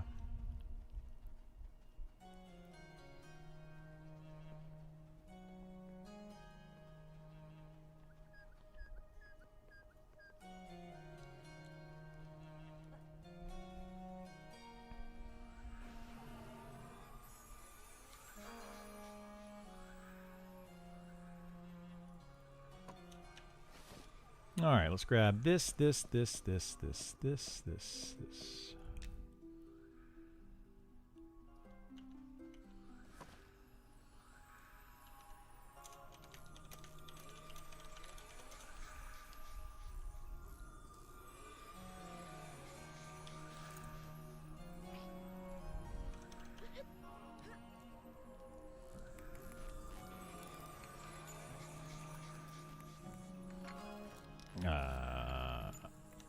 I mean, I can ask.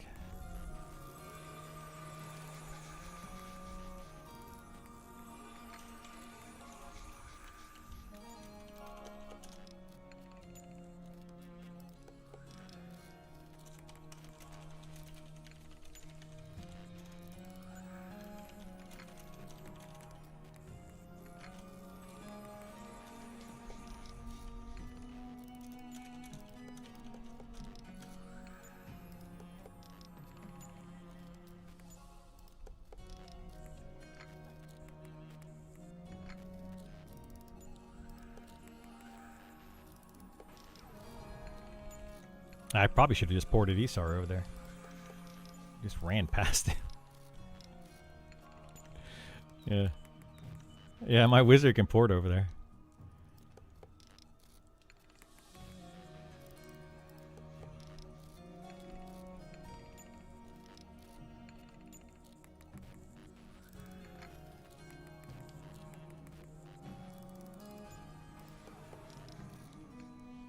Oh, here we go. All right, let me see what I can make real quick. Ah.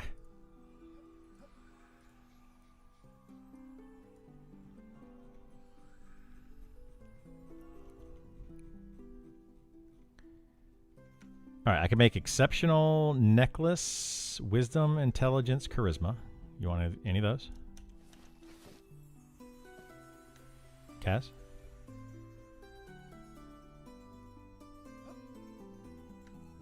Alright, I'll make one wisdom. You want one for Gith as well? Alright, made those.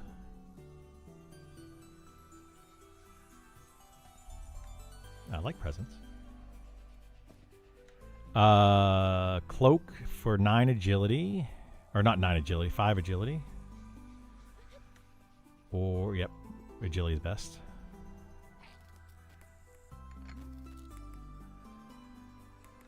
You want one of those for Isar, I guess, right?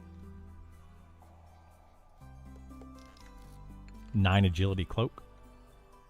Or, sorry, 5 agility on the cloak.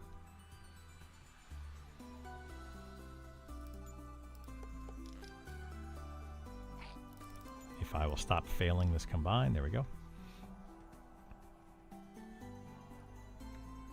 Dexterity or agility on rings? Which would you prefer? Or sorry, not rings. Gloves. Gloves.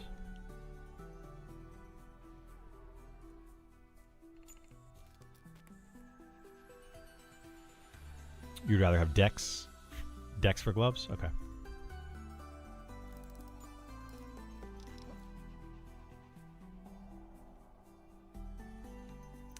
Belt. You want strength or agility on belt?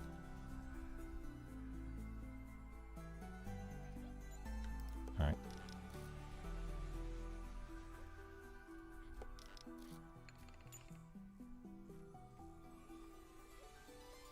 And then mask.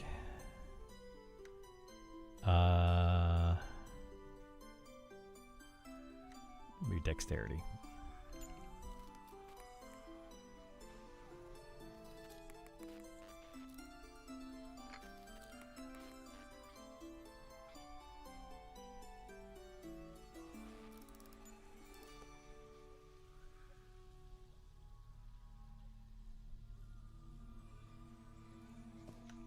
All right, well, I just went through a bunch. Oh, I don't have any spare loot, Burl. I was crafting stuff. All right, I'm running that way. I've got a bunch of enchants. Well, Kaz, you only get wisdom. but enchants for me and Isar. Just found some unique no-drop command scroll off a named goblin. It only spawns under certain conditions. The note is in a language that is unreadable. I assume Goblin. Is there any way to learn other language? There is no other way currently to learn other languages that I am aware of.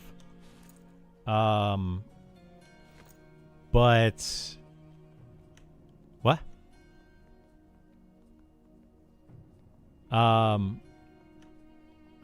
I don't know much about. But anyway, yeah, I don't know. There's no way that I know of that you can learn Goblin or learn other languages.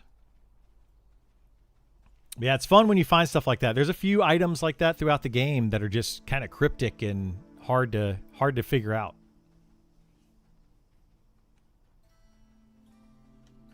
Yeah.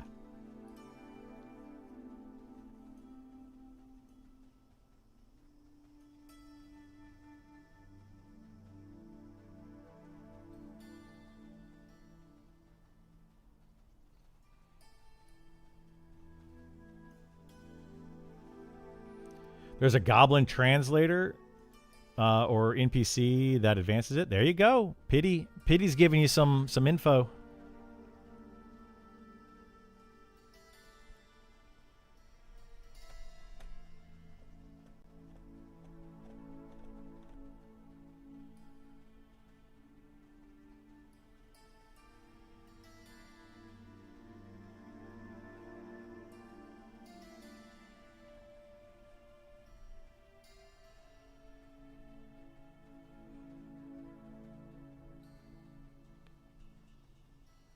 Oh, still worth it then. Yeah, it's still worth it.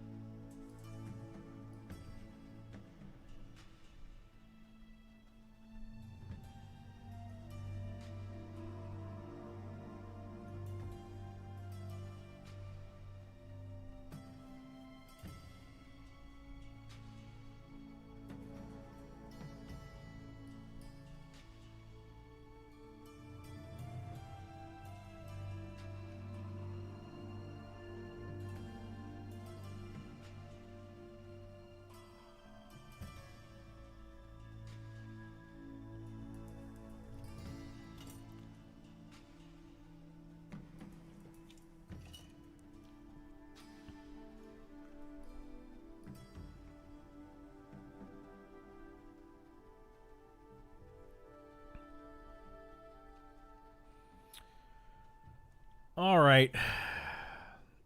Let's see.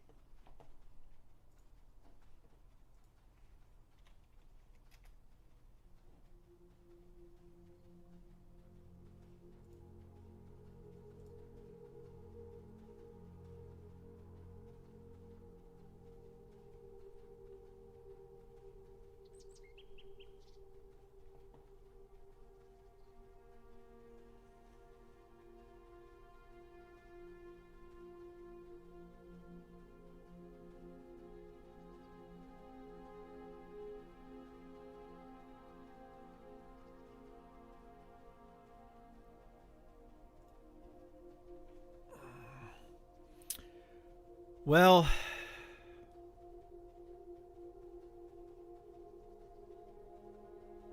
I think I'm going to zone out for the rest of the day. I've been streaming for 8.5 hours today. I know it's really sad. No, Criddle, don't go. Oh, no, thanks, guys. Anyway, I think I'm going to zone out. I'm going to watch the last 2 episodes that I have of From. Watch those 2. And go camp some mobs with some buddies. Just kind of, we're just going to be sitting there camping mobs for a little while. Not doing much, but yeah. I'll be back on, though, tomorrow morning definitely by 9 o'clock. I might wake up early again. Never know. And we'll probably go back to that same camp that I was at today. At least hit 51 tomorrow. And then that'll be a hell level. I don't know if I'm going to stick through to 52 in a hell level over there or not. But I do want to get a lot more of the materials, the dust and such. So check out Demon Slayer. I definitely will. Yeah, I've got it on my list. I've got Demon Slayer, Lincoln Lawyer, and Your Friends and Neighbors as far as TV shows that I can binge watch. I like to watch those while I'm playing, games like this when I'm not streaming. So I'm probably going to go do that. I'm also going to check in with the ladies, see what we're going to do later this evening as far as dinner and whatnot. So, yeah. Anyway, thank you so much for being here today. It's been fun. It's been awesome. I do appreciate all of you coming in daily. Hopefully, we'll have some more fun, cool stuff to check out soon. Like I've got a lot more gear now. My tank is looking pretty freaking stout at this point. So we're looking great. But yeah. Anyway, take care. Have a good one. And I will see you all next time. Bye.